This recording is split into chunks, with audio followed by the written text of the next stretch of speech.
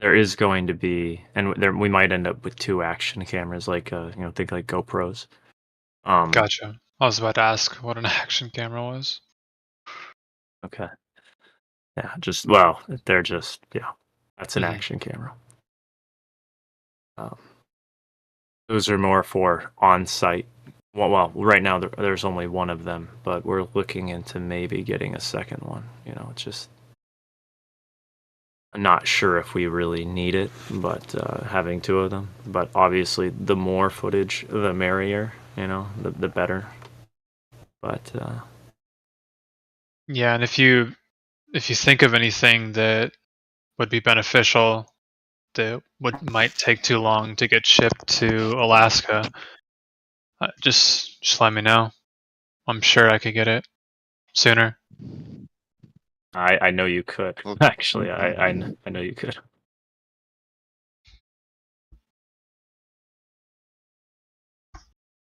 I see Rion just joined the channel. Say welcome to him. Howdy, howdy, Rion.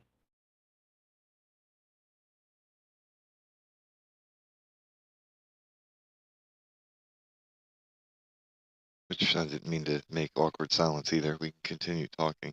Just No, I sometimes hear it. we'll keep talking when somebody new joins in, and I like to mention whenever somebody new joins in, just in case they want to say something.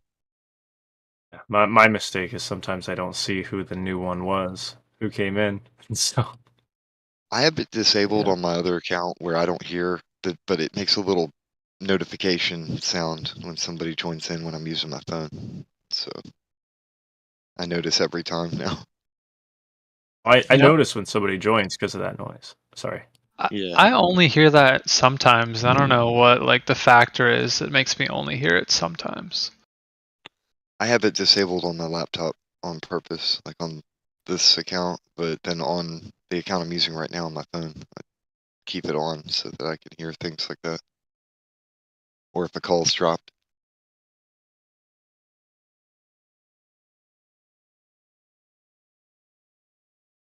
Something that I have not sorted out yet because it's not like an obvious thing to be able to organize is what each day um, is going to consist of while we're out there, because ultimately Was it's a because ultimately it's going to be like going one at a time. Yeah, they came in. Is that Stop the Cut who came in? more of us joined in for a moment, but he left. He might come back. Uh, Sometimes there's glitches and gotta reset Discord or whatever.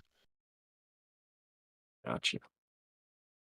But yeah, I see what you're saying. You're trying to basically plan out a schedule for different what data points you're going to be collecting on different days.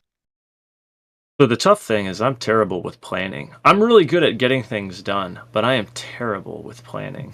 And so Day I one, know the focus things on that setting need to, camp and resting. Don't do anything else because you don't need to collect data points on day one. Just get set up so you're comfortable to be able to do your job. yeah, that was something we were I won't talking help you about plan how beyond it's that, but I'm just going to tell you the obvious. yeah. That was part of the thing we were talking about was we need to get to the cabin first and just make sure that we're prepared for the night. Because Yeah. nobody wants to work, and do that kind of stuff except out of necessity when you're exhausted. So, Another thing is this, it's kind of it's like an old country wisdom thing. Don't put off for tomorrow what you can do today. If you're going to a dangerous place like that, you'd be out in the middle of nowhere in Alaska, then make sure you take care of everything that you can do while the sun's still out. oh yeah. Oh yeah. That's That shit's risky. I've lived here my whole life pretty much except 1 year of my life. You're in So, Alaska now. I was under the yeah, assumption you're yeah, going on yeah. an Alaskan trip. No, no, no, no, no, no. This wouldn't even be, dude, I wouldn't be able to afford something like this if I didn't already live here. And that's why I'm doing it, is because it's like for somebody to like import everything up here, like, dude, I've got, like, if I didn't already have the snow machines, if I didn't already have, and when I say have them, I don't mean like I have, if I didn't already have access to them, if I didn't have, Like snowmobiles. access, yeah, to like, because that's how we got to get out there. There's no road access out here. Yeah. So, Wait, is this lake? The lake's gonna be frozen when you go out there? Yeah. I mean, it's cold right now, man. So It's you could. I'm it was I was thinking of a catchy name before. I was thinking Alaskan ice level, That Alaskan sounds ice good. level. but then That does sound good, actually. and it's dependent on like if the lake's frozen, then yeah, it's an ice level. Oh, it'll be frozen. I It told will you. be I told frozen. you a catchy name sounds good. I told you. It's gotta like. It doesn't have to have a name. Like I was saying this before, but I think it should come from Lanolan. He's got to be the one that says like, I like this name or whatever. Like he's got to be the one to give it Yeah, a name. it's his project, Oh, but just the creativity behind a name is definitely something that helps it succeed when going viral. Like you're trying to market the idea. It has nothing to do with profit. You're just trying to get the idea out there. So what I Alpha was understand. saying earlier is on point. Alaska ice level isn't terrible, so it'll be kept in mind because obviously it's like uh, To the something that point. kind of yeah, it's to the point. That's the biggest thing, and it's not really like skipping over anything. It's not too It's it's not too concise. it's like yeah, it's concise, and I don't like these like long target like these Yeah. long things. Like I know FE Core put out like the longest laser test in history or whatever, but it's like, but has it really been? Because I mean, I'm sure the military has done some pretty crazy things and just not They told got some anyone. classified They probably do. Yeah. Get Classified laser tests. I know they do. I know get for a ready for the. fact that they do. Yeah, I was gonna say, get ready for the flack that you're gonna get from the anti-flat Earth types. You're gonna get a lot of flack.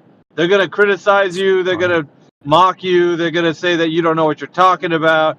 I guarantee it, because like short after it comes out, that these anti-flat Earth types, they're ready. They're ready to pounce on anybody doing anything, and how they're gonna they're gonna paint you in a light where you sound ridiculous. So yeah, just be advised, man. Once you start speaking truth, you're gonna wake up the demons. They're gonna come at you, man.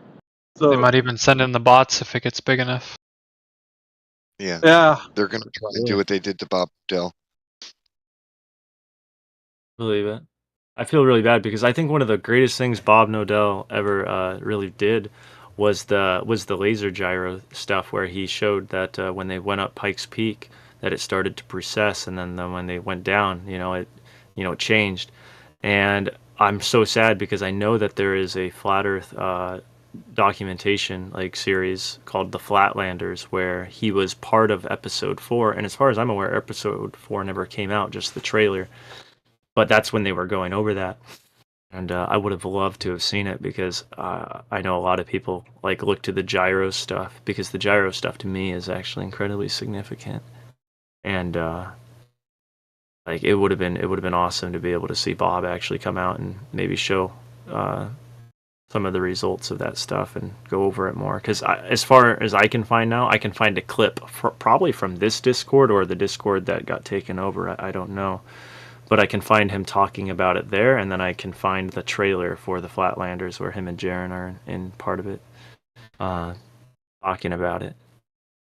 But absolutely would have.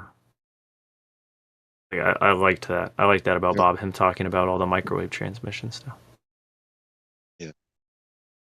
And see, like Netflix cut out a lot of what he said, which he corrected. There's audio of him correcting things because somebody tried to bring it up, didn't realize that Bob was in the VC at the time. So there's audio of him actually correcting the story and sharing his side of it, which is I know, and excellent. that's what I mean is I have that clip. I kept that clip because I actually intend to put it in one of my videos where he's, when I make a video on gyroscopes, because it was like so significant. I'm never going to be able to have my hands on a $20,000 gyro, but I trust that Bob actually did what he said that he did, because I mean, he took a It'd be lot of great if flack you for use it. that as the thing too. Like because that clip needs to it needs to get out there more. As people are making I know it like does. false accusations, they're lying about this man when that's not at all what happened. So it is important that information get out there to people so they don't perpetuate a falsehood. Right, because yeah, that was actually my intention, was because I saw it when I heard that clip, and like it tied it all together. Like he's sitting here talking about the ring laser gyro, and he's telling him how, they really misrepresented him. And just hearing like that 18-year-old kid, or boy or whatever, that 18-year-old man, whatever, just really getting hit like with it. Even he didn't really know what to do with what he had just been told. Like, why the heck would they lie about it, that way, present him that way, when just a short little while later they discover, hey, look, the Earth's not measurably rotating. It's the heavens above that we can measure are rotating. It's like, why did Foucault have to build a knife edge bearing gyroscope and lie about it processing 3 degrees in 15 minutes? Not the pendulum, but he made an actual gyro, and he said that, oh yeah, it's processed 3 degrees, 15 minutes. That was his big thing. And then like the difference between an electric gyro and a pneumatic gyro, how you use a pneumatic gyro, no electronics, same gyro on the inside, just as sensitive, just as delicate. And they'll say, oh, it's not delicate enough to measure the precession of the Earth. And it's like, are you high? This is literally the exact same sort of configuration as your electric gyro, and yet you have these computers in your electric gyro, and all of a sudden it starts precessing. Like, what's up with that? So it's people really do need to see that. I'd like to replicate one of the things that Bob was talking about that had to do with using one of those LASIK gyros on different elevations. Just drive up a hill or Yeah. a mountain, collect data points, go down to the lowest point nearby, collect another data point, next highest altitude, so on and so forth. Just keep doing that. Collect the Right, data points and all over see, North America. Would be cool. it would have been really cool to have been able to see, had they when they took these measurements, had they recorded them, with just, I don't even care if it's video documentation, just to see their manuals or whatever. But it would be nice to have seen, them do it. But My thought is the way to determine whether or not a claim is true or false is to replicate the experiment related to the claim. that's right. That's right. I know it sounds kind of foolish just to say that I trust Bob on that, but I really do. I really believe that they did that, even though the raw footage has never come out for it. I trust what he says I over try. what Netflix says about what he said. Right, same. But I still want to collect my own data points too. That's important. So Oh yeah. I have an idea. Like I have a Yeah. school bus. I got a lot of work to do to it, but I want to collect tech like that and mount it in there and utilize that as the kind of land ship to go collect data points with. A mobile living unit It's for awesome. scientific research. Since we homeschool, The strap. taking the children with us on a magic school bus ride to go learn about crap. Yeah. Hey man, road schooling's the thing. Road steady. Oh, that's awesome. That is really cool to do that. I mean, honestly, that you'd be homeschooling, but you're taking them places, and Yeah. yeah, neat.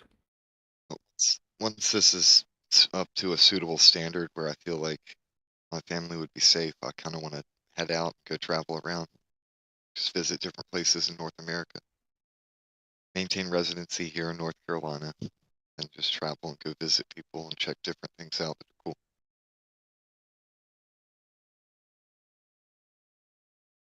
A lot of it will have to do with collecting data points, but that's really going to be a side quest to me just living life and existing. I'm not afraid of death, but I am afraid of not living. And to me, the definition of not living is just staying home staring at screens all day. I want to get out there and do things, actually experience life and live. I hear you, man. Be amidst creation, right?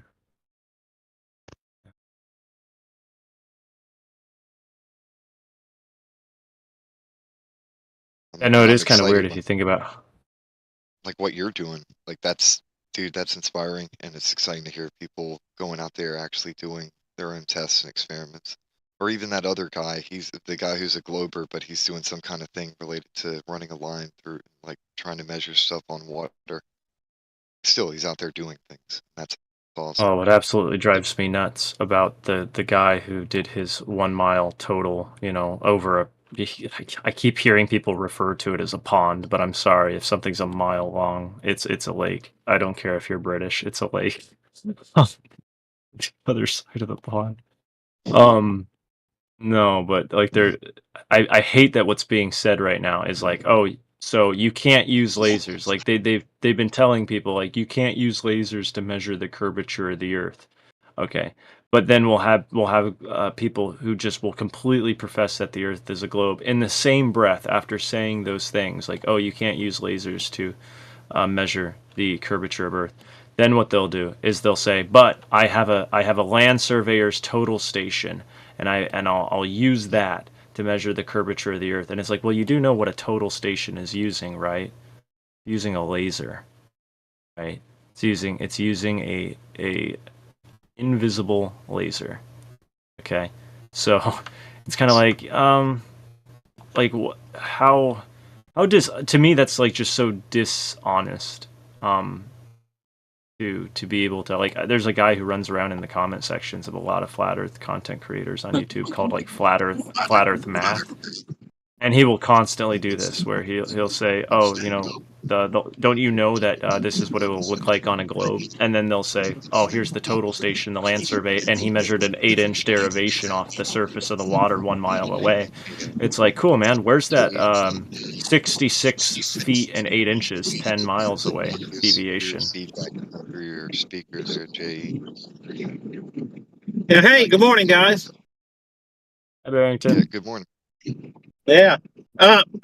What's interesting about that is about the spring, I outside of my office were a couple guys with a total station doing something. So I went over and they kind of gave me the nickel tour of it.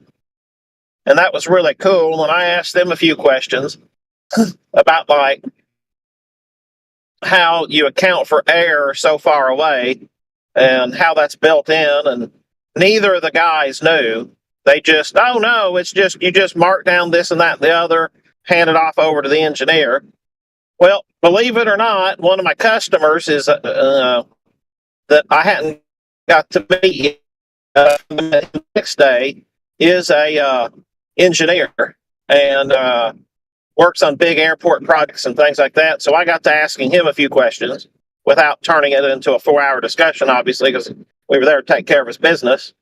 And he said, oh, yeah, he's like, I don't know what the air on those are. He said, but it's not negligible. He said, we put into AutoCAD or whatever else our readings and what we've read it from, and it accounts for various errors.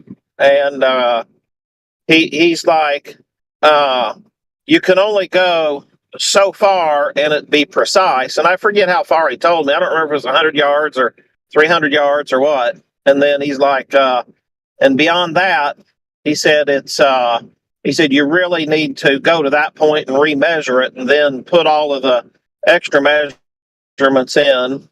And he did say that there's no measurement of curvature that because the total station, if there was curvature, the total station can't accurately read that far. Okay, so here's the thing. I disagree with him on on that, to be specific, because some of these total stations have like a GON rating of like a gonal rating that's like, it's like laser divergence, like a milliradian, but a milliradian is a different shape than the it's like an arc, whereas the gonal is anyway. So it's just a way of reducing your divergence even more. So they'll have a rating that equates essentially to like 0.5. So like if you shoot the laser 1 mile way that some of them have an accuracy to like 5 inches of accuracy. And so you obviously can't use that to like build something because you'll be off level. You know, it's not going to be correct, especially something that needs to be exceptionally level, like a high-rise building or something, and you're using a total station. So, you know, you would definitely want it to be more accurate than that. But I kind of disagree with him on the idea that you couldn't measure curvature with it, mainly because it depends on how accurate you're like how accurately are you trying to measure the curvature. Are you trying to measure it down to the inch? Then no, I don't believe that they are accurate enough, because at 1 mile, again, the spread of that laser beam is 5 inches. No.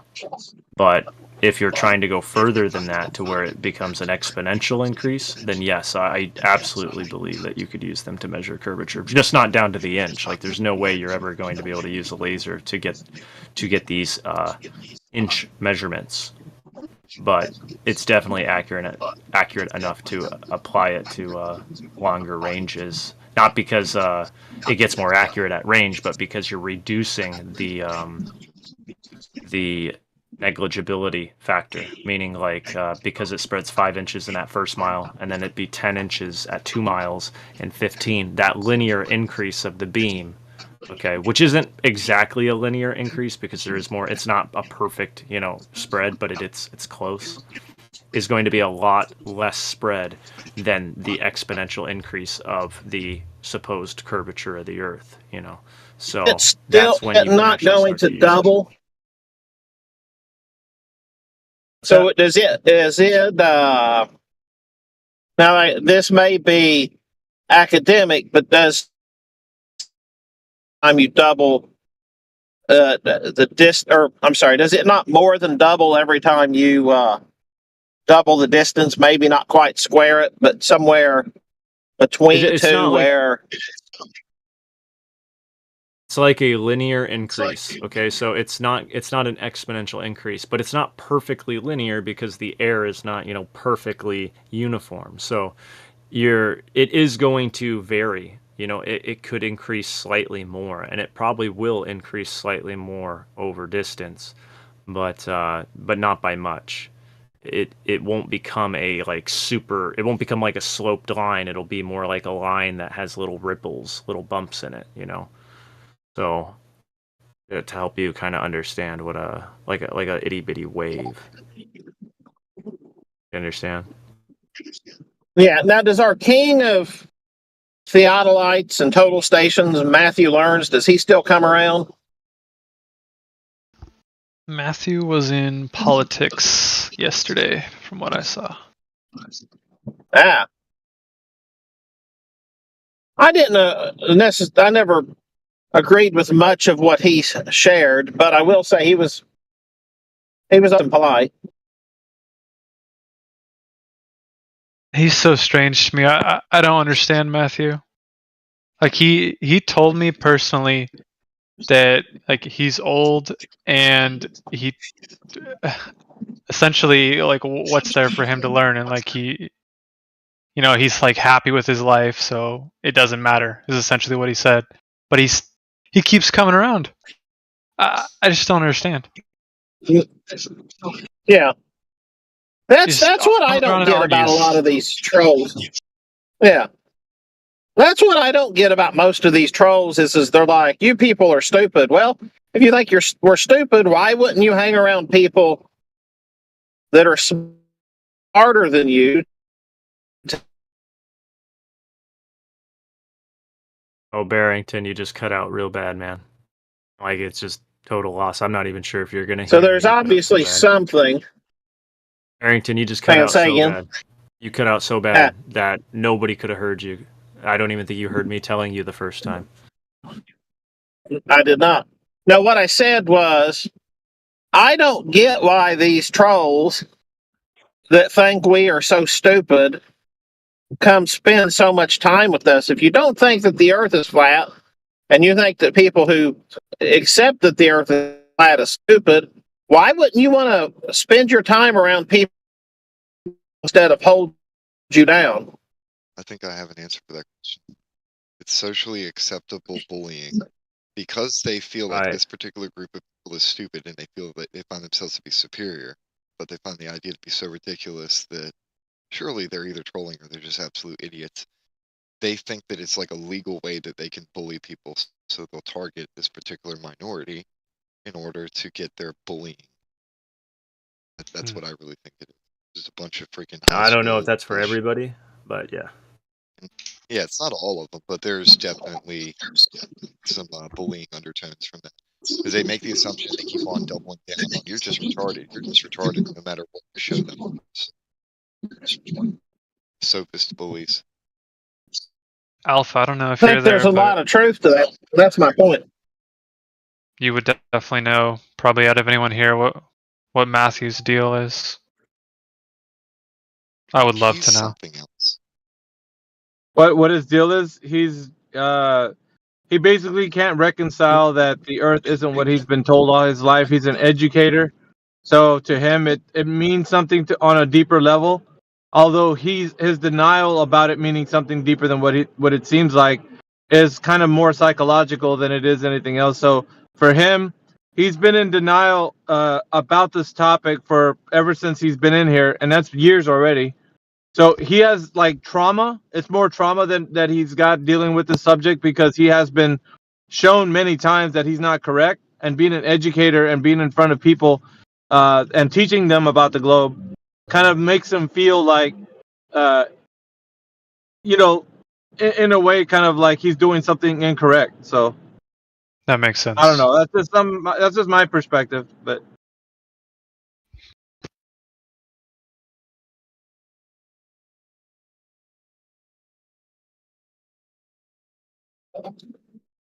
And also, I wonder how much of it is the Discord format that I'm not, I've never been a gamer, so I've never really gotten around the gaming crowd. I've got some friends who do, but years who are like really to people who may just think that coming here is a bit of a game, and so they're not exactly trolling. They're just acting like they would act like any other gaming environment.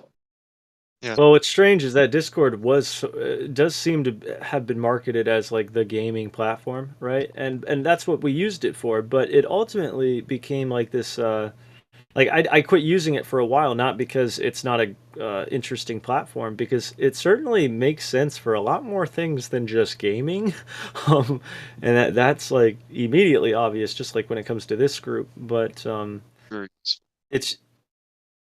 it's just that the gamers were the people who were like online, who it's like, yeah, we want to be able to talk to each other, and the options were TeamSpeak and Steam. I don't even play games anymore. I mean, I literally don't play video games at all anymore. I used to play them all the time, like 3,000 hours in Fallout 3, tons of hours in New Vegas, play tons of competitive Rainbow Six Siege and CS:GO, and coming on that. It's so it uses up so much time. Yeah, and it's just so much time that's so wasted. Like, I don't want to say it's completely wasted because you get to meet a lot of people and learn a lot of different perspectives from people, but ultimately, like you end up in this tunnel of just, I'm here to play the game, I'm here to be competitive, type thing. So it is nice to be able to see this platform be used for something else, because although, yeah, there's kind of that stereotype that it's for gaming, the forum kind of the forum format that it has it's great. It is really great. Now, I'm not praising the people who own this company because but you understand. I hope you all get it. Social media Nazis. But speaking of which, the subject matter of this server, we have somebody made a reference to earlier. Omnivores here. I don't know if you'd like to chat about the floor or anything. Not to call you out. I can talk for a bit. I'm gonna have to jump off probably 9:30, but Yeah, I can talk for a little bit if we want to do that. Well, I just noticed you were chilling here, and I figured I'd give you a chance. I came in. I had a question, which was if I. So, I think it was Creative Bear gave me this map as a projection, and So first off, I know that people are not likely to make positive claims about the exact map or anything like that, but I submit that if the map that that people are kind of imagining isn't something like this, then we have real problems, because then, we kind of wind up saying, I don't know where anything is, or what the shape of anything is, or what the size of anything is, but we seem to get around fine. I can get on a plane and go from Santiago to Sydney, and that indicates that somebody is capable of navigating, and that the navigation outwardly at least appears to be similar to what we see on common maps and, dare I say it, globes. So my question is this: using this map as a stand-in for whatever you think the real map might look like, if I start on the east coast of the United States, let's say in South Carolina, Myrtle Beach, and the blue line represents my due north. I'm using the Polaris as my reference. Then, and I'm using a inertial compass. You can look that up if you want to. But what the inertial compass does is it gets rid of issues with magnetic north. It gets rid of issues with obstacles, or navigational issues. So, and then I head due west, which is 270 degrees from north as my direction, and I go in a straight line. I think we all agree that I will go from Myrtle Beach to California. That's the first leg of that red line. Now, I would like to point out that you said that the inertial compass gets rid of issues, quote unquote, so that it's pre-programmed to assume that the body that it's on is in fact a globe. Otherwise, it's using different methods of giving you your orientation than just simply magnetic north. No, I don't believe so, no. And please explain how this compass works, were it to rule out issues with quote-unquote magnetic north. It's using a gyroscope. And what it does with the gyroscope is it just gives you your deviation from your bearing. So it doesn't know where you are per se any more than a normal compass does. It is just saying, the thing I do know about gyros is that there are friction in gyros. So unless you're using a light-based gyro for this, is that what's going on here? No, I don't think it's necessarily a light fiber optic gyroscope. It doesn't have to be, no. See that? So that's why I'm wondering, because as you begin to travel, you're going to have friction in any of the bearings of your gyro, which will cause a precession, which then has to be corrected for. And so then what's doing the correction for that gyro? It's going to be something that's applying a mathematical formula to it. Okay, so I don't think so. So I don't think that's how it works. I mean, you can just see it with a gyro. If you take a gyro, you spin it up and you drive around, even when you point in the final direction, your gyro will have precessed. But you set it on a table unmoving, it will just sit in that orientation, just a pneumatic gyro. So you may want to look that up. I don't think that's how it works. I can give you, sure. I'll give you some.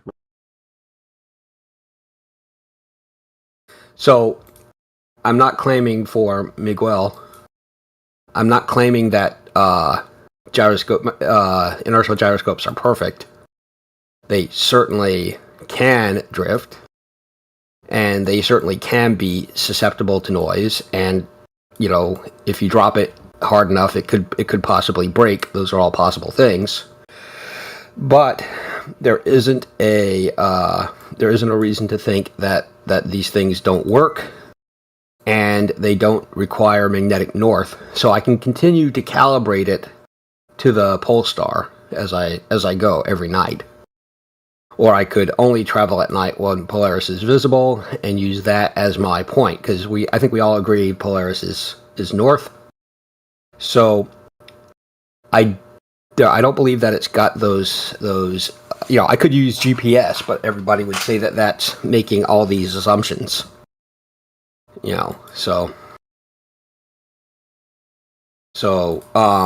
So anyway, so I'm going. So I go from east to west, and I will reach California. When I continue going west, according to most maps in the globe, I should reach China. But according to this sort of projection, I will not.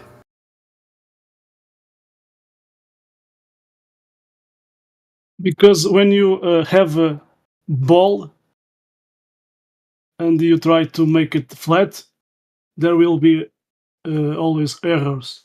Correct. So we don't claim we have a map Yes. because of that, because they have all those maps have errors. We actually did talk about this earlier before you came in, Omnivore, how these map projections that we're looking at are all built with the same distortions upon the globe. So like if we say this is all the landmass that there is, or this is all the area that there is, then you push all of your distortions onto the water and you keep the land masses the same. Okay. And you also account for the difference of direction that you'll need to go over the land masses using things like making these quote unquote errors go away in the navigational equipment. Okay. And so the other way of saying that is like, there's things like, declination or magnetic north problems or corrections with precession with the gyros, because a lot of these gyros that you get, they have labels on them that even the engineers that install them, they're not supposed to take these off, okay, when they disassemble them, because these gyros belong to the company that, they're giving them to the airlines. And so, and we're talking about the ones like commercial airlines use, okay? So when they uninstall these things, they send them back, okay? They're not to open them whatsoever. So I knew a guy who actually was ripping out, doing a lot of these updates on the old airliners, who was pulling these out of commercial aircraft and putting in these digital displays to where they're getting rid of all these buttons and putting on basically a screen for the pilot to navigate from. Yep. So are we assuming that the company that makes the gyroscopes is in on the deception? No, what I'm saying is that they're getting their data from people who are giving them the data to work with. So, people make the gyro and that they then take, hey, we want to purchase, this from you. Kind of like how Google didn't really make Google Earth. It was what? Earth Viewer from the CIA, okay? And they purchased Earth Viewer from the CIA. Okay. So it's this linear chain where it's all trickling down from the top, kind of like how Vanguard and BlackRock own a lot of the companies. It's all for what? The profit of Vanguard and BlackRock. Okay. So just so we're clear, are you saying that it is impossible to have a bearing due west?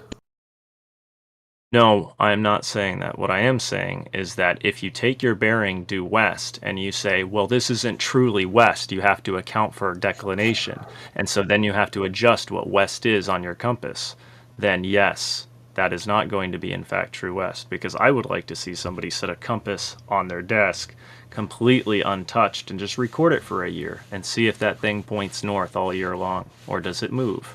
Well, that you should be able to do, but that is going to be with a magnetic compass, right? Right. The thing that's supposed to be moving all over the place.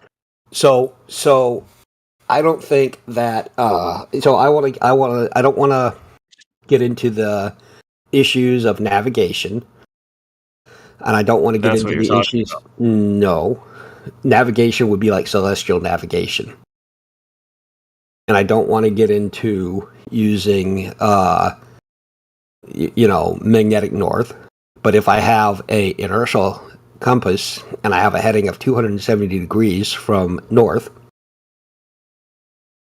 I don't see any reason why I won't be able to have a course that is 100% due west.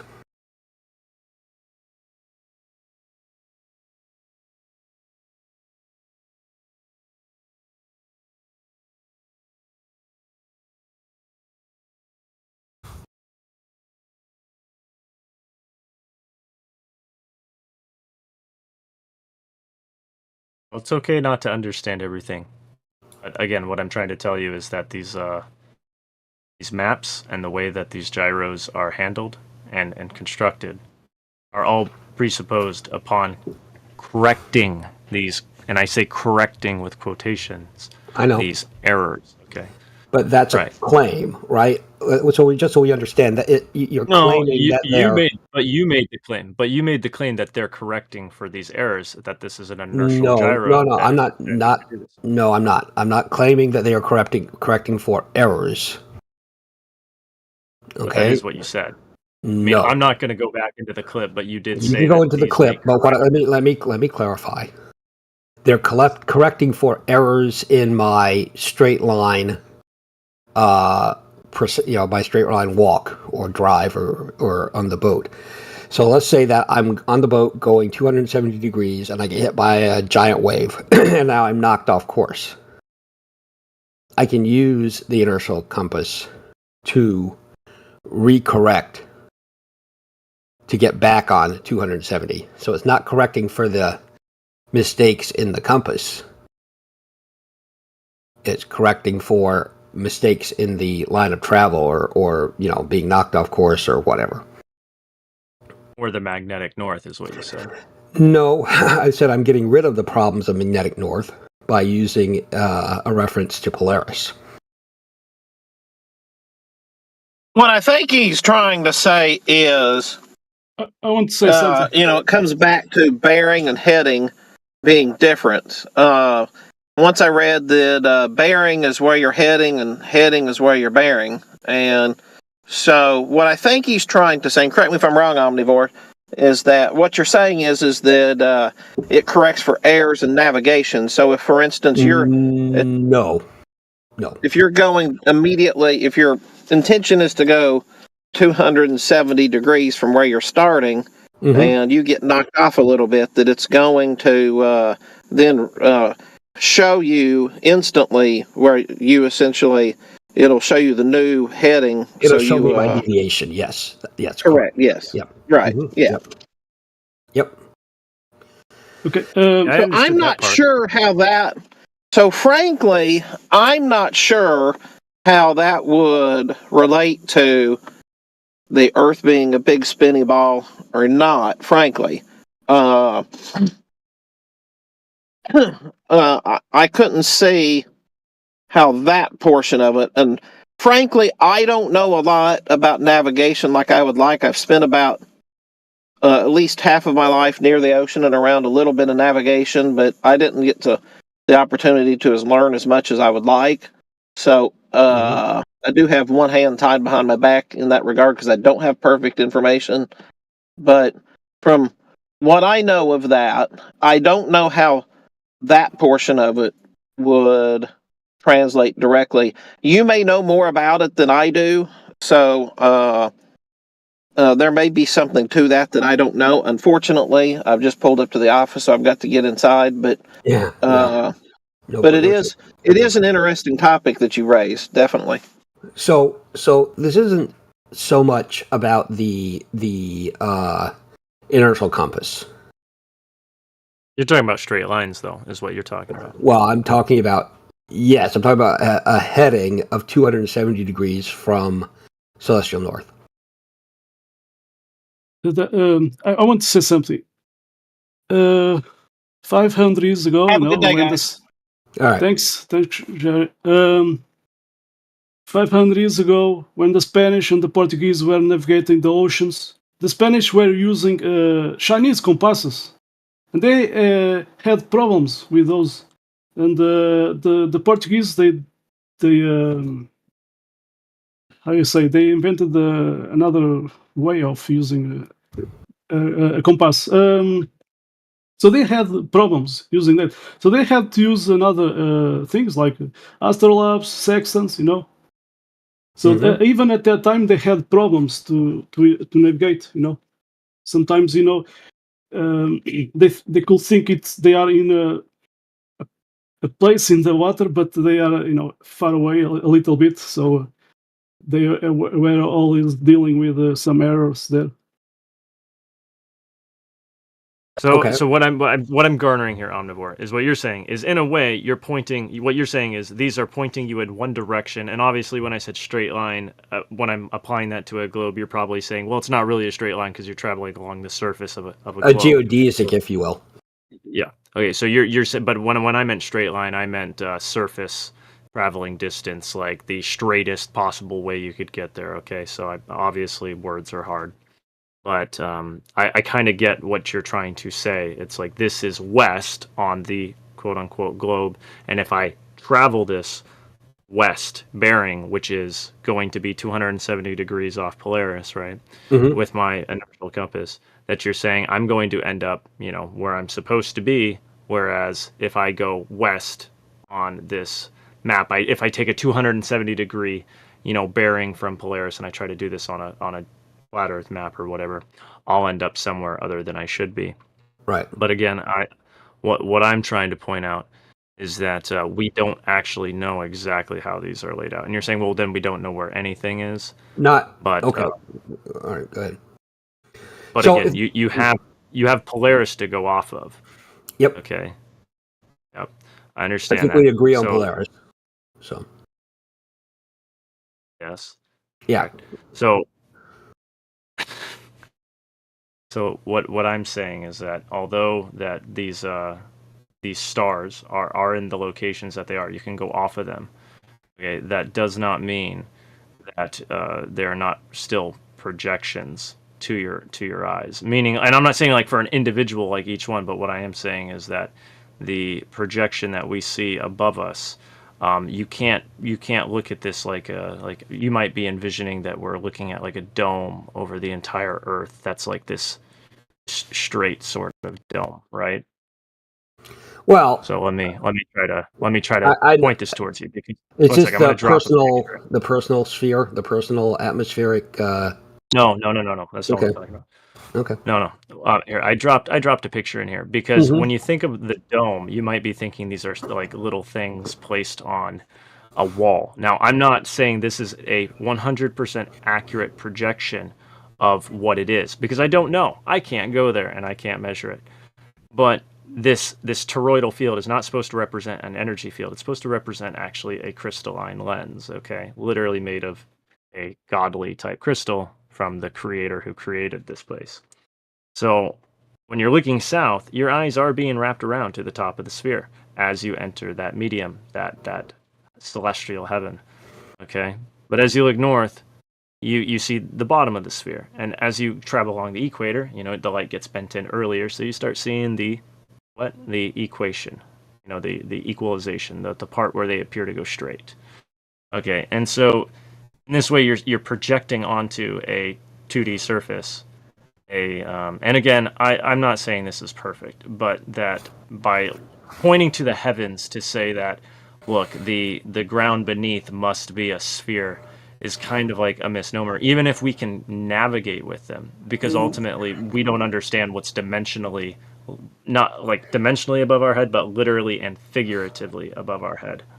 So Now, just a second. Okay, so I don't want to get derailed. I think the reason I picked Polaris as the north reference point is because I think we all agree on it. We agree that Polaris is in the north. Is if you're standing on the North Pole and you look straight up, you'll see Polaris. I think we agree on that. So it shouldn't be controversial. However, if we're going to look at the idea of the sky as a projection dome, how is it that I can be in South America, at the tip of South America, and in Australia, and look up and see the same stars? I'll answer that. You don't see you're them at the same time. You will have a 24-hour cycle. In Australia, it will be sunshine. In South America, it will be nighttime. In South America, when you look up at the star, you see the star. 12 hours later, in South America, you look up and you see the sun. In Australia, you see the star. It's quite easy to understand, right? Or Johannesburg. It doesn't matter. It's just a rotation of the sky. You don't see them at the same time, though, do you? You don't look up from Australia and South America, and it's nighttime at the same time. Okay. One there will be daytime. One there. I'd also like to point out that the picture that I just linked is also the same kind of answer, but a different way of going about it. He's saying, it's because of the day, and I'm saying, no, look, like even in the South, you'd still be able to see the stars from anywhere along the edge. But again, I don't believe that this is exactly what it is. But to trying to put your own, it must be this way because we appear to have an answer for it based on the documents that we've generated to support it is the misnomer. Yeah, I know, and I don't want to get hung up on the sky thing. That's like a different discussion. Like I could stand on the equator and see both Sigma, Octantis, and Polaris. I mean, not both of them, but on a clear night at the right time, I would be able to see both of them from the equator. So, how exactly does that work? But, yeah, I don't think that most flat Earth maps get everything right in the sky. I don't think that there's a good model of, and I'm going to use the term celestial sphere, but there's basically the locations and visibility of the stars in the night sky from different locations on the Earth. I'm not aware of a flat Earth model that, I know you don't have a model, a flat Earth conception that gets all of that right. But I think that's a separate discussion. My question is, if we agree that I can have that westerly heading on in North America, when I reach the ocean and I continue on that bearing, do I wind up in the south?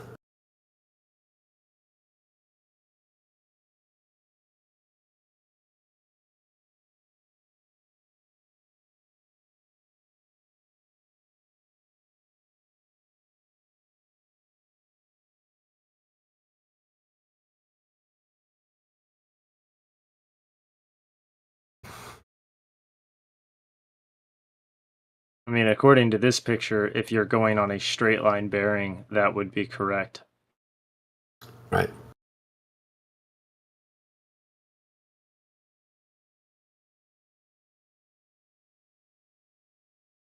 Do we have any evidence of that? Well, you're welcome to get on a plane and do exactly what you suggest. Well, I'm just asking. I mean, I think we would know if that were. I mean, I'm not sure the people flying the planes would really know because again, you're beginning to need to know less and less as a pilot each and every year that they start stripping out the controls, the manual controls, and more of your job is reliant on the computer knowing more than you knowing more than the computer. So it just so happens it's all happening at a wonderful time where this is such a fantastic conversation to be having where the pilots actually know less and less about what they're doing. I'm not necessarily. I mean, we could put this in the 1970s where we're not using GPS or computers. Yeah, let's drop it. Actually, let's say the 1955. Right before even electronic gyroscopes. Well, I don't want to. I want to avoid issues of oh well, the compass points here, therefore on a globe, the circular path around the globe, the Great Circle path, is not a course change heading. Right? It's steady on. But on a flat map like this, it would be I'm turning right. I'm constantly turning right to go west. I'm turning left to go east. Right. So again, how many miles is this over? When you're doing this, because this is kind of the one of the other dilemmas is you can shoot, for example, a laser, all right, across the surface and think you're shooting level, but down ways you'll see that you're actually making an incredibly gradual turn, okay, and it's not an exponential turn; it's just a linear, like you're dipping your laser an itty bit, and that's just over 10 miles. But you would never be able to see that as you're walking down the line until you get significantly down the line. Sure, 'Cause it's just going to feel like a straight line. Sure. I mean that all of this is avoiding. That's why I want to use a inertial compass, so that we avoid those kinds of issues.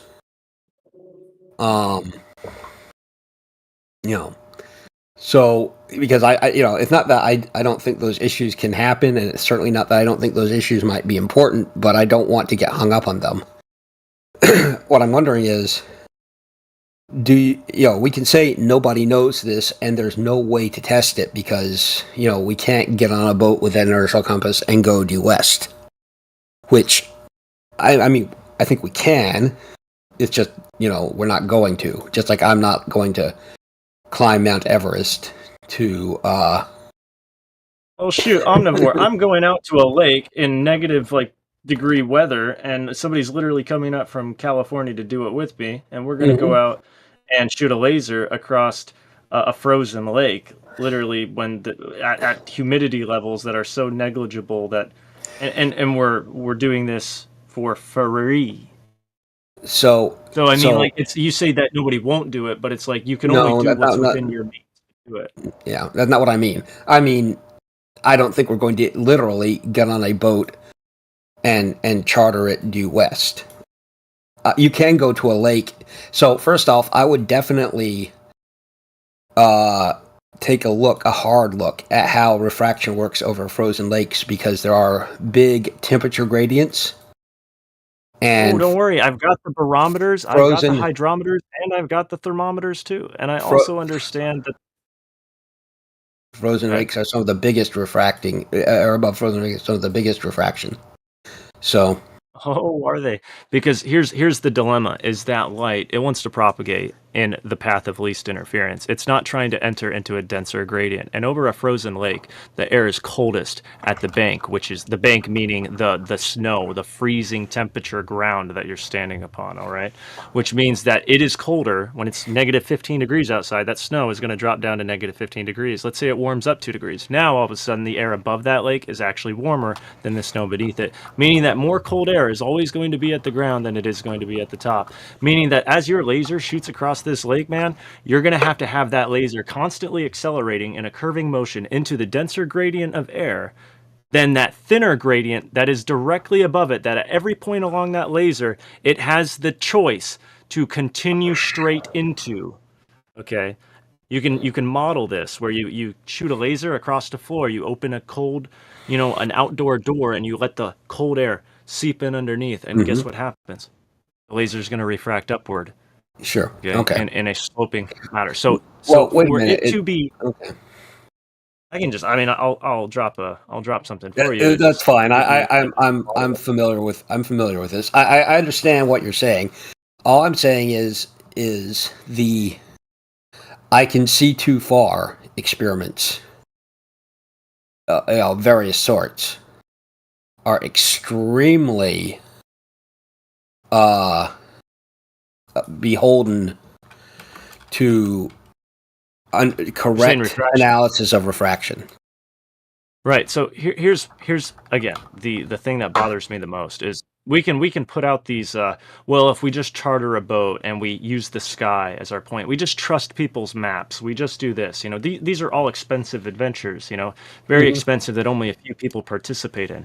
But what I don't see people who are arguing for the globe just coming up with something practical that people can actually do, and not just do once, but then people come and see it and just say, hey, look at this awesome observation of the flatness or the curvature of the earth. And so the easiest way to do that, quite literally, is to just build a 2.5 mile long vacuum chamber, which there's actually some of these in existence already, okay, and shoot a laser through it and put a water level directly beneath it, and then measure from that water level, since you won't know if that laser is truly shooting level at such a distance. You measure whether it is a linear increase off the surface of the water or an exponential increase off the surface of the water. One's indicative of a globe and one's indicative of the earth being flat.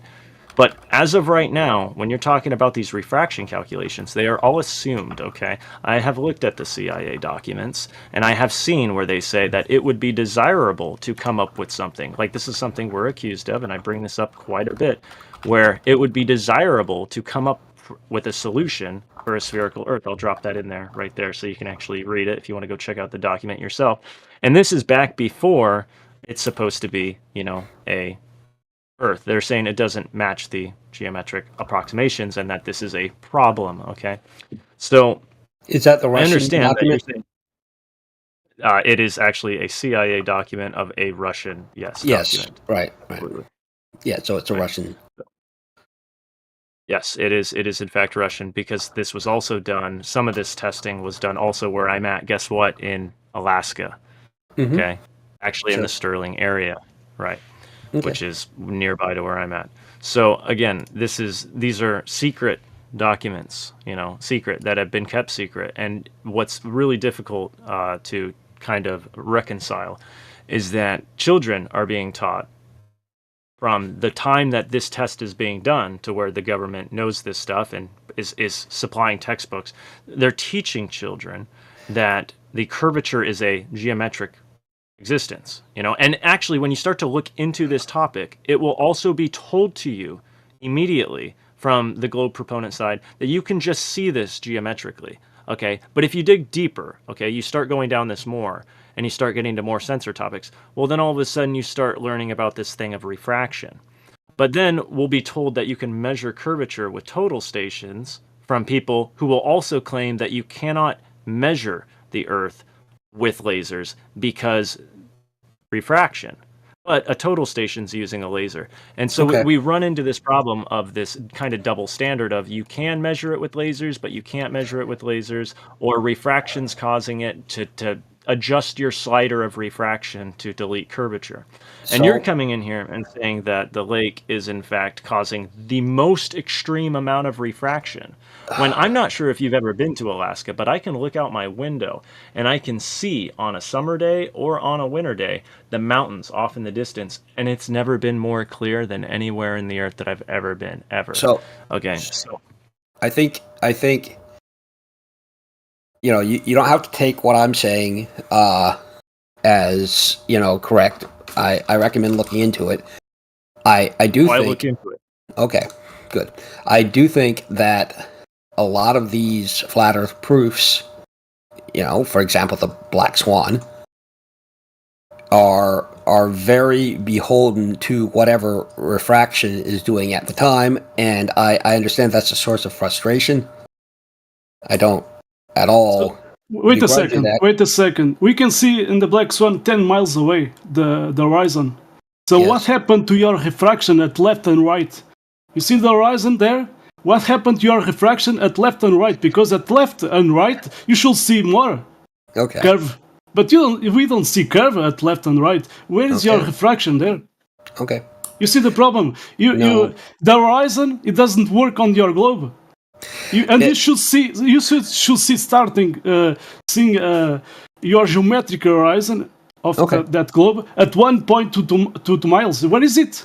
Okay. Not But trying to it's- argue that's- with you. It's not. It's and the Black Swan is not enough. We can see 10 miles, but not just that. It's There's not- there's no, it's not. island. There's an island at 29 miles away. But Okay. but is that not enough? So No, that's almost 30 miles away. But I can give you we can go to a lake, Lake Titicaca, and we can see 70 miles away. Where is your curvature? You see the problem? Your No. globe doesn't exist. So- And Well, I want to talk. That's just compression, what you just posted. But let's go talk about your map you did post it. You see that blue line there?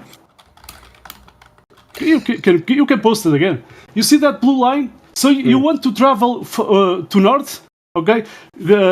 By an airplane. So try that, and you can go to the North Pole. But No, I'm just. let's say you start from the North Pole going to south. Let's say you on that blue line. If No, there I'm was not. if there The blue- no let's just a second. On your blue line, let's start from the North Pole going to south. Is that possible in your globe? It doesn't match, right, with the reality, because in the reality you can go from the North Pole to south in the straight line, but on your globe it is impossible because you have to count Earth spinning. But since Earth is not spinning, it doesn't work on your globe. Okay. Okay? I do want to say, Omnivore, you're saying what is blocking the thing in the second picture? You just typed that, right? Yep. Okay, I'm going to show you what happens to a laser when you're looking at it, because the laser shows a ray of light, right? The light is being refracted above your head, and that's what we see on the right side. This is a camera looking behind us at where the light is traveling, and what's happening on the left. Okay, it sinks down. Okay, it drops below what you can see. It's still in the same position. That's not a curved floor. That is a flat floor. There's no curvature on this floor. Okay, and yet it appears to drop below what? The horizon.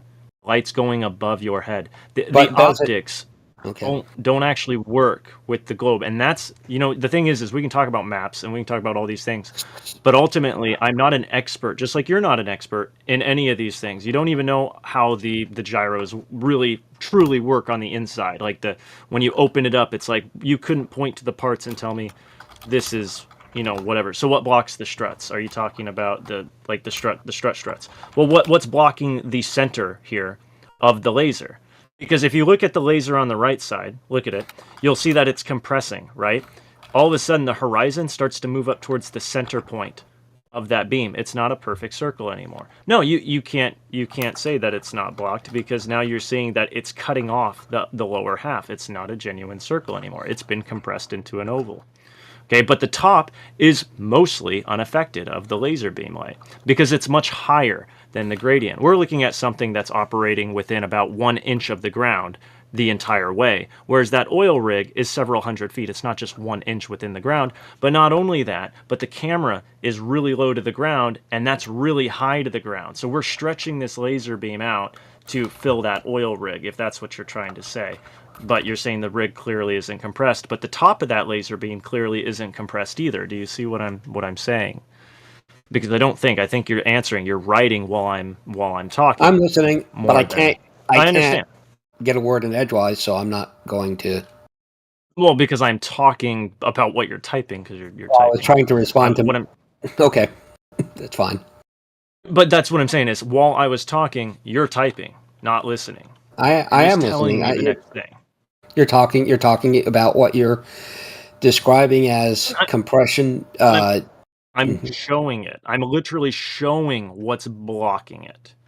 Okay.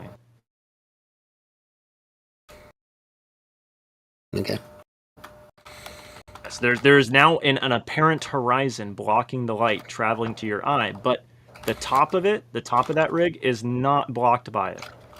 Okay, because that light's not being reflected above your eyes is like the way that it is near the bottom. Because it has to travel through that thicker gradient. This is the same thing that lets you look over objects that are like, at the same height as the camera, but you can somehow see the horizon beyond them because that light gets refracted above. It makes it appear lower. But at the distance, you can still see, the swells and whatnot that are still out there where the ocean rises up and goes down and whatnot. So you can see any minor variations above it. A lot of people forget that when you're zoomed in this much, the angle that you're looking at is freaking tiny. So like people will see like this, you know, this water here, and it's like, look at all that water there. But really, you're looking at a very small section of the water at that point stretched out because it's at such an extreme angle. Just magnifying it.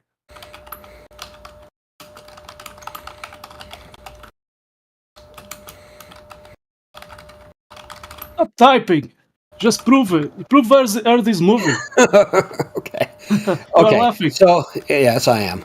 So Yeah, let's just stop typing. No. Okay. Well, Omnivore, I had to read what you're typing. You're saying it's compressed, not blocked. But you're forgetting that what you're seeing is that light ray on the right is compressed. But what you're seeing on the left is it physically getting blocked.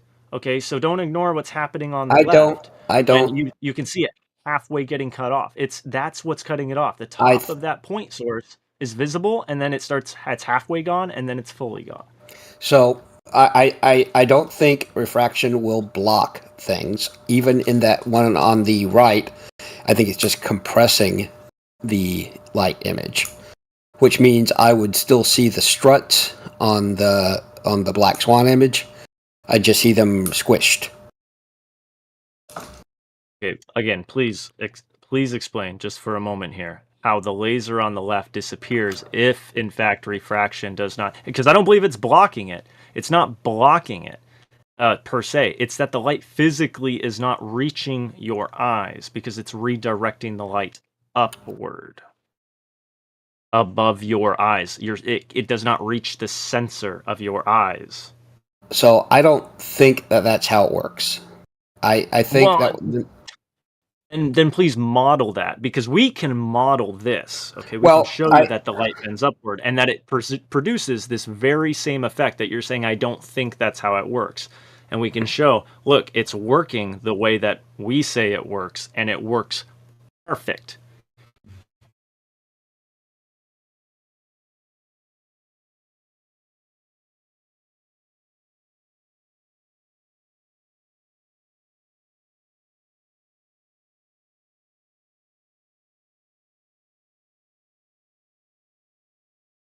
We just did.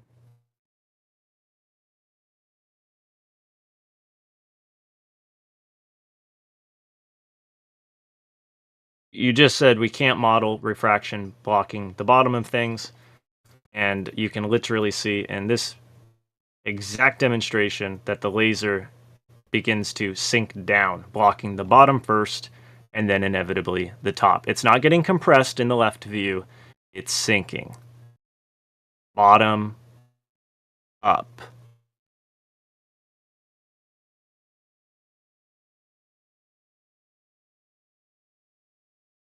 Okay, well, you're changing the meanings of whatever you mean. I don't even Snell's law, whatever that means. Snell's law is refraction, governs refraction. Okay, yeah. So are you entering a new medium? That's my question. Are you entering a new medium? You're entering a density or a temperature gradient, causing a density gradient. Yeah. Right. Okay. Causing a density gradient. Okay. Sure, or whatever. So what can we learn here, okay, about refraction when we see we're entering a thicker, denser gradient, right? You can learn that light bends towards the greater density when going through a density gradient. So let me ask you, is the cold air coming through the floor here that sloughs to the ground of a greater density or a lower density? I have cold air tends to be denser. I have no idea what's happening in that picture. Okay, so the door's being opened, cold air is sloughing down between the path of the laser and the camera. Now you know what's happening. Okay. Well, so I had a small 50 milliwatt laser, and maybe even less than that, maybe 5 milliwatt laser. I don't. Pointing at a bucket. Okay. Yeah. So basically what I'm trying to point out to you is that in this instance, what we're modeling is that the light is going towards the thinner gradient. Okay, that's what I'm trying to show, because you're saying it's going to go towards the thicker gradient based on Snell's law. Okay, but in this instance, the thing that we're doing over a more macro scale, something that's larger, okay, is that ends up.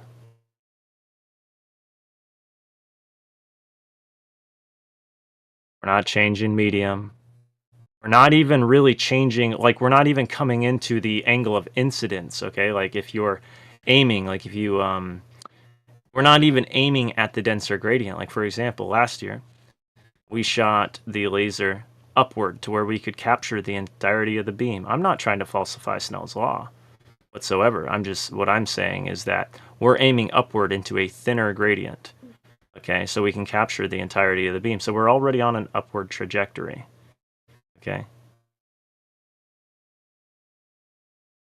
Upward.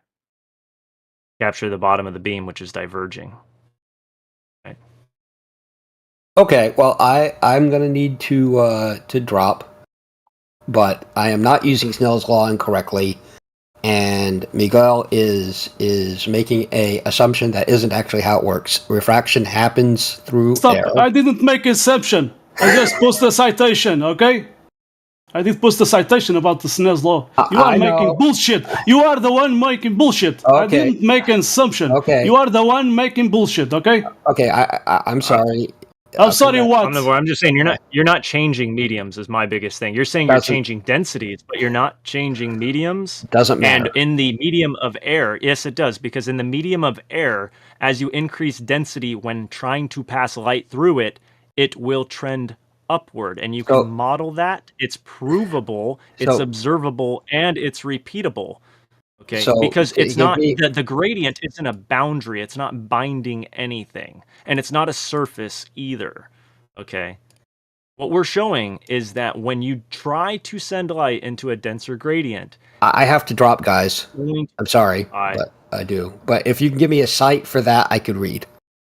Okay, but I don't think you're right about mediums being different than density. So I would like to see a citation for that. All right. I want to see how can you have an horizon on your fucking globe. Oh, run away. Yeah, it's too much to him, you know? Well, here's something to think about. Let's talk about water for a moment. I have a bathtub, okay? I have cold water on the bottom, I have warm water in the middle, and I have hot water at the top. If I shine a light through that, am I changing mediums, or is it water the whole time? That's what I'm trying to say, is that it doesn't matter. It's still all water. I want to ask us a moderator here. Why why is still posting in the live stream if he is not here? Yeah, I understand.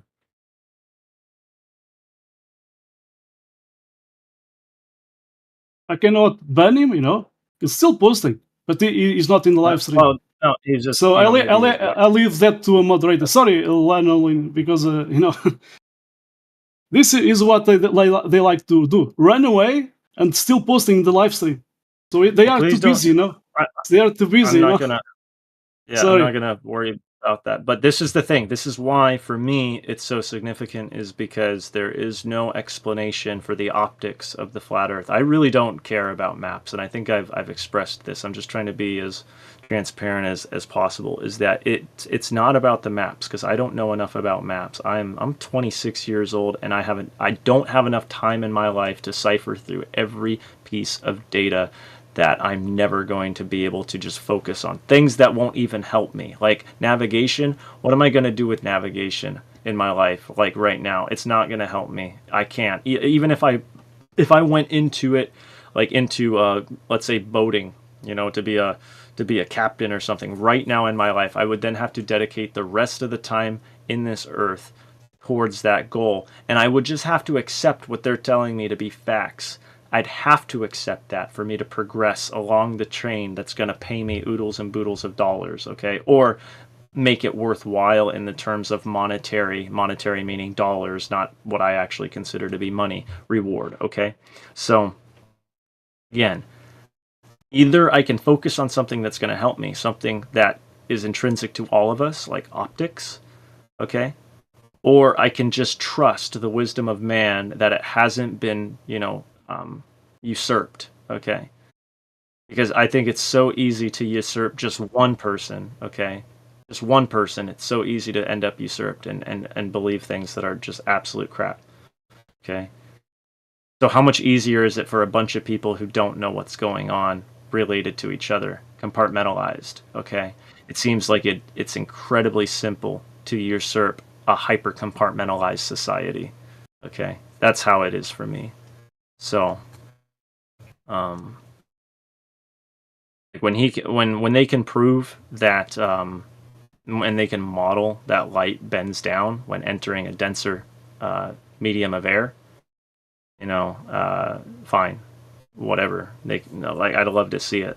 I'd love to see it, but I'd love it to be repeatable, something that we can check, not something that you just watch on YouTube, and they do it once on YouTube and then nobody sees it again. Kind of like the quote unquote moon landings, it's just like, oh yeah, we went there, and you can't prove that we didn't go. I would love to use their refraction. You can prove that. I would love to use their refraction, because when I'm riding my car, on a flat road, but then at the end it goes down, I never, or let's say I'm in a flat, road, and there's a hill in the middle, a little hill, and I cannot pass the car that is in front of me, because I don't see what's behind that hill. If there's a car, beyond that hill, there's a flat road, still a flat road. So I cannot see. I never can see if there's a car, there. So where is that that refraction? That refraction they claim, Because I would love to use that refraction, because sometimes that happens, in reality, when I ride in my car, and because I cannot see what's beyond that little hill, if there's a car coming by. So yeah, they don't, they can talk about unicorns, but on the reality, it doesn't match. And he claimed refraction forward, but he never explains why we have a flat horizon line there, at left and right. The refraction is curvature of his supposed globe is not working. Yeah, they only have ad hoc excuses. They don't demonstrate any of that, what they claim it to be. I just, if they would just show the optics, I would be completely, me too. But same. It doesn't work. Same. But they've never done that once. All talks, man. I know. All these excuses. Yeah, it does this because of that. Yeah, but have you shown us how it works? Can we demonstrate that in any shape or form, any scale, any distance? Not once. Right. I mean, I think the best one they have done, I think best, or quote unquote best, is the what is it called? The water tank with the sugar salt water thing. I don't know if you heard of that one. When they show you bend the laser through the aquarium tank water, and they put salt, I think it was salt or sugar in the water. I think it was sugar, and then it starts bending the laser in a different way, of course. That's the problem. That's not what we observe. I heard they did that with propane too. I was going to say, I think that's very interesting, because one, you would need water. You need water to do that, and then you need to put sugar in it. And it's like, man, if I was breathing sugar, I think I'd be in a lot of trouble. And that's the issue that I'm running into, is like, can we stick to the medium that we're actually using to model it, even if we have to scale this up some? So again, this is why I'm a huge advocate for people who and just getting the word out there, like, this is something that could be built and not even cost. It would cost a lot, don't get me wrong, but just building a vacuum chamber and shooting a laser through it and putting a water level underneath it, it'll show that the Earth is very, very flat every time. Like, that's what kills me, is this is something that could have been and would have been done. This is something that I don't think a lot of people have put a lot of thought into, but there were many people in the past, leading up to even the early space program, the quote unquote space program, who totally believed that the Earth was in fact flat. Even up to that point, there was a lot of suicides because of that. Okay, people watching these moon landings, thinking them to be real, and then killing themselves. Okay, it was not a good moment. Of course, this isn't super reported, because we didn't have the internet. People don't know about this, and a lot of these people just disappeared. But when you take that, had they told them back then that, oh yes, the horizon is actually not geometric, you don't actually see boats go over the curve. That doesn't really ever happen. But watch our moon landing footage and believe it. People would have said, no, you're questioning thousands and thousands of years of established science about the earth in which we live, that it's in fact flat measurably. Okay, like the Jews sitting across the Sea of Galilee holding their torches up, and they can see across the lake, the people on the far side, 15 miles across, holding their torches or holding their lanterns. It's like, oh yeah, guys, look, the water, it's just flat, right? Had people been able to know this, it wasn't drilled into people's minds that it's geometric for 50 freaking years, this would have been the first thing that the American people demanded from the government. Who cares about the moon?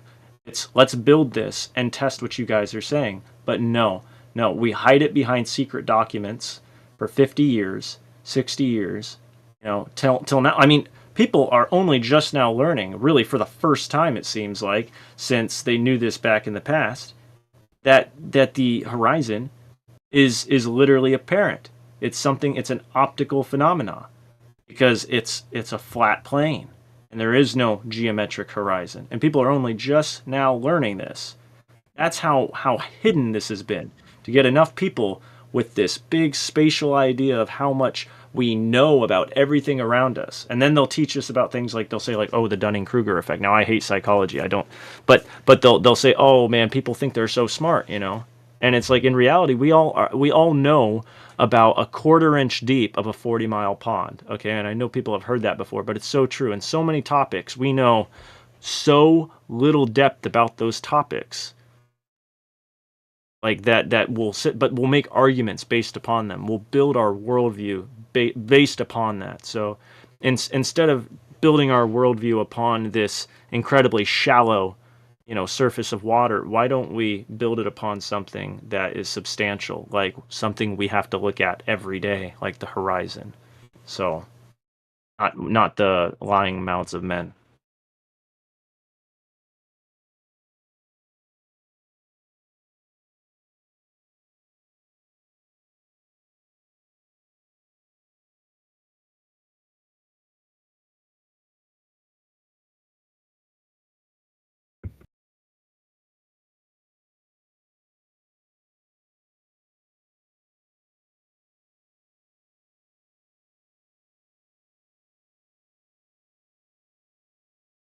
The guy was here yesterday posting the same bullshit. He did post that AI projection. If he's obsessed with the cranes, man. That was yeah, but that AI projection, what a weirdo. It's military air map. Yeah, but if he wants to travel from the North Pole to some other location in the straight line, how that would work in that globe Earth movie? It doesn't work. If he goes, if he tries to go in straight line with Earth moving away, he will not get that destination. So he will go elsewhere. So he can. Since Earth is not moving, so it doesn't work on their model.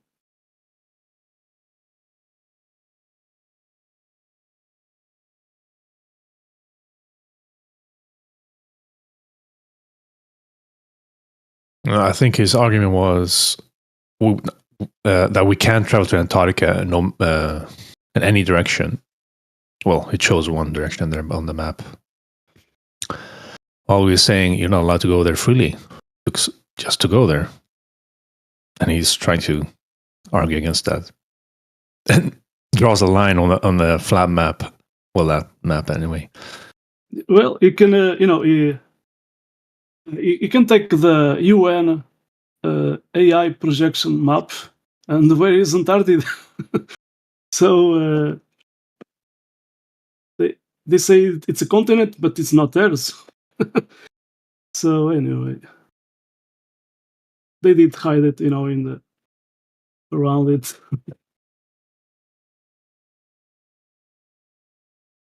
So he's at the center of a circle. He wants to go to a, to other far away circle. Yeah, he can from the center. He can always travel in any direction, straight or whatever to the south. You can try. Maybe you can try. Go from the North Pole south, because there's no South Pole. Compasses don't work there. um, so you can maybe travel crossing the Antarctica, and then came back here and try and tell us.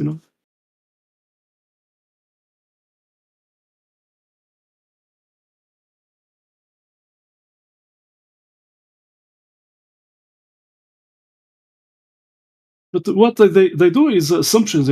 I just post the citation of the Snell's law. This was not made by me, but he was saying Miguel is doing an assumption. I mean, I just post a link and a citation, about the Snell's law. So I'm doing what? Assumptions? No, he's the one doing assumptions and putting words in my mouth. Anyway. He does that every time over at Politics as well. It's not the first time.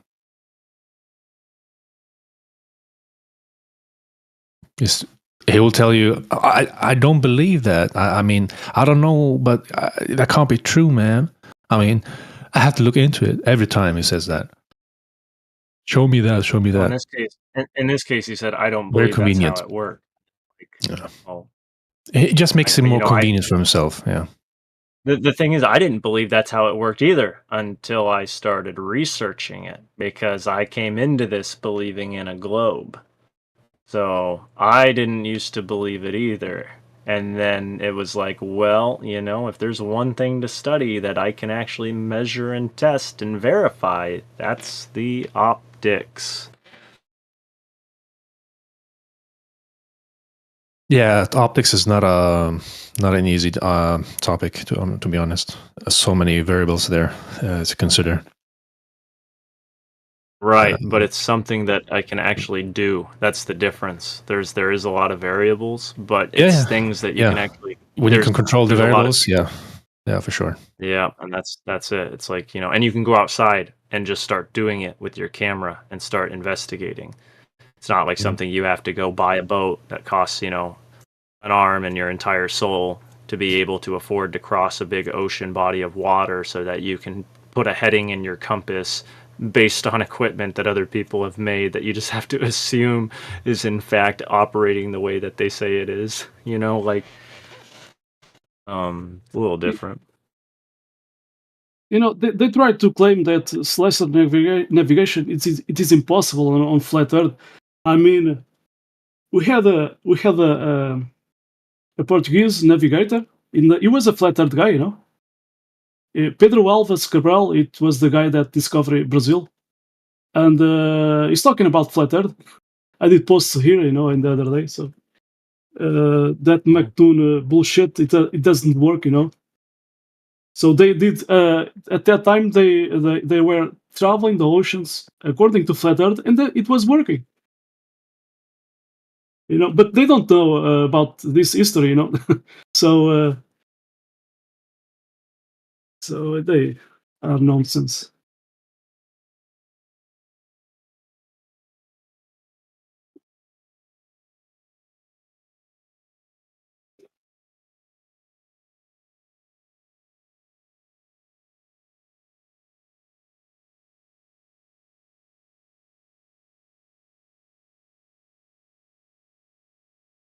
All right, well.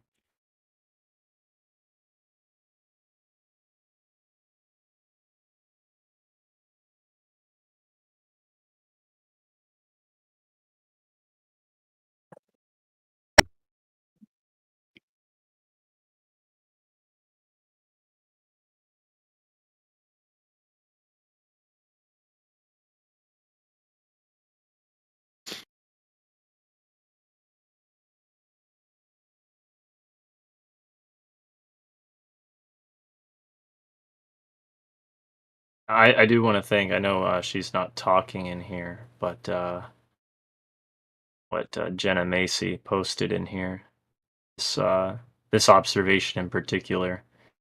Um, like I said, all the small scale experiments, always, always have matched when we blow them up to full scale, and they're all the small scale experiments are done with the assumption, not just the assumption, but even modeling it into it. I say the pre-factor, because it's not an assumption. It's we're pre-factoring into it that there's no curvature, and so when we can replicate everything on the small scale as though there is no curvature, and it scales up to exactly what we're seeing on the full scale, that is something that I can get my head around, that I can like actually fathom, that I can measure. And when I say fathom, I mean measure. So yeah, it's again, it doesn't require me to trust any other man or any other one than just me. And I don't trust me enough as it is. So that's hard enough, you know.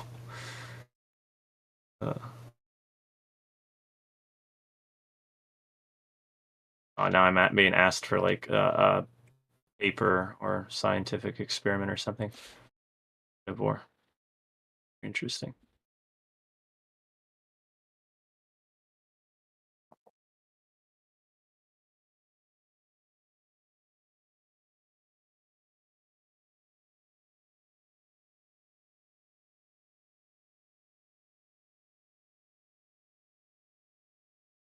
They will bring everything. They learn it, and we learned it. We did hear about it. Like Foucault pendulums.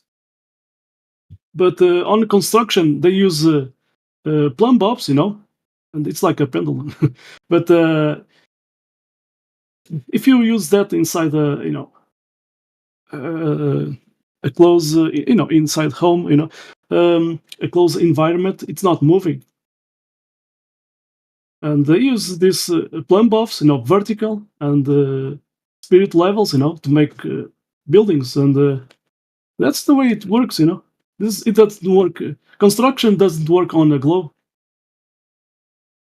I mean, the guy that de Lesseps, the French engineer that did the Suez Canal, from the English side, the engineers were afraid that was impossible to build because Earth curvature, and the de Lesseps, he knew that the Earth was flat, so he did that according to that. There's even a document from his book where it says there was no found any difference of level in the inner canal. Anyway, and there is I did post an article, a newspaper article from I can post it again. So after that, they when people are going to construction railways and bridges and so on. Second, they because of the Suez Canal, it proved that the Earth was flat. Now people that are building railways and bridges, they have to follow orders from the top, and the top, the top of the top, they know it.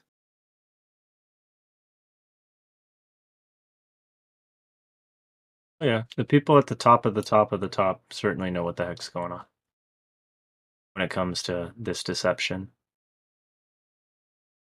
I mean, like the masses, and we're part of the masses. I'm not trying to like disconnect us from everybody else, because we are certainly all on the same boat, headed towards the same storm. But yeah, they certainly have the populace in this lockstep. No, I believe this is all ultimately heading towards the normalization of a worldwide ID system. So, for good purposes is what they'll say. It'll be, of course, like, to protect your money or something.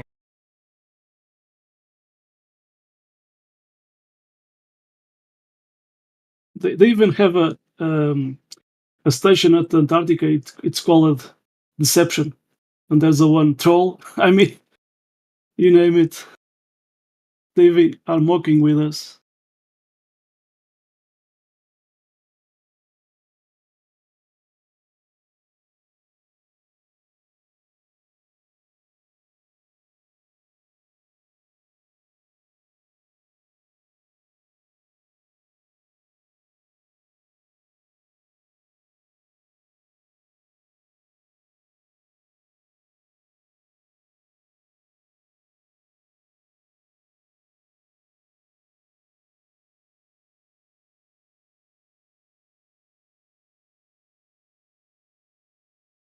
There's even at Antarctica a place called, let me see, Rockefeller Mountains. Mountains, yeah. I'm not making up, I can post it.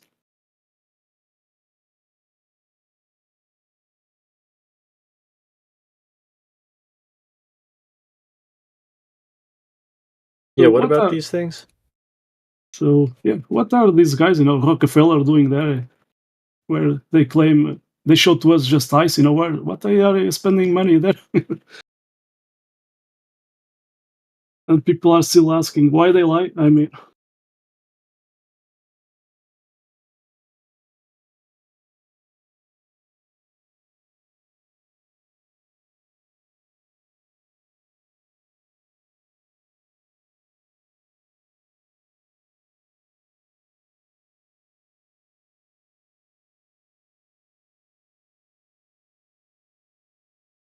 Very interesting, yeah.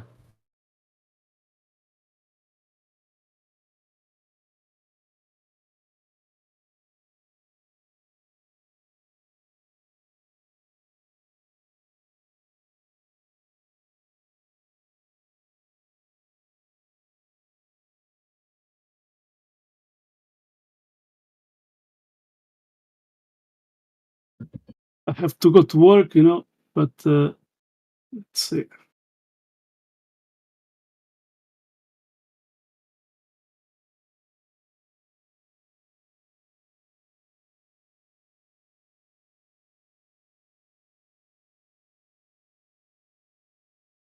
I was looking for this one.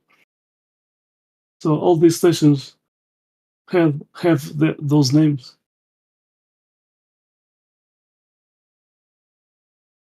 I've seen that. I don't know how I feel about Antarctica or the like the ice wall or anything like that. Because I've never seen them. I can't see them. I don't know where they're at. I'm not trying to be like just if I haven't been there, like Australia doesn't exist because I haven't been there type crap. But what I'm saying is um I really couldn't care whether or not, like, for example, like, I think a lot of people have a hard time with like the sky above us, the stars, and then like, they'll say like, oh, how do we have a South Pole or a North Pole or whatever? How do the stars rotate? I have no idea how they rotate. Really, I haven't seen them. But what I do believe is that I don't give a crap. Okay, it's not that I don't care. It's not that I really don't care. But it's more like I can't prove anything about the sky when it comes to like how it functions. And like, if like, let's say that we don't even have to like pretend to say it, so let me correct myself. I don't have to fathom what's way above my head. All I have to do is fathom what I'm standing on. That's it. Because if I am created by somebody, and I am created by somebody, okay, then that somebody is so beyond my level of intelligence, is so beyond that it's not even a comparable type of thing. Like I am like a drop in the bucket to the intelligence of whoever created me. So for me to like look up at all the splendors of creation and just be like, oh yeah, I can fathom all that, because am I making myself out to be the god of the creation if I believe that I have to understand those things to somehow get along in my life? It's like, no, I really don't. It's not that I'm not interested. It's that it's out of my grasp. It's out of my reach. They'll say, like, reach for the stars, and it's like, yeah, and you'll be sitting there straining your back the whole time while you're firmly stuck on the ground. So, I'm looking out across the land. That's what I'm doing. I gotta get off here though, guys. Thank you so much for just sharing with me and listening to me talk. And Dream, I'll probably end up getting back to you. Were you still here? But I'll be working today, so. Most definitely. Catch you later. Yep, talk to you later, and we'll go over more about that, because I'm not sure exactly. I'm not exactly sure where to start, so we're just gonna have to stumble through it. Even though as uncomfortable as that might be, we'll have to stumble before we can run. So. I'm here for it. All right. Catch you later.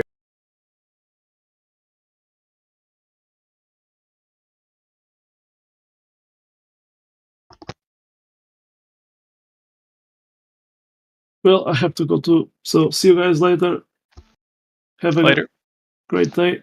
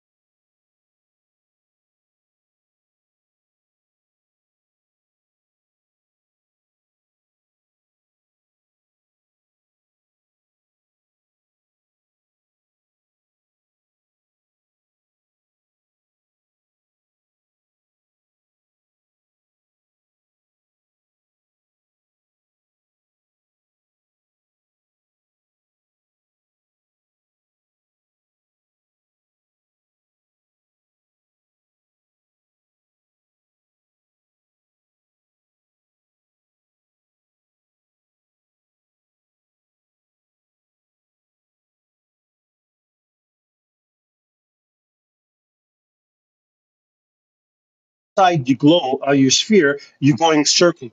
You go into the Right, middle but of the you sphere, said you're going straight. right, but you said that we can go straight And in of course, in a reality. flat Earth model, you should be able to go No. straight. This is where the dissonance for the globe is, because they've Uh, convinced us that curved is straight and straight is curved. Like that's a inherent belief being held right now, and you're fighting that So you're the same saying that way the flat earther doesn't believe that the called flat. It should be flat. we And believe flat or that curved. flat is straight and straight is not possible on curved, because curved, no matter how far you zoom in or zoom out, is curved. It's not straight, and it's impossible for a curved line to be straight. Right. That's your model. Exactly. Now, no, that's that not the model model. that you're telling That's me right reality. now, that That's model that you're telling me reality. right now, yeah, right. That's You reality, think whatever if you you say. zoom in far enough or make the ball Okay, you big guys enough, are it's obviously then going straight. somewhere else. You don't want to stay on the same math.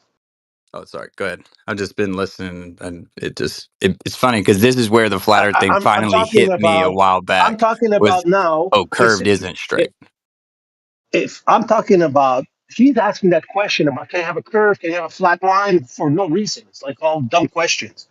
I'm talking about a simple going from Russia to Alaska is either long or short. It will always stay long or short. It won't be either long or short.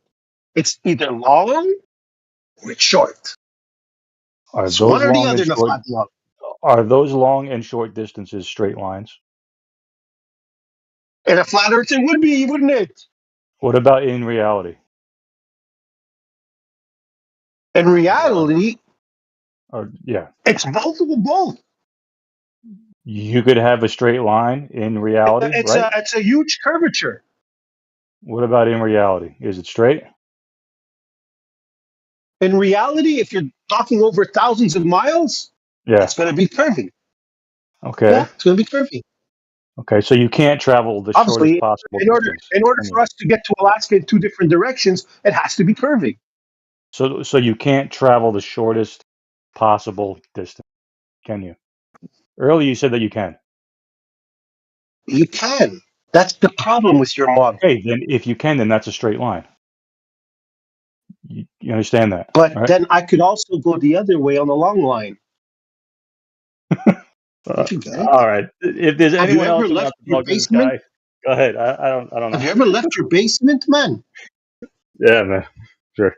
Have you ever left your basement? You have ever traveled in your life? Yeah, for sure.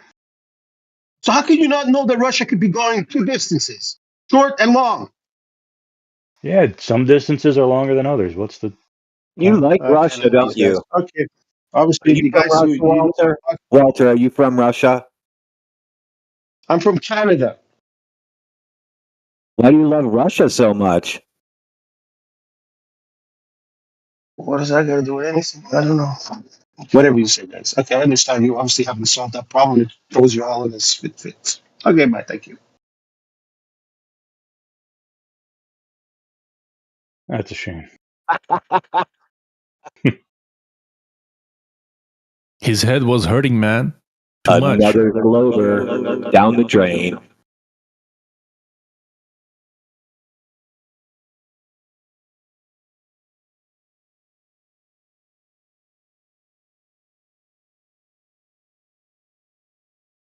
Yeah, he said that the plane doesn't aim upwards or downwards. It flies horizontally, and that it takes the shortest possible distance.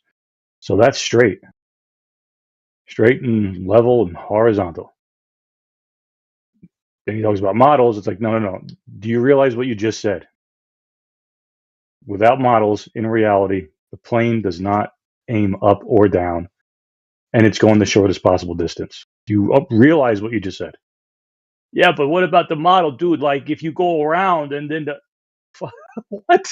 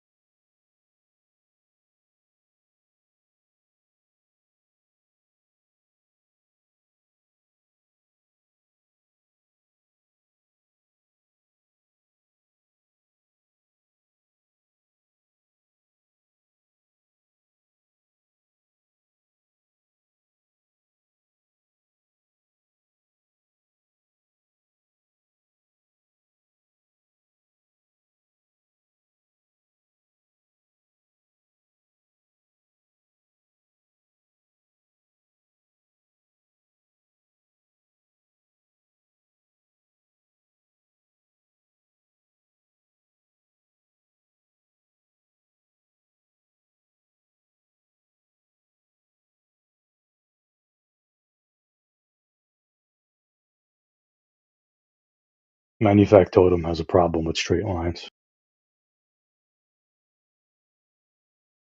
Well, we could just go right to the airplane. Does the airplane travel horizontally? You're going to have to say yes. Because if it's aiming down, then it's going to hit the Earth. If it's aiming up, then it's going to go into quote unquote space. So, I mean, yeah, you do have a problem with straight lines.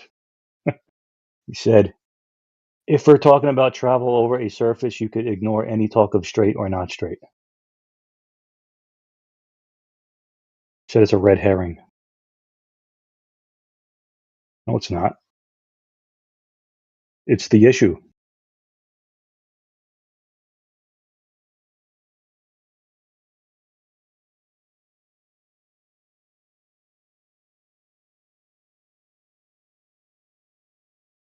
But to answer your question, over long enough distance, the plane isn't traveling horizontally. No. Okay, well, which way is it aiming? Is it aiming upwards, or like, is it tilting the plane up or tilting it down to get around this curve? I'll wait for an answer.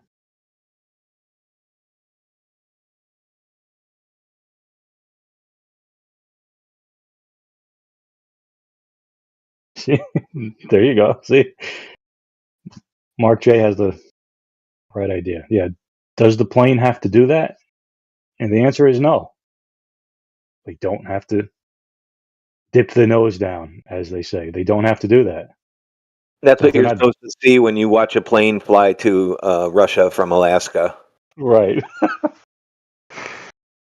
Yeah, but see, the plane doesn't do that. So if it's not doing that, then it's flying horizontally, straight. It's not angled down or up. It's that simple.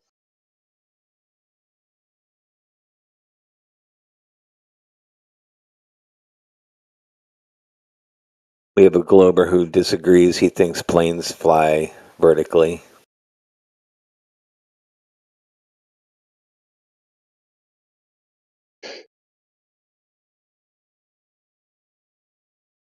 He says, with reference to how it started, it will, at the end of its travel, be oriented down. So the plane will be on its nose when it's done. So its tail will be up in the air, like vertically.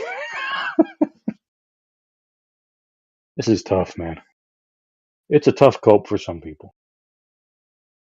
And you know, some of these guys are just getting paid to be in here to just, no matter what, just say globe and come up with any reason why and use the imagination things that were taught on TV over and over, and they do it all the time.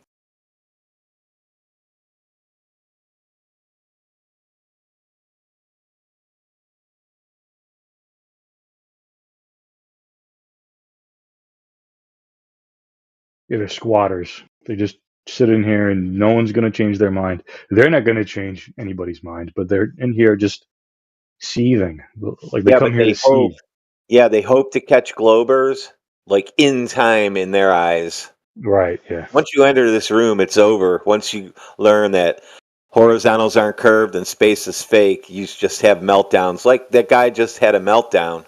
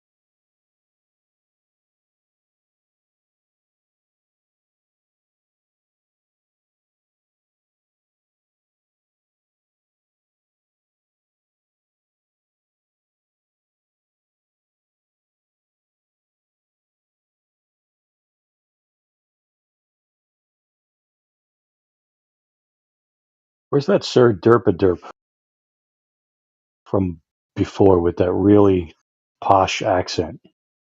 He was fun.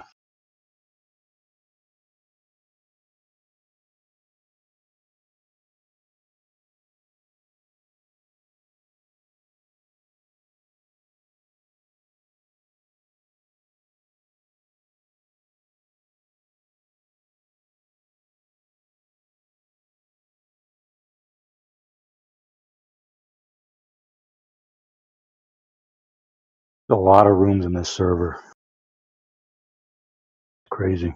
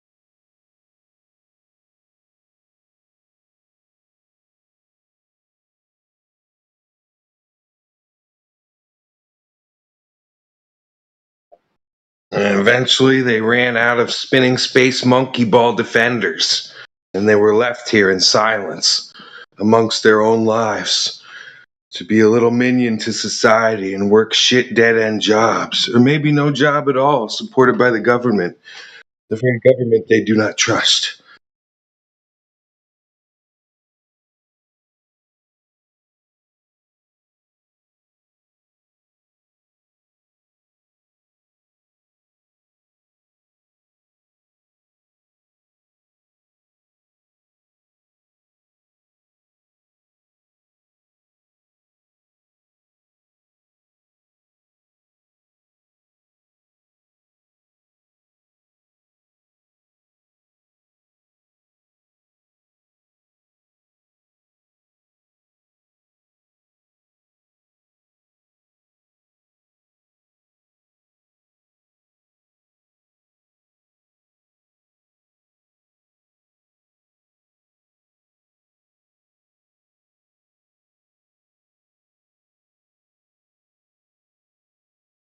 Hey guys, what do you think? I am now in North Africa right now, and I need money. Can you send me money, please? Please, money send me, please. Money send me, please. Please. Not unless you're royalty, like a prince or something. Yes, we are prince. We are very rich. We are rich people, but we need money, money, please, money, please. We need money, money, please, please. Goodbye. No, Jeez, which server room do you think you're in, bud? We ain't got shit. in the flat earth people, flat. Money is also flat, so we need money. Please, money, please, give more money, please. In Africa, we need water. We need water.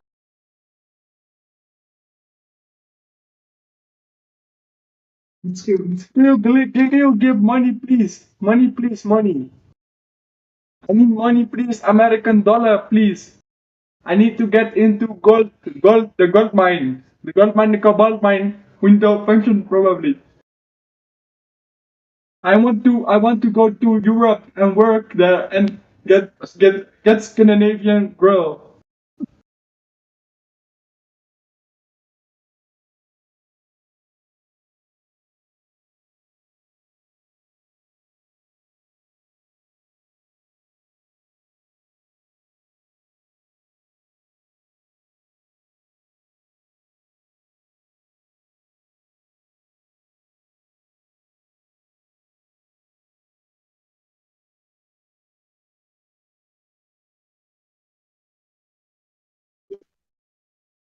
If only he'd been a Glober, we could have asked for his PayPal.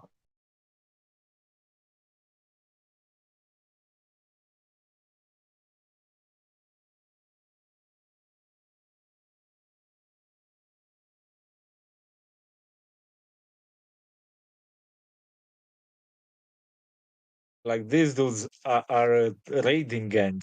Has any of you contacted you personally?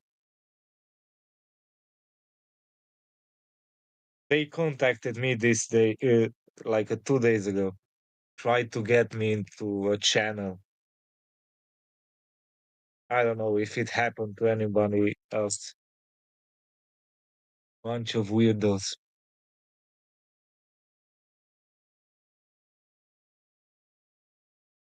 Get you to give money? Nah. Nah, just taunting. Yeah, like some stupid trolling, Nazi role playing, stuff like that.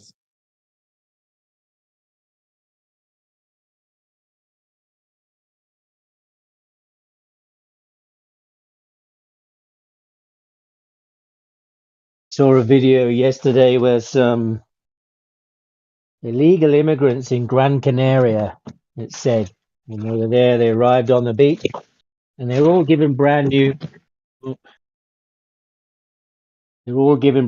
mobile phones. And they were on the beach unwrapping their new phones.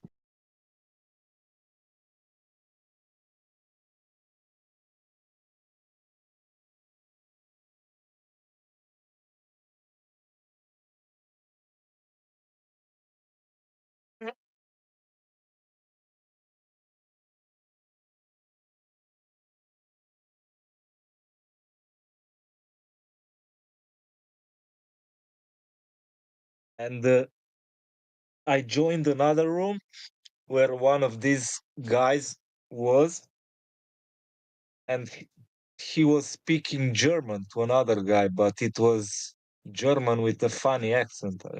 I don't know what accent it was. Hard to place.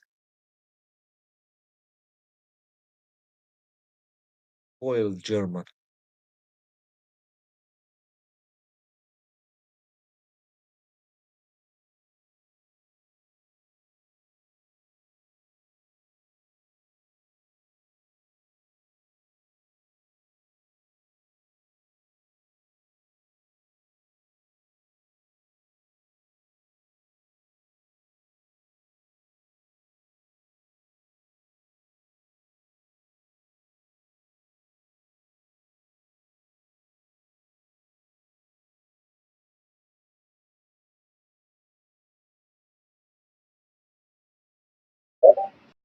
Guten Tag, Hagen das Himmelgloben.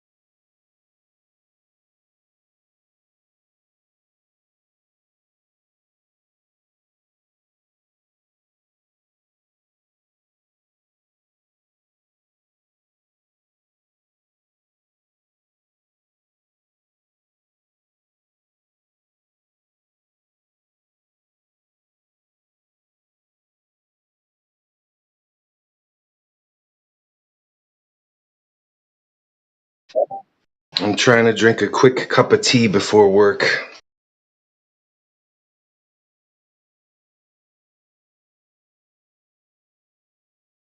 Get that little bit of caffeine from it. The green tea has a little bit of caffeine in it. Caffeine. Yeah, black tea has more caffeine than green tea, but green tea tastes better.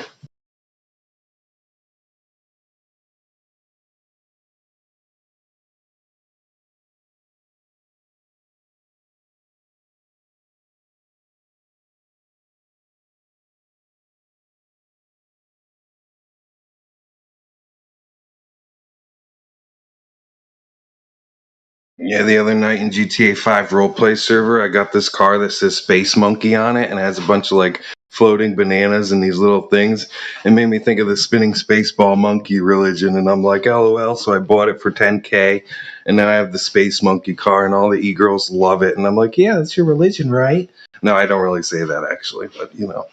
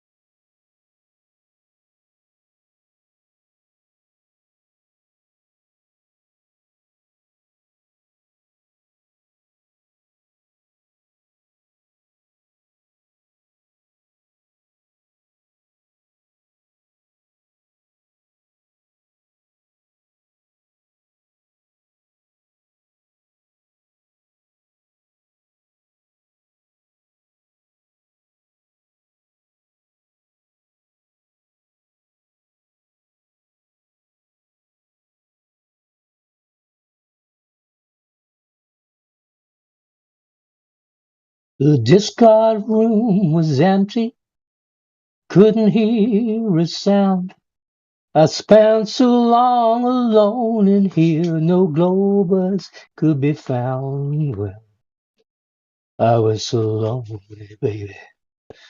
I was so lonely, baby. I was so lonely, I could die. Help me, Jesus.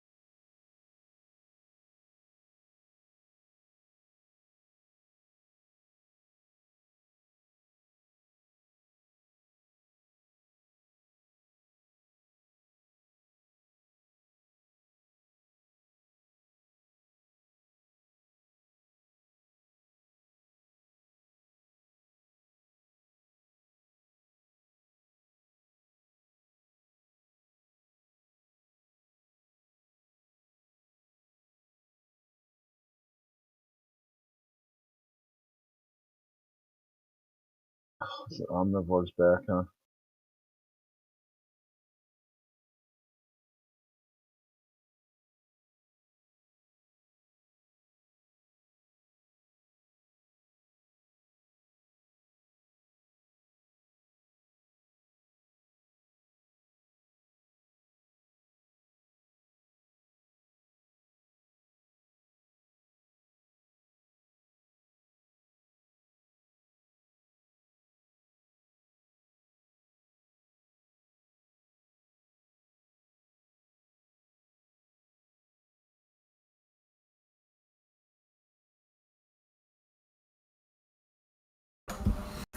I'm in VC.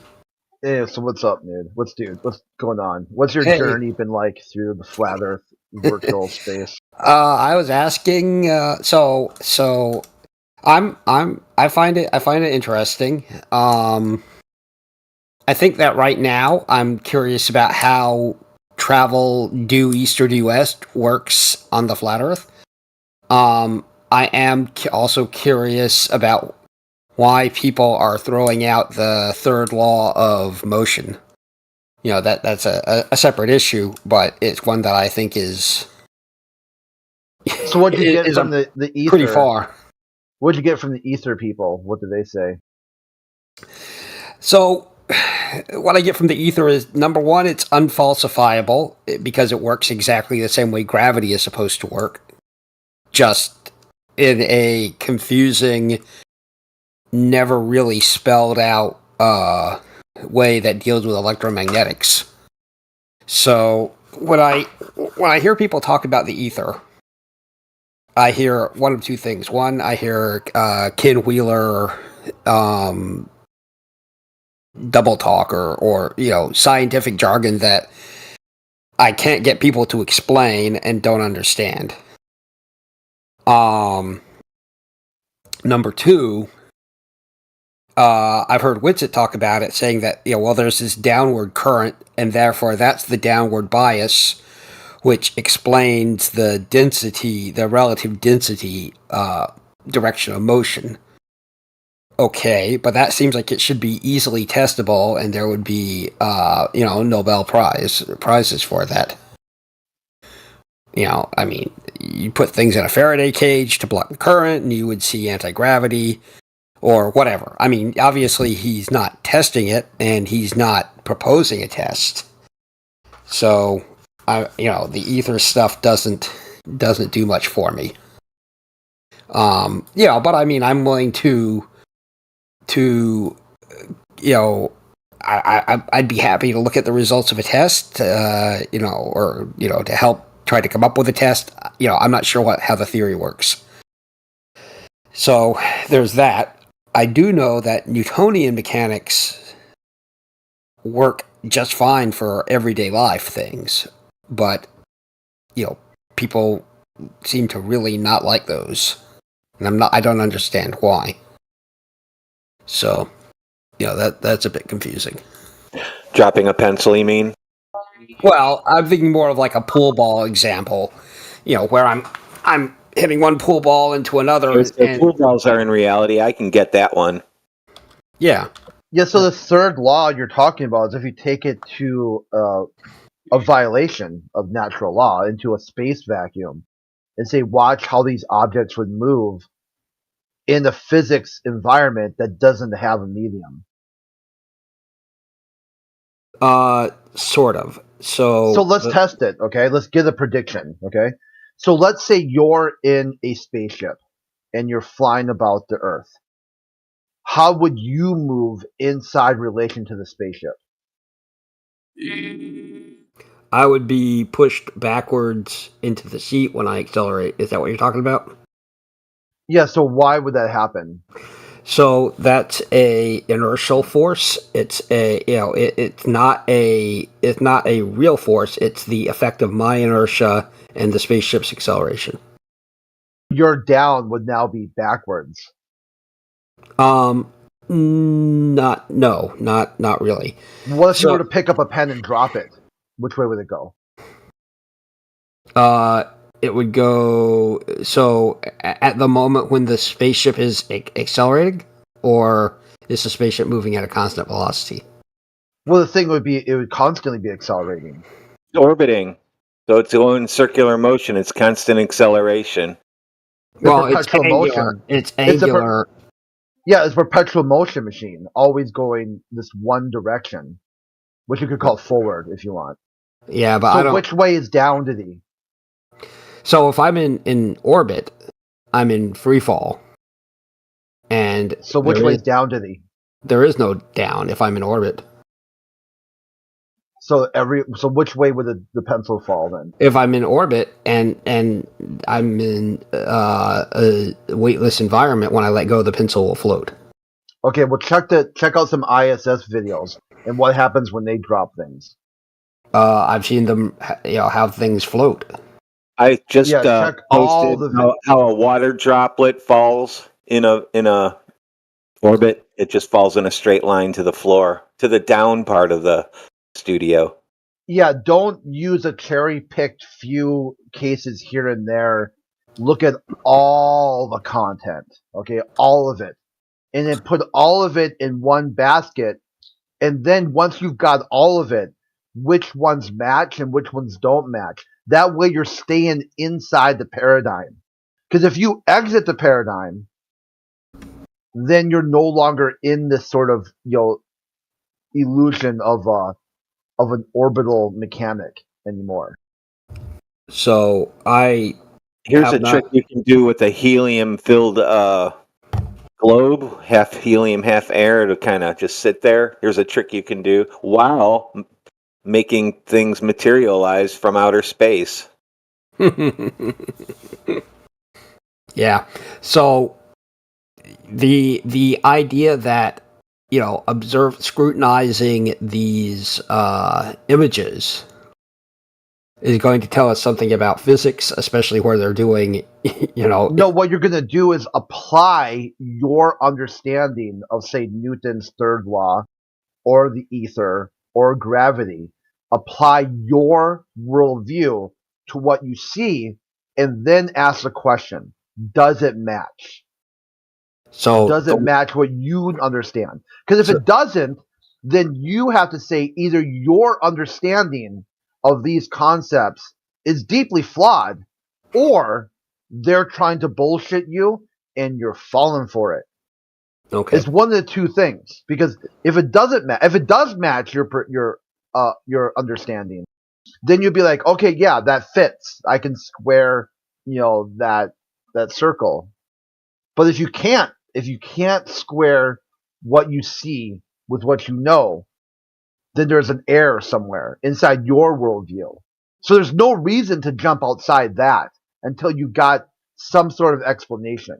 Well, so the ones that I've seen match up with what I would expect. Yeah, you just posted a few of them that don't. So are you going to just pretend these don't exist? I'm not pretending that they don't exist. The one with the thing fading out up there is clearly image manipulation that they're doing because this is something. No, start with the first one, the water droplet. Okay. From the shower, she's in the shower area here. Mm-hmm. What's going on with? Why is the water going down to thee? Well, it may be that it had a... So, first off, I'm not sure there is such a thing as down there. So it's definitely going in a certain vector. Well, it could have... for you. Yeah. So if it was given that direction of motion by pressure inside the pipe, then it would continue with that outside the pipe. And because of the orientation of the camera, it would look like down. Really? So if we squeeze water from a tube, it's just going to shoot in a straight line? It doesn't do other things that they show? What do you mean? If you give it a motion, it will continue in that motion unless acted now on. Now match it with your understanding of the third law, Newton's third law. What should happen to the water bottle that the water came out of? Is there a water bottle there? Yeah, that's how they do the shower thing. They have like this water. That's what I'm saying, dude. You should look this shit up. Like, if you're not even sure about the lore, like inside this worldview, how are you able to use it to then critique others from an external point of view? Well, you don't even know how they do this shit. Okay, so the reason why I'm able to use this to critique others is because I'm not basing my understanding on any of the video or anything Another like that. helium-filled globe falling, so it falls real slow. See, he's look, we're in gravity. Whoops. So, like I said, I don't think that the let's look at these pictures, and from these pictures we can That's derive. why they don't use a desk globe from somebody's desk instead of a air-filled ball. So, I got 4 videos right here that you should be looking at. I don't think so. It's honestly, it's the same thing with the Black Swan or the pictures of Earth. No, that's on Earth. That's in Earth if Earth. This is outside of Earth if you can go outside of Earth. I understand that that's a distinction you're drawing, but it's not a distinction I'm drawing. That it's my point, which is the same for both of these, is that you show me a picture. I don't know anything specific about it. Like, I don't know what I'm looking at there, what was done before, if anything was done to it in post. I'm pretty sure that the little toy thing, Star Trekking out of there was done using image tools, to make that effect. Probably as a bit of a joke. I don't think it was done to be deceptive. So also there are things like I watch sporting events, and I have seen all sorts of image artifacts when the satellite, has problems. But I don't think, gosh, those people are actually some kind of bizarre aliens, and their, deception field is failing when I see them, static out. Well, you could, because that's what some people think inside the globe worldview. Like, you've got Edgar Mitchell, Apollo 14, believes that the federal government, the U.S. federal government, has been circumvented by shifting reptiles from outer space. Yeah, but I don't think the fighters in the octagon are aliens. Or the talking head on a football game is an alien guy, the announcer. But when you see visual distortion, it can look like that over a satellite. I'm assuming you've seen it as well, where you see, everything get pixelated and stuff. So, Are you claiming that I'm posting pixelated satellite videos? No, I'm telling you that what you're posting here is not. I don't find it to be evidence of anything. Let's watch another pixelated satellite video, okay?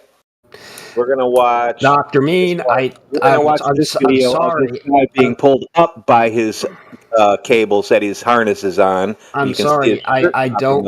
I know what you think you see, but you've told yourself a story about this. He lift off the ground. He's pivoting over a wire. Can't you see that yourself? You have his told feet lift off the ground when he bends down. You have told yourself a story about this stuff, and you're trying to analyze. It's a trick he does to push his feet off the ground at the same time, still reaching for the ground, and then being able to pull himself back up. Dr. Mean, what kind of I know it's good. I know it's it's not what you want to hear, but I don't find these pictures, just like I don't find the Black Swan picture, to be especially convincing proof of anything. I see a picture. I hear your analysis of what you see there.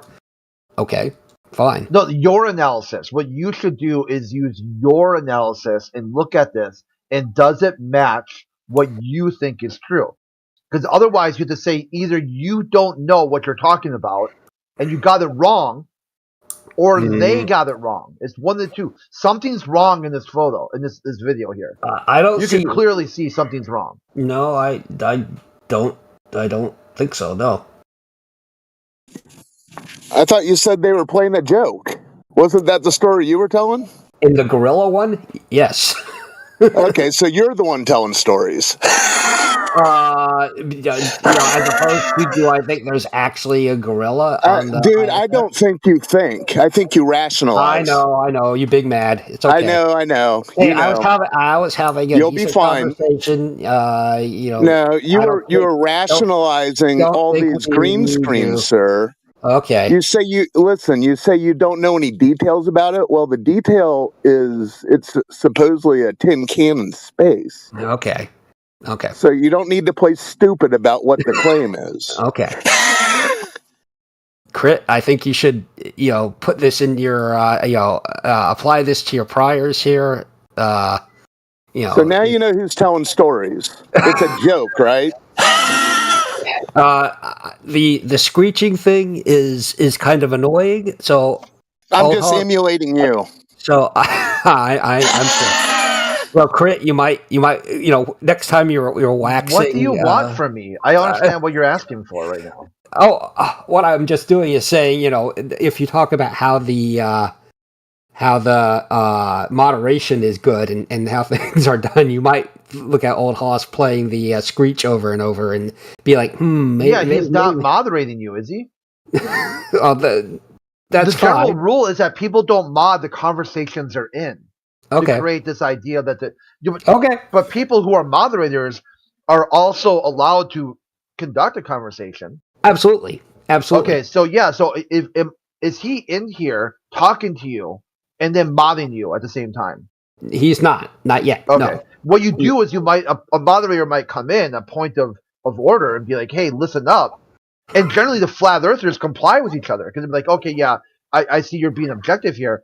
And sometimes the globalists will take it as a challenge. Like they want to challenge, and they're like, well, fine, because that ends the debate. It'd be like, Old Hoss, are you okay with that? He's like, yeah, fuck this dude.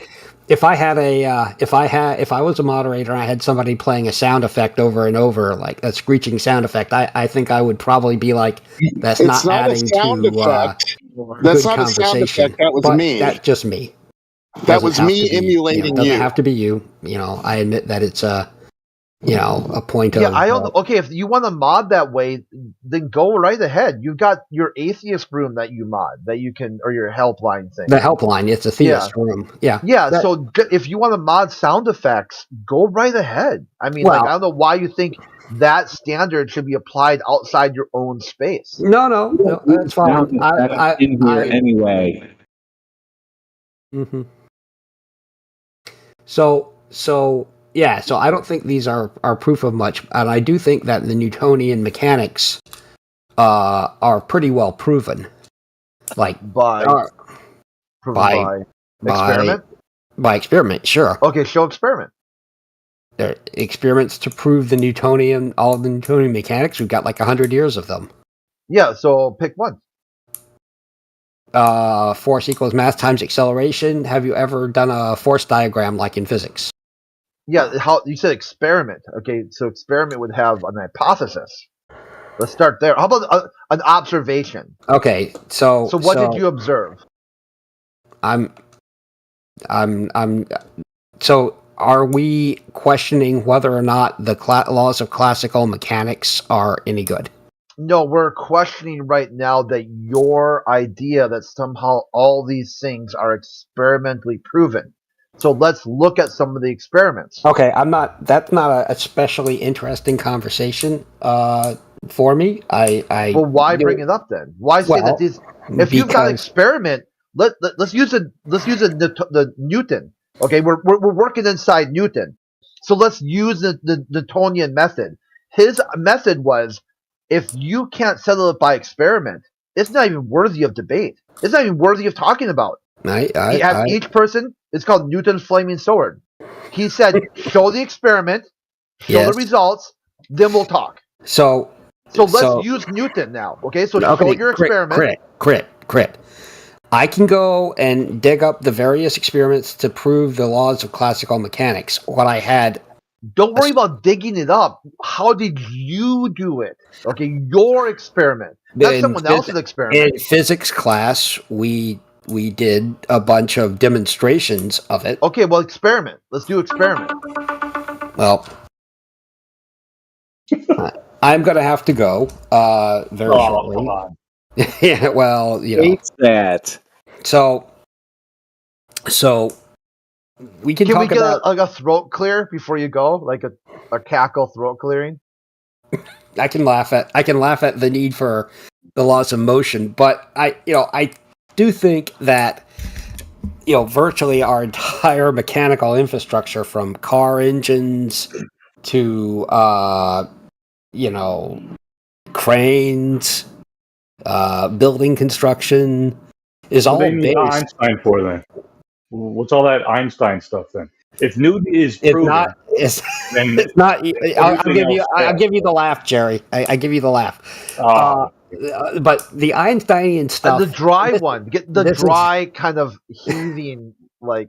I can Is only your give you trademark? what I've got, Is Crit. your call sign? I can only give you what I've got, Crit. I don't have it for you now. I'm sorry. But the Einsteinian stuff is not generally used to build buildings or to build steam engines. And You said the Newton stuff was proven, so everything else, the Newton is stuff out the window. So I think you understand how this works, and you don't like it, so you're trying to obfuscate. But that's okay. I understand.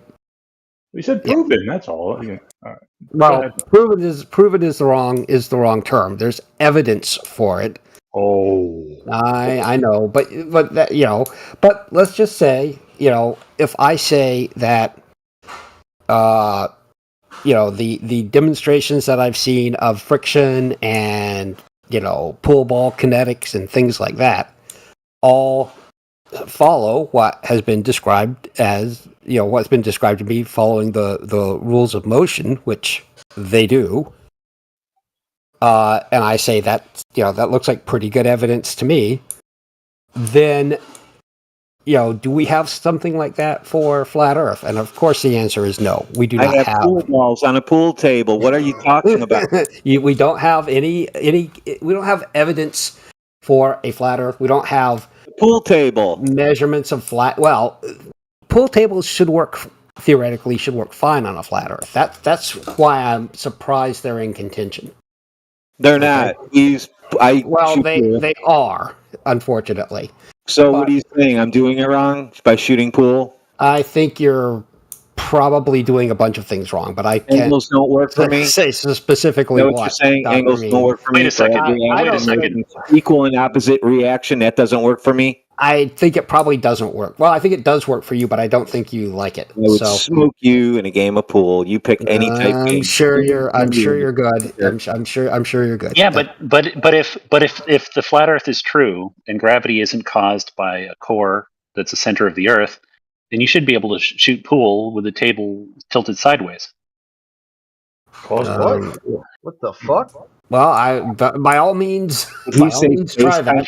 Can't you tilt the table like vertically and still keep playing pool? No, that would be on the ISS. They could play pool like upside down. Yeah, that would be in your worldview. Yeah. I don't think. Yeah, I don't think you're following this through correctly. But no, but if there isn't a big hot metal core that's pulling everything towards the center of the Earth, one down, then everything should work sideways as well. I noticed that super hot things make things run away from it, and you're telling me that so hot things want to fall into it. No, it's heavy. It's heavy. Yeah, I like I said, I think you're not following this stuff through carefully. But it's called being bricked. Leslie Chubb has done this before. He's made a fool from multiple occasions. But anyway, I accept the gravity of my circumstance. I can't accept the gravity of my circumstance. Small G or little G gravity. So he posted an eclipse, which is going almost 90 degrees different than the last one on a globe. Dr. Mean, I think it kind of does a bit of an S curve as it goes across the globe. The analemma. So I'm not sure what point is being made here, but I do have to drop. So Crit, it was good talking to you. Yeah, well, happy you're back. You don't. Well, I constantly get banned, but I'm working on adding you to friends and family list. Okay. All right. Well, maybe we'll give you a Band-Aid. Oh, that would be. I like the sound of that. All right, take care, guys. Bye bye. Go take your pills.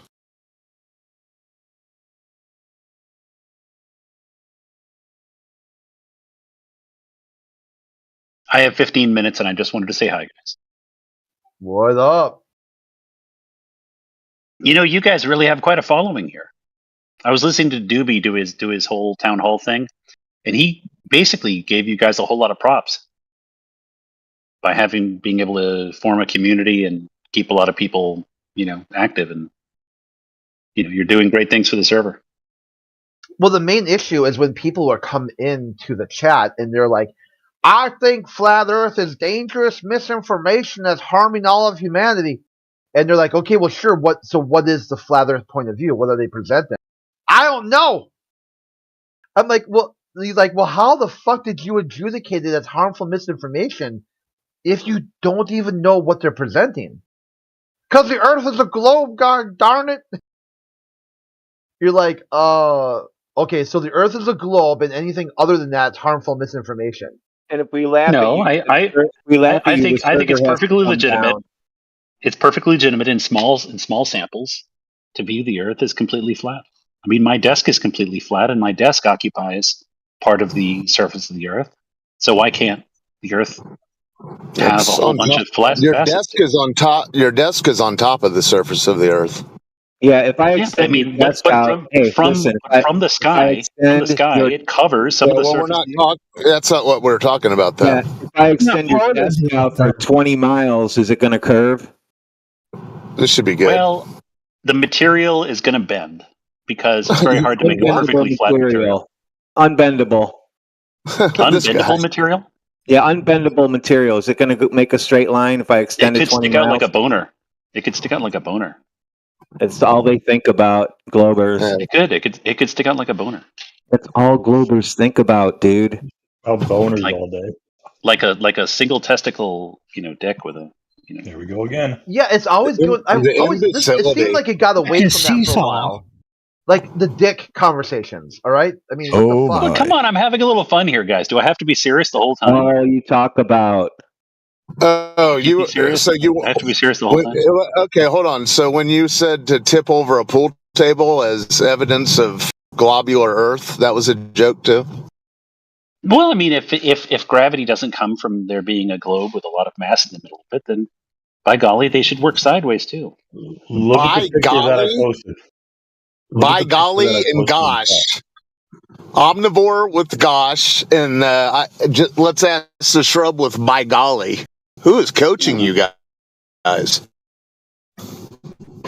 Well, fiddlesticks. I don't know. Golly gosh, man. Down diddly umptious. You guys are speaking as if you're from the era of the dunce cap.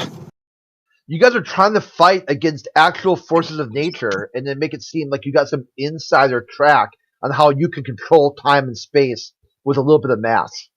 I mean, get the fuck out of here. You sound like you're just blitzed. The Earth itself. I'm trying to control time and space. Is the Earth a little bit of mass? Is it possible that this room does not occupy any mass? Doesn't occupy? It doesn't require mass to run. No, I said no this mass. room here. No mass. So Thank you. This chat room, does it have no mass?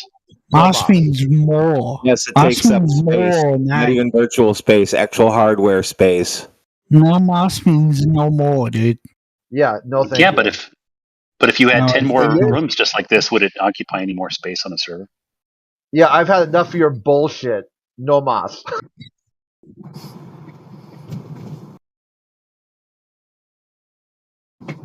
Bravo crit.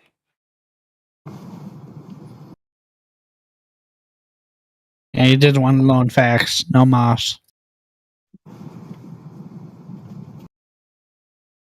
Hey, this could be like the next big Hatfield and McCoy thing.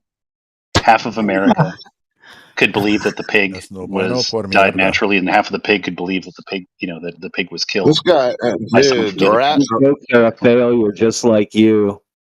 No mass. Yep, no more facts. No mass. Notice how witty flat earthers are compared to globers. I'm not even saying I'm a glober. I'm just having fun with this notion of, trying to be serious about an unserious topic. Yeah, dude, it's obvious that you think you're a piece of all space scum spiraling through nothingness. It's quite obvious.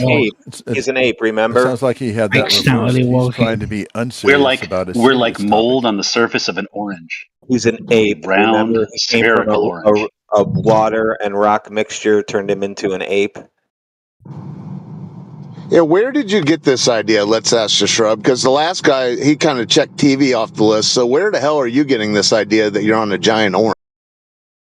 Well, I don't know. Have you ever tried eating an orange? Well, okay. I don't know. I was just wondering where the hell it was coming from. You're just you have no idea what you're speaking of. Got it. Golly gee. I don't even.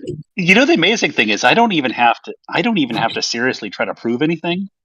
And you guys, bristling and defending. What is it? Is actually disqualifying yourself. I think you're a little bit confused, sir. Do globers think that we're on an orange? Well, this is the guy who said tip over a pool table. Therefore, we must have a molten iron core at the middle of a big orange. No, but if we don't, so what was that? The man with two brains said that the walls were made out of paper mache. And you could put your hand right through them. And no one believed him until he put his hand through the wall. And then they were like, wow. Okay. More stories. So maybe all you guys need to do is detonate an explosive in the ground and show everyone the holes in the other side. Dude. You know what? You're an idiot. Why do things go down when you drop them? Because you let go. Well, actually, what exactly is happening now? Do you know? Or does anybody know? Maybe it's falling for you. I don't think he knows what's happening. Yeah, same thing that happens when he tilted over the pool table. Okay, you guys can answer that. I don't want to talk to him. I'll talk to you guys. What do you guys say? Why does something fall down? Because you picked it up, Brandon. When you drop it, what exactly is happening? I say that if you tilt the pool table over, all the balls are going to drop off. So that's why you shouldn't tilt your pool table over. The air pushes it back down. Yeah, this guy thinks that. The other guy thinks that if the Earth's flat, you should be able to just shoot poles sideways. What about helium balloons? The air doesn't push those down. Yeah, but you can't use those on a pool table. Well, I'm not talking about a pool table. That's okay. Neither were we. I like oranges, though. They're good with vitamin C. Why do helium balloons go up? The air's not pushing them down. Well, if you had enough oranges in a bag tied to that helium balloon, that would hold it down. So I guess oranges must be the source of gravity.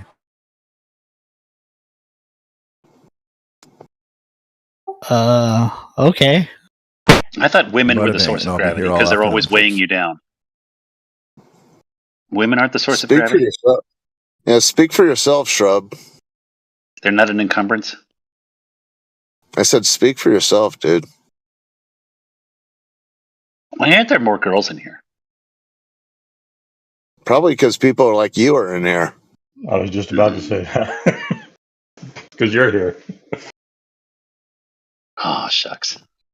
Come on, guys. You can't have any fun on this. You have to be serious all the time about this. Oh, I'm having a blast. I'm trying to be serious, and nobody else is trying to be serious. It's like I brought a black girlfriend to a KKK rally. You're a fucking moron. Let's ask the Shrub. Oh, they ever do. Told you that? Has anyone ever told you that, Shrub? Well, some of the smartest people have told me I'm stupid. Well, what about imbecile? Has anyone ever told you you're a complete imbecile? Oh, you've hurt my feelings now. Now I'm going to cry. You're going to make me break down into a blubbery. So I guess not then. Well, you're I'm the gonna one fall being right over. you're the one being a racist bigot. I'm not being a bigot. I can't joke around in Oh, this room. You guys have to be serious the whole time. That's just your norm. Got it. Is this like a religion for you? What, exposing liars? I just call it a hobby. I'm not Flat even Earth is making a bigger than scientific God claim. too, so. I'm not even making a scientific claim, and you guys are all strident. What would you say you are doing here? You can't joke about the topic.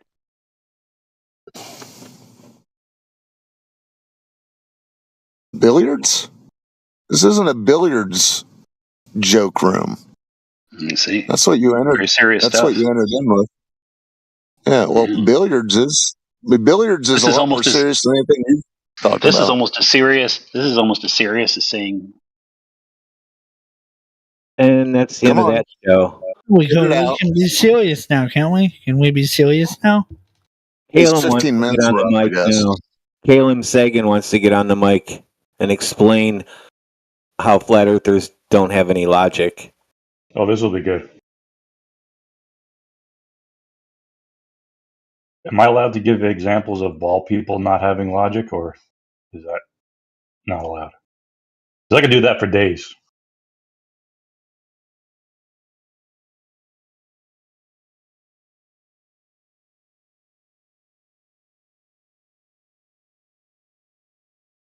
Oh, I thought someone else was gonna start talking, but He chickened out. Bummer.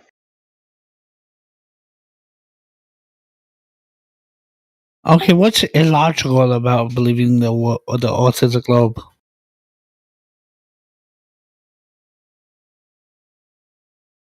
Say you could go on for days, so give me some.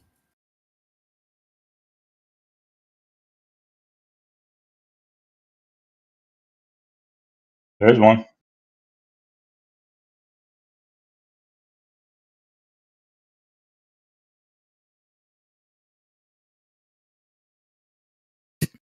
Is it in the text chat, Adele? I guess not.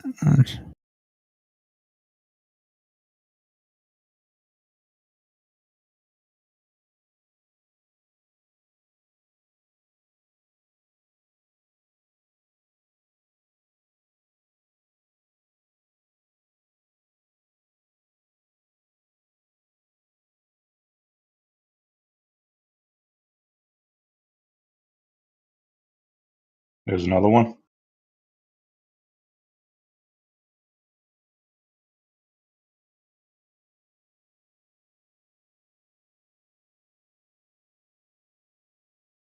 Got Mackey's back to explain to us how there's infinite number of horizontals on a sphere.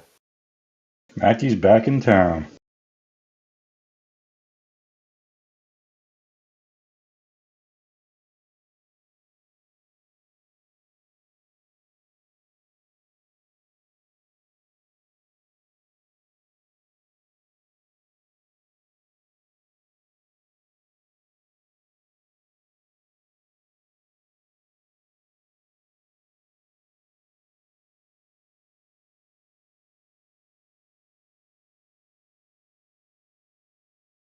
Okay, I don't really want to read all that much. Can you just say why it's illogical to think that the Earth is a globe?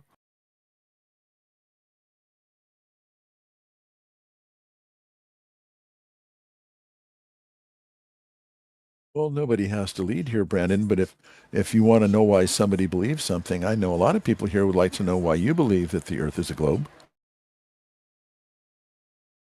Well, I'm asking questions. Just why is it illogical to think that way? Well, logic or no logic, I'm just curious as to why you would think that. But actually, I've got a call and I got to get.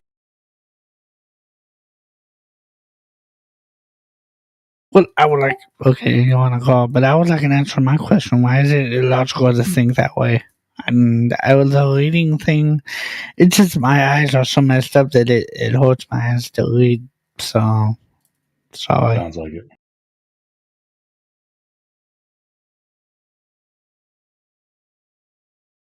Oh, it's actually I actually have something wrong with my eyes. So if that was like a dig on my intelligence or something, very funny, dude.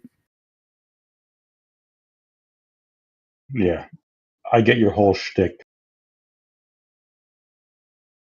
There's no shtick, yo. It's me.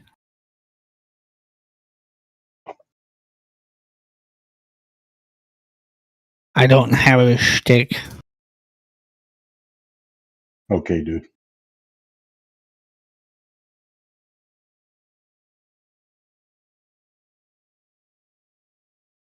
How do you like my examples of ball believers not having any logic?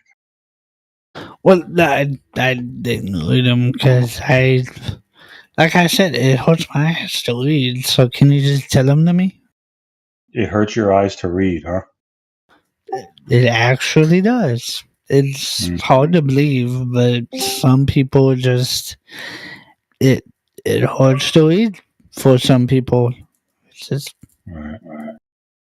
So can you read? I can, but if I don't like to hold myself. Yeah, it hurts. If I try to concentrate too much on the words, it just Yeah, concentrating is hard for you, isn't it?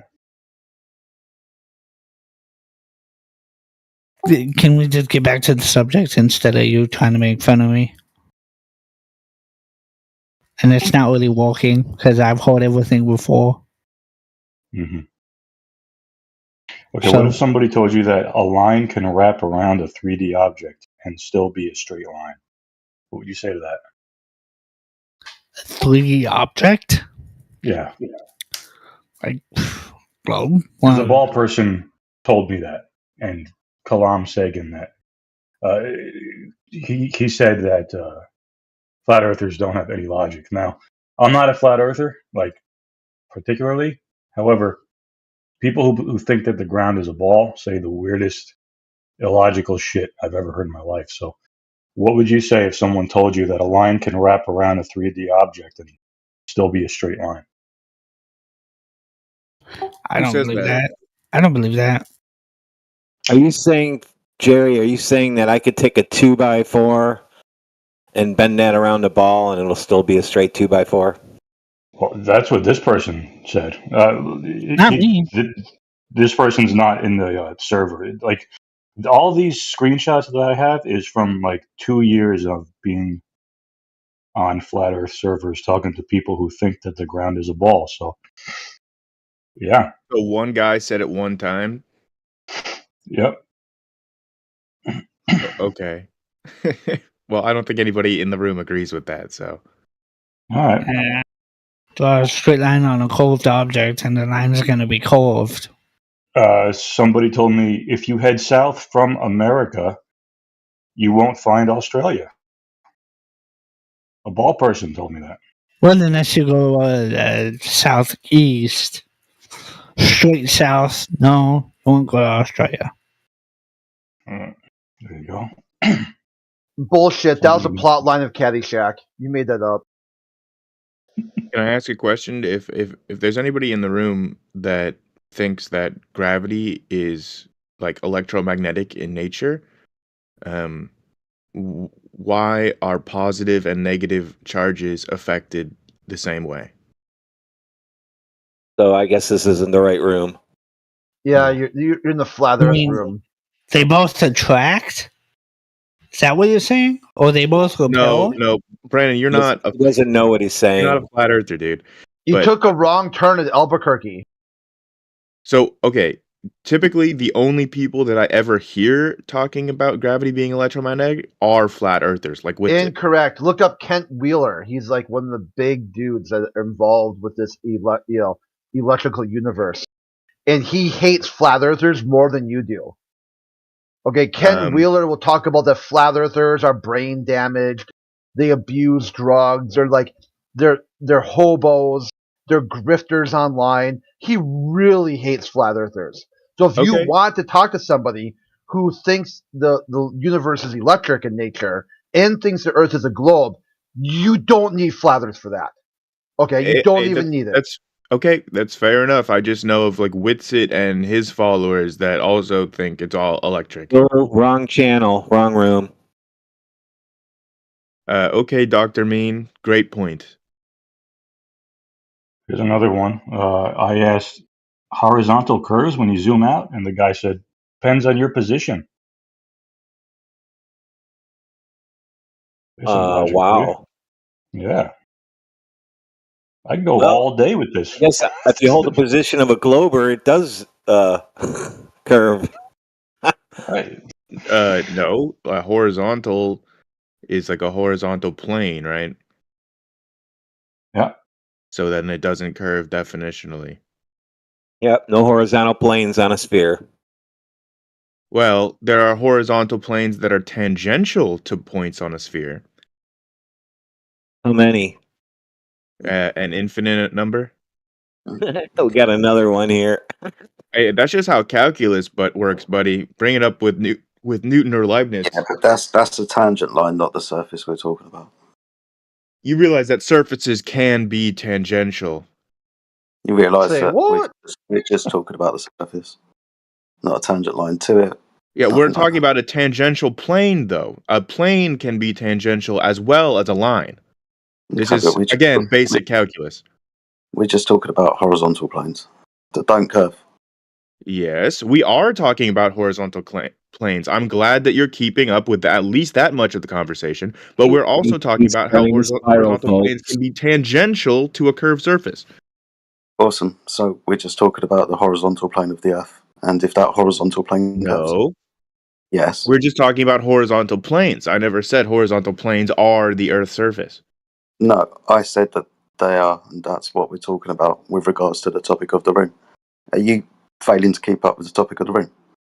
I think that would be a projection on your part, because he was talking about how horizontal planes are curved, and I said no, they're not, but they can be tangential to a curved surface.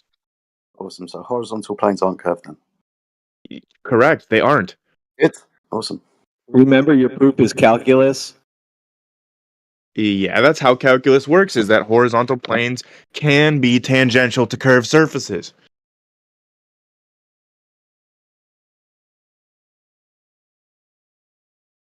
Two curved surfaces? Huh? Two curved surfaces. Two curved surfaces? Yeah, straight tangential lines, two curved surfaces. Again, nobody ever mentioned tangential lines. I don't know why you're going off topic and bringing that up. We're talking about horizontal planes being tangential to curved surfaces. There you go. There we go. Two curved surfaces. Tangential to curved surfaces. No, we're trying to figure out if the surface is curved or not. No, that would also be off topic. That's not what Jerry asked. Yeah, it would be on topic of the room with regards to the surface of the Earth, whether it's curved or horizontal. Right? Okay. So are you asking for evidence of the curve? Yes. Toe tanks. Oh God, not tanks. Well, what's your response to toe tanks? Which way do they curve? Just a word. You said toe tanks. Yeah. Do you know the what other that day, word this means? guy came and said volcano. I go, okay, and he just volcano. I go, So Joe, are you Joe saying that you versus the don't volcano. understand what toe tanks means? It's a big pool. Toe tanks are a big pool. No. Okay, a small pool. No, they are essentially a big pool of water, but they must be engineered to be curved. That's incorrect. Huh? That's incorrect. Oh, no, it's not.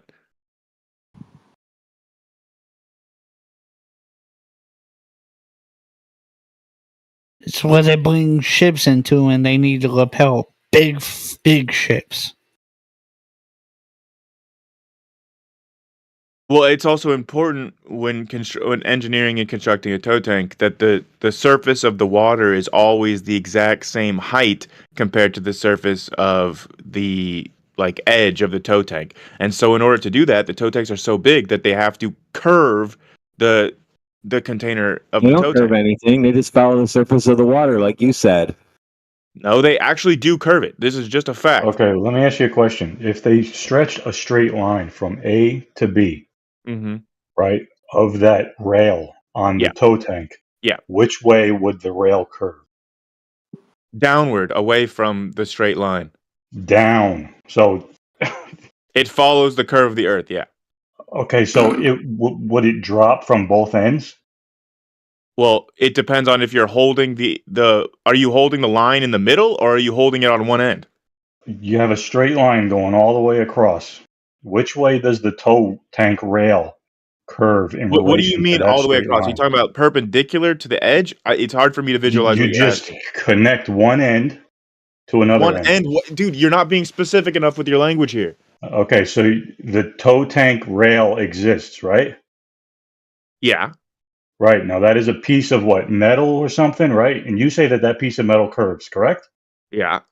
Okay, so if you were to connect a straight line from the beginning of that rail all the way to the end, yeah, a perfectly straight line, Uh-huh. which way does the rail curve in relation to that line? Oh, okay. So the straight line would never be able to reach from one end to the other because it would be like above the other end because it would be the rail would be curving away from it downward. So would the rail drop from both ends of the straight No, line? you just said that you're connecting the line on one end, so it can't drop from both ends if you've just physically connected the straight line onto one. Right. It can't drop from both ends, but on your model, it stop. drops from everywhere, doesn't it? When you have the line, you are physically attaching it to one end of the rail, and then as the line goes straight, then the rail, as it goes farther away to the other end, is dropping more and more below it. Okay, but that's from one end, right? So what if we went on the other end? It would have to do the same thing, right? Yes. So it would look like a V in the middle, right? The rail Like would an have to kind upside of down V. Yeah. So how does Yes. that work? Exactly how you just described it. So it drops from both ends, right? So in the middle, it's lower than the straight line, right? No. No. No, obviously not. Right. It doesn't. It's a slight Boeing effect. I don't know if Jerry, if you're having trouble visualizing this or what. No, you are. I can You're draw a saying that picture of what we're talking about. You're saying that it drops from both ends. So the middle would have to be lower.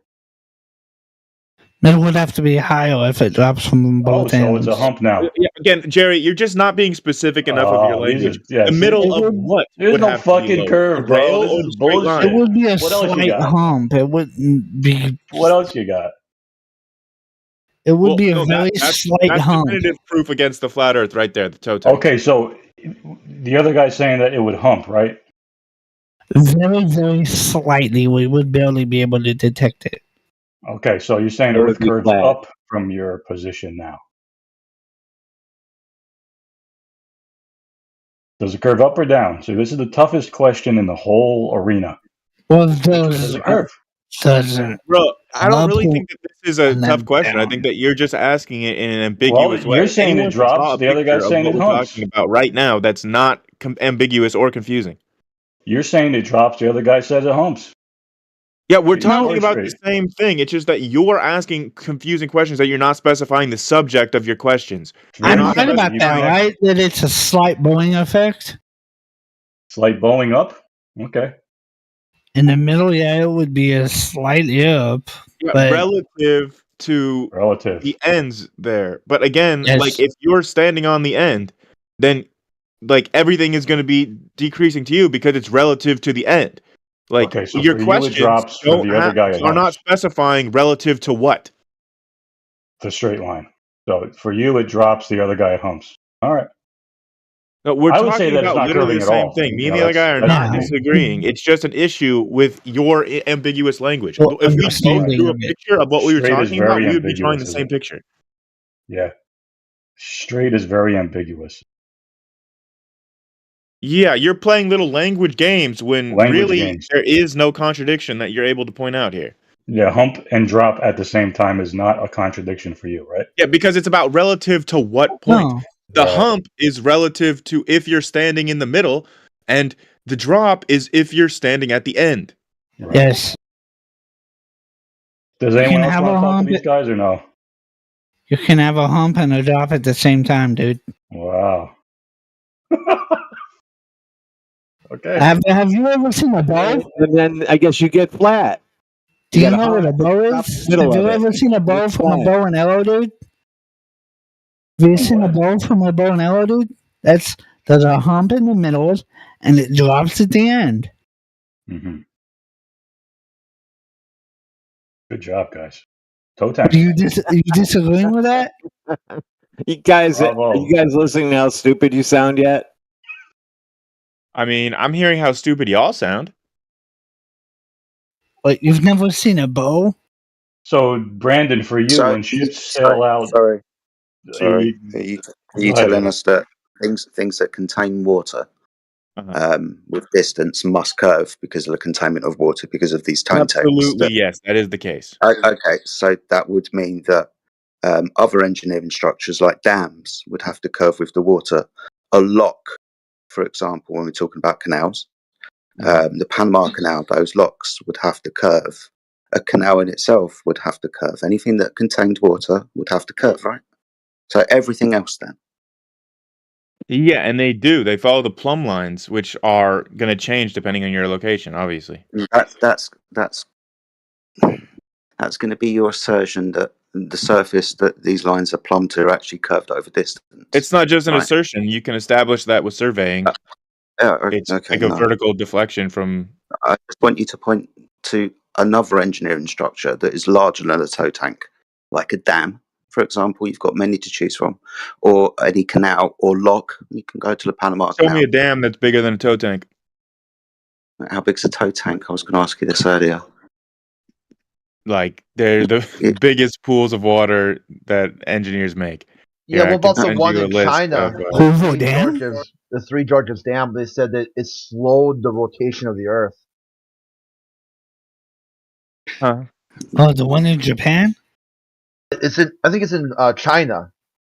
Can't they fire a rocket China, that's yeah, tied that to one. the Okay, ground? China. You should be able to tie a rocket that's tied to the ground to speed the Earth back up. You've got loads of dams to choose from in the Netherlands. Here, Holland, I'll send you guys a source about tow tanks and actually comparing the rail straightness and measuring it empirically. I'll send you a link here. That's fine. That's fine. We're not going to dispute tow tanks for the time being. But with this assertion, that means everything else. So can you point to something else? Like a dam. Miles and miles worth of dams, for example. Everything now has to be in accordance with the What's curvature a of the Earth. dam that's like miles and miles long? The Three There's Georges. loads. Yeah, there's loads. Holland, 34 miles long. 34 miles, yeah. Uh-oh. Panama Canal, we've got sections of lock there. Panama Canal goes like 64 miles, something like that. Other canals as well, please. Yeah, So you're but making- I mean, but has anybody engineering ever is- claimed that like the Panama Canal is like perfectly like horizontally straight? We're just going to be figuring out if every single thing that encapsulates water over distance has to be curved, so you're going to have to go and get another one. Well, yeah, no, it is. Like, why is this? It I don't is. understand So what go you're get talking it. about. So go get it then. So go get it. Show me an engineering schematic of a lock. I just or a showed you the one canal for or- tow tanks. Why is that not sufficient? Yeah, hold on, because this is a small containment of water. We've got larger containments of water, so let's see that then. I'm You're just trying to saying look this at one- you're just saying the this one length of these specific- dams. Yeah, okay, good. This is showing that the biggest dam is 617 meters in length. Where? Oh wait, no, this How is the big- top how- 10 how list. big- Okay, that's the 10th biggest. Let me scroll down to number 1. Okay, how big's your tow tank for a boat? I will look at the measurement here. There's one in Bethesda, Maryland.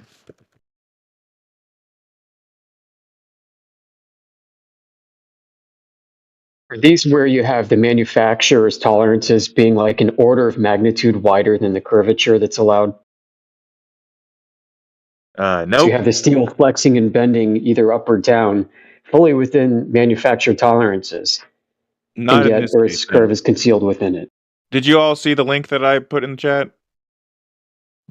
Did you figure out how big your tow tank was? No, not yet. I was looking it up.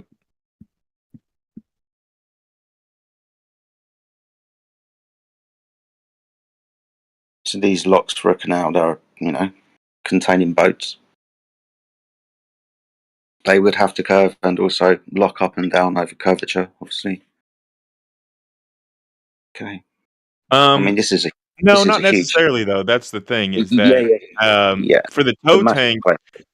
for the tow tanks, it is like necessary that the length of the height of the water is always the same relative to the railing, but that's not the case Does that mean for the boat's canals or curved as dams. well?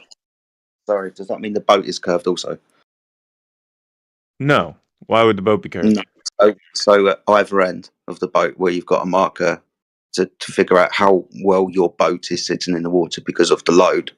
Mhm. If your boat is straight but your water's curved, how are you going to be able to tell directly your load? You got 30, There's no 40, 50. contradiction there. There's no when you got a curved line and a not curved boat. Yeah, there's no contradiction And you between got those two. and you got a container of the boat and the water, and the container is said to be curved because the water's curved, but the boat that fills this container is level. Yeah, there's no contradiction there. No, I'm just painting the picture. Yeah, okay. Okay. So the boat that's engineered to be level from one end to another is sitting in water that's curved in a device that's curved to hold the water that's curved, but the device that's sitting in it, the boat, is level. It's in lane, not horizontal. You got no problem. Yeah, yeah. Okay. Why are you not able to wrap your head around I this? know. Yes. I understand it. I'm just trying to figure out where this is actually happening in reality. Okay, so how big's in your the link fucking that I tow? sent, basically you start noticing error from the horizontal alignment at about 624 feet. So that's when a horizontal line is no longer able to, like, basically the curve of the Earth starts showing up at about 624 feet. So which way does the rail curve in relation to that? Down? Below the straight line. So down. Sure, yeah, by 0.2 inches at 624 feet. How many miles long is that tank?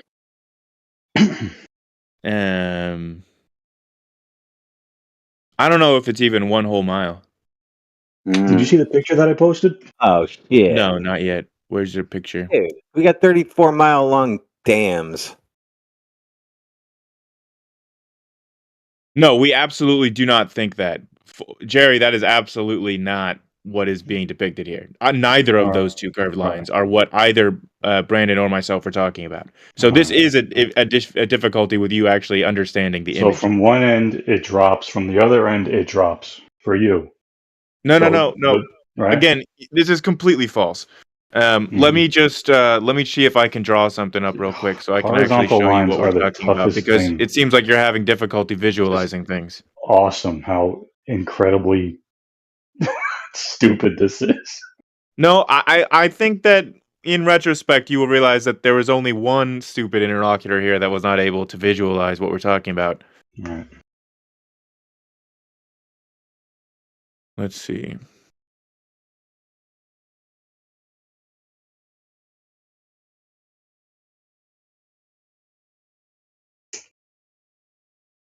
This is I gotta figure out how to draw here real quick. Take your time.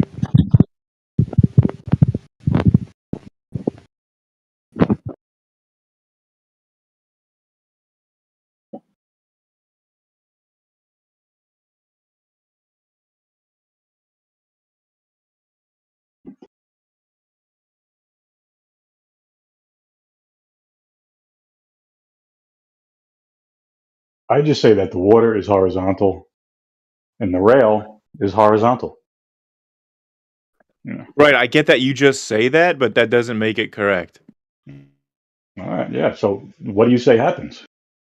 I'm trying to show you a picture right now. I'm drawing it as we speak to show you what we're both talking about and how it's not very difficult for anyone to understand. Make sure you note where the horizontal line is. I am drawing 3 horizontal lines, just so that you 3 can be very horizontal sure lines. that we're all talking about the same thing here. No, I said connect one end to the other with a straight line. I want to Which know is which not way the possible to do. rail. Oh, it's not possible.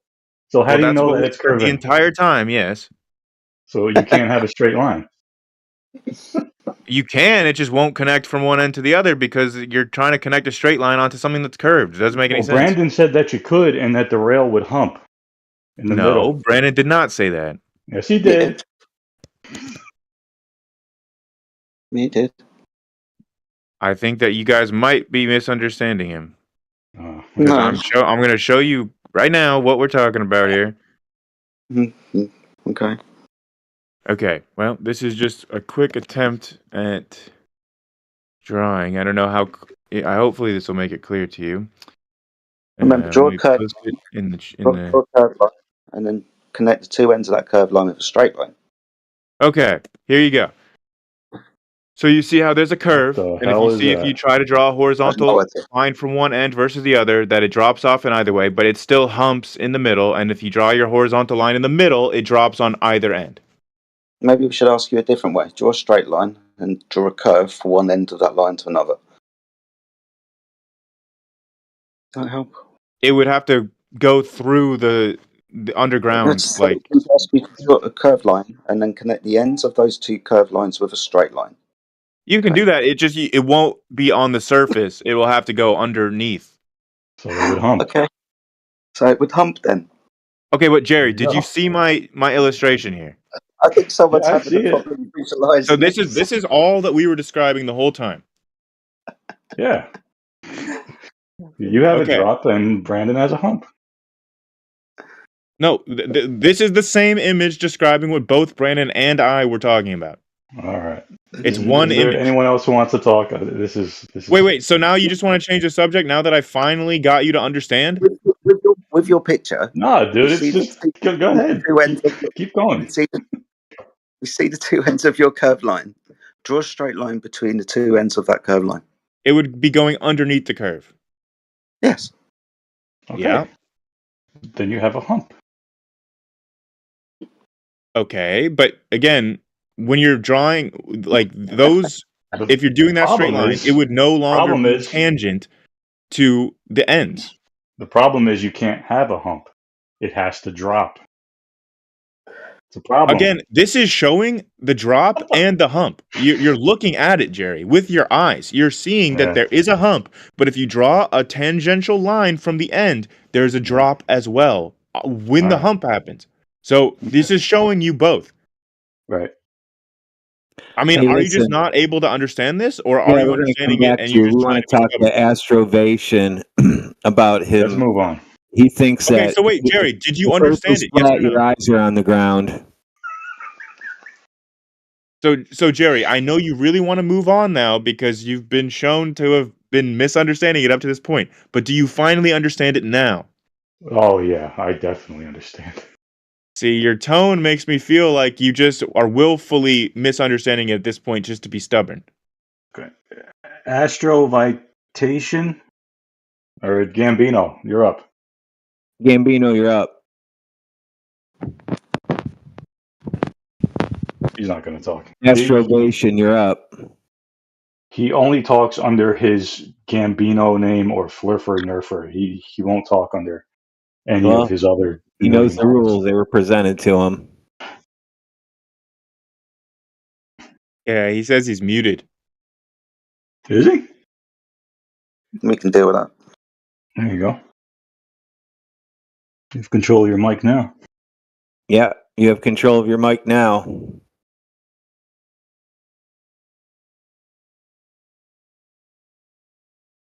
Well, everybody wanted to change the subject as soon as I brought up evidence that disproves flat Earth. You're going to need to show me every other engineering schematic to do. I already did, dude. I linked it in the chat. What? A tow tank? Yes. Sorry, did you not understand other? Well, okay, so is this like a no true Scotsman fallacy then? You're on the same fucking page, right?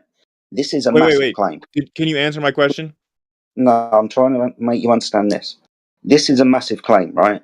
You're saying that when engineering around water, the curvature of the Earth must be taken into account. You've brought up a tow tank, lovely. There are other engineering structures that are bigger than this, right? Dams, canals, blocks. So do they then? And could you provide the evidence that they also have to go in line with the curvature of the Earth? What? This is really sounding like a no true Scotsman fallacy at this point. Like, I showed you evidence showing that they had to account for curvature. Then you say, well, I don't like that for tow tanks. Let me see it with something else. So that is no true Scotsman. Because the claim's massive. So I want to see it with everything. What if I told you that this weekend I'm going to be visiting Lake Pontchartrain? Wonderful. What are you going to do there? I'm going to look at the curvature of the Earth over water. Okay. Like the picture I presented just now? Let me see the picture. Yeah, I'll be going there, and I'll be doing pretty much exactly what is on the video there, and I'm going to see if I see the curvature. That's great. Yeah, I don't see any. Good luck. Well, it also looks fake in that video. It doesn't look real to me, so I'll be looking in a real one so that I know for myself if I see the curvature or not. I'm not going in with any preconceived notions. I'm actually going to visit Lake Pontchartrain and record it for myself. Make sure you get the temperature, the water temperature, and the air temperature. Oh yeah, I'll measure a lapse rate. Bring your drawing of what you think water does and show it to the people that are next to the lake, and you'll have a good laugh over that. Well, the majority of normal people understand that the Earth is not flat. You guys are in a big minority. No, they think they live on a ball. Yeah, the masses are usually in the dark, sir. Did you not get the memo on that? Well, you were just saying that if I showed this to just random people at the lake that they would laugh, their and I was asses pointing off. out that actually most random people would be laughing at y'all. Y'all? Yes. So far, Normal people think that water humps? Yeah, most people would be laughing at y'all for being flat earthers. Y'all? If you're going to So appeal to just normal most people that think be that hanging water out by a lake. humps. Anyone who's ever been to a lake knows it's not humping. Well, I think that that's clearly not Have the you ever case been to a because lake? most people agree that the Earth is a ball. Will this be your first trip to a lake tomorrow? He's going to visit one for his first time. No, I've visited lots of lakes before, but just none of them have the longest bridge in the United States on them. Yeah, but they all have water. Does that bridge curve as well in accordance with the curvature of the Earth? Yeah, most people understand that water follows the curvature of the Earth's surface. Like the majority of people. The piece of engineering that's got to deal with that curvature of the Earth is also curved, Jazz. Huh? Like your piece of engineering that's stretching across that surface is also curved, right? Yeah. Good. Can you point to the engineering schematics where they have to take into account that curvature? I don't have the engineering schematics for the Lake Pontchartrain Bridge, but I will be visiting it and looking at it curving this weekend. Make sure you look at the water too. And make sure you're using a P900. I don't bring have your a drawing. I just have my iPhone. Oh, Bring well, your you're not going drawing. to see shit with an iPhone, dummy. See, there are bridges that apparently take into account for the curvature of the Earth. The Golden Gate Bridge is one of them. But the water that passes underneath that bridge is horizontal. It's not curving anyway. Well, I would say that that's not the case. Okay, but observably the water is horizontal. It's only a small stretch of water. But the bridge has to be curved because of the curvature of the Earth. So when you compare the two, the bridge is curved, but the water's not. So the surface isn't curved, but the bridge is. No, both the surface and the bridge are both curved. Are you familiar with reciprocal zenith angles? Are we now changing subjects? I'm talking about the water observation No, underneath I the was bridge. about to explain to you how we know that it's curved, and you could do this yourself by measuring the reciprocal zenith angles of the bridge. But if the bridge was curved, it would look like the water, right? Because the bridge is curved because of the surface of the Earth. So the surface of the Earth would be curved and look like the bridge, right? But Okay, it doesn't. yeah. It doesn't. So the surface is flat, horizontal, but the bridge is curved. The surface of the water is level, but yeah, that's See, the case. we Yeah, can level means following the curvature of the Earth. So we can see the curvature of the bridge in accordance with the curvature of the Earth, but when we observe the water passing underneath the bridge, that water's horizontal, not curving. No, the water So, is following the curvature of the Earth. so it would look like the fucking bridge there, but it doesn't. Can you show any evidence that it doesn't look like it? Yeah, I'll go and find you some pretty pictures of your bridge in your country. No worries. Okay. Well, hey, you're asking me for engineering manuals of the Lake Pontchartrain Bridge, so I don't think it's unfair for me to ask you to justify your claims. We're just pointing out engineering things that you said because of tow tanks all have to take into account the curvature of the Earth. Okay, but when they do, like the Golden Gate Bridge, that thing's curving, but the water it's passing over isn't. Yeah, I just want evidence for that. Okay, no worries. Have you ever looked at a horizon before? Yes, I have looked at. So you realise it's horizontal from one end to another, right? Yeah, I mean, to my eyes, that's how it looks. Okay, so for a 6-foot observer, what is your panoramic view of a horizon? How far do you stretch from one end to another for a 6-foot observer? I mean, it just depends if you have anything obstructing your view. Most of the time, there's like trees and stuff. We're just down at the beach looking over water. Okay. Okay, then I'm gonna stand at the beach looking at the water. And what are you asking? How far do you think your vision is from one end to the other? From the left of the horizon to the right of the horizon? How far do you think it is? Probably decently pretty far. So observably, the water's flat, right? From one end to the other, when you look at it, up to a distance of approximately 30 miles for a 6-foot observer. That's flat, that water. Okay, so the water is observed to be flat. When we put a bridge over it, though, it's curved, but the water it's passing over is flat. Okay, I don't understand what the point you're getting at. As a matter of fact, all water is flat when you look at it. Well, no, you could just prove this to yourself that that's not the case by measuring the reciprocal zenith angles. Incorrect. Like, put two plumb lines on a flat surface of water, and then measure the reciprocal zenith angles, and you'll see that it's in fact not flat. You've done this? I've seen it being done, but it is my goal to do it one day. I just don't. I don't own a theodolite right now, so I need to figure out how I can. You do know get what my would hands have on to two. happen. Clowns. Right. Is your goal to prove you live on a ball? Hey, critical base theory. Is your goal to prove you live on a ball? No, my goal is just to do the measurement myself. You do know what would have to happen if that were true, right? What do you mean? When you do your reciprocal zenith thing. Yeah, it's either showing that the two plumb lines are parallel or not parallel. Well, for your thesis to be true, you realize what would have to happen? Both points would have to be below each other at the same time. You understand that? I don't think you understand how relativity works. Like one point is lower relative to the other.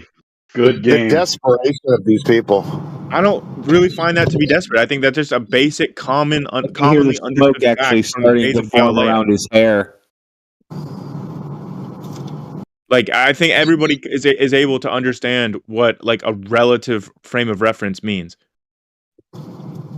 Yeah, then you should have understood what he said.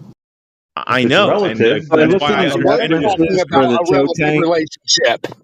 So I look at the references. They're using a laser and collimator to shoot that level, by the way.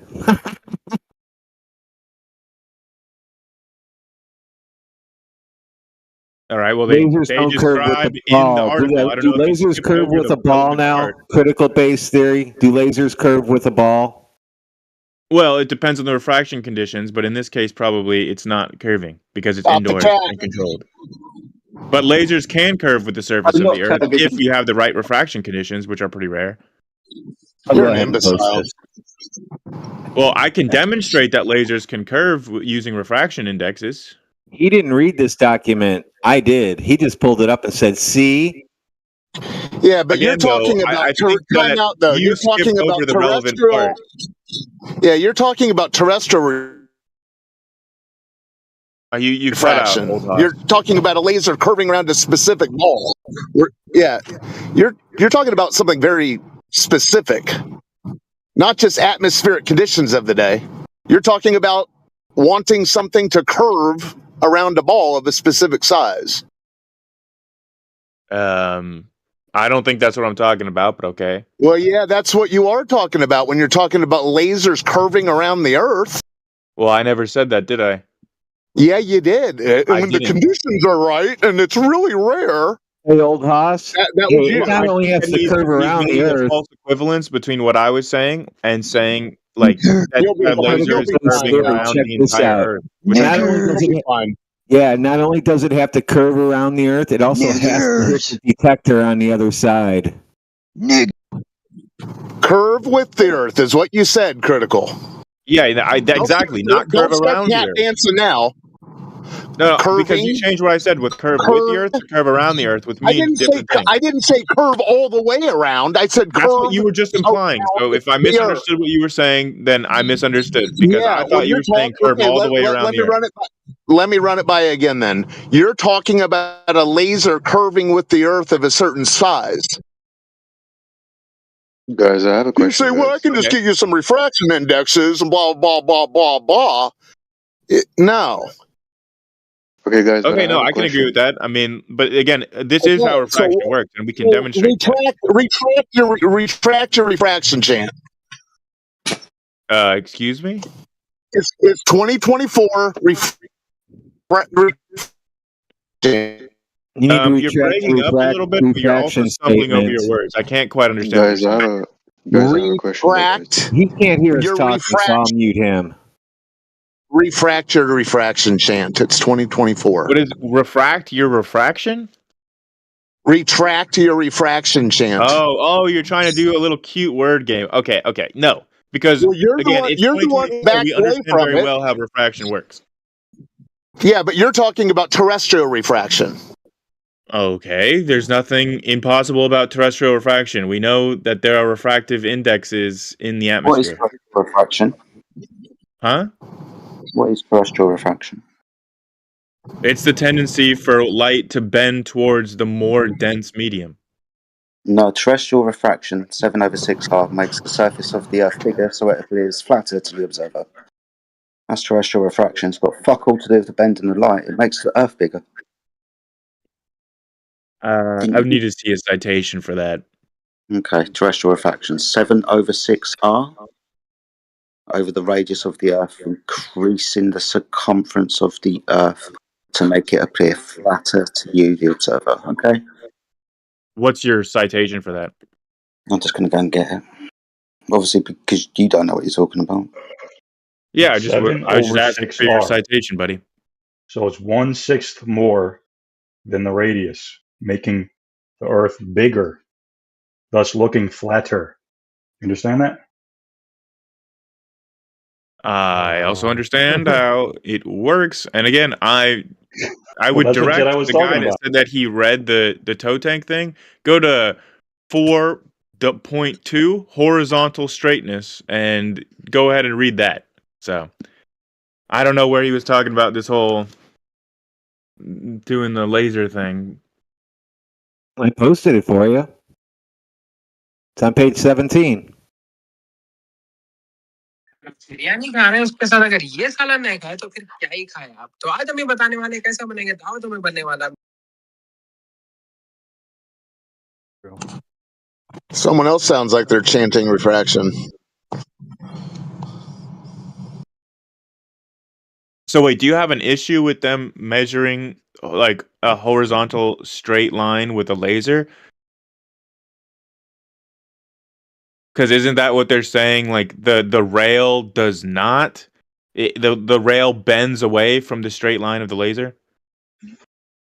Okay, the Earth always has to drop down from horizontal.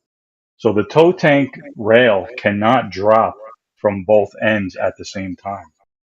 Jerry, we already showed you the exact picture here, and you wanted to move on as soon as you saw it. No, Did I you don't see think the that next you picture that I really have posted? a place to be talking about this, considering you Well, you already tried to just change the subject the last time we talked you about don't it, want and to get it, man. It's fine. it doesn't. It's hard. Again, you're just not understanding what a relative reference frame refers to, as in where is the laser positioned. Relativity has nothing to do with it because when you We're measure not talking about something, Einsteinian relativity here, dude. no, We're no, no. talking about I know relative what you're frames of saying. reference. This is Galilean relativity. I know what you're saying, right? But when you measure something, things aren't relative. Yes, Okay? they are, dude. A They're straight line relative is to either where you're straight putting or the it laser. isn't. Something either drops from horizontal or it doesn't. It's Yeah, not but it relative. depends on where you're measuring from. Do you not understand that? Yeah, and that reference is horizontal, correct? It depends on where you're You measuring can't from. commit to see, this is the Yes, hilarity. the laser beam is going to be horizontal if there's no refractive effects, which this is indoors, so they probably controlled for that. But again, if you're putting a laser in the middle of the railing versus on end number 1 or end number 2, okay, then obviously you're going to be measuring something different. If you're in the middle of the railing, then both ends will be curving downward away from you. If you're on one end of the railing, then the middle and the end are both going to be curving down away from you. You understand that? If you connect both ends with a single horizontal line, which If way? you shined your laser underneath the water surface, then yes. Yeah. Then what? What do you mean, then what? I just told What's going you. on with the rail? The rail What's is going on with the curved. rail if you connect one end to the other with a horizontal line? Does it curve upwards from that horizontal or Wait, downward? here's what the guy here's what the guy was missing. Each section was measured in 8-foot intervals with the laser. Every time the laser was moved 8 feet to move it more because the railing was curving.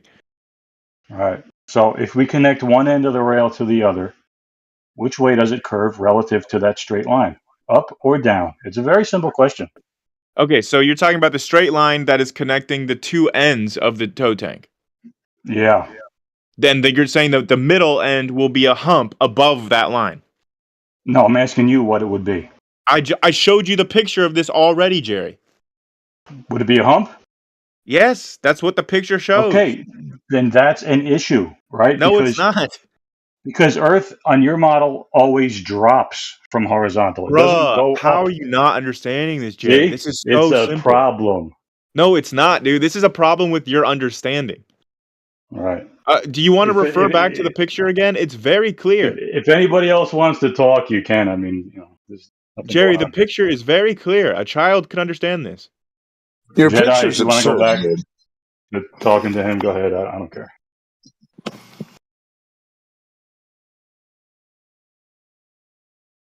I mean, is Jerry the only one that was having difficulty understanding this, or is everybody on Jerry's, like, you guys are all not getting this? No, your picture's a joke. Remember, I told you to take it to the lake and pass it around to the people looking at the wall and tell them that Please do that. that's what you think the water's laughing. doing. They'll crack I couldn't up. help laugh. Okay, but so if I yes, do please that and I record it, what will you say? I'll just laugh with them. Okay, so if I do that and I show them and they say, well, yeah, obviously, what will you say then? It was fake? They won't. Well, don't put it in the context of reifying the water. Okay, so how exactly do you want me to ask them? Well, ask them if they've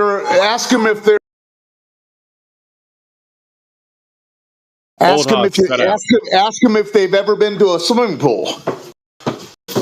So you want me to go up to people and ask them if they've ever been to a swimming pool? Yeah, and hand them your picture and say, this is what I think the water in a swimming pool does. Yeah, the middle looks like this, and the ends look like this. They'll laugh their asses off. And then a construction worker in the crowd is going to punch you in the face and say you've never built anything in your life. So this is y'all's fantasy about how things would go, huh? Y'all. Yep.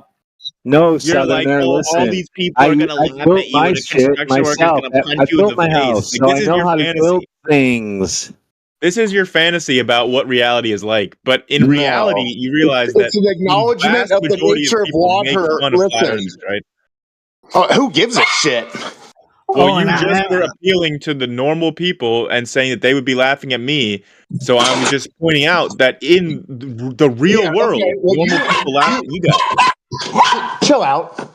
You bring up water to them outside of the context of them reifying the globe, and see what people will tell you about the nature of water. Oh, and I got a glamour thing for you. Y'all isn't a southern thing. It was from England, mixing the words you and all. Yeah, well, the woke have adopted it. Y'all. Oh, the woke have adopted that one now? Now it's y'all? Never heard that. Y'all. Never heard that. Yo, my pronouns are y'all. See what I mean? Ooh, that's really kind of weird. Yeah, he's going to try to see curve, all right. That's what he's going for. He needs to prove he lives on a ball to us. Yeah, they've got all these hyper intellectuals who think they're going to do space. Y'all come back now, you hear? We going to Mars. Well, I'm from Texas. That's why I say y'all. So. Y'all isn't a southern thing in here, by the way. The southerners did not invent. No, it's a module between the words you and all. Yeah, but I'm talking about the recent emergence of it in pop culture. About the recent never was it uttered above the Mason-Dixon line. Well, look, I've been saying y'all all my life because I was born and raised in Texas, so that's why I say it. It's not a United States thing either. Okay, well, Brandon, if you can find me an English person who says y'all, engineering meeting, I guarantee I'm talking about the origin of the word y'all. There's people in the South who say that. I'm not. He's the local etymologist, obviously. Come on. So people in Texas they've lost the plot on what water critical. Imagine thinking the Earth is flat and telling other people they've lost the plot. People all over the world understand. Well, that the Earth there's is a globe, mountains, not just in Texas. Yeah, he said the guy. I'm talking specifically. The guy says rest humps.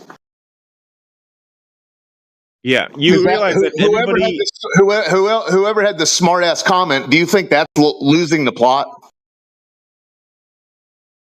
What is that saying that there's a hump? Not you, the other guy who hopped in, the other hot shot. He's talking to you, Brandon. Oh, me? No, not Brandon. It wasn't Brandon. It was some other guy. Who? Oh, maybe it was you. Yeah, you've lost the plot. You've lost the plot. You don't even know who you're talking to.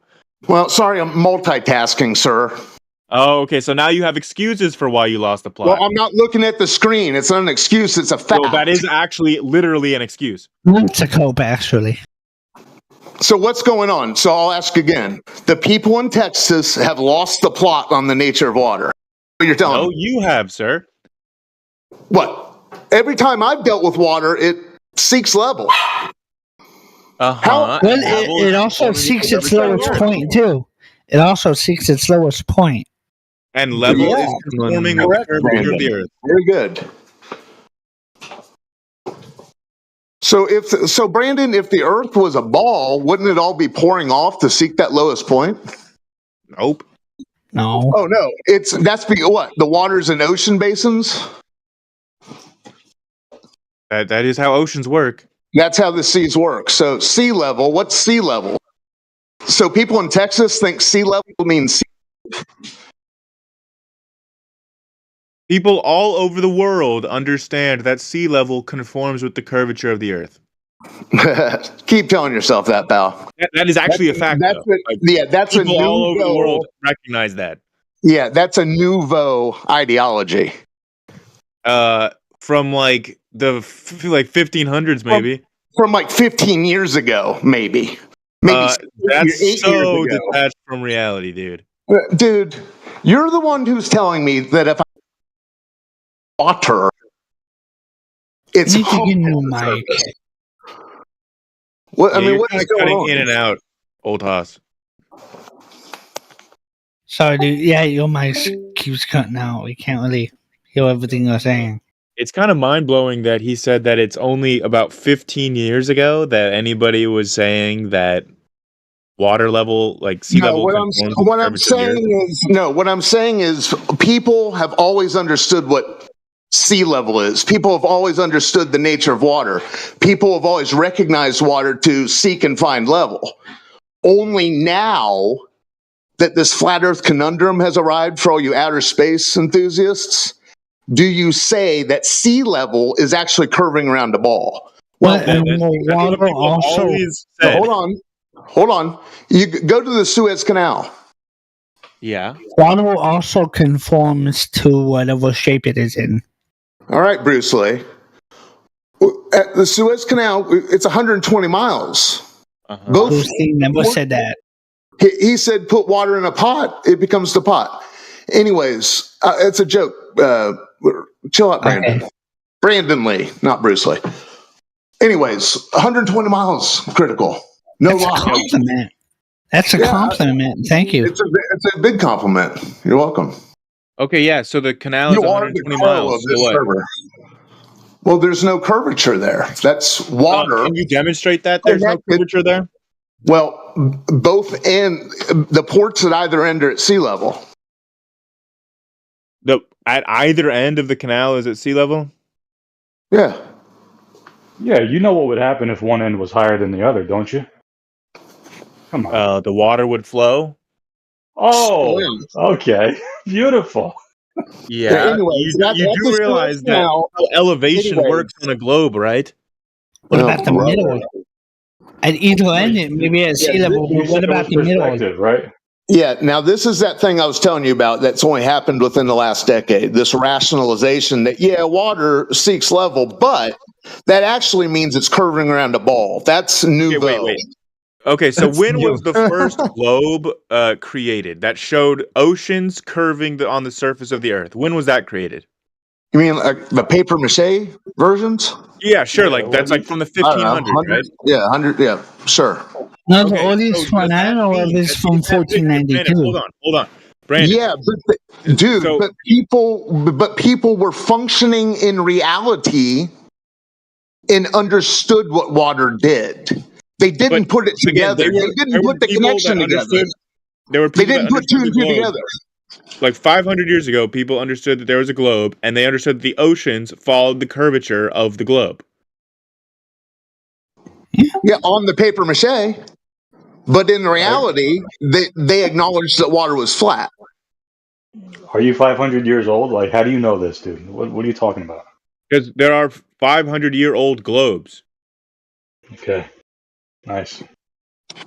I mean, isn't that obvious? Well, there were globes around when they cut out the Suez Canal out of the desert. Uh-huh.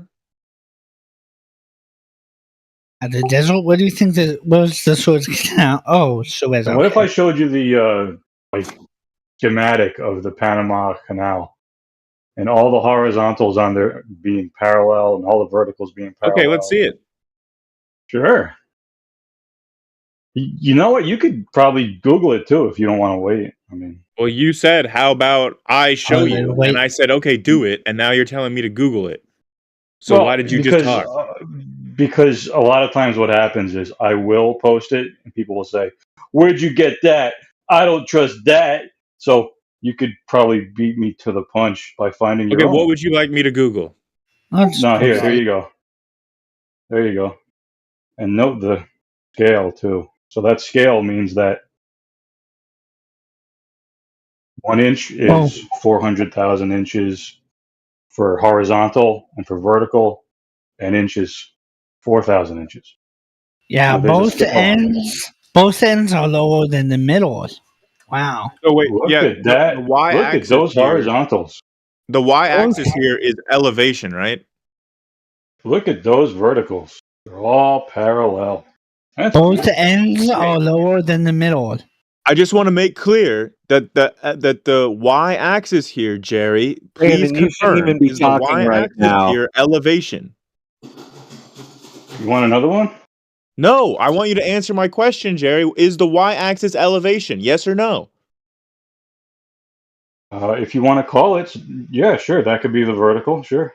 No, please answer the question. Is the y-axis elevation? I say 3D X, Y printing, is it's horizontal not. and Z Yeah, would because be. Z they're, is they're vertical. cutting through the mountains. I don't understand why you guys have such difficulty answering this easy question. Is the Well, it y-axis depends on where you're Are looking at it mountains from. elevation? is it elevation? If you're printing a Mountains 3D model, Z is your elevation. Yeah, you could call it Z, X, or Y. What's your point? No, you are showing me a fucking chart, dude, with an x-axis and a y-axis. What is Okay. the y-axis? It could be whichever one you want. It could be vertical or horizontal. Which one do you want? Like, how do you want to label Oh, it? it literally cannot be that. It's It your could be feet fucking above sea Q if you level. It want, dude. says Who right cares? on it. Why are you asking? What do you mean? Where does it say it? Zoom in on it like I did. And where does it say it? Because I just want to point out. Why does that it say this 0 this feet? image right here. 200 feet. This image right here is not 0 supposed would be to sea level. Like, this is a graph, right? You are just graphing Right. elevation versus like horizontal distance. So this has nothing to do with like All right, what it so looks it's like fake, in right? What that real life. horizontal It's a distance graph. was. Looks like the horizontal distance was 50 miles. Yeah. No curve. Okay, yes, I'm seeing that the horizontal distance goes up to 50 statute miles, and I'm seeing that the elevation changes along that way. But again, That's because elevation they're cutting works through the perfectly fine on a mountains. globe model. Oh Lord! Each lock, when filled up, it's flat. That's how the damn lock operates. Yeah. You're saying that And you see how small the distance of the locks So are? every lock is flat. Too you're small saying now. that I'll you're go saying ahead that and Red- It's post him what approximately locks flat look because like. it's a small distance. In case he doesn't know what a lock looks like, I'll put an animation in for him. I know so what a he lock looks understands like. that they're flat. Oh, you do? Are they curved? They can be approximated as flat because it's a small distance. it could I mean, be this is the same thing approximately with the tow tanks that I showed with the lasers, where each laser was only at 8 feet increments. Some silly ass shit, dude. 96 foot is what I saw.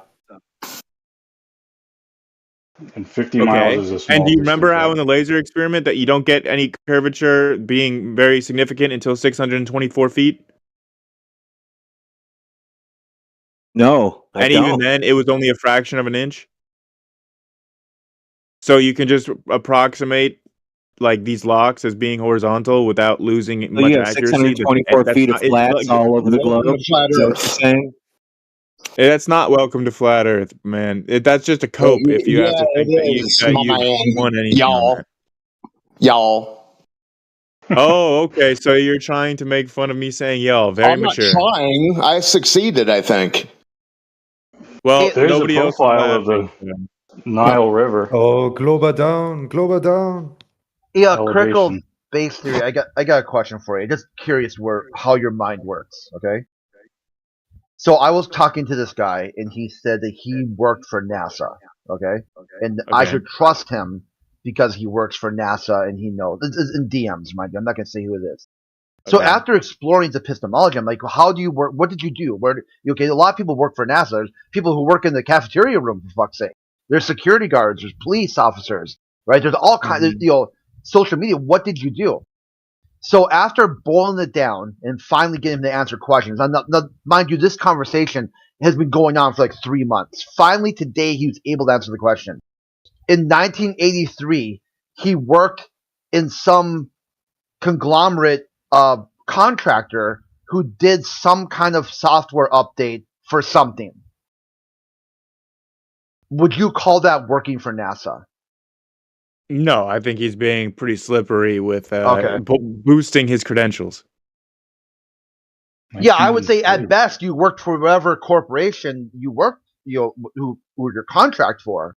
And okay, good. I was hoping you'd say that because I was kind of worried that you'd be like, well, yeah, once you got your foot in the door, you're part of the team.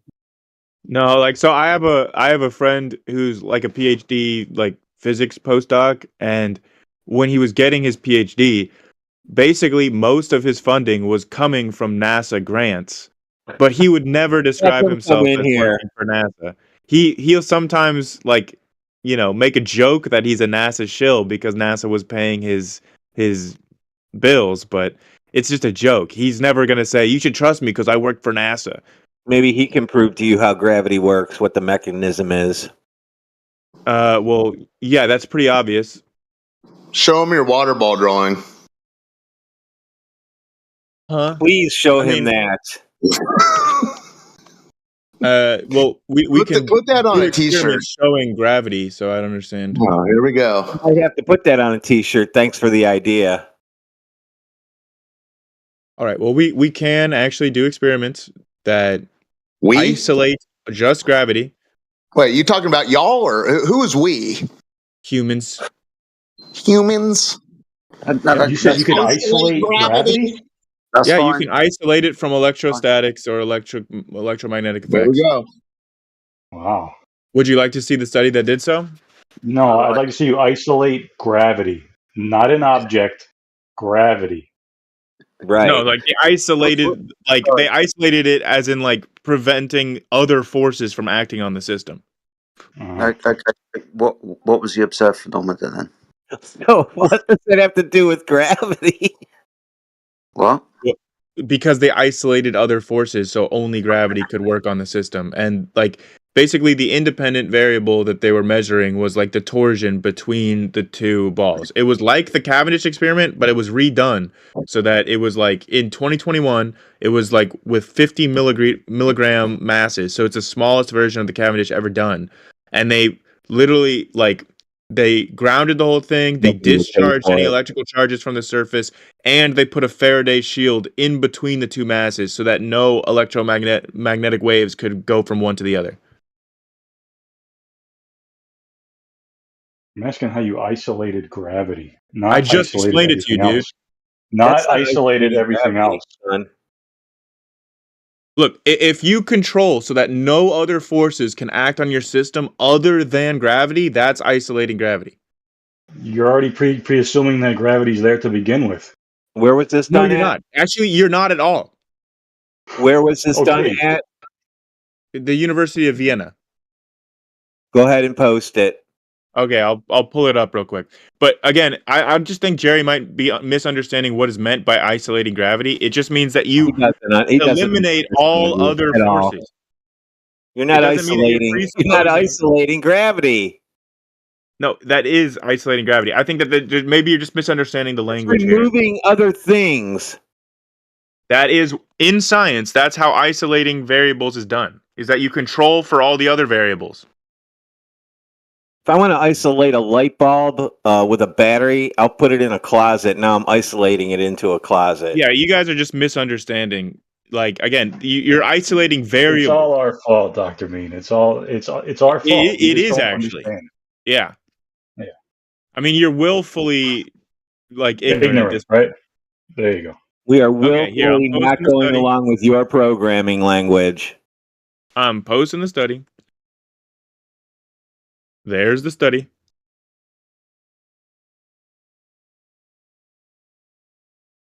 And you can see even a schematic of the study there with the Faraday shield in between the masses. And there's a real picture of it in that third picture in the link.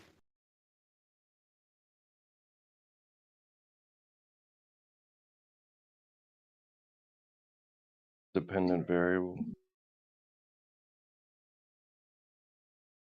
Hold on. What do you isolate with the Faraday cage? Like, what is that? It's not a Faraday cage, it's a Faraday shield, and it's placed in between the two masses so that no electromagnetic waves can travel between them. So there's no electromagnetic force that can be felt between them. Okay, so do you have a gravity shield? No. So you can block that out? So you can't control for the thing that you're trying you control. to... You can't control your independent the other variable. mass. Moving the other mass is taking its gravitational influence away. That's the whole thing. Right. So so how do you you're changing the mass manipulate that independent variable? Like how you're changing the gravity control for that? You're changing the gravity, the force of gravity. You're changing it by changing the distance between the two masses. So it's distance. So distance is the cause, right? Not gravity. Again, my God, distance that's between the dumb. two masses changes the gravity. No. This But was done in a distance vacuum causes chamber? gravity. What was the PSI when they did it in the vacuum chamber? The PSI of a vacuum chamber? When they did it, right? Did it in a vacuum chamber or no? I believe that they did, yeah. What I was don't know. it? I let me Because it try to didn't get say the anything number. about it. Let me see if I can find if it's given.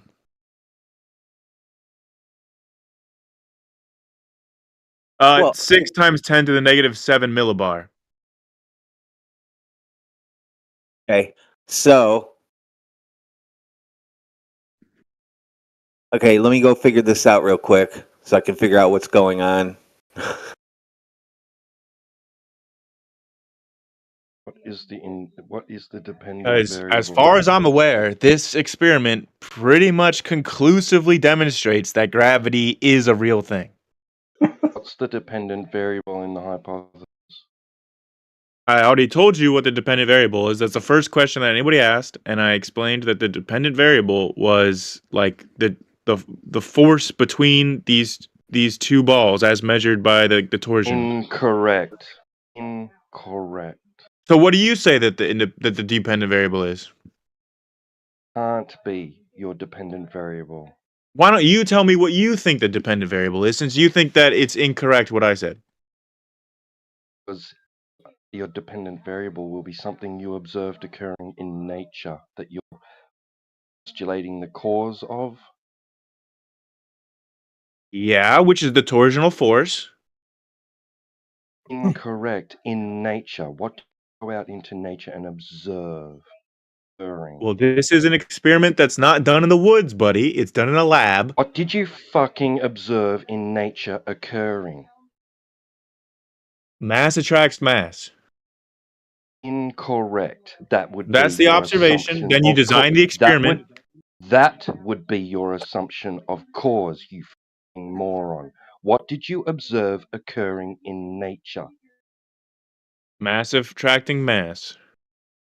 Shut the fuck up, you fucking idiot. That is an assumed cause, you moron. That's an observation, buddy. What did you observe occurring in nature? I've told you 3 times now. Mass attracting mass. That's an observation. That is the assumed cause. No, it's not. That's the observation. I'm just asking what his assumed cause is then. Observation. What is your assumed cause? The assumed cause? Mm. Like, what is the hypothesis? Well, yeah, if you're saying that you've given the dependent variable as mass attracts mass, what would be your independent variable then? Again, I'm not saying that that's the dependent variable that mass attracts mass. He wants to. He keeps changing it. That's what was asked of you. He asked you what the dependent. I know, and I answered. If you listen to the way that I answered, I said that the dependent variable is the force, but that's recorded and measured between the two masses. That's the dependent variable. The force that's measured between the two masses. Yes. And the independent variable is the distance between them. So as you change the distance between these masses, that's the independent variable. What you measure is the dependent variable. The force between them changes. All right. When you say that's very straightforward. Please tell me that you can accept that much. Okay, so you understand that distance, all right, can't cause anything. 6 foot can't cause shit. Well, that is the independent variable that you're manipulating. Which is the distance. Which would be your presumed cause, right? And 6 foot won't cause shit. Show me a mile. Well, again, what you're measuring in real life is that when you change the distance, the force between them changes. That's what you are actually measuring. Okay, so this is why I wanted to stop you earlier and try and maybe help you. All right? When you say mass attracts mass, all you've really got to say is that these things move towards each other. The phenomenon is movement, right? Well, no, you can also measure it as a force, the torsional force in this case of the experiment. That's how they measured it. Because in this actual experiment, it wasn't. I just want to make this clear. Effie Jedi, can I make this clear real quick? I just want to make it clear that in this experiment, that the movement is continuously oscillating. They are oscillating the two masses, or like one of the masses is oscillating back and forth with like a motor. And what they're actually measuring is the force that it feels. It's a motor. Yeah, there's they're oscillating the masses back and forth. So the distance is oscillating constantly. The actual fuck. What is so difficult to understand about that? Part yet? What's complicated to understand about that? I'm just gonna step away now. Have fun, guys. The fuck? Okay, so you admit that this was valid my experiment with goodness. an independent variable? I was trying to help you out. Now we're talking about motors and stuff. We're gonna have a problem. So what, motors just go over your head? No. We've got energy within the system, right? The motor is causing oscillation, yes? Yeah. So when we observe something, your dependent variable must be something that is observed in the physical and natural world. You've got a motor oscillating a mass. Mm-hmm. Okay, so we're going to have to go back to, in the physical and natural world, what's the observed phenomena? The thing happening that we want to figure out the cause of. I don't understand why you guys are so obsessed with this. This is not necessary for an experiment. You've built a contraption and observed the phenomena within the contraption that you've built, a man-made device with a motor in it. Mm-hmm. This is nonsense, dude. Sorry. Why would that be nonsense? You haven't explained that. I didn't say it was nonsense. I said this is not science, dude. I'm trying to help you. That's how science works, though. No. First of all, first step, right? We're going to have to build our hypothesis, right? Our prediction into the cause of the phenomena we observe. We're then going to have to take that hypothesis forward and test that hypothesis that we've made, where we very manipulate our prediction, of course, to see if it causes that phenomena to happen. But sure. What you've done is you've built a device, right? You've put a motor that oscillates an object, right? With an idea of separating the two objects with a Faraday cage, so no electromagnetic influence. But you've Faraday shield. Yeah. But whilst I'm looking through this, but you've introduced a motor, right, in your man-made device. And I say man-made, I said it a few times, maybe it's going to start ringing a bell. Because when we do natural science, we're going to not be influencing this shit. We're not going to be putting motors to set things into fucking action, start doing engineering and technology now. We're doing natural science, the study of the physical and natural world. The only thing that we do is vary and manipulate our presumed cause to see if it has the effect. You're already oscillating the fucking balls with a motor. In natural world, where do we observe motors oscillating balls on strings? Yeah, this is a ridiculous premise. I just want to be clear. I'll go through the observation. I'm trying to explain here. I let you talk a long time, dude. The observation here is that mass attracts mass. So what we're trying to test for is, does mass attract mass? Is it the mass itself that is attracting the other mass, or is it some other thing like electrostatics? So that's what's being tested. Now you're begging the next question. Is mass physical or conceptual? Mass is a physical property of matter. No, mass is conceptual. Are you mass? Like there are physical properties. Like physics. Matter has physical properties. Does mass attract mass? Why are you asking? Does I thought you said that's what you observed. Now it's does it? Yeah, because that's what the experiment is set up to test. Fucking all over the place, dude. Shut the fuck up. Hey, listen, really. Yeah, real quick, listen. I saw a pencil drop, therefore, in a closet, I'm going to hang balls with motors running. Look, this is a completely valid experiment.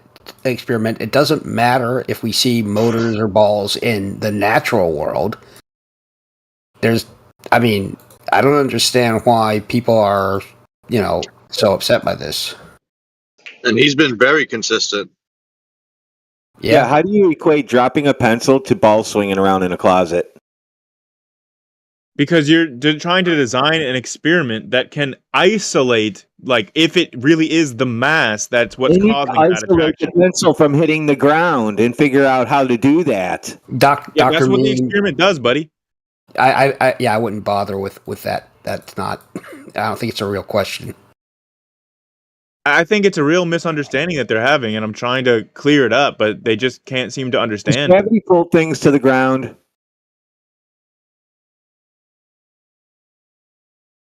I mean, gravity is like it's a pseudo force, but yeah, it's the geodesics that cause things to So move. is that a yes or a no? Does gravity pull things to the ground? If I wanted to explain it to a 5-year-old, I'd just say yes.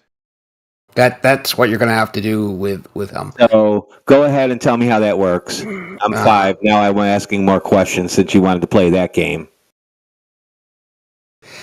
Again, I can What show does you. pseudo-force mean? Yeah, you told them that word too.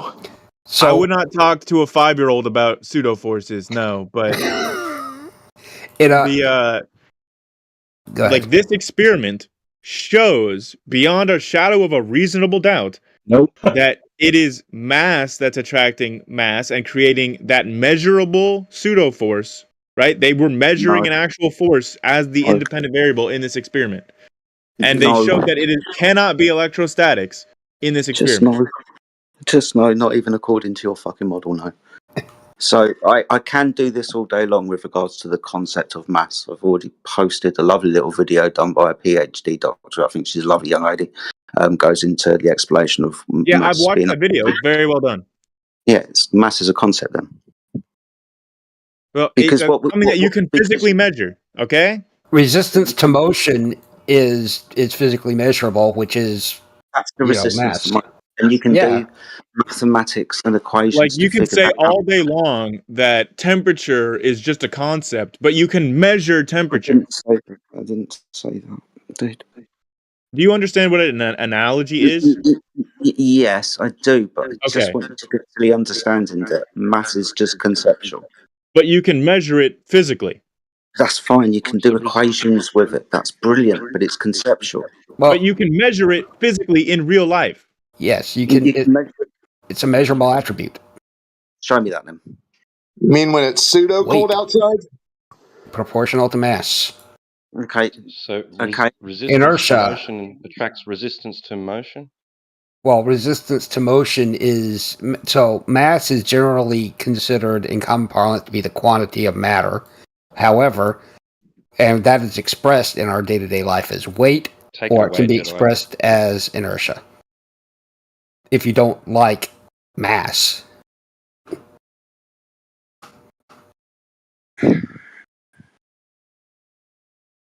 Weight is Mass is just a concept. a force, dude. isn't it? What So does- basically, in response to this experiment showing gravity, you say, well, mass isn't even real. What's the reason? What's the mechanism that is drawing these objects together? What's the Well, mechanism? it's gravity. But I want to ask you. I want to ask you because they are actually measuring a torsional force in this experiment. If it's not gravity, what do you think is being measured in this experiment? I've asked you a question. I've asked you what the mechanism is. And FE Jedi, I asked you a question. What are they measuring in this experiment? Before, Sunshine, I'm not playing this game with you, right? I've asked you very clearly what the mechanism is. I'm entertaining you with the conversation. So what's the mechanism that these two masses are drawn together? It's the curvature of space-time. But again, That's all, I want to ask you. That's all I'm asking for. What if we Jedi, say? I What wanna if we ask say we don't you- know? Jedi, I want to ask you, what is it that you think is being measured in this experiment? At the moment, I don't know. I'm asking you the mechanism. You've given me the curvature of space-time. Now, again, is this conceptual? Well, we can measure the curvature of space-time. So, What does conceptual mean to you, FE Jedi? What when you say it's just a concept? What does that mean? What's the ramifications of that? Well, you understand what a Pretty sure reification concepts are just concepts too. You understand that, for example, three-dimensional space, right? a coordinate system, right? Now, that's not physical, is it? Height, width, length, That's not physical. You can have a 5 foot long table. Now that the table would be physical, but the feet, the meters, the 3-dimensional space, the Cartesian coordinate system is going to be conceptual, isn't it? Sure. So but that table does have a physical length, width, and height. But that's the table, right? The table has the physicality belongs to the table, right? The unit is conceptual. However we want to measure that coordinate system, the coordinate system is conceptual. Okay. I can agree that the coordinate system is conceptual. Sure. That's all I'm talking about. Awesome. So when you say space-time, that's a coordinate. Flex is an imposter. I repeat, he's an imposter. He believes the Earth is round. Thank you. So we understand that space-time is a 4-dimensional coordinate system, right? Sure, it's manifold. I don't think that this is relevant. Oh, I do when we're dealing with I do when we're dealing with concepts, and I thought we were doing science here. Well, physicality, not concept. Just thought we were doing natural science, and you're already bringing me concepts. You're bringing me 4-dimensional space, which is space-time, as the mechanism that draws these other concepts together. Oh, brilliant. Let's say we don't know what the cause is. But that concept has explanatory power that no other thing has. For example, explaining the magnitude of gravitational lensing. Yeah, but they don't. They're not going to believe in gravitational lensing. I mean, begging the question. Gravitational lensing is not begging the question. Whether or not you want to call it gravitational lensing or want to say it's caused by gravity, it doesn't matter. It's an observed effect either way, and it cannot be explained with optics alone. What's observed? What's observed? The actual phenomenon of gravitational lensing is observed, regardless of how you explain it. Even if you knew nothing about gravity, you could still observe it. Exactly. Are you want a picture? What was observed? You see light bending around things and causing lensing effects. But those lensing effects. When do you see that? When you look in telescopes. They're not. Yeah, they're not gonna. Oh my fuck. Well, they might. I mean, you have to acknowledge that gravitational lensing is observed. Not if they can't understand the mechanism. Well, I'll just get a picture of it for them. I know. I know, but that. I mean, you guys read out of the same hymnal. Here we if get you it. just. Well, no, because you can measure this in real life. I know. You can measure its magnitude. And optics alone will not explain why the magnitude is what it is. You'll get only about half the magnitude if you use optics. So you need something else to explain this effect. I just posted a picture for an example that you just cannot deny that it's like a thing. Sounds like a job for a pseudo-force. Yeah, I know, but I think if you just say, we observe that mass attracts mass, don't care what the causative mechanism is, which Newton didn't, right? Newton had no idea what was causing it. What does this experiment show? It shows mass attracting mass, and it excludes confounding variables like electromagnetism. And then you can just ignore the whole space-time thing, which is which is going to go down a rabbit hole of I don't believe in space-time, etc., etc. Show me a bucket of space-time, whatever. Well, that's why I already asked him to explain what he thinks that the experiment that I showed was showing. He said he doesn't know.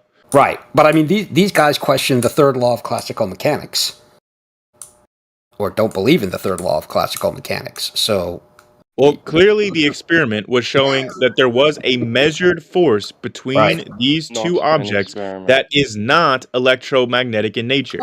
I thought you called it a pseudo-force. Yeah. So then... but it's measuring a force in newtons. Again, you can measure pseudo-forces in newtons. Absolutely. Yep. I love how you guys are. It's like you're reading. It's like not only you're reading on the same hymnal. It's literally gravity explains it in the same hymnal excellently. It's hilarious how you say that as a response. It's like if two people each tell you that 2 + 2 = 4, you're like, oh, you're reading from the same hymnal. Yeah, you are. It's funny. Yep. Why don't you critical base theory? Why don't you go ahead and tell us what was actually measured? Okay, am I unmuted now? Tell us what was actually measured. The torsional force. You measured a distance, didn't you? Was actually measured. It just said what was actually measured. No, you didn't. You just said torsional force. What was measured? Distance, change. A change in what? What was measured? Change in the torsional force. Oh my fucking god. Are you fucking serious? Why is that so hard to understand? The force was measured. Do you know what was measured? What was being changed? What was observed to get a fucking measurement? You guys are fucking stupid. Wow. The changing of the force insane. as the changing of the force as the distance changed. What was measured? The Come changing to that of conclusion. The force. The was force measured. Stop just saying changing the force. What was measured? Do you know what a force is? I think he wants the number from the experiment. You want the number? What was measured? Was it a distance? T-Dub. Maybe he just wants someone to blow smoke up his ass. I don't know. Do you understand that you can measure a force? Do you understand that? I put a definition of torsional force in the chat. Unfortunately, Duncan Darth, he said it's a pseudo force. Critical base theory. Do you understand that you can measure a force? Just that alone. What was measured exactly? Do you understand that what? you can measure... A change between what? The change between two things? Was measured. Do you understand that you can measure... just saying it's a fucking force. What was measured in reality? What did you measure? Do you understand that you can measure a force? What was measured? What reached the conclusion? How did you reach the conclusion that there's a fucking measurement there? Do you have a ruler? What was measured? How fucking simple are you cunts? Do you know how a scale works? Do you need a ruler to measure? So what is being measured? Do you know how a scale works?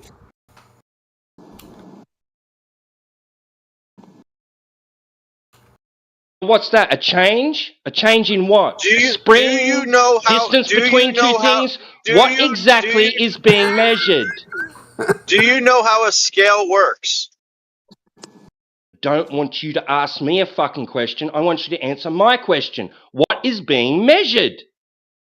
The force. The attractive force between the two objects. Oh. Sorry, what was that, Scott? The attractive force between the two objects. No, for fuck's sake. Measure something, right? I can put something in a cup and it has little units on it, right? And it tells me how many mils I'm measuring out. I can get a ruler and I can say, right, so there's it's a distance newtons. between here and there. So what is being measured? What is what's happening that's the change that can be measured? Newtons. So what is actually happening that is being measured? Newtons. Like a spring compressing and it's changing its length or something? What is being measured? How fucking hard is this to answer? The distance between the two balls. Right, thank you, Scott. So a distance between two balls. Now, fucking tell me where the force comes into it. So is that an interpretation of what's happening? Is that an interpretation of what's being measured? Is it an interpretation of what's being measured? Why are you so angry? Because you can't fucking answer simple fucking questions. None of you dickheads can. Yes, we can. We've been answering it. You're not understanding. Right, so is the distance, the change in the distance measured between the two objects, interpreted as being a measurement of a force? No. It's not. So you can just simply say, right, it's the change in the distance between two objects. No, we're measuring the change in the force as the distance changes. Why are you saying force? Because we measure force in newtons. No, you measured a change in a distance between two objects. Where does the force come into it? We're seeing the distance in the force as the distance is changed. Where does the force come into it? When does the force come? When did the force come into it? When you're just simply measuring a distance between two objects. No, we're not just measuring the distance. It's always there. It's always there. So you're just pre-assuming that the force already exists. So you're not trying to see if the forces actually exist. So you're not trying to determine whether the force exists. You're just going to pre-assume it already does exist, and then to measure it, you're going to interpret it as being the distance between two objects.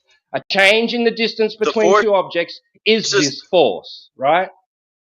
The force. You didn't measure a force. You measured a change in the distance of two objects. No. You didn't measure a change in the distance between two objects. Between them. Did you, or didn't you measure a change in the distance between two objects? We changed the distance in the object, and we measure the forces at those different distances. Where does the force part come into it?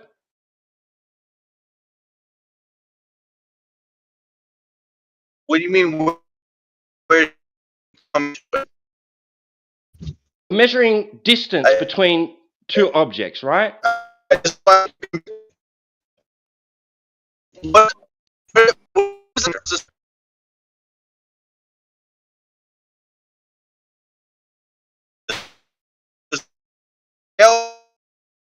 he cutting out for anyone else, or am I cutting out too? Yeah, he's roboting.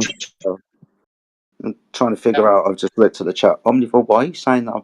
It's gone over my head. Let's let somebody else talk. None of this is over my head, Sunshine. Done, because all I'm hearing is a measurement of distance between two objects. And force is just getting thrown in there. The word force just gets thrown in there for some reason. Why?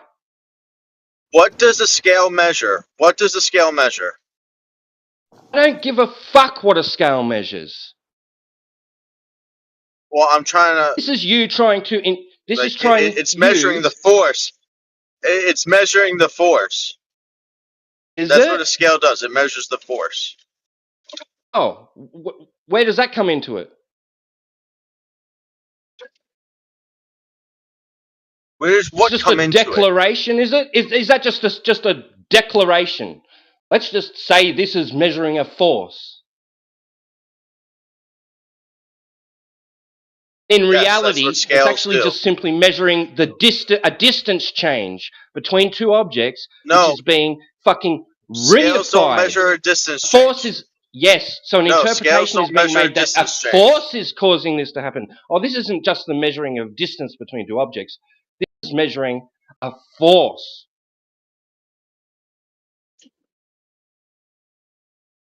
Being reified. A force. The force is being reified into physicality, isn't it?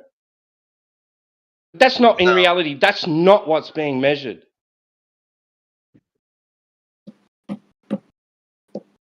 Hey, Duncan, how do scales measure weight? How do scales measure weight? Yeah. By measuring the force that's you're putting down on the scale? How do they determine the force? I imagine that there's different spring mechanisms inside of it which measure. And so what do they determine based on the spring mechanism? I'm not exactly sure, but I would imagine that there's some type of computer chip in there that knows how much, like the... Yeah, they measure how much the spring is distorted or deflected, right? And so there is... Yeah, I would imagine it comes down to that. And that's essentially what he's asking. The torsion thread acts as a spring, essentially. And there is a deflection in that. And so there is a change in the length between the two balls when you put the balls next to each other. And that's how you determine the force, is by the deflection of the torsion. The force And is that's an what you're missing. interpretation. See, the cause of that occurring is an interpretation, right? Sure. There is no manipulation of anything that is presumed to be the cause. Just observing something happening within a man-made contraption and then interpreting that as being something else going on. We do interpret. This is true. Thank you, Scott. Thank you for your honesty, at least. Well, but that's, Thank you very much. I think that's how you have to go through life. You have to interpret things and give your best judgment as to what you think is happening there. Yeah. All right, I'm going to mute up.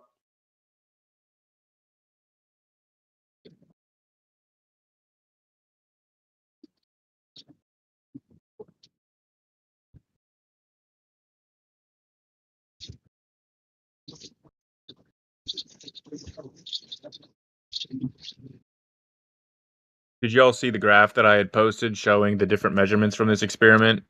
Force being one of them. So you measure the change in distance and interpret it as a force. Great. Like T-Dub said. Well, we kind of want some explanation for why the distance changed, right? God or do did we it. just say, look, magic? Yeah, Pixies did it.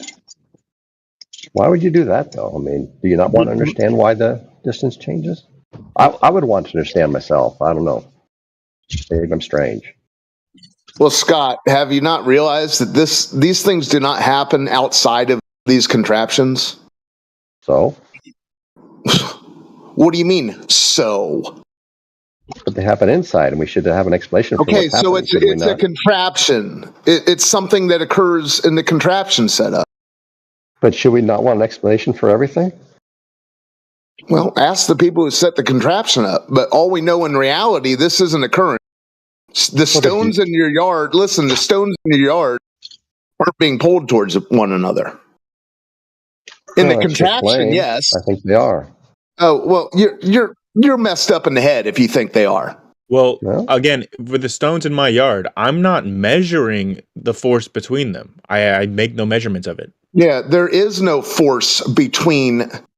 stones are not being pulled towards one another, people. Wake up. You say that, but you haven't measured the force between them either. Oh, my Lord. I mean, this is just a fact, right? Listen, time out. What I pointed out to Scott was, I said, had you noticed, Scott, that this doesn't occur outside of these contraptions? And he said, so? So that was a concession that it doesn't happen. Then he says, yeah, I think the rocks are being pulled towards each other. That's as delusional as you saying, or the last person said, that water humps. How do you know it's delusional? At the end of everything, at the end of it all, you guys always have to go back to this ideology and reify it. It's crazy. How do you know they're not being pulled towards each other? Well, because a gravel driveway would just be ching, ching, ching, ching, chinging along. I mean, come on, Scott. How hard do you think they're being pulled towards each other? Well, in these contraptions, that's all you guys want. I would just like to point out that actually in this measurement, the force between them was very, very weak. So, like, we would not expect any of these bits of gravel. Within the contraption, this occurs, and outside of the contraption, in nature, which is supposedly where you're supposed to observe something to give. Like, how was anyone inspired to set up this contraption if this isn't occurring out in nature? So are you trying to make the point that, like, this contraption is like a special exception that shows something that doesn't happen anywhere else in the universe? Well, just ask Scott. I asked Scott, I said, had you noticed that these contraptions that show things being attracted to each other, that it only occurs in the contraptions? And he said, so. And then he realized the implications of that, and he goes, no, I do think the rocks are being dragged towards one another. I think he misspoke. That's on you guys. I think he misspoke because I mean I see things fall to the ground. Enough with that word misspoke. Yeah, misspoke. He was bullshitting. No, he was I see things fall bullshitting. to the ground all the time. You think he misspoke? Let's ask him. Yeah, let go of a balloon. No, we're talking about Scott's claiming that. Never mind. You guys are all talking out of both sides of your mouth. You guys realize there's no torsion bars in nature. Yeah. Yeah, no shit. So, what was the inspiration for this contraption to be set up? People want to understand what they're observing. And they're curious about the world. But you said I would say that was an inspiration. Where did they observe it? Where did they observe it in nature? Well, I see things fall to the ground all the time. Yeah. We have good explanations for this, though. I mean, the experiment is designed to test the hypothesis. What's the hypothesis? That mass attracts mass. Yep. That's not a hypothesis. A hypothesis will have two constituent parts: the thing happening and the cause of the thing happening. Right? No. Yeah, a hypothesis is a prediction. So, I'm putting in the example of the DNA test that got Watson and Crick the Nobel Prize. That's wonderful. I just asked what the hypothesis was. Well, not something else. When we read the example, we can see that the hypothesis for DNA was that it had a helical structure. That's great. Hypothesis. I'm looking. Effie Jedi. It won. Great. I'm looking for the prediction into cause. That's what I'm looking for. I know, but it doesn't have. It doesn't have. I have that then. So, what was the hypothesis in the DNA example? Which is the example hypothesis to do with what we're fucking talking about. Under the scientific. I want the prediction. Fuck. The prediction. FE. I want what I fucking asked for. Are you going to give me what I fucking asked for? The prediction is that the objects would move towards each other. Absolutely. Okay, so what's the hypothesis then? That they will move towards each other. They will move towards each other. It's not a hypothesis. Critical? Sorry, I wasn't listening. Fuck me. The hypothesis. Why is it always such a hard question for you guys? Because you don't like the answers. When you see a hypothesis that doesn't... Let me answer. You asked me the question. You asked the question why it's so hard, and I'm going to explain why it's so hard. No, I asked you for a hypothesis, and you said mass attracts mass, which isn't a hypothesis. A hypothesis is a prediction.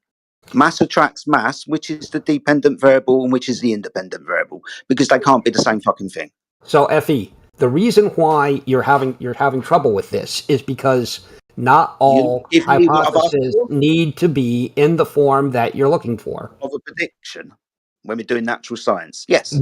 Did you look at the example that I posted? Did you give me a hypothesis? The question. The hypothesis is Linus Pauling, Francis Crick, and James D. Watson hypothesized that DNA has a helical structure. Okay, that's their hypothesis. That is in the example of the scientific method from Wikipedia. All right. So it's not just cause and effect phenomena. I know that's what you want. Yes, but it's not necessarily. The prediction comes from the hypothesis. Okay.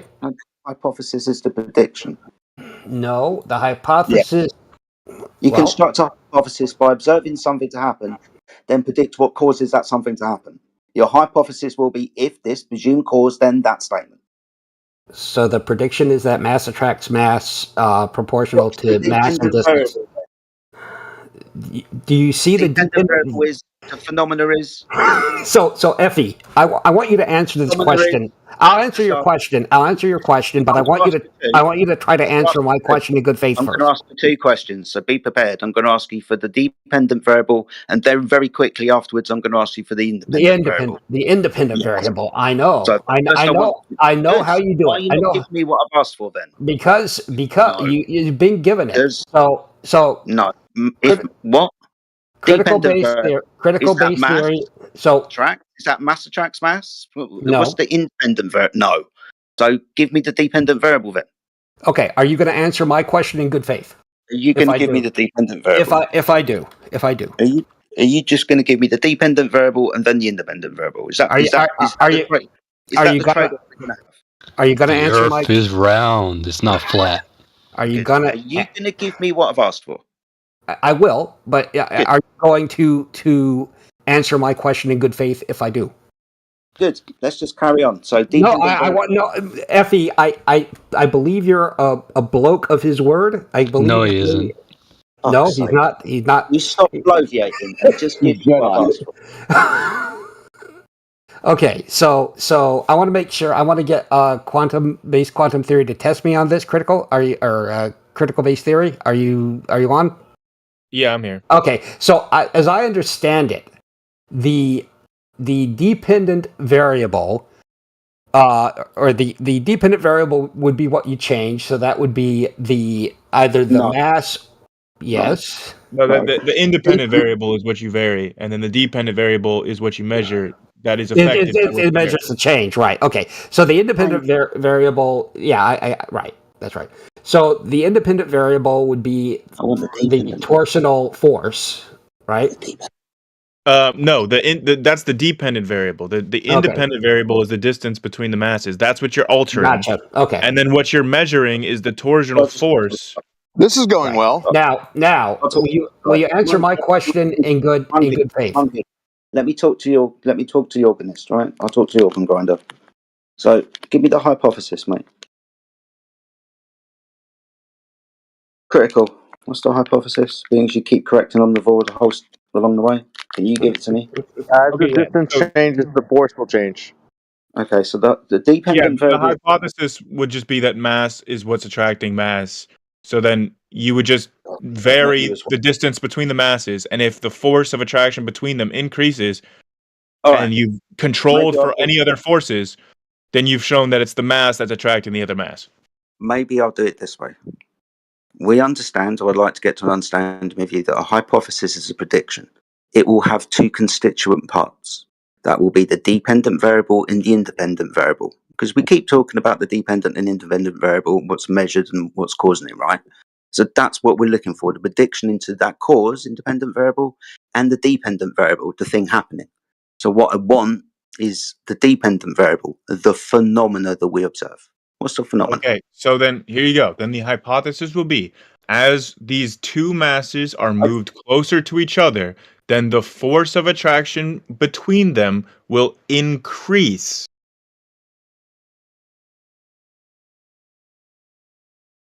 Are you happy with that?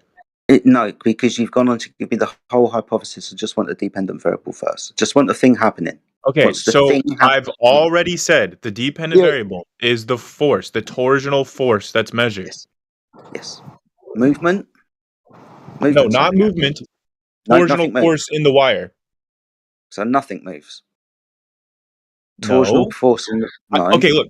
You asked me what the dependent variable is. I told you the dependent variable is not the movement. I didn't say that nothing moves. I just said that's not the dependent variable. I just want the thing happening, dude. And I told you over and over what's happening. The dependent variable is the torsional force. Which is in newtons, right? Yes. Thank you. And that's a vector of... What do you mean it's a vector of? It's like that directionally towards each other along a horizontal plane, right? Not sure. downward. I mean, not downward, up and down. We're talking horizontally, not vertically, horizontally, right? Yeah, it's between the two masses. Yeah. Move along a horizontal axis towards each other, right? That's where we observe, not the motions. Okay. So what's the independent variable to this movement along a horizontal axis? Okay, so again, I don't know why you keep bringing in movement. Okay, it's force that's the dependent variable. The independent variable is the distance between them. That's what you're varying. How are we measuring the force if there's no movement?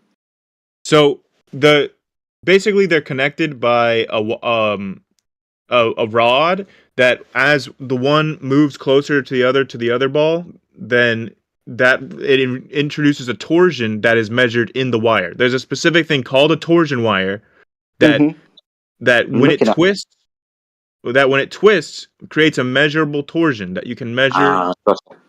in force, newtons. Gotcha. Yeah, gotcha. So what's So the that's the independent dependent. variable? Yeah. So what's the independent variable then? The distance between the two masses. Distance.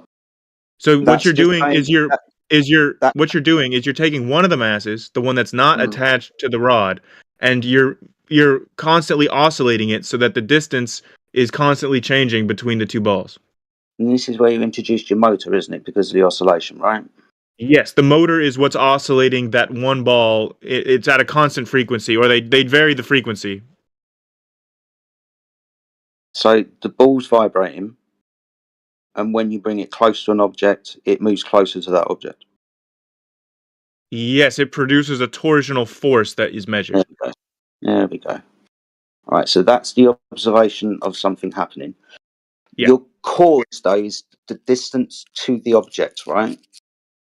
So when I've got that's the independent variable. Yeah. Yeah. So when, for example, and I hate using magnetism, when I've got a piece of metal and a magnet, and I put the piece of metal closer to the magnet, yes, and then it's attracted to the magnet. Yes. Is the cause of me is the cause of the attraction because I've put it close to the magnet? Sure. I mean, there are multiple causes. You could say that the cause is that magnetic field, or the cause is that you put the magnet close.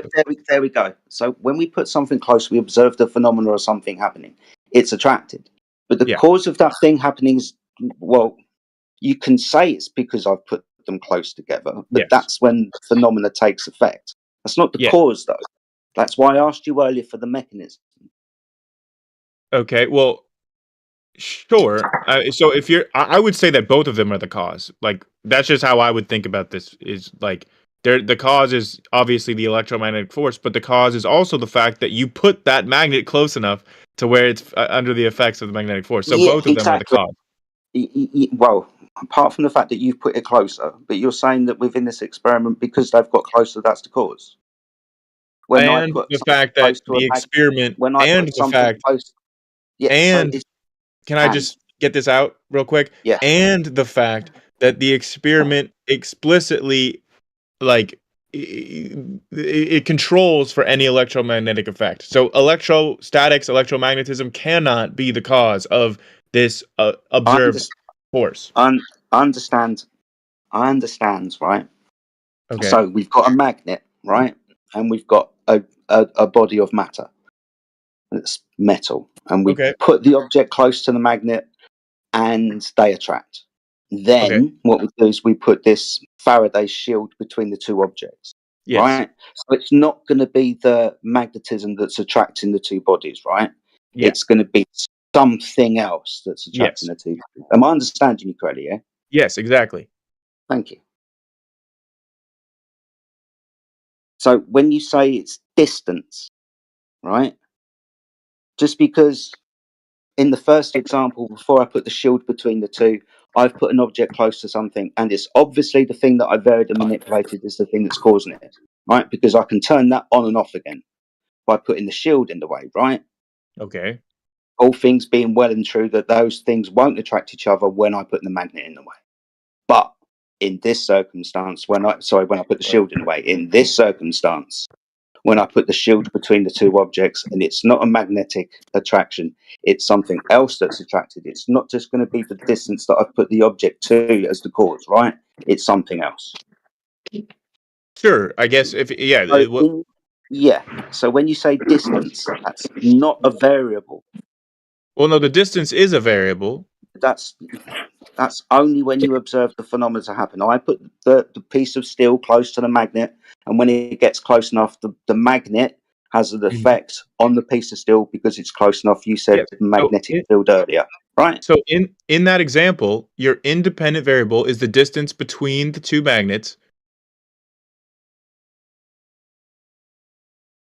You understand that in one experiment, I varied and manipulated the electromagnetism because I put a shield in the way, or you have, or we have, right?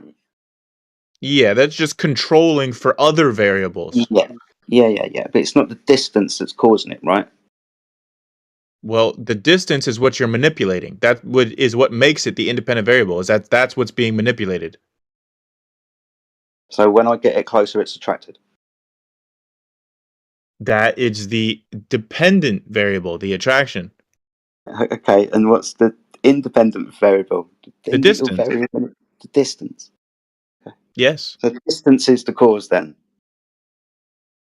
Yeah, just like I already said with the magnet example. So this is why I asked you earlier.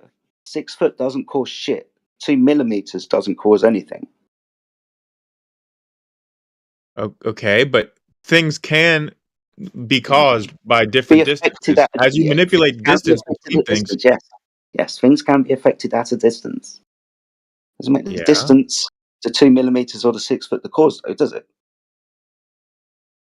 Again, this is that would be your independent variable that you're describing. So distance then.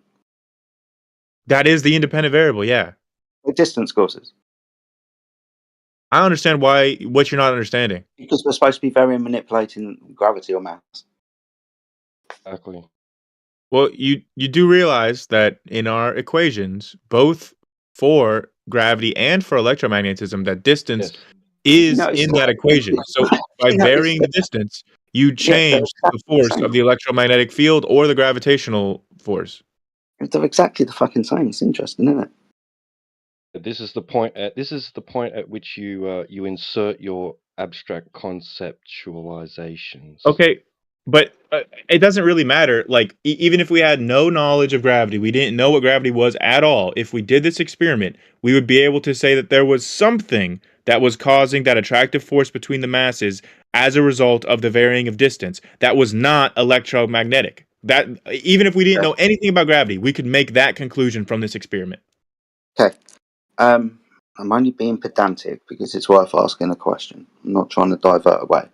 This experiment, right, has been repeated several times and the same things happen all times, right? Yeah. Okay. Every single time this experiment takes place, the exact same experimental setup, the exact same things happen.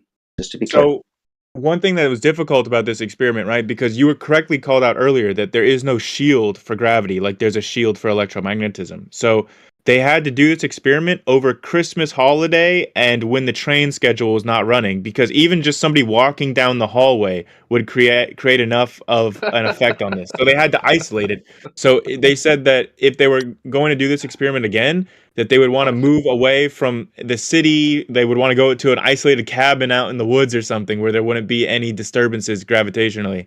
So, that's amazing. That's a cool story, dude. Well, that's described in the paper, so. Wow. Well, that should tell you something. It's in the paper. So, put it in the paper, then hey. Well, yeah, it was an effect. Is that they were noticing that when the train went by, that it was affecting their experiment. So they had to do it in the middle of the night on Christmas break so that there were no disturbances or a minimal amount of disturbances. How did they isolate for seismic activity? They did it over Christmas break. You can't really isolate for seismic activity. It's kind of along the same lines that Cavendish had to observe his experiment from his house through a fucking telescope because he didn't want to be close with his experiment because he didn't want to mess with himself of disrupting the body that he was working on.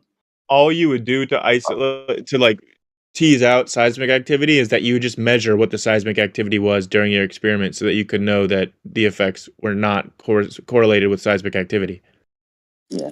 But that effect would be kind of measured with the balls, wouldn't it? You just use a seismograph to measure the seismic activity. Well, it would also shake the balls, wouldn't it? Yeah, but if you're looking at what the seismic activity is, you could see, hey, there was a big seismic spike here, and then you would look at it in your experiment at the same timestamp and see if that was explaining your results. Mm-hmm.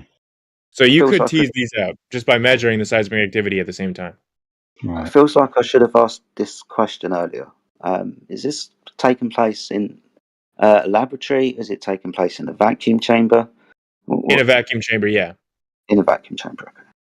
Yeah, somebody earlier asked what the pressure was, and it was like, I think 6 times 10 to the negative 7 millibar.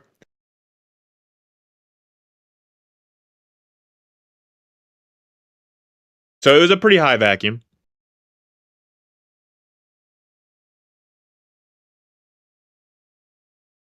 Damn, I've got to read through this paper now. What's the rate of oscillation, do you know? They varied the frequency of oscillation, but it goes from 10 millihertz to 1,000 millihertz, I think.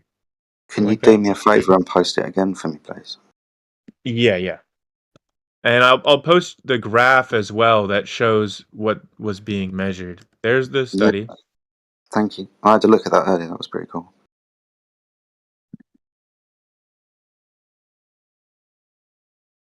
And there's the graph of all the different measured variables. So the force, the displacement, and the frequency and how they relate. So you see as the displacement gets less, the force between them gets greater.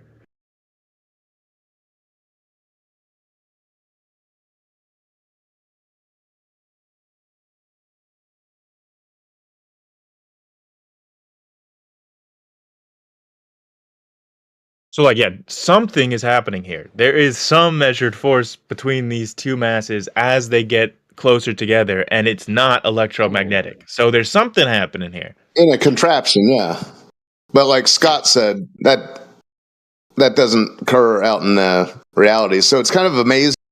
It makes you wonder the inspiration for this quote unquote experiment. I mean, it's just a Cavendish experiment, but yeah, well, that's a misnomer. Yeah, the Cavendish experiment is also. Let me ask you a question real quick. Hold on. Well, real quick, do you at least acknowledge that the Cavendish experiment is also not an experiment? No, it's a contraption setup. But before we get sidetracked on that, it's a contraption setup. Dude, come on. Just let me ask you this quick question. Do you think that what you just said about this experiment being like, do you not think that's special pleading? What?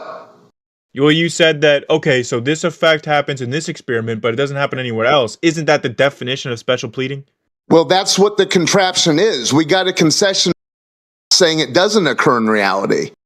In order for it to be a scientific experiment, you're going to have phenomena out in first. So what was this? I mean, it sounds like a parlor trick. It sounds like something backfilled. What? It sounds like a backfilled story. What's wrong with, why bring up this nouveau BS when you have Lord Cavendish? Because Cavendish didn't use a Faraday shield. Oh, Lord. Because people all the time say, oh, Cavendish, that could have been electromagnetic. That's why I brought this one up, because this one cannot be electromagnetic. And you'll tease the earthquakes out. The difference between this what you're explaining, and an actual scientific experiment. This is an actual scientific experiment. In a scientific experiment, you will actually directly manipulate or vary the independent variable directly. Yep, that's not indirectly. It will not require any interpretation of results. Either A will cause B or A won't cause B to occur.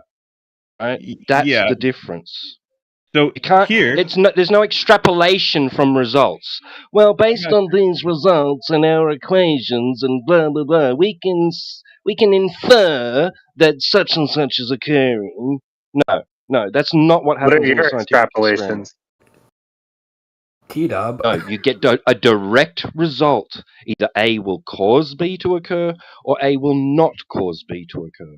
And that's exactly why this was a real experiment, because they did just that. Right, so all you varied was distance. No gravity, no force, just distance between two things. That's all that was observed and measured or varied. That's it. Okay.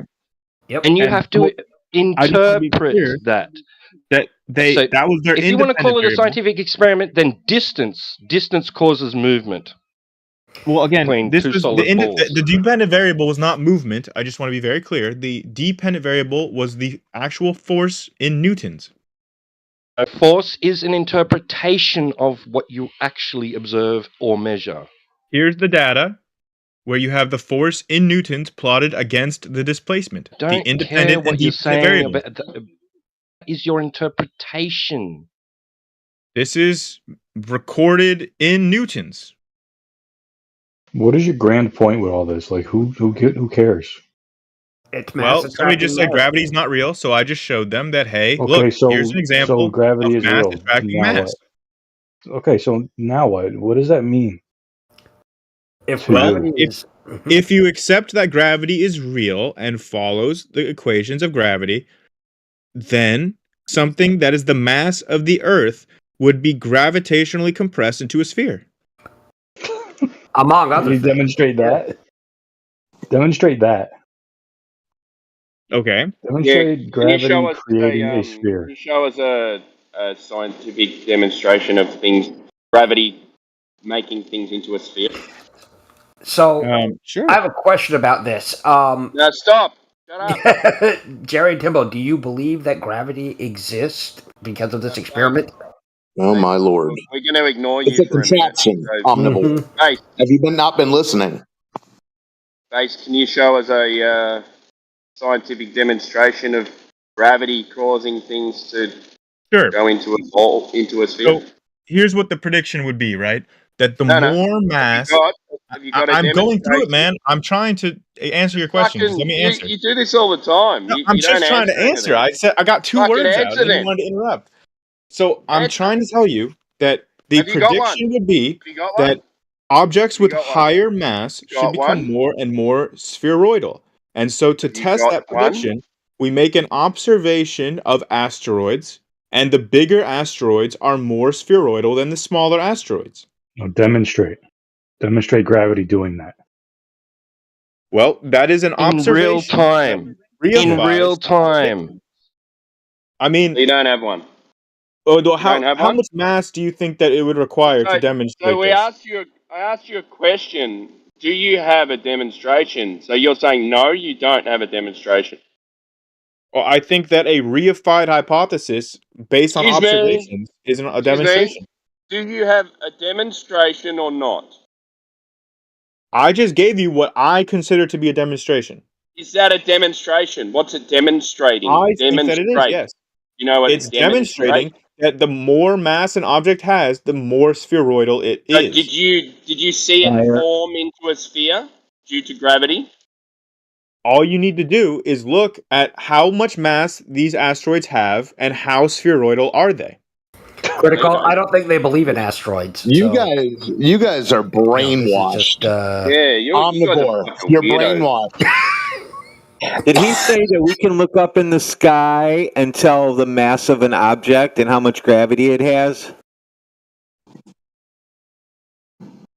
Yeah, you can see how large an asteroid is, and the larger they are, the more spheroidal they are. Oh my lord. How do you see how large an asteroid is? With Well, a you telescope? compare it to the one next to it. Tell us how you see how big an asteroid is. Let's go through that. With a telescope. How do you do that? How do you get size from a telescope? I would assume something like an angular diameter measurement. You'd assume? Yes. Wouldn't you need distance for that? Yeah. Yeah, how do you get that? They use parallax. Wow. Yep. So So they instead of sprinkle magic dust on it? Yeah, so instead of demonstrating gravity making a ball, he's going to show us a ball and say gravity did that. Yeah. That makes sense, doesn't it? Look, it's a ball. See? I'm right. Gravity did that. Yeah. It's the only way. It's the only way. Well, here's an image of what I was talking about with different asteroids at different sizes, and you see they get more and more spheroidal. Nice cartoon. Those are pictures. Who drew that? Nobody drew it. Pictures. Hey, good on you, man. You just believe everything you see on the internet, don't you? No. I don't believe flat Earth. I see that on the internet. Because you need the globe to be real, or your whole world is going to fall apart in a few years. No, it wouldn't. If I actually received actual evidence that the Earth was flat, I would simply change my view. Well, have you got any evidence that the Earth is a globe? Yes. So how would I've you been change going your over view? it all day. So your view would then be that people have been lying to me the whole time, right? Huh? You said you would change your whole view. So your view now is people are not lying to you. So your view would be, oh, people have been lying to me the whole time. I'm good with that. Yeah, if I got evidence that the Earth was flat, yes, I would conclude that I had been lied to. And you would be happy with that, right? Yeah, sure. Dr. Mean, if you learn that the Earth is round, what are you gonna do? Book a hotel on the moon. Well, you might Some have to wait land. for Artemis to get totally geared up, but In 1978, we're supposed to have colonies on the moon. You guys forget about that? Didn't they just push Artemis back again? It gets Yes, they pushed back. did. Yes. I'm sure nobody here has ever been on a project that was behind schedule. That is a rare occurrence. So Like Omnivore. Yeah, like always are, isn't it? Omnivore, do you? I don't think it's 50 years behind schedule. Oh, I think it is. 1978, colonies on the moon by 1978 from NASA. Yeah, they're quickly approaching 50 years. So, Omnivore, do you not realize that I was indoctrinated by the water ball just like you? What do you mean? When am I going to learn the Earth was a ball? I already learned that.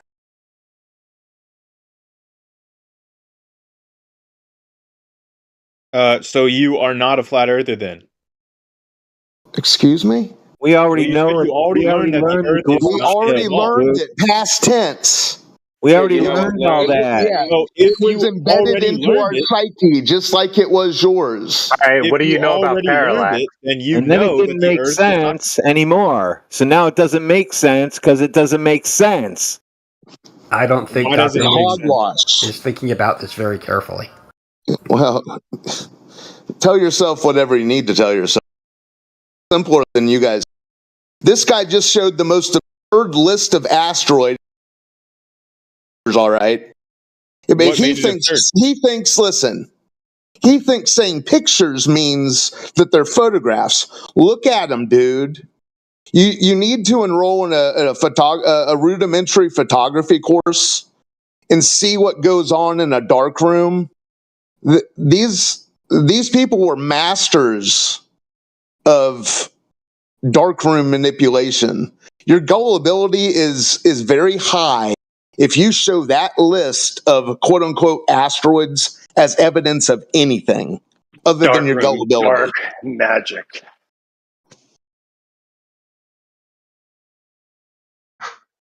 Well, that's I just like learned your opinion, man.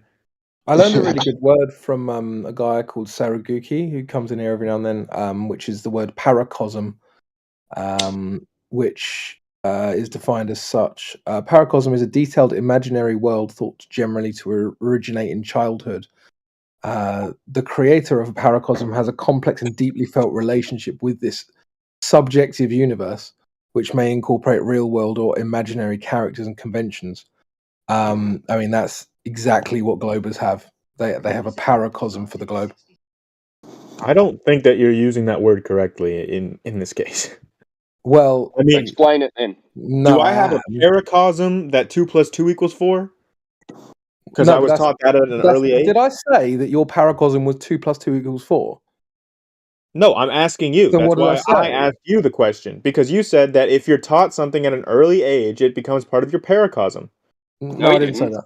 I just defined what paracosm means. Yeah, and I don't think that a globe applies to it. Well, of course you wouldn't. But that doesn't mean that it isn't. So again, would any psychologist agree? Where do you think you're getting this asteroid story, sir?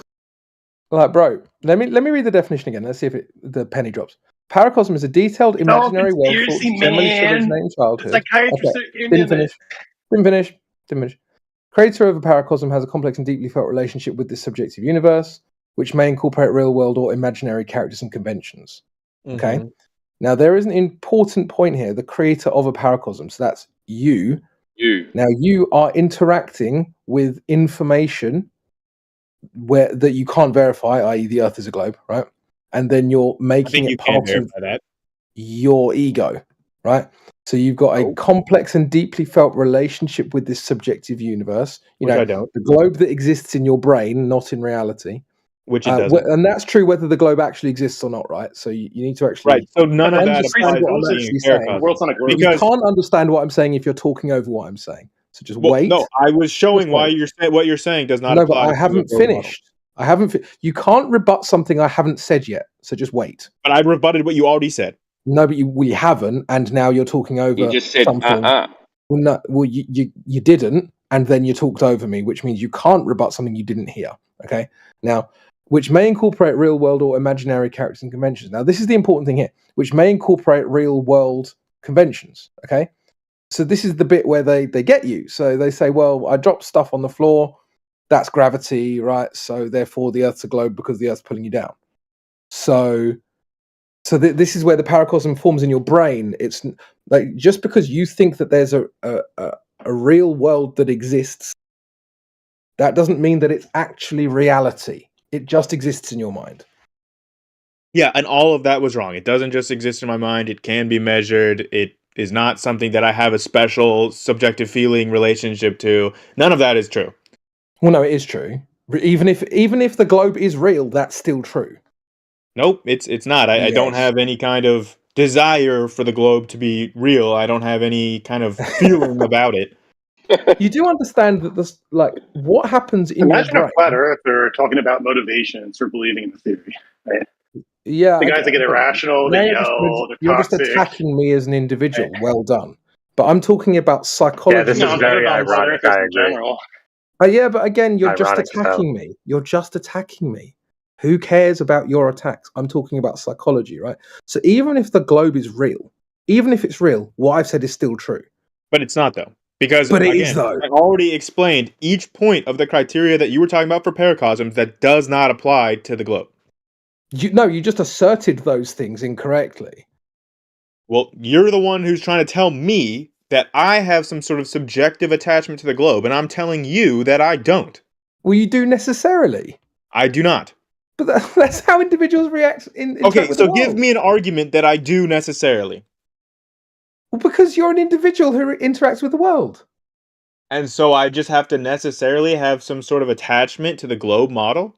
I mean, unless You're you in think here that you arguing have, it. unless you think you have the objective truth about reality, I don't.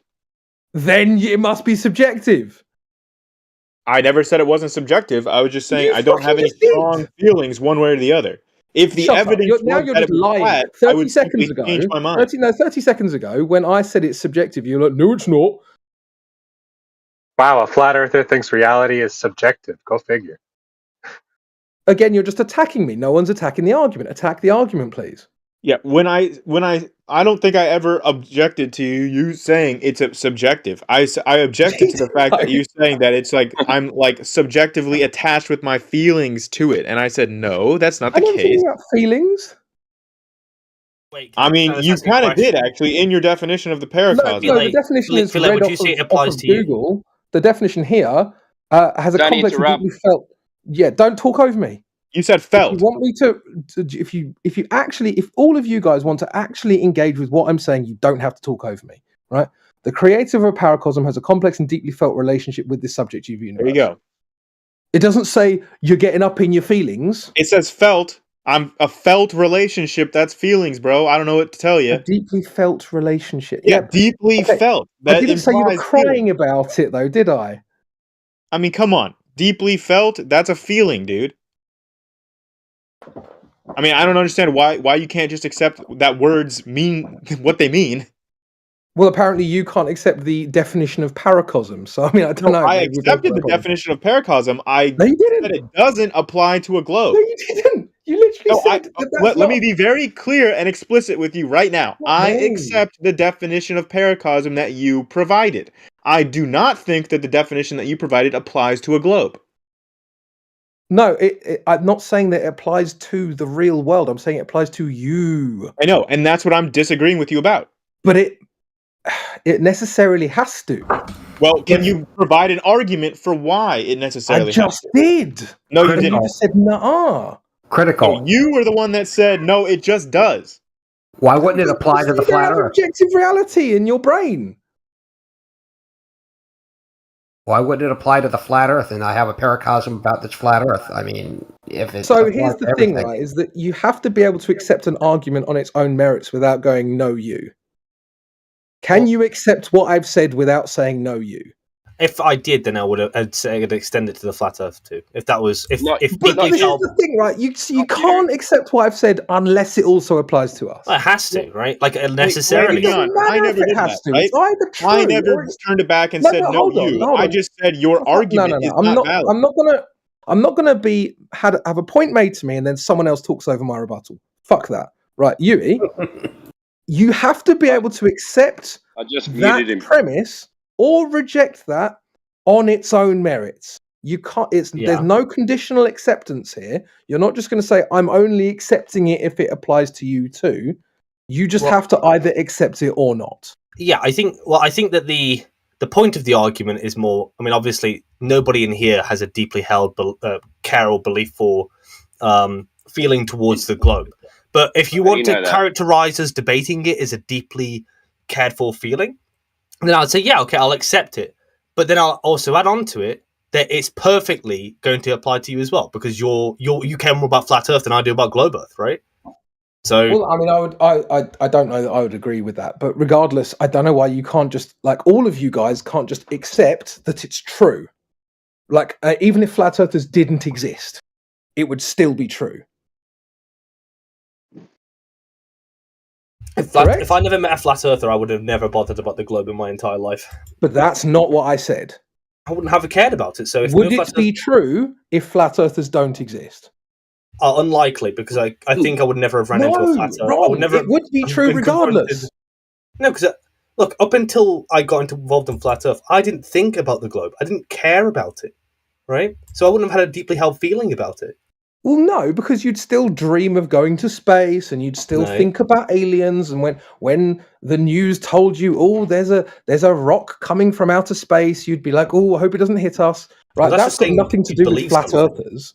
That's not the same thing as what you're talking about. This is just like believing something's true. But it's the world that exists in your head, because you didn't see that.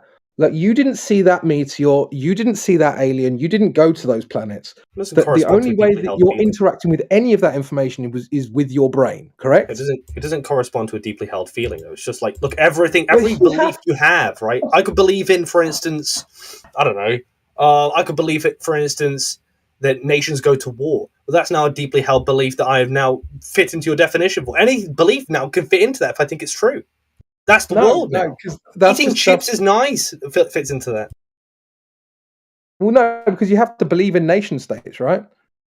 If I was to say to you, France and England are going to war, but you didn't believe in nation states, then that wouldn't make sense to you, would it? Well, everything about reality would fit into what you're talking about. Anything I think is true. So nation state is you guys don't ever address what I've actually said. If you don't believe in nation states, then if I said to you, France and England are going to war, that wouldn't make sense, would it? Well, how's that relevant to what you're saying? Because I would accept that they are true, right? I would say that. I would say that. So obvious. No, it's not. You have to believe in the. Go on. For a third time, right? If I said to you that France and England are going to war, so two nation states, but you didn't think nation states existed, would that make any sense to you? Well, no. Yes or no? Well, actually, it could. It actually could still, but that's besides the. That's just me splitting at straws, because France and England have been to war way before nation states came around. Anyway, that's besides the point. What is the point is that the nation state if of what France you're talking didn't about go to war before it was the nation state of France, the nation states came around in the 16th century, and England and France are older than that, right? Anyway, the point is that the people and the land existed. Yeah, but that's not what I said, is it? That's not okay. It doesn't matter. Anyway, the point is that what you're describing is just if you believe this thing in this world to be true, therefore, all of these other psychological things that you're prescribing onto it. So we all have it apparently if we just think it's true, which I think is a failure of understanding the concept. You're only accepting a critique if it applies to us too. And conditional acceptance is really weaselly. Yeah, but if I think you're not understanding the concept correctly if it can just be applied to anything you believe to be It's true. not that it can be applied to anything, bro. It's very specific to the globe, right? The globe that you think physically exists, right? The way you interact with it psychologically is a paracosm. And you need to understand that. Can you distinguish why me thinking rainbows form when it's raining and sunny is not a paracosm, but me thinking the globe is? I mean, it doesn't matter because I'm not talking about rainbows, rain, or anything else. I'm talking about this. It's because the way you've tried to articulate it can be encapsulated to any belief at all, right? I mean, that may or may not be true, but it's irrelevant anyway. Because I think you're just trying to red herring away from this point, right? It's just because I think what a lot of globers like to do is they like to assert that we know that the globe is objectively true, okay, which you can't possibly know. And then we have this idea here that a paracosm is a detailed imaginary world thought to generally originate in childhood. The creator of a paracosm has a complex and deeply felt relationship with this subjective universe in your head, because that's where it actually exists, which may incorporate real world or imaginary characters and conventions. Okay, so this does apply to the globe, or the glober rather than the globe.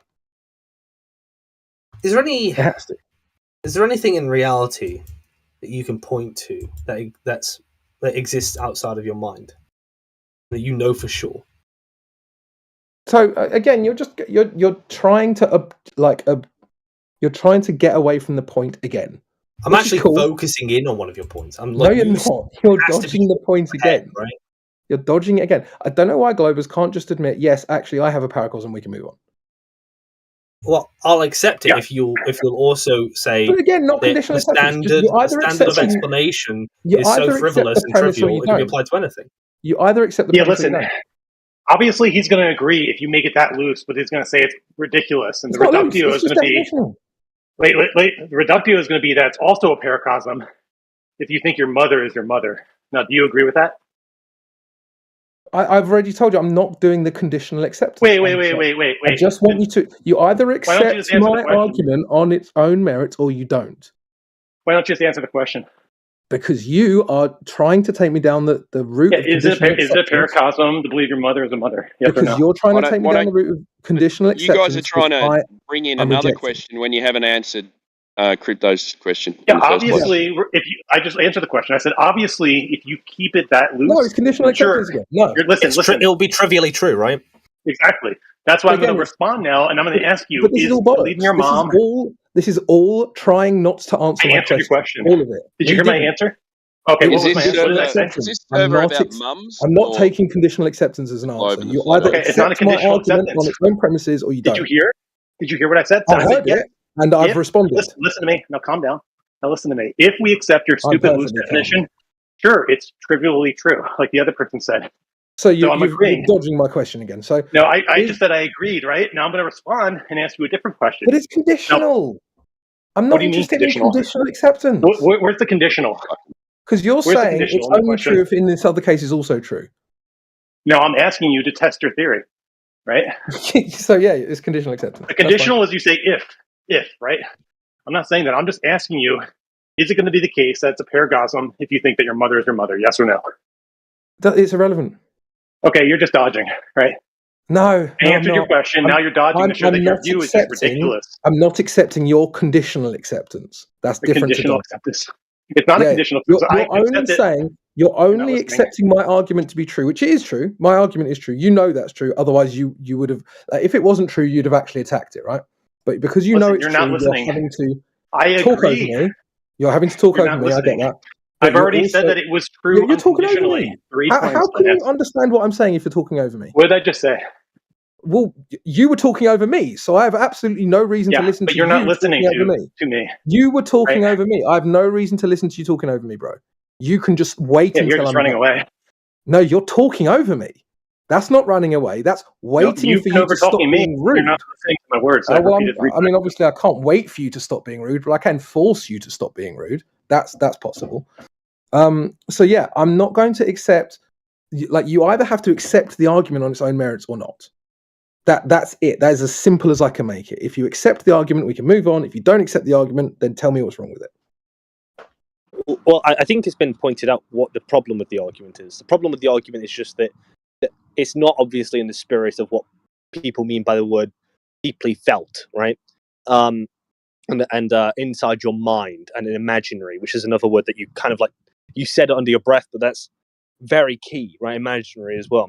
So in the spirit of what they mean by a paracosm, believing in the globe doesn't qualify, at least to any psychologist who coin the word or use the word frequently in their expertise. But what is the case is that if I accept your understanding of it, then I will accept it is true, trivially, and that's that. I accept it. But then, just as a separate point, it also applies to everyone, and that's why it's trivially true. Again, conditional acceptance. This is why this is so frustrating. Like, you either accept that it's true or not. And every time you say conditional acceptance of any variety, I'm just going to bring up that that's what you've done, right? So I'm happy to address the actual problems that you've pointed out, quote unquote, with the argument, because that's fair. You've actually critiqued part of the argument, which is what I tried to get the other guys to do, which they refused to do, right? Now this is just a definition from Wikipedia. So I didn't say imaginary under my breath. It was the second time that I was going through it. I was trying to say it quickly, right? So, and actually the word imaginary, I think, comes up twice in definition, right? Paracosm is a detailed imaginary world thought to generally originate in childhood. The creator of Paracosm has a complex and deeply felt relationship with the subjective universe, which may incorporate real world or imaginary characters and conventions. Now, I didn't mean to say imaginary under my breath. It's just that I was trying to say it quickly. Now, the way that you guys interact psychologically with the globe has to be imaginary because you haven't actually seen it. You haven't seen the whole globe from space. You haven't seen the universe. You haven't seen any of this shit, right? So it has to be imaginary, at least to some degree, and then you're filling in the blanks with your brain. Can you at least accept that? Again, I don't think that's in the spirit of the word imaginary, because imaginary in this case would be like an imaginary friend, right? Not imaginary in the sense you haven't seen it personally, because I haven't seen Australia personally, and I'm going to have a paracosm about Australia, and I don't think you do either, right? But that's irrelevant. Like, Australia isn't the subject matter. Sure, it is. An analogy. No, it isn't. How is it Australia not? isn't the subject your matter. understanding of what imaginary means there, yeah. Well, yeah, using your imagination is imaginary. But if I've seen pictures from Not in the spirit NASA, of what they mean. I'm not making up those pictures. That's actual evidence, whether you like it or not. Same with Australia. I haven't been there, but I've seen pictures. But again, Australia is not the subject matter. It's just deflection, conditional acceptance. Let's just struggle, but not actually address what I say. I think I addressed it. Okay. Well, I know you did, but Omnivore's dodging, isn't he? So, would you accept that imaginary is use of the imagination? I think, if in a broad, sweeping sense, yes. But almost everything exists in our mind. There's nothing that I could name that I could conceive of, like, that's in the real world, as far as I'm aware of, that's inside my mind. That I've not like a unicorn or an imaginary friend, right? Even then, I picture faces that I've seen before. It's not like it's completely unique. In those senses, yes, that's imaginary. But I think in the spirit, what they're saying is that, like, if you don't go to Australia or you see a picture from space, that's not an imaginary thing. You've seen the picture. That's what you're supposed to be looking at. But you're talking about the thing that's not the subject matter. Like, when you talk about Australia, you're not attacking my argument. You're just red herring away from the point. I'm analogizing it so you can see, like, why your version of what you think they mean by imaginary isn't probably what they meant, right? Yeah, but then now you're trying to divine the thoughts of the author. Well, if it applies, so you, because it's your argument, right? It's your point. You're saying this is what they mean by imaginary. I'm just saying, that's probably not. Imaginary is very well defined. It's of the imagination. If it applies to the Earth, why doesn't it apply to Australia? What's the difference? again, this is just a red herring or a conditional acceptance. Why can't you just accept it as being true or attack it for being false without? It's not a conditional. It's just an analogy. Right? Analogies have to be logical themselves, right? Well, no, the Australia thing is a red herring, objectively, right? When you say something like if it applies to us, it applies to you too, that's conditional acceptance. That's bollocks. You're not actually looking, because the thing is, right, is if it applies to us, then it does apply to you, and you should just accept it. Correct? Well, no. It's not. What I would accept it, like I would accept it as trivially true if I was going to be like a non. Yeah, I get this is conditional though. It's trivially true. It's either true or it's not true. Bro. I'd accept. Well, no. I mean, trivially true means like trivially true is like saying all the married men are bachelors, right? Like then it would just sure, whatever. But the issue here is that I don't think that the way you're imagining what they're saying is correct, right? I think that when you say imagination, you're thinking of anything you've not physically seen, so you have to conceive of it in your mind, even if someone's describing it to you and have been there and you've seen photographs, right? And you're using all of these reference points to build an image in your head. You're saying that's a paracosm. No, and in the same vein, that's an analogy for me to say, well, Australia must be. We all must have a paracosm for Australia, then, right? No, follows. No, it's not true. Where are the way, buddy? It's not true. Well, because a paracosm is like it's kind of like, it's not just the imagination, right? Because otherwise you would just say imagination. A paracosm is like a series of ideas that are built upon each other where you heavily lean on imagination. That's why within the paracosm definition, there's also the possibility to include real world elements, right? So that's why what you're saying isn't true. You know, like an imaginary friend, for instance, right? You build up, you take from people's faces you've seen, personalities you've seen, and you can construct an imaginary friend in your head, right? Or an imaginary person, or an imaginary voice, or a unicorn. That's probably what it's referring to. Or like a political idea. I don't know, a political idea might also apply, right? Now, when it comes to things which everyone holds to be true, people go up and give you photographs and say this is true. And for the 99.9% of the world, that is the case, and they don't have any deeply held feeling about it. It's just something they just live by, like live with the understanding of. Can't fit into the definition of paracosm any more than people live by the idea that Australia exists, right? Because we all construct ideas of what Australia is in our head if we've never been there. We just go off what people have told us, images we've seen. Nothing different to the shape of the Earth. Yeah, but it's still a deflection from the point. Like, I mean, it doesn't matter how many times you mention Australia, it will be a deflection every single time, right? So there's no, like, you're not going to just grind me, oh, I'll mention Australia for the 7th time, and this time he'll just accept it. No, it's still a distraction. You still either have to accept the argument on its own premises, or you have to attack the argument on its premises. Mentioning Australia doesn't do either. If it doesn't apply to Australia, analogy, right? Again, I laid out as an analogy. So now I think I don't think Bro understands why he brought up Australia. The burden really now, I mean, know why with all due respect, when I bring up Australia and I explain it, the burden would be on you to then show why it's disanalogous now, right? Because I think it's perfectly that's just the burden of reversal fallacy. The reason why he's bringing up Australia is to give you the same argument you're saying. I know. Australia it's still a deflection. So why are you saying it's a deflection if it's on the same premises? Because he's not addressing my argument on its own merits.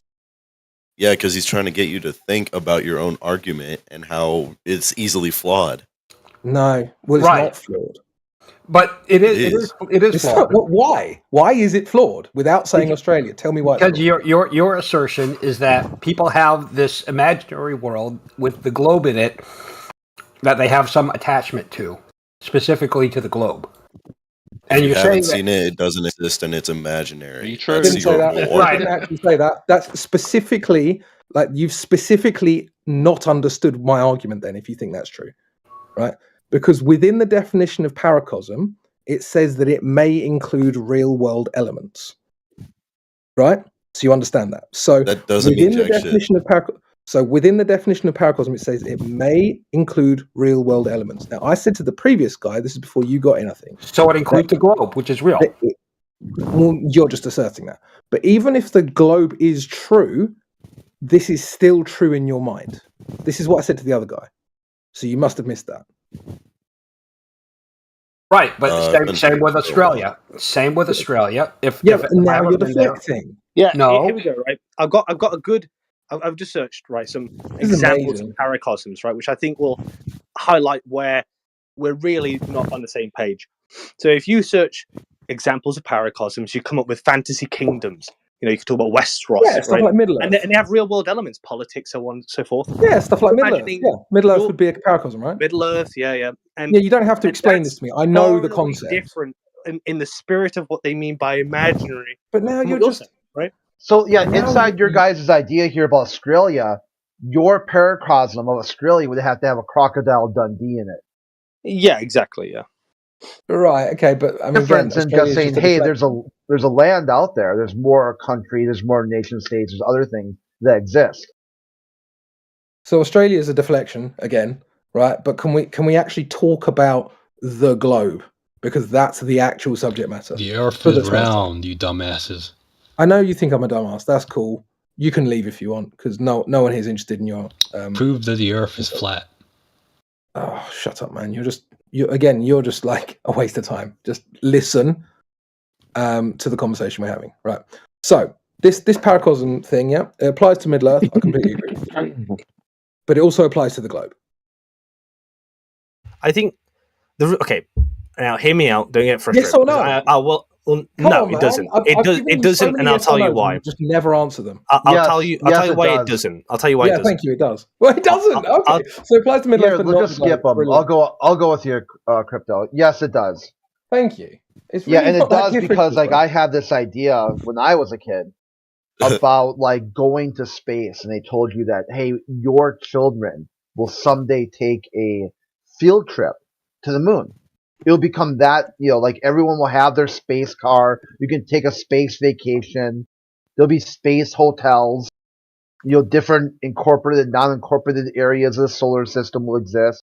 There'll be outer space mining and whatnot.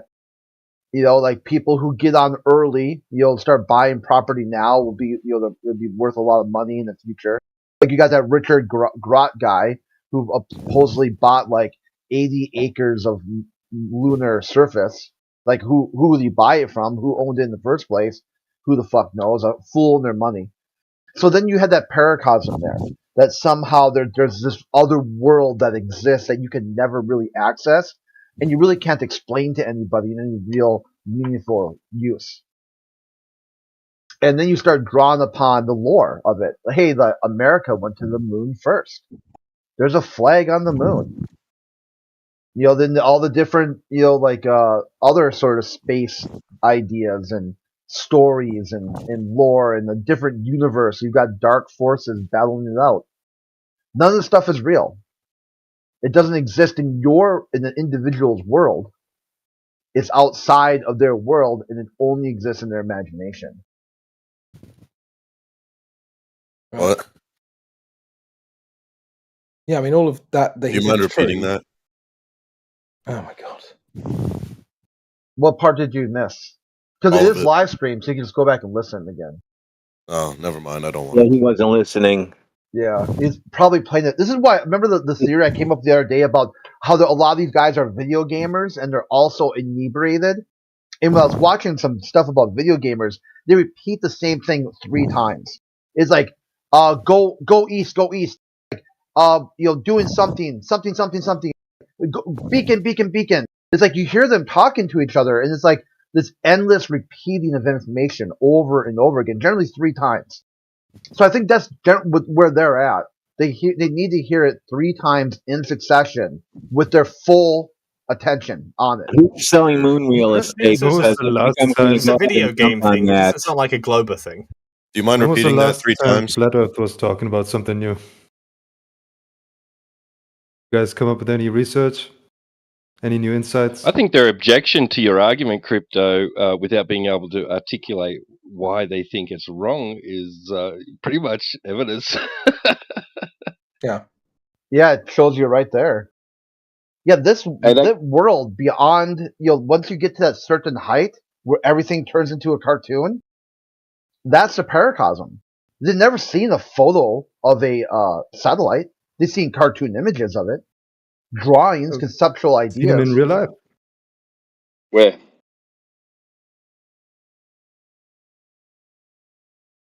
Yeah, it's interesting the amount Where? of resistance that I kind of, experienced, considering what I said is definitionally pretty simple and pretty hard to argue with. It's, let's talk about Australia, or it must apply to you too, or no, like they can't just say, oh yeah, that is actually true, because I think they want to beat us over the head with what they believe is objective, like the Earth is Which is objectively a nothing. globe, yeah, right? Yeah, even And that's so subjective. the second Like, you say, well, actually, there's an element of subjectivity and there's an element of like imagination within your worldview, it's like we can't accept it. We have to resist it. It has to apply to you, or it has to apply to Australia, or deflect, or you're an idiot, or like we can't just accept an argument based on its own premises. The only person who even attempted to was Britnat. I'm bricked.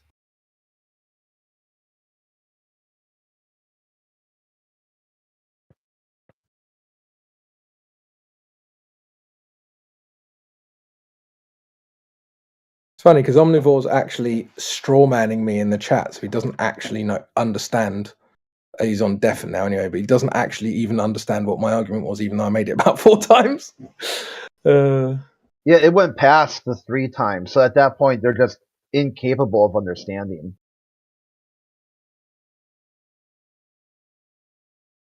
I mean, it was said several times, well, it's the same as. Well, okay, so you agree then.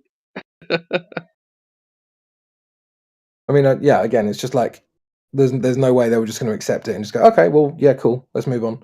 There had to be a no, you, or a deflection.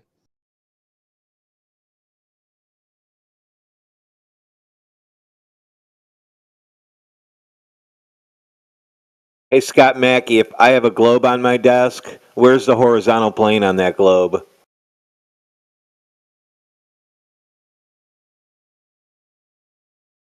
Brilliant. So now we've got in the chat Scott Mackey, who clearly doesn't understand my argument, thinks that I don't understand the psychological phenomenon, even though I defined it and argued for it. It's not just Wikipedia that uses virtually the identical language.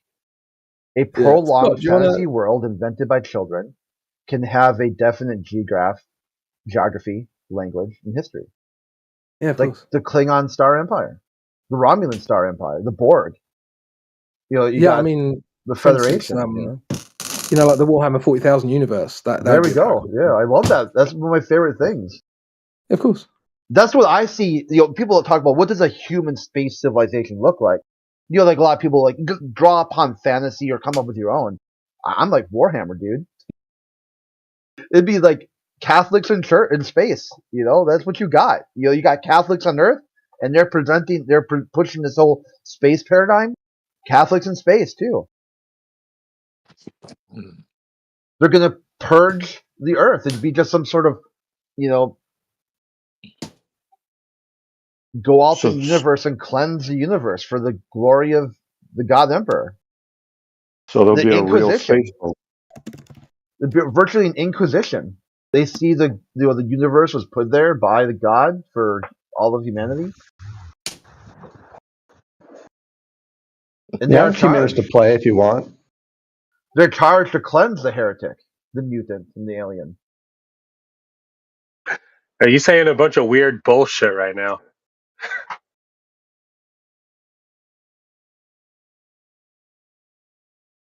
So, Crypto, I have a few minutes to play if you want. Sure.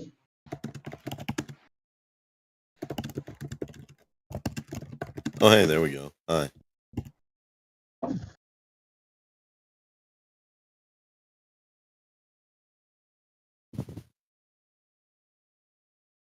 Hello?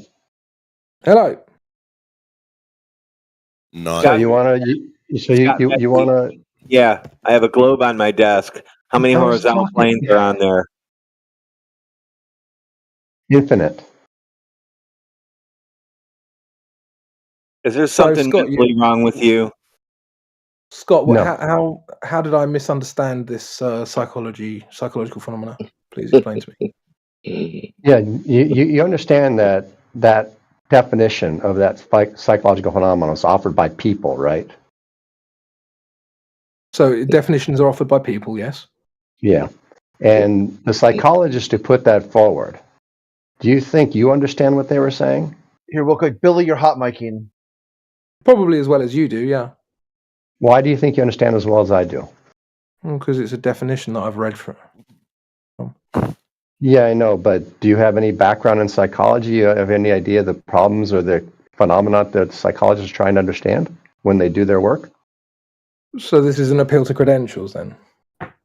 Well, you appeal to a definition offered by other people who you're saying. When you're talking about the word itself, then appeal to definition is completely acceptable. Yes, but you're appealing to the credentials of the psychologists who offer this phenomenon or this definition of whatever. You're going to dodge your own claim, because your claim was that I don't understand this. So are you going to dodge that, or are you going to? You don't. Right. Well, that's an assertion. Can you provide evidence for that? Yes. Is that you don't understand how the psychologists were using the term imagination or all those other terms built into that phenomenon. And here's the thing, right? That's just an assertion. Just because you say it doesn't mean it's true. Yeah, I know. But do you think that they were talking about globe believers or flat Earth believers? I don't think that definition is talking about either group in specificity.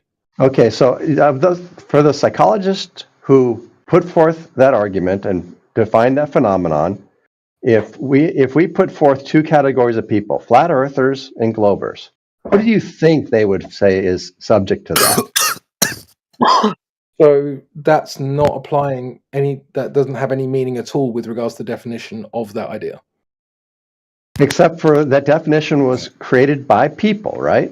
So if that psychologist was a flat earther, or if he was a glober, do you think that might colour his opinion?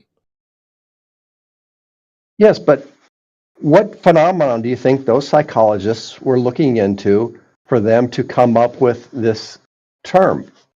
Well, I don't know that they were, and neither do you. But it would certainly actually. What you think they were? You think that paracosm comes from the idea of a flat Earth? It comes from all these strange things that happen in human minds, where they create all these fantasy worlds and they reject simple reality. Yeah, that's the point of. Yeah, for what it's worth, I do have a degree in psychology, both an undergraduate and graduate degrees. And so I know what psychologists do. Okay, but that's just an appeal to credentials again. Yeah, no. Well, you appealed to a credential by offering the definition. No, I appealed to a definition. Yes, but the definition created by people with credentials. Words are defined. You either accept the definition or you don't. This is not just a word, right? These are terms. This is a phenomenon. This is really odd. Like, you're not actually first of all, you've made a claim that you're not prepared to back. That's cool. And then you've appealed to credentials while accusing me of doing it. Oh, I appeal to credentials all the time. But that's a fallacy. No, it's not. Yes, it is. Well, I appeal to expertise, right? but like, if it's you're not a fallacy. Evidence, it's how the world works, man. The point of an expert is that they can point you in the right we appeal to expertise all the time. It's how the world works. Right. So the point of pointing to experts is that they can show you evidence, because experts have expertise and can therefore evidence their claims. Yes. The opinion of the expert has no relevance unless it's backed by evidence. Okay, and so what expertise did this definition you provide offer? It's not a person. It's a definition.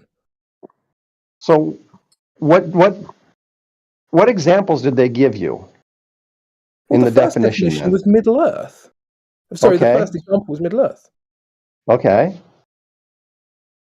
And what else?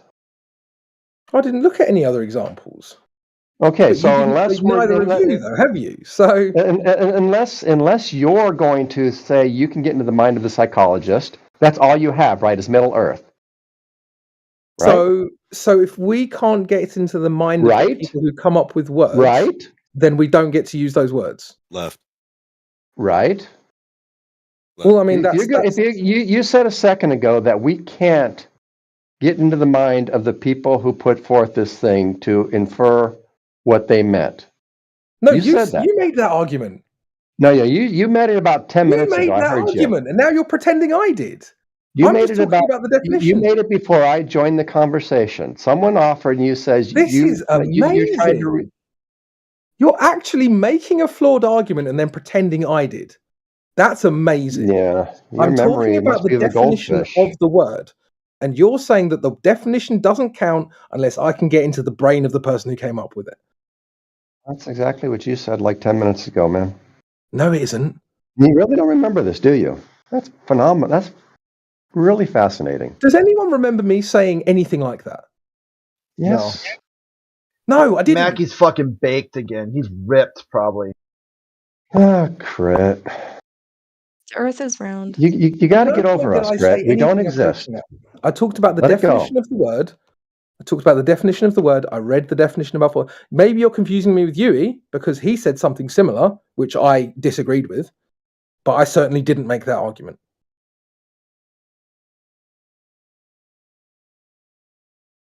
So how do you know that? How did you infer then that the psychologists who put forth this definition of a phenomenon that they observed and gave a name to it, how did you infer that they think this could apply to globe Earth belief? I don't care what they believe. Okay. Not relevant. So then why would you reference their phenomenon? Because I'm not talking about people. I'm talking about definitions. You seem desperate to talk about people and avoid definitions. I'm talking about the definition. What's the definition then? I'll read it again. I mean, the thing is, though, I know that the second I read this, you're just going to start talking about people again. I understand. Yes, but in the definition is imaginary, right? Or imagination, something like that. Yes. And you as a person have to infer a meaning from imaginary. Do you not? I can accept that, yeah. So how do you know the definition of imaginary they were using for that phenomenon? So are we actually going to talk about definitions now? You're not going to start talking about people again? Definitions are by definition, by very definition, they're something that we use to communicate with each other, which is people communicating with each other. Definitions don't exist you're in the refusing ether. to actually talk about definitions. It's a waste of time talking to you. Yeah, but you know what? Because you don't understand that definitions are no more than what we give them. But dude, you either agree or disagree with the definition. Like, who came up with it and their motivations don't really matter. Well, it does. That matters entirely, and this is what you don't seem to understand, and this is why you don't understand anything. Again, you're just deflecting. If I define, I don't know, water as being wet, it doesn't like if I don't know, fucking Adolf Hitler was the guy who come up with that. That doesn't mean that everyone who thinks water is wet wants to gas people, does it? Yeah, but water's not wet. Oh my god! He was a painter. Water makes people wet, but the water's not wet. Another irrelevant deflection. You're the one who brought it up, man.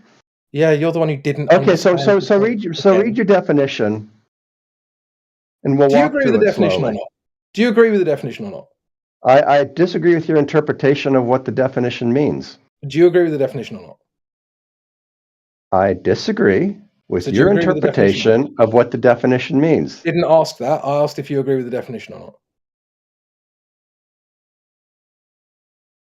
I agree that that's a phenomenon, yes. You agree, but do you agree that the phenomena is as described? Yes. Fantastic. So now that we agree that this definition is true, right? This is an accurate definition of that phenomena. What is the problem with you? What is the problem with how I've used it with regards to the globe? A globe because Earth. Because by that very definition does not apply to the globe Earth. Why? Read definition again, and I'll point out each of the terms that does not apply to globe Earth. Paracosm is a detailed imaginary world thought generally to originate. Okay, there we go. Imaginary world. I haven't finished the not definition imaginary. Yet. I haven't finished the definition yet. Okay. Creator of a paracosm has a complex and deeply felt relationship with this subjective universe, which may incorporate real world or imaginary characters and conventions. So what's wrong with that? It's not an imaginary world. What part there of you it's go. not imaginary? All of it. None of it's imaginary. Oh, it's real. right. Okay. So there's a star that no one's ever seen at the edge of the universe, and you have knowledge of this star, or are you imagining that it exists? I'm not talking about a star, am I? But you imagined there to be billions of stars. I'm not talking about a star. Stop deflecting. You won't engage. Stop deflecting. You won't I'm not talking about a star. Hilarious. Well, You're stars are part of your worldview, right? You need to demonstrate that it is an imaginary world in order to say that the definition applies to globe Earth believers. This is amazing. Prove it's an imaginary world. This is amazing. Well, you have to imagine. Prove it's an imaginary world. Come on, man. Stop deflecting. Stop deflecting. You're just talking over me. You don't even know that I'm deflecting because you talked over me. Prove it's an imaginary world. So you're going to talk over me? Nope. Good, then shut up, right? So when you talk about distant things that you imagine are part of the universe, because you all will say that there are billions of stars, right? You'll all say that because that's part of your paracosm. There are many stars that you have absolutely no knowledge of whatsoever. So where does the information about that star exist, if not in the imagination?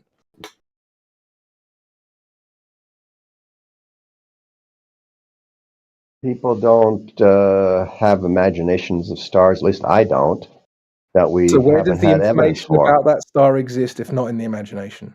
I don't say I have information of that star. That's something you said But I you have. believe it exists. No, I don't. So you don't think there's billions of stars? I think there are trillions of stars. Okay, so you think there are trillions of stars? Even better. Where do you think the information about all of those stars exists, if not in the imagination? Apart from the ones that you've experienced. From extrapolation? Right, in imagination. But no, this is not what the psychologist meant by imagination. But it is imagination, is it not? It is not what the psychologist meant You're by imagining imaginary. It must be imagination. Well, I'm telling it's not what the psychologist meant. I don't care what they meant. I'm asking you about definitions. It's their term. You have to care what they meant. No, you can't I don't. take what they you can't take what they said and twist it around to whatever you want it to be. I'm taking a That's not how the world definition and works. applying it. No, I don't need you're to not. know whether You're they were twisting it. vegans You're or warping if it. they liked the color purple. No, you have to understand what they meant by imaginary. Imagination. They wrote it down, right? They wrote the word Imagination has a imaginary. very solid definition. They wrote the word imaginary. Yeah. They had something in mind when they wrote the word imaginary. And you don't understand what they had in mind when they wrote the word imaginary. Why don't you tell me what they meant then, seeing as you are a mind reader? Something completely made up. Something with no basis in reality. Sure. That's so what they meant. But that's not the same as. But imaginary isn't the same as. That's what they meant. Then why didn't they say that in the definition? They did. No, they didn't. That is what they meant Can by incorporate imaginary. real world things. And that comes in later. If they meant that, they would have put that in the definition, but they didn't. Why would they do that? They don't think because it's a definition. So they have to go through, and when they're writing, they have to define and redefine every term, and then when they define that term, they have to find every part of that term, and you end up with a dictionary, right? And it's not interesting. That's a straw man. No, what they assume, is that there are going to be reasons. That's a straw man. That's a straw man. That's a straw man. That's a straw man. That's a straw man. Okay, yeah. Nice deflection. I never said that they had to define every word as they were writing it. I said that they needed to use the correct words in the first place. Yeah. And most reasonable people understand what's meant by imaginary. And it's not what you think it is. But you're just using a different word. Head, dude. As the word not existing. Yes, that's what imaginary means. No, it isn't. Not existent. Imaginary means of the imagination. Exactly, and the way that which means you think the existing. universe is, the way you think the universe exists, right, can only be imagined. That's not what people mean when they say imaginary, and that's not what the authors of this He wants to talk phenomenon about people, not had in mind when they used the word imaginary. He wants to talk We about have people, to. and not definitions, because he can't actually he can't debate the definition.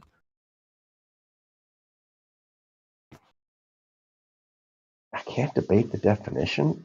I don't have to debate the definition. We're trying to understand what the authors were trying to communicate to us, right? This is Do we agree that our goal should be to understand what the authors of that article were trying to communicate? Well, the Is that definition what we're trying to is that what we're trying to do? Yes or no? Well, the definition is that description. Is that what we're trying to do? Yes or no? The definition is that description. Why can't you ever answer a simple question, man? What are you running from? The answer is yes. That is what the Okay. definition is for. Okay. So we're trying to understand what the authors were trying to communicate, correct? That's what the definition's for. Do you think that your understanding of the how you're using the word imaginary is what the authors are trying to communicate? I don't claim to be a mind reader like you, but I do understand that when I read a definition, that those words mean things, and they don't mean the things you wish them to mean. They mean Nice the things aversion. that they mean. Nice aversion. Do you think the authors are trying to communicate imaginary as you are saying or as I am saying?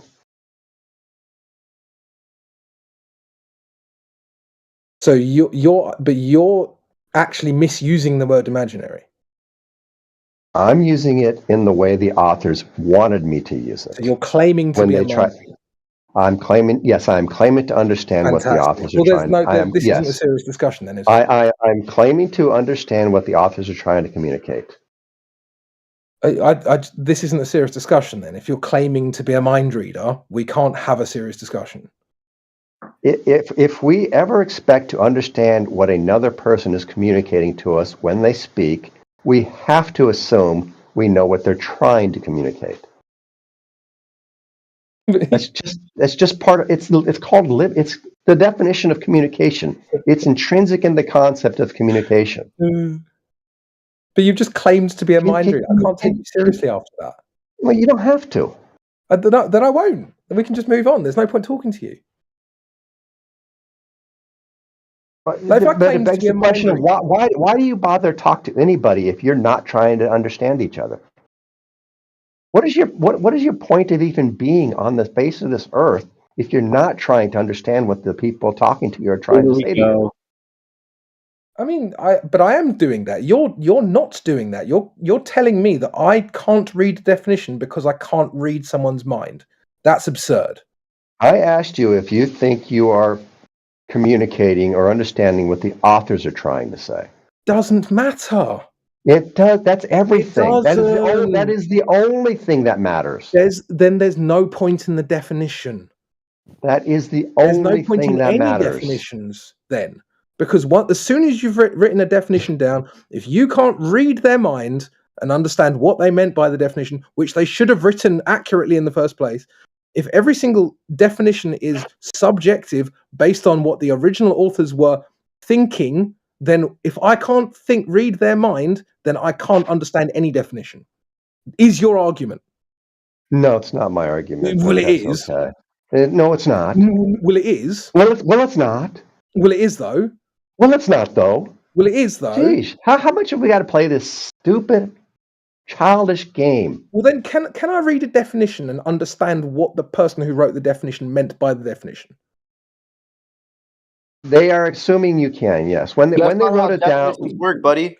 When they wrote it down, they are assuming that reasonable people could read what they wrote and understand the concept they were trying to communicate. How could you possibly understand a concept that's in their head? You're not in their head, retard. That is the nature of language, man. No, it's not. Our language is Rev, failing us. Rev, dude, pump the brakes, man. You don't need that, all right? Excuse me? Yeah, I mean, I think that any reasonable person listening to this conversation knows that the argument that you have to be able to read someone's mind in order to understand a definition is extremely flawed. And when did I say that? That's not what I said. No, I'm not saying that you said that, bro. Definitions Rev, are calm going to down. be referring Calm down, to a Rev. concept. Calm down. Calm That down. concept Rev, is calm something down. you don't Calm have down. access to. Rev, calm down. I didn't say that about you. I said that about Scott, which was his argument. Listen here, Stalin. You need to stop telling me to calm down. Oh, you can just stay on mute. You're just being an idiot. Triggered. So how does communication work then in your mind, Crypto? Between two people for anything, how does communication work? I know it is. I mean, you can talk over but it I think that's the you want. core. Was it a genuine question? Yes. In which case, why talk over the answer? Right. So that's an extremely broad question. I don't actually think anyone can give you a full answer to that, but I can give you a somewhat reasonable answer.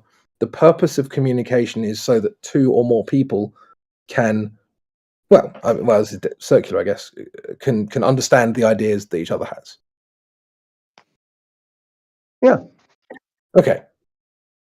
Here, I got a perfect example of this paracosm in the news where they said alien life form might exist inside the dark matter between universes. And then that's the headline for the story. Okay. And so, Crypto, do you think that in order for any two people to communicate, they have to do their best to steel man the other person's position or what they're saying, right? Because it's very easy for anybody to say any word and the other person to just say, oh, you meant this. No, I didn't mean that. And then no communication ever takes place. But see, this is actually a far departure from your original argument. Your original argument is that if I don't understand what they meant by a specific word, which you've misdefined, then I don't get to use their definition. I would say... Are you now changing your argument? I would say to use their definition, you have to do your best, as I would have to do my best, to understand what they are trying to communicate. But imagination is very well defined. But do you think that's what they were trying to communicate when they used the word imaginary? I think if they were quote unquote trying to not mean imagination, they would have used the word that they meant. Which word? What word should they have used? Well, you could say not existing in reality. You could use something that's specific to the non-existence of something. But they didn't use any of those words. They used specifically the word imagination. So if we were to go, you and I... The reason they've done that is because it's a psychological phenomena. It's like, think about Westworld. So if you and I... hold on for a sec. So, Crypto, if you and I were to go out into the English-speaking community, called the language community, right? And we were to go and ask people, how do you define imaginary? If someone were told you that something was imaginary, what do you think most people would tell us? Do you think they would say something about not existing in reality? I think that how the average person defines a word doesn't matter. Really? Yeah, really. Then what is language if it's not how we define the words? Well, but now you're conflating the average person's understanding of language with the language itself. What's the difference? Well, the difference is that a lot of people misunderstand words. And so that is all the language is. 10 people who thought that the color, like the word green meant a 6-foot man with 4 legs, then by this argument, that's what green would mean. It's exactly what it means, and that's what language is. Language is everybody's understanding of it. No, that's a definition of language, man. No, it's not. You got to read up on the philosophy of language because this is what language is. If enough people start using green to define that, it becomes that. That's how dictionaries get made. They would still have to be right. So you're just ignoring the concept of a social construct, because the reason that words mean things language is a social construct. I know, but you're ignoring that with your argument. The color green can't mean a 6-foot man with 4 legs. because the color green already is socially constructed to mean the color green. Yes, but it can take on two different meanings depending on context. We've assigned word X to mean meaning Y. It can't also mean meaning Z. I mean, obviously, there are words that mean multiple things.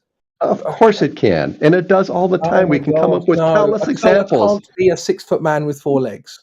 We can come up with countless examples in which words have two different meanings. But now you're not understanding. Isn't this ironic? You are deliberately not steelmanning my point now, which was your contention before. I already started talking, which you talked over me, by the way. I already started saying, of course, a word can mean multiple things, but the meanings themselves are separate. Correct? That makes no sense. I can't talk to you. If a word means multiple things, the meanings are... That's the same thing. You said the same thing. No, because the color green already has a social construct. Correct. Right. That isn't a 6-foot man with 4 legs. It isn't right now. Correct. Fantastic. So that's my point. Now you agree, even though you disagree. But it could be in the future. Yeah, if the social construct also changes. Yes. Fantastic. Which was my point that you disagreed with. And so now what does imaginary mean? And what does imaginary mean at this point in time to most of the English-speaking community? But that's not what we just agreed on. But we got there because we disagreed on what the term imaginary meant to the English-speaking community. But there are people who don't know things. Is that not what's important right now? What the term imaginary means to the English-speaking community is important to your argument. How can they be wrong? There is no objective meaning to a word, right? Oh my God. There is a purpose to communicating it, though. Yes, I know. Hey, Crypto, check this video out. And it depends on what the people you... Check this video out, Crypto, of NASA spokesman I feel like he's just wasting my time at this point. Yeah, listen to what William Shatner says about the heliocentric model. It's rumors. It's unbelievable. It is beyond imagination. He says scientists spread rumors. Are rumors a paracosm, or is rumors not a paracosm? I don't think a rumor would fit the definition of a paracosm. But I'm sure the Globers will argue with me for half an hour about that. One of the things, too, I was looking at this paracosm about worry. Someone whose life is full of worry. They're scared about everything. Like, they're worried they're going to go out and, something bad will happen. Like, the whole idea of these random acts of violence that will happen if they leave the house. They got to be armed to the teeth. Because any time, some random act of violence will be the target of. See, in their world view, they've inserted imaginary threat. That they're only safe inside their house. And so their house is also a paracosm, because they're really not safe there either.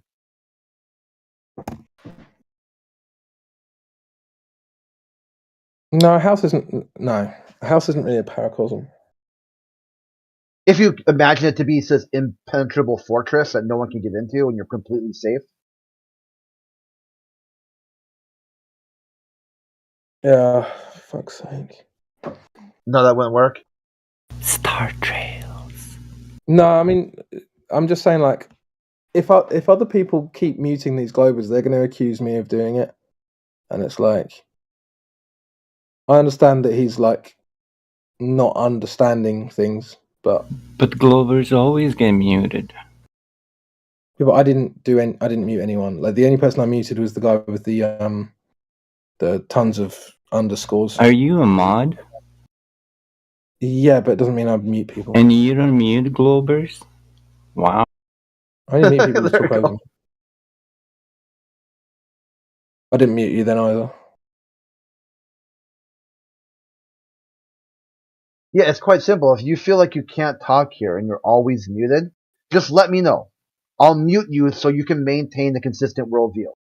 That's it. It's very simple. That's very simple. Yeah, if you come in here and say, hey, this is an echo chamber and globals can't get their word out, I go, are you sure about that? Yes. Are you 100% sure? Yes. Okay. Here's your mute. Now you can maintain your consistent worldview. Let me know when you change it to something you like, because you probably, if you don't like it, then you're going to want to change that worldview.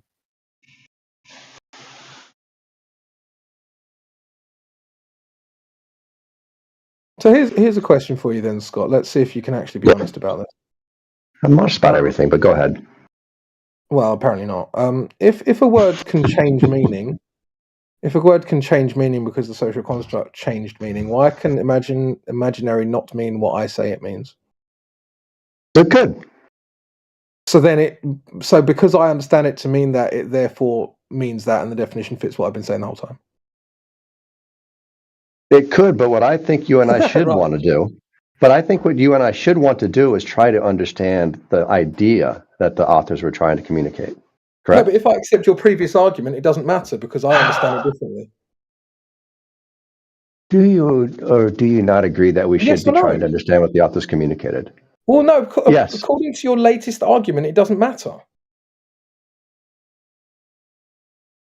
What doesn't matter?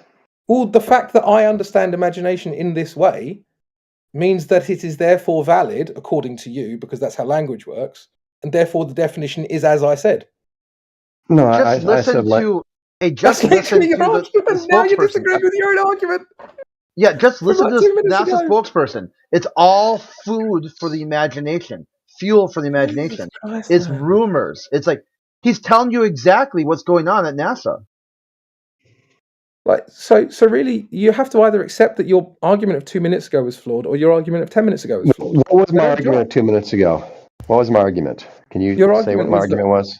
Your argument was, I'll go and ask 20 people or 50 people what they think imagination thinks, because that's therefore the definition, right? Yes. Because that's how language works. Yes. Correct. So if I understand imagination to mean thing X, and I use it in a definition, it is therefore how that is meant. Okay, what was the difference between those two positions? Well, as far as I can tell, the only difference in those two positions is an appeal to popularity. Okay, so what was the difference between the two? You were close. What was the difference? Is an appeal to popularity. No. Yeah. No. Yeah, it's many people versus a person. So you don't understand my argument. Appeal to popularity. No, his argument was that you don't understand the own words you're using when he also said your understanding of your words is also subjective. No, language you broke your worldview, dude. Language is a community thing. You have to have more than one person to create a language. What you did is you said you want your definition. So what you're creating is kind of a private language, which doesn't make sense philosophically. I mean, not really. I'm not. So that's the difference. You saw the difference between the 2 points. Yeah, your argument is appeal to popularity now. That's fine. See here, imagination. Except it's not. My argument forming a mental image of something not present. My argument was that my argument was the language is whatever the community says it is. That was my argument. So then I need to find one other person who agrees with my definition. Yes, you do, and then you can. Do you agree with my definition?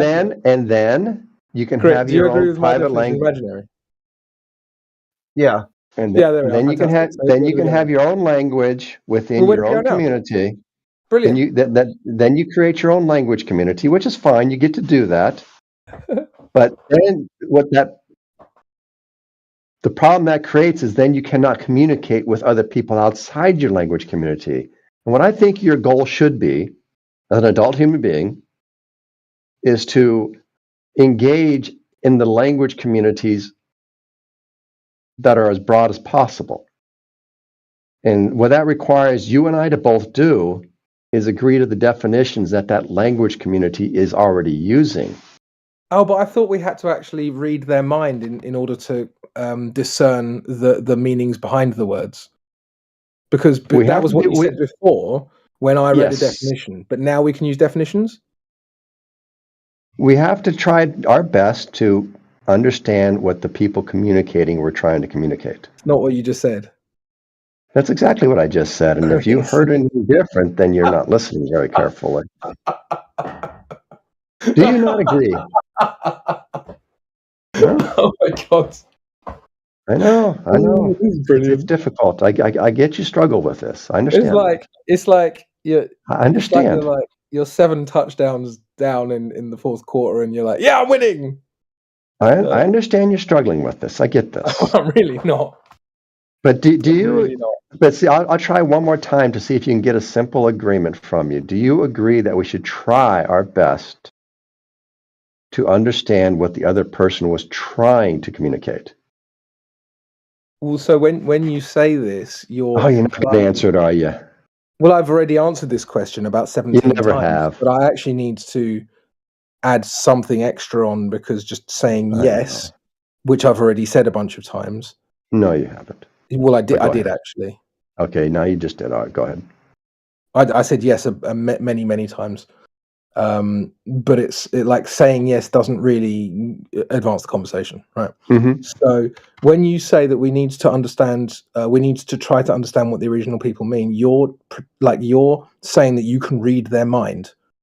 We've already been over this, because I remember what my rebuttal was, and I'm going to say it again. You can't read their mind. The only way that we can discern what they said is by reading their definition. That's the only way we can do that. Mm-hmm. So I've read the definition. And then you've told me, once I've read the definition, that I have to read their mind in order to understand what they meant by it. No, actually, they had a term. They used the term imaginary. We agree on that, right? The term imaginary is in there. Correct. The term imaginary is in there. Yes. That is correct. And if they're going to write that down, they have some understanding in their minds when they put that to paper of what imaginary meant, what the idea entailed, right? And if they meant non-existing, they would have said that. But they said imaginary, because it's because it's a psychological phenomena. That makes sense. And so how do you know that they didn't mean what I say and they meant They what would you have say? said not existing. Oh, so you're saying you can read their mind, and you're saying they would have done this had they meant that? I think if you're writing a definition, you're going to define it in the way that you mean to define it. That's just circular.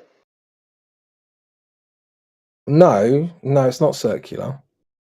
Because if I was to say that an apple, is that circular? They give clarification in the next sentence. What's clarification in the next sentence? That it can involve real world things. It can entail elements of the real world, correct? But that doesn't mean that the encompassing idea is not completely imaginary. Yeah, i.e., not based in the real imaginary is world. fine, but it's you trying to pretend that they meant non-existing. Well, that's what they meant. According to you, but that's you pretending to read their mind. Okay, so if we were able to get them in the conversation, they told you that imaginary meant non-existing, would you say that that's not what they meant? Just out of curiosity. Not that we can do this, of course. Well, imagination has a definition. Okay, but that wasn't my question. So your question is irrelevant then, because I have a definition for imaginary. So you're not even going to try to address the question, just as a hypothetical. But your question is irrelevant. This is fascinating. To answer Britnat's question in the chat, no, that's specifically not what I'm saying. So do you think that if we could get the authors here, do you think they would agree with me, or do you think they would agree with you as to what they meant by imaginary? I have no idea, and neither do you. I actually do think I have an idea. No, I don't think. Now you don't have to think you do, but I'm going to say I do. Okay, well I do then as well. Okay, and so what do you think then? What? Well, I think they'd agree with me. Well, I think they'd agree with me. Where do we go from there? there? Okay, all right. I would agree with Scott. Brilliant. Some people would agree with So, me.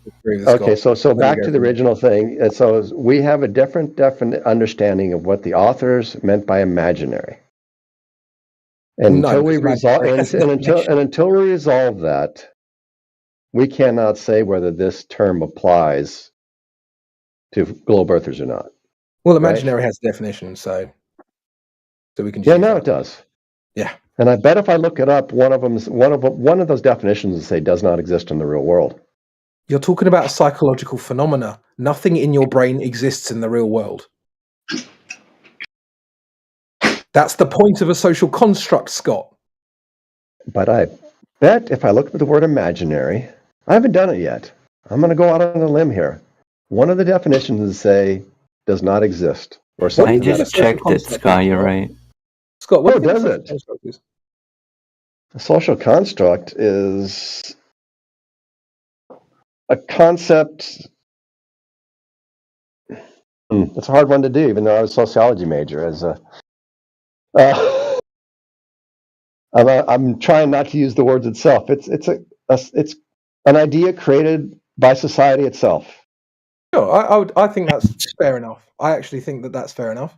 And so if it's an idea that, so if I say the word apple, you know what that means, right? Yes. Okay, so me saying the word apple doesn't physically manifest an actual apple in reality, does it? Correct. Fantastic. So the idea that I have an apple in my brain doesn't mean that the apple does exist or that it doesn't exist in reality. Yes, but It's that's not completely imaginary. Yeah, well, that is imaginary because I'm imagining an apple. Not. Yes, it is. But it's not how psychologists use the term. But the apple doesn't exist in reality. It exists in my brain. No, the apples do exist in reality. I know, but it's not the same thing as that's in my brain right now when I'm thinking apple. I agree, but that's not how psychologists use the And term. you fucking agree with me. But no psychologist in this world would say that's imaginary. I think they would. They would say it's a mental conception. If I said to you, imagine an apple right now, can you do it? Yes. It's like talking to a It's wall. imagination, isn't it? My God. No, it's not. That's not how psychologists use the term. That's how imagination works, though. So you just imagined an apple, but that's not imagination. Correct. Not in psychological. I think we're done here, bro. You can not carry in on. psychological terminology. I'm sorry, man. It's just not. You can imagine an apple, but it's also real. Yeah, you won't find a psychologist in the world who will say that's imagination. I just asked you to imagine an apple, and then I said, "Is that imaginary?" And you said, "No." It's like You yes, won't find if a you're imagining psychologist in the something, world it who'll is by agree with you, definition- man. You can't talk over me, man. Stop talking over me. Sorry. If I ask you to Sorry. imagine something, it is by definition imaginary. I'll talk over you. If I ask you to imagine something, it is by definition imaginary. You No, can't it's not. You're imagining Yes, it's something real. that's real. The physical apple doesn't exist in your brain. No, it doesn't, but it does exist in real life. So if I ask you to imagine What's your an point? Get apple, to it. I've already made my point. If I What ask is it then? That real I'm apples trying to aren't real? talk. If you don't talk What's your over me, I'll point? finish. If I ask you to imagine an apple, it is by definition an imaginary apple. Right. So what's your point? Get to Brilliant. it. So therefore, that apple that's in your brain is Right. edible. It's not Right. physical, It's not real, doesn't but the have real water apple is content. real. What's your Why are you point? talking Oh over my me, man? god. I know you can talk over me Oh as a my way to God. ignore my point, but just wait for me to finish. It doesn't have water content, doesn't grow on a tree, it isn't red, none of that shit. It only exists in your brain because it's imaginary. Imagination. May I help? I think I'll bridge the gap. I think right. Imagine an apple, and I know that sounds ironic given what we're talking about. Imagine an apple. Right. Now imagine you put eyes on the apple, a nose on the apple, a mouth on the apple, and you call it T-Dub. T-Dub the Apple Man, right? Now Right. T-Dub the Apple Man lives in a world where all apples are in loving homosexual relationships and they have a great time or whatever, right? The point is that the apple itself, the concept of an apple, the imagination of the apple, is not where the paracosm began at all, right? It began when you started to attach yourself, have a deep feeling for it. The imagination starts to go beyond what we understand an apple to be. You've given it human features and so on, and you have some sort of attachment to it. And so that's But not that's in not any sort relevant. of way related to when It's not relevant. so it's not just about the imagination is what I'm saying. The authors of But this isn't relevant. Paracosm didn't mean anything you can think of, because that's This just isn't trivially relevant. true, right? This isn't relevant because is. me and Scott. No, it isn't, because me and Scott were disagreeing over the meaning of imaginary. So we drilled down into the meaning specifically of imaginary, right? So then when I asked Scott to imagine an apple, and then he did, and then I said, "Is that apple imaginary?" And he said, "No." That was when I stopped taking him seriously. But if you that's can't just like saying, define, wait. No, Brandon, you will If you wait. can't define imaginary as something that's imagined, then you can't be taken seriously. All the things that are in a paracosm are imagined, right? No, they're It's not just- actually. They're not. Well, look, you could say, for instance, an apple in Westeros is an imagined concept of Westeros with a real thing in it, right? Sure, Relevant. that's fine. But the Well, the Garden of paracosm Eden. itself, the Is paracosm that itself apple? can't be based just on things that we know to be true. For instance, I have a basket of apples. I'm picturing them in my head. I haven't created a paracosm, right? But you're not addressing my argument. My I argument am, was actually. specifically to do. No, you're not, because we were talking about specifically the definition of imaginary, which is separate to paracosm. Nothing to do with paracosm in this sense, right? We're just defining imaginary. If you can't define imaginary as something imagined, then you don't understand this concept. If you're defining, well, look, if you're just saying you're just debating imaginary in the vacuum, but I don't suspect that's what was going on. I think it has something to do with the psychology of You have to do that if paracosm. you're defining a word, bro. Yeah, but you'd have to define it with the terms that the authors of the idea would want you to use them as or understand them as, right? Then there's no point having definitions. Well, it's just like, well, then you're just bastardizing the idea of paracosm, and it's not a paracosm then, right? No, you're not. Again, I'm talking about the meaning of the word imaginary.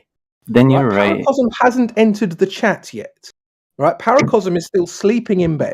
We're talking about imaginary. If you talk Okay, about you're paracosm, right. You're right. are You're right. deflecting. Move on. So imaginary is defined as of the imagination. You either agree with that or you're wrong.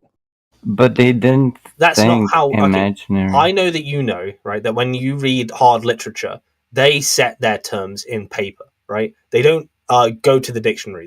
I've never written a paper and written something from the dictionary. I've always gone with an understanding of what nation state means. This X, Y, Z, my own sort of standard of a definition. Imaginary will have its own sense of what they're trying to conceptualize with the idea of the word imaginary. And it's going to follow with the spirit Vector, of the word imaginary stop. and give you Turn examples. your camera off. It locked the room at 25 people. The room's people not are, locked. Yeah, people are trying to get in the room. They can't. Thank Okay. you. Either way, yeah. So if you're going to engage with what a paracosm is, you must accept what the authors are trying to tell you, not just make you have your to own understand paracosm the definition as is written. in the paper, not on the dictionary. But how else do you know what they mean if you don't read the definition? Well, you read their paper when they talk about it. Well, you can do that if you want, but I was addressing the definition. So then you can say to me, well, the paper disagrees with the definition, and then you'd have to evidence that. That's fair enough. But that isn't what was happening here. But if it did, then, like, if I bothered, Well, then right, and I fucking show me might, the right? paper. If I might bother to find out what they meant by paracosm or the spirit of what they meant by paracosm, and I showed you the paper, this is what they wrote about paracosm in this psychology paper, you would then read it, and if I'm correct, you would then say, okay, it doesn't apply to the globe. Applies to more like Westeros, including an apple, right? The apple of Westeros. Look, man, I would be happy to read a paper if you wanted to present it to me. Totally fine. But no one at any point up until now has bothered saying that. We were just talking about definitions, right? He said that what they meant by imaginary is different to what I think they mean by imaginary. That's cool. We drill down into the meaning of imaginary, and he doesn't think that imagining in an apple means imaginary. No, That's he said fine. he didn't think that the scientists meant it in that way. No, that was a different point. When Right. we were talking, you're addressing something else that he said. He did say that, but about something else, right? But You're when we were being talking, dishonest, bro. We can tell. Said what? you're just making shit up. He did make that point, but not about what you're saying he made it about. Then that's when you drilled into the definition of imaginary. Yeah, because we disagreed on Because how... you needed something to back your already weak points up a bit. Well, I mean, you can gaslight me if you want, but I'm just going to continue. Oh, this is why you're drilling into the definition of what words mean, because you have nothing to back You it really up. think I'm not familiar with these tactics? Stop gaslighting. Let's actually have the conversation. So we drilled into the meaning of the word imaginary, right? At which point he then said that imagining an apple doesn't count as imagination. He did. Like, do you agree with that, Yui? When he says, I'll say no, because when he says that's not, when he says no, that's not what they meant. I think he's getting at the point, which I'm is not just talking saying about that. I'm asking you a specific question. Is imagining an apple imagination? Well, yes, in a very broad sense. Fantastic. Well, then you disagree with him.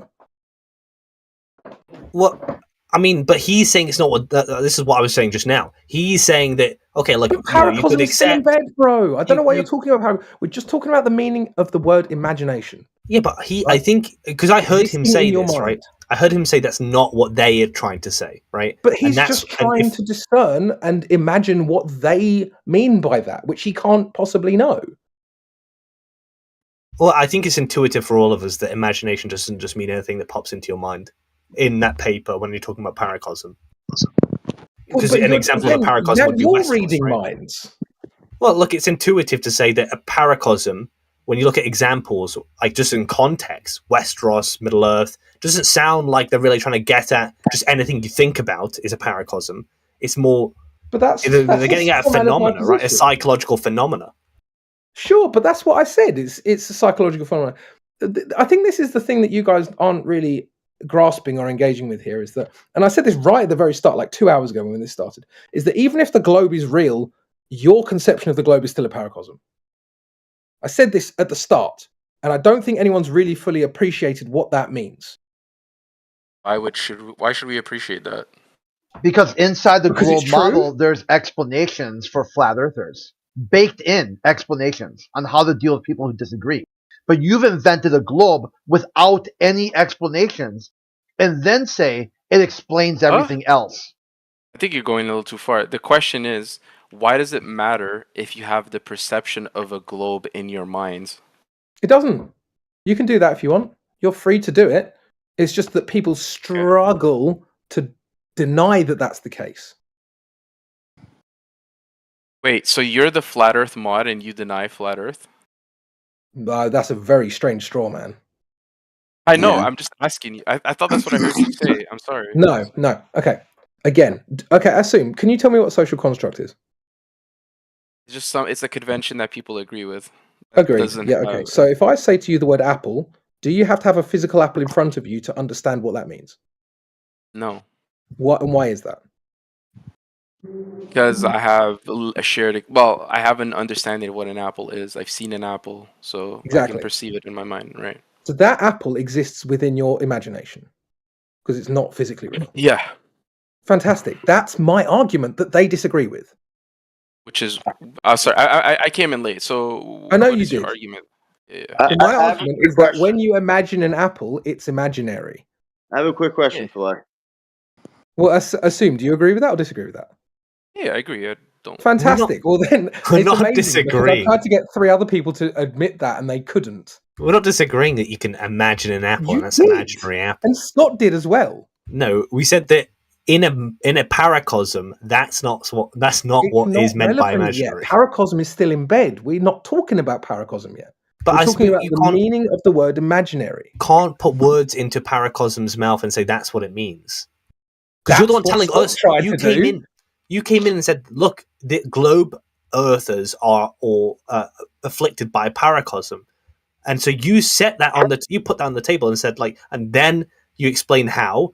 But you're not using a definition that you know them to actually mean by paracosm. You're inventing your own and saying fitting the globe Earth into it, right? Or globe and again, Earth. You're trying to pretend that you understand and can read minds. Because it's your idea. Your idea was to lay paracosm on the table. Is the definition as is written, and so we can only use the words written. Can I ask you a question? You have access to papers, academic Google Scholar, right? Just look at that. You fucking present it. I'll read it. It's your point, though. No, but I'm just using the definition. Again, if you don't like the definition, tell me what's wrong with it. Yeah, let's check this out. We avoided the whole thing with NASA spokesperson William Shatner, where he talked about it all being imaginary. It's all rumors. It's all things that are science fiction and science fact and how they blend them together. It's beyond imagination. He says it's unbelievable. And so let's look at the guy who presented Blue Marble 2.0. Everyone says this is what Earth would look like. He says he says that we imagine the Earth to view. What would people imagine what it would look like? This is exactly what it looks like. How did you It's define? imagination. How did you define imagination? By the way, Crix, I've got the definition now, but I want to see how you did it. How did you define it? He says, I've never been to space. I can only imagine what Earth looks like from space. And this is how I imagine Earth would look like. No, I want a definition, not an example. A definition, not an example. Existing in the mind. Just existing in the mind. Now, when I look at the definitions of a paracosm, when they're talking about imaginary, you get things like the imaginary world has no propositional link with the actual one, thwarting critical thinking, making reasonable choices, and perceiving the world with a cool head. Obviously, something that a child, like as an example, something a child would come up with, like an imaginary world, right? Storytelling, a universal and early developing human activity that is believed to promote insight into behavior, contribute to empathy, help us find meaning in life and events. Not like Lord of the Rings, Middle Earth, right? Not so much like I think people commonly believe today, right? When we say paracosm, right, we have an understanding that world is not real, that the imagined rules of that world do not apply, right? Aren't actual, yeah. But yeah, Sure, exactly. There's but a common within the agreement on definition of that. paracosm is also certain elements of reality. So if I mean, right. So that, but it's not entirely unreal. No, is it? That's the reverse though. Like, because you're saying like like the imaginary world can have facets of realistic things in them, like an apple. But the reverse saying when you reverse it, you're trying to reverse it. I'm talking about the definition again. I keep trying to go back to the definition which I brought up in the first place, and we're talking about people, and we're reading minds, and we're doing all this shit, right? I'm talking about the definition of a paracosm, right? It says in there that it can include elements of reality. So when you say, there are some elements that are real, well, that's part of the definition of a paracosm. The not actual imagination can include realistic things, but that's not. No, that's different. That's what you just described. No, it isn't. Philia, one sec. Let's say, for example, I really want to. But just real quick, let's say, for example, Oberyn Martell in the Game of Thrones universe has a glass of wine. Okay, we don't understand. We agree that that wine exists in our world, but there is no Oberyn Martell, and Oberyn Martell never drank wine. You know what I mean? He didn't drink wine. Yeah, right. That's why obviously, it's a paracosm. And any imaginary world like that we usually can conceive of usually will take something from reality. Of course. We agree on that. Everyone here knows that Game of Thrones is a paracosm, that fucking Middle Earth is a paracosm, Rivendell is a paracosm. No one here is disagreeing with any of that. Okay, so where's the contention here? Well, the contention is that they don't seem to want to accept that the conception of a globe in their mind is also a paracosm. Well, you're more like in the way that you're saying it is like we're afflicted by paracosm, which wouldn't be true because it's an actual thing, right? It's not an imagined thing, right? Not necessarily. All right. Okay. Right? So in a sense, I'll ask you a question. Assume there's a star at the end of the assume there's a star at the end of the universe that no one's. There's a star at the end of the universe that no one's ever experienced. Where does the information about that star exist, if not in your imagination? Nobody cares about that. Let me ask you this. Well, no, you're going to answer that question. Okay, sure. You're going to answer that question. That star or move on to the next person. Either answer that or we move on. Which I really want that. We're going to get to Darth. He's not going to answer. Where does the information about that star at the edge of the galaxy, at the edge of the universe that no one's ever experienced? Empiricism. Where does that exist, if not in the imagination? Well, it's derived from empiricism. Okay. It's very simple. As an individual, okay. No one wants to answer. I'm answering you, okay? If, for example, we are able to detect a phenomenon, like I can't see, for example, a star that is like at a certain distance, right? But we have tools that are able to do that, that are able, right, to detect the light that is coming in from that object that is from a very far place. Yes, I don't experience it directly, No, but you're I missing the have point. Right? proof that that star is there. You've already missed the point. I need to explain why you've missed the point. Because at the second you've detected it, you've experienced it. I'm talking about a star that you haven't experienced. Okay. So where does the information about that? Where does the information? Why are you talking over me, man? What is it with you guys talking over people? Where does the information about that star exist, if not in the imagination? Doesn't. I feel like I can help answer It just this. doesn't exist? It doesn't exist. Yes. Okay, then. Again, so how do you know there are trillions of stars? No, but you basically started off your argument. What was your question? You told me, if there's a star that has never been experienced, does it exist? No. That's not what I said. Yes, it is actually. No, it isn't. That is exactly what you've asked me, lad. No, it isn't. I asked you, where does the information about a star that no one's experienced exist, if not in the imagination? What's wrong with you guys? It is in the imagination, lad. Well, it must be, because you haven't experienced it, and yet you still think it's there. Yes. Now, if you want to ask the question, Right, okay, but you agree. Why is it like getting blown out of stone with you guys? I can't experience it though. Brandon, you Lad, fucking wait. idiot. I didn't disagree with you here. Okay. Now I'm gonna ask you a question. Okay. Right. If I asked you to imagine an apple, yeah. Yep. The apple that you have imagined, do you agree, is not a factual thing? Yeah, the it apple exists that only you in my imagined. mind. Yeah, I agree. Now, because of that, we do know that apples are real. Why? Because we're able to look at what we identify as being apples. We look at their shapes, and we can say, okay, an apple is a 3D object that has, you know what I mean, this shape, this colors, and it blooms around these seasons, etc. In the same Right. sense that when we look at the globe, right, as a species, a society, we come to these conclusions that these are the properties of our Earth. Okay, so but I can do that with a One unicorn. is as well. verifiable, so and that is how we distinguish fact from fiction. It is through evidence.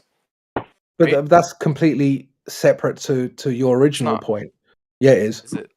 Yeah, because you're just saying, because I can imagine an apple and because apples exist in reality, therefore, if I imagine a globe, it can also exist in reality, which is true. However, I can also imagine unicorns.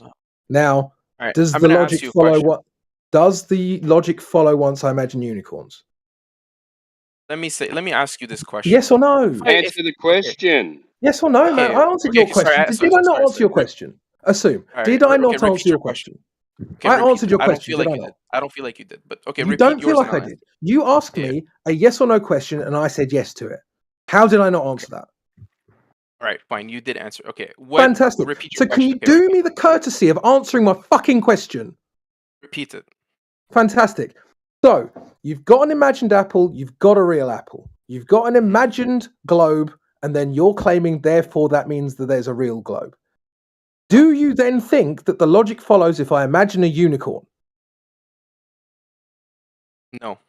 Fantastic. I'll So explain you to you- I'll can explain to you imagine things. The conclusion is that you can imagine things that don't exist, correct? Yes, we agree on that. Fantastic. Okay. Fair enough.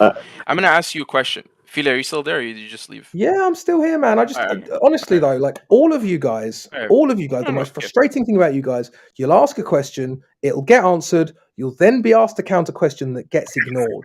That happens all the fucking But time. I It's did. so I'm frustrating. sorry. I'm sorry. I answered you. Okay, I've let me been say waiting. this. Is your body composed of cells? Yes or no? I mean, What's this I got to believe do with so. anything? I'm asking the question. Is your I body believe composed so. of cells? Yes or no? You I believe believe so. You've never seen a cell. Yes. You've never observed a I cell. believe so. Okay.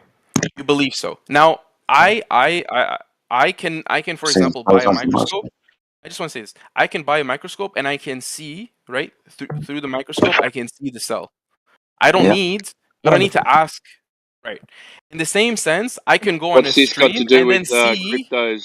What's this got to do with cryptos? Yeah, we're gonna move on to Duncan Darth here because Yeah, Duncan Darth, do you want to go ahead, man? I don't know what's like. Yeah, that guy just went batshit crazy. Like he somehow entered a completely different conversation that was being had. Yeah. And also, by the way, guys, if anyone's bored of this conversation, I can move on, but I like. No, this is before groundbreaking, dude. I like this is seeing groundbreaking, cutting edge right here. This is really going down to the heart of the problem with inside globalism. How there will be something and not something. And it just shows how much they do not answer questions. They can imagine something and say that's not imagination, as they're imagining it. All right, Duncan, go ahead. All right. So, sort of on topic. So this whole imagination thing, I get what you're saying. Like, when you ask me, like, what does the globe look like in my mind? I imagine something, but I imagine it based off of pictures that I think are real. So my question to you is, what do you imagine the world to look like if you could see the whole thing? Oh yeah, I mean that's an interesting question. We would be here a while, but I don't know how it applies to the conversation. Because I get what you're saying. Like, you know, when we picture a globe in our mind and we have this image in our mind, you're saying we're imagining it and it's not based off of real things, and yet we're able to do it. Like, if you ask any of... This is the bit that's been missed off. This is the bit that's been missed off, though. Even if the globe is real, that's still true. Right. I'm not denying that. Like, we imagine the picture in our head. We're able to, like, say, for example, draw it. Can you imagine the world in your head, and can you draw it? And what shape is it? I mean, sure, I can imagine it as a flat Earth if that's what you want me to do. No, I will. How do you actually imagine it in your head? When you think of the whole world, how do you imagine it in your head? What shape is it? That's my question. Oh, well, I think of it as the floor of the universe. What does that mean? Like, can you... You know what a floor is? Yes, I'm standing on a floor. Okay, and you know what the universe is? I know what I think the universe is. I don't know what you think the universe is. Well, Here, I think I got a better example. Everything that exists. I mean, a planetarium. Just that's kind of what you basically a planetarium would be. You walk into a miniature version of what the Earth is. I suppose that's close enough. I wouldn't say it's all encompassing. I honestly want to know, like I can name the shape of what I imagine the world to be. Can you name a shape of what you imagine the world to be? Yeah, I think it's the floor of the universe. That's not a shape. Well, then I don't think it has a shape. It has no shape? Well, it's Earth shape. An irregular shape? Like... Well, it's Earth shape then. Well, okay, let me ask you a question. How do I know that a triangle is triangle shaped? A triangle is a definition that that the human population gave to it. It has three sides. Yeah. So we decided that triangles are triangle shaped, and that we're going to say the word triangle to then communicate that idea, right? Right. So I can imagine. So if I say to you that the Earth is Earth shaped, it's a sphere, an oblate sphere, a slightly oblate. No, I don't agree with that. Okay, so what shape do you imagine the Earth when you see it in your head? Yeah, it's Earth shaped. What can you draw it? Probably not. Why? Because I don't have enough pencil lead, or maybe if I did a vector, it'd be possible, but it's... Do you think it's odd that, like, if you were to ask any glober, like, hey, can you draw the shape of the Earth? And, like, we'd all basically draw roughly the same thing. But if I'm asking because that's what you've been shown in you all have the same idea. That's what you've been shown. If I ask, hang on, right, if I ask a flat earther that question, why is it difficult? Have you ever seen Lord of the Rings? Yes, I've seen Lord of the Rings. Yeah, do you think I could draw an Ent? Maybe, yeah, possibly. Well, I mean, give me 2 minutes, I'll draw you a motherfucking Ent. Okay. Therefore, what? I just don't like. What I honestly want to know, when you imagine the world, what do you see? I honestly want to know. I told you. I've already answered this question. What shape? A planetarium. Yeah, shaped. That's not a shape. Are you saying like it's an actual? Okay, so you think if triangle? If no one knew what a triangle was, and I said triangle, you'd be like, triangle's not a shape. No, I would ask you to define me the shape. Like give me the definitions of character. Exactly. Does it have? So what is that shape? So Triangle- define us before we can before we draw. Yeah, this is pretty before we bad. draw- Hey, we're gonna move I on, don't Duncan. wanna I thought you draw had the something good to add here, and like you let me down, dude. Because I cleared the floor for you. I know, and I honestly want to know what before when we he draw imagines the Earth. world, Then what shape does Duncan, he see? Duncan, I honestly Duncan. want to know. Duncan. Yeah. Yeah. So you just said you'd have to define a triangle before you draw it. Yeah, we'd have to define that for you. So can you define the shape that we're supposed to be drawing before we draw it? You mean an oblate sphere? Well, that's your imagination of it. You're asking us, aren't you? I'm asking you, when you imagine the world in your head, Yeah, are you not able? For the fifth time. I heard you for the fifth time. Crypto asked you about a triangle. If you didn't know what a triangle was, you said draw the triangle. You said you'd have to define the shape for me, and then I can draw it. So you're asking us to draw what the Earth looks like. Can you define what that is before we draw it? Define the Earth? The Earth? I can define the The Earth. shape. No, shape. no. Are you drunk? Are you drunk? No, I'm not drunk. I think you are, because you're not listening. I am. What did I say? Can I define the shape? Yes, before I draw it. Right, but I'm not asking you to draw a shape. I'm asking you to draw. God, you just asked to draw. Oh my God. No. Timbo, I asked you to draw. You can feel my pain, can't you, one Timbo? second. Oh Are you man, it's suggesting? been frustrating. Are you saying you don't know what the shape of the Earth is? Correct. No. How many more people do you want to say that? No, we don't know what the shape of the Earth is.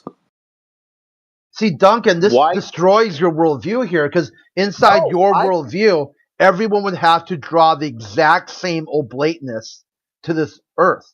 Otherwise, each person's imaginary oblateness is different than each one. I'd be like, can you even mathematically define the level of oblateness? Like, how would you even articulate that to someone? All you can do is just imagine it as oblate, but you can't really ever do anything with it. You couldn't draw it because you don't have a parameter for what this would look like. You can't make a model.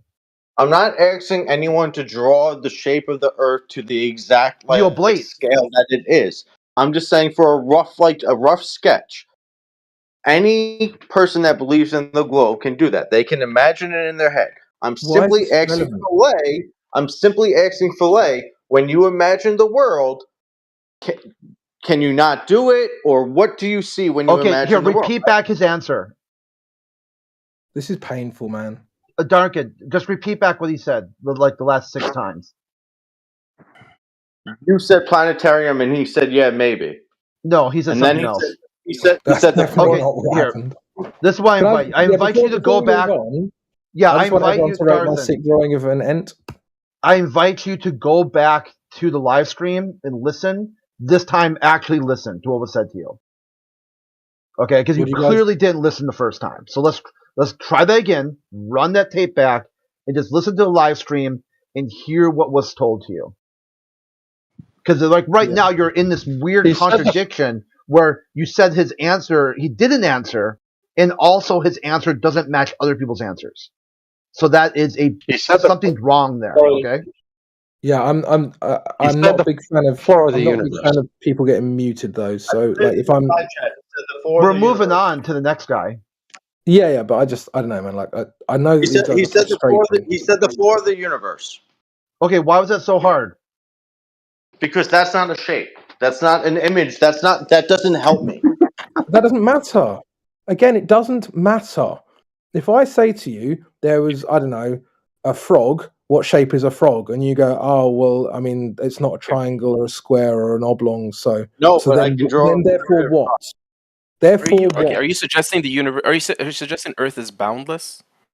He's suggesting I'm not Earth is Earth suggesting anything, bro. I don't know what the point of this question is. Duncan Darth, if you said it was the floor of the universe. Yeah, wait, Duncan Darth, if I can't tell you, he's gone on deafen. Fuck's sake. Obviously, we all know that if I can't tell you that a frog is triangular that it doesn't fucking matter.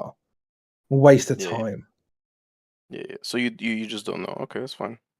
So why are we on I the? already Why are you said like? I've answered the question, bro. You don't know. That was the first thing I said to him, and then he said, "Oh, but surely you must have a shape in mind." And then I said, "Oh, instead maybe it's the floor of the universe." And then he's like, "Oh, it's not really a shape, though, is it?" And then I tried to get him to understand in about 3 different ways. I don't know what else to do with him. Is it like awesome, or how do you say your name? Oh, so are you just like? Do you like? Can for you example, look at like, this? Here, look at this image right here. What shape is this frog here?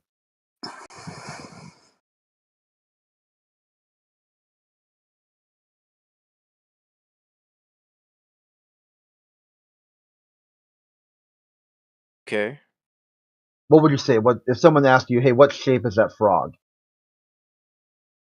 I would say it's mainly circular and it's got like a heart in the background. All right, well there you go. Well, if I was to say to you, draw something that's mainly circular with a heart in the background, would you always draw a frog? No.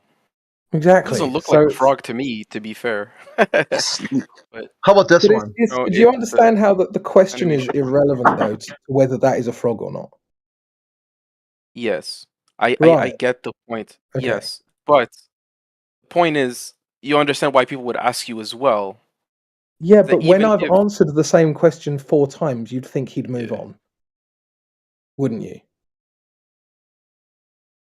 Yeah, I think the reason why he's suggesting that is that if, for example, you deny the concept that the Earth is a globe or whatever, then you have an alternative explanation. Oh, And he Blade thinks you're just spheroid. talking away from it.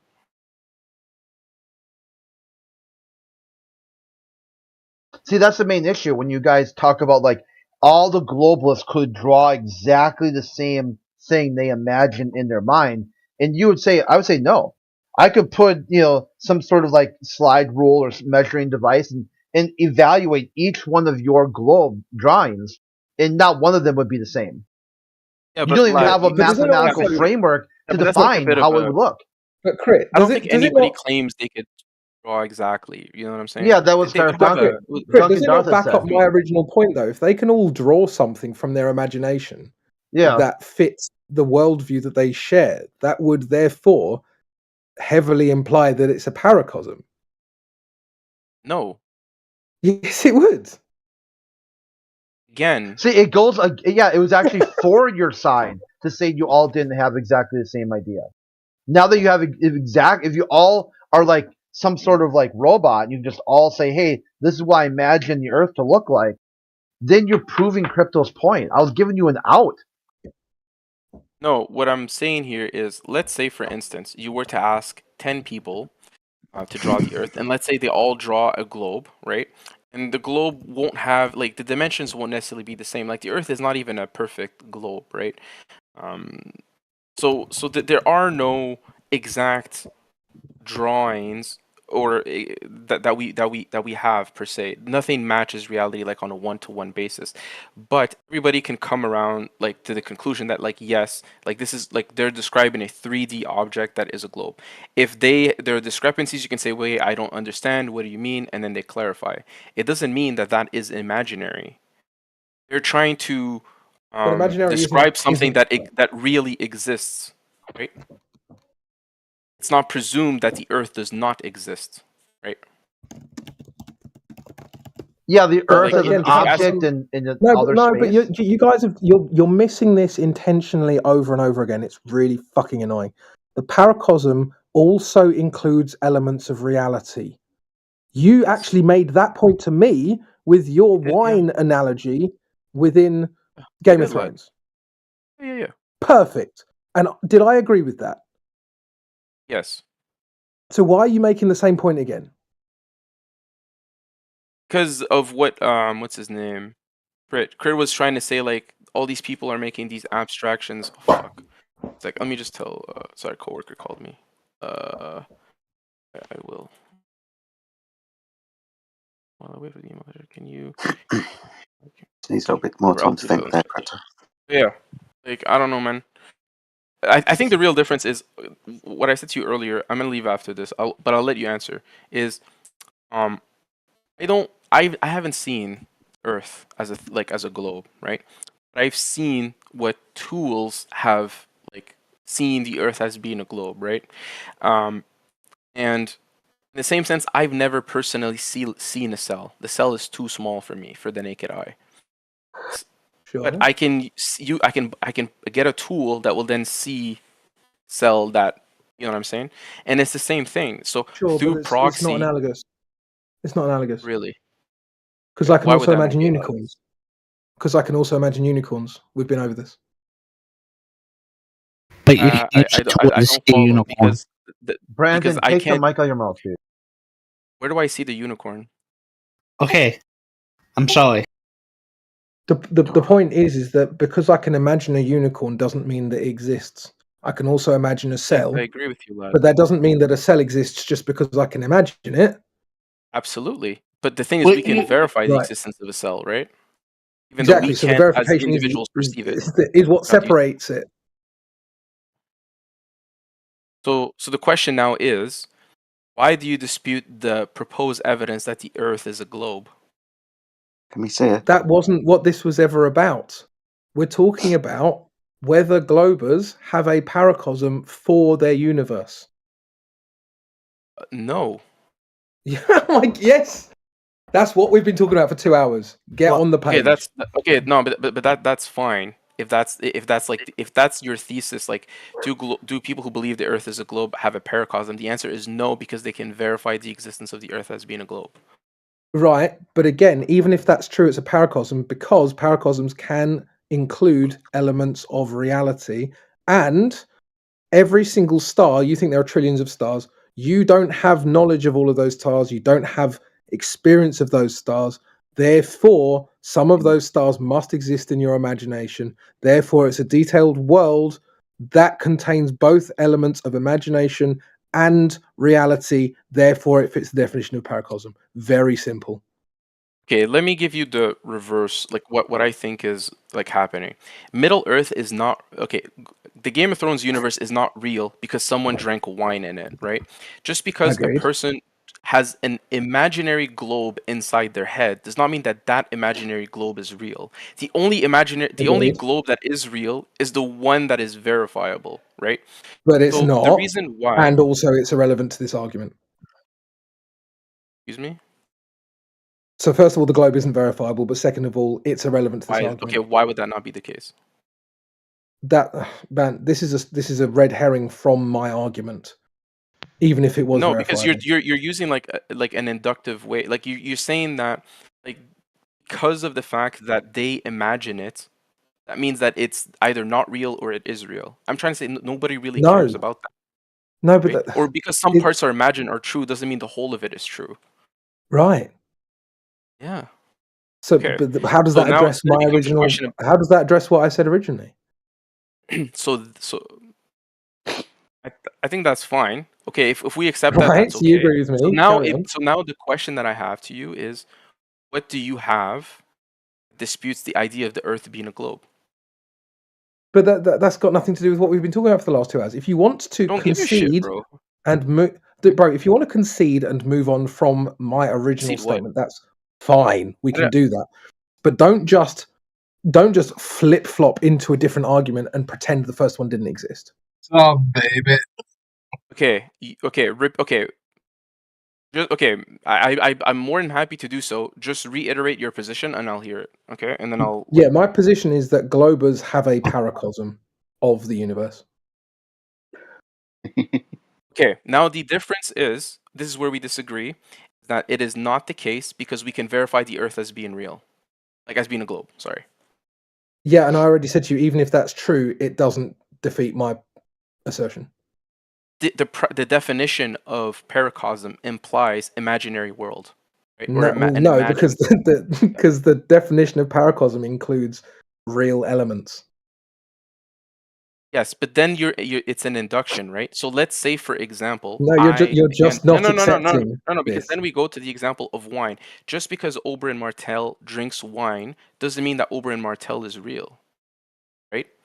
It's not because Okay. of the fact that certain But how elements. does that address what I said? Okay, because you said that. Does that mean horse that because he having- drinks wine, it's not a paracosm? Is that because that's your argument? No, my argument. Fantastic. Is, So you agree with me? no, I don't. What? Bro, the existence of wine really exists, correct? Yes. So wine can exist within Game of Thrones, correct? Yes, but wine isn't a paracosm. Yes. lad. Therefore, is Game of Thrones not a paracosm? Is Game of Thrones not a paracosm? What? No. It wasn't made by a child, so no. So the Game of Thrones is a paracosm. It can't be because I double checked. It has to come from a child, so it can't be. George R. R. Martin didn't conceive of it as a child. It's irrelevant. Who Okay, cares? that's not part of the definition. So Game of Thrones is a paracosm, even though it contains elements of the real world. But is the world itself a paracosm? Is that true? Assume. Okay, I have to go for like 10 minutes. It's a yes or no question. Lad, I have to go. I have a meeting. I'll It would have been quicker for you to say yes or no. I disagree because again, just because You some disagree? airlines again. Yeah. Fuck me. Yeah, obviously Game of Thrones is a paracosm, despite the fact they have wine. Obviously.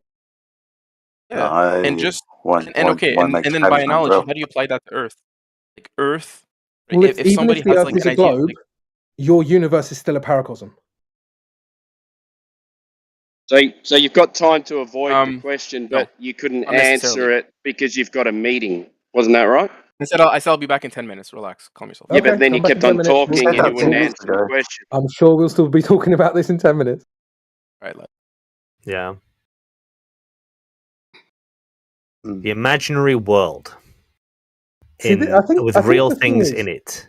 I think the reason that the Globers are fighting this so hard is because they think that if they admit that it's a paracosm, that the Earth isn't a globe and that the universe doesn't exist. It by definition you'd think that, right? Because if imaginary is No. something that's not actual, right? Listen, if imaginary is something that's not actual in your mind, and then the entire world can fit into that definition of imaginary with real things in it, aka trees, you could just say, well, the real thing in it is the tree, but the world itself is the imagined thing. Right? So the idea of what we're standing on is the imagined thing. Is what you're really getting at, isn't it? No. It must be, unless you think... How do you not get this after the 12th time I've said it?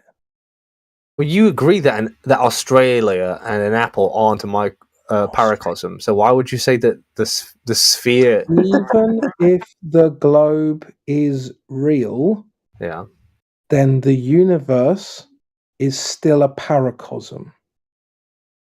The universe. You were talking about the globe Earth. Why has it gone to the universe? Oh my goodness me. I've been talking about the universe the whole time, but why do you think I was talking about stars? You said globe Earthers have a paracosm. Do you think that I think that stars exist on Earth? 1 second. Right, I'm going you to gotta think rewind. this I'm out, going to dude. rewind. Give me 2 seconds. Bro. I swear, it's We'll- like we'll they don't verify actually this. hear what's actually been said. You gotta say it like an 3 times. unintentional straw man. I don't know, Crypto. You've been going on for this for like the last 2 hours. Maybe if you say it for the 20th time, they'll understand. I mean, does anyone else? Do any of the flat earthers not understand what I'm saying? No, this is groundbreaking right now. This is really good line of questioning and thought. Well, yeah, you would think that, wouldn't you, Crit? Because your whole that is like He your thinks it because he knows what I'm saying. He actually is hearing the actual words coming out of my mouth.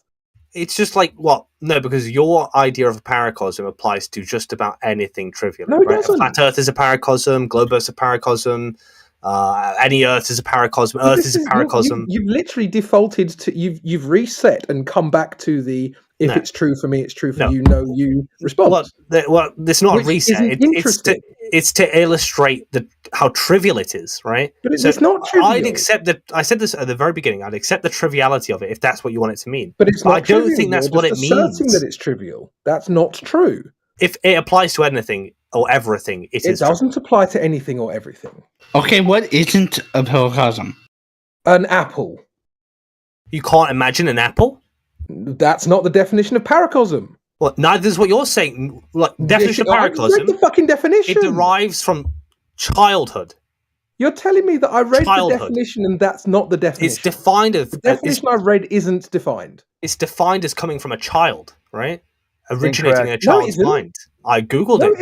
it isn't. Well, that's what the Wikipedia said that you cited. It isn't. It's defined in Wikipedia. No, it says it originates in childhood. Yeah, originates in a child's mind. Yes.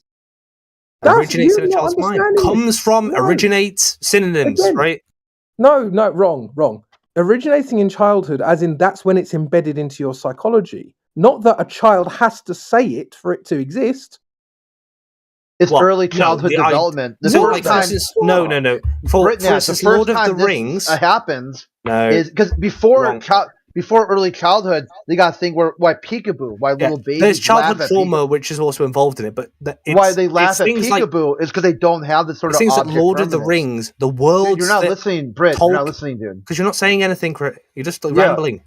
No, because you're not. I'm giving you an example of why they're able to, in childhood is when you start able to concept abstract ideas. Before early childhood, you could like cover the baby's eyes, and the world in their mind, the world just disappeared. That's why peekaboo is so fun for babies. So, Lord of the Rings was originated in a very young, adolescent J.R.R. Tolkien, right? That's what they mean, right? The world originated in his young mind. No. Incorrect? All right, Crit. That was incorrect. Citation? Well, you have made the assertion, so where's your evidence that it's true? Well, look, I have just read that about 10 minutes ago, so do you want to try me with the citation? Go on then, bring it. All right. Let me just find this clip first, and I'll do that second.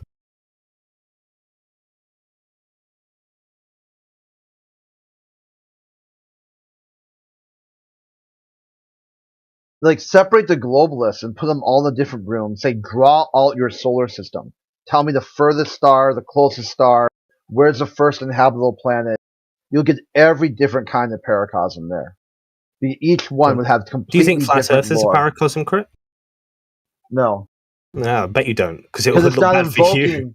it's not invoking a bunch of sky magic and skylights. If anything, it's more of a paracosm because you all have your own inventions of a flat Earth in your mind. It's like you all have your own little flat Earth. Deflection. So let's not talk about the globe paracosm. Let's talk about anything You're talking else. about the framework here was outer space. That outer space is someplace you can go to with inhabitable planets, with all kinds of like aliens and strange new life and all this other stuff. That was a paracosm. Even if you have a globe, you can say, here's your globe, you still have a paracosm once you get to a certain elevation, about 63 Stand miles. by on that. Stand by on what you're saying, because you're asserting that Crit was saying, or not Crit. I don't know what your original name is. I'm just going to say Crypto. Right, yeah, Crypto. If I find him saying he's talking about the globe, not the universe, you're in trouble, Crit. Because you would have imagined it, right? You would have had a paracosm about what Philae said. I've said probably 25 times in the last 2 hours that even if the globe is real, that the universe is a paracosm. Now, if you can find somewhere where I misspoke or you're deliberately misinterpreting what I've said, give him the fine, fetch quest. Go ahead. But give you're him the not fetch quest. but you're not engaging honestly with my arguments. I'm doing the benefit of the doubt and looking at the very beginning of the You're conversation. not if you're looking for a misspeak. I'm looking at the beginning. At the beginning, not in the middle. I'm not looking at the end. I'm just looking at the beginning. But is it not obvious after, say, so many times of saying it what I'm actually? Not if everyone's. Not if I decided to leave halfway through the conversation, come back, and then I'm being told suddenly you were talking about something else entirely, right? Then I will look at what was said. Why would I use the words even if the globe is true, then the globe is a paracosm? Why would that even be a thing that I'd said? I don't think you would have said I feel like that is exactly what you would say. No, well, that's because you didn't understand what I said. Well, that's why. You didn't say if the globe was true. You were starting at the beginning of the globe as a paracosm. No, I said that the globe cosmology was a paracosm. Yeah, we're finding it. Let's talk about something. Let's ignore the meta. Let's just do something else. Yeah. Don't just because that's really dishonest. Trying to catch me misspeaking is really dishonest. You're doing it again, Britnat. You're arguing against something that's not part of the argument. Timbo, I was told. I said this is what he said. Day. You're just like cherry picking a point of the argument. Do it every day. This is cherry picking because I just debated him for like 3 hours on a topic. I've been listening, and you still don't understand. I thought you were smarter than that. Well, you weren't listening hard enough because I have not just suddenly come into the idea of saying let's talk about the conversation, not the actual topic. fact, Philae said at one point I was the only one who actually engaged with him. So I don't know what you're talking about, Timbo. Yeah, you did at some points. Yeah. At the start, and then you turned into a retard again. Yeah. No, it's just, so I said that you said something. He said he's not said it, so let me find out. Well, can we actually get to this? Look, there's two things we can do with this. We can either get back to the subject matter if everyone's interested to carry this on, or we can just move on. But I'm interested in the subject matter. If other people find this boring, we can move on. If we can get back to the subject matter, I would be interested in engaging, or I'd also be happy to step back. Whatever. But let's actually talk about a subject matter. I don't want to hear the word paracosm ever again. Paracosm.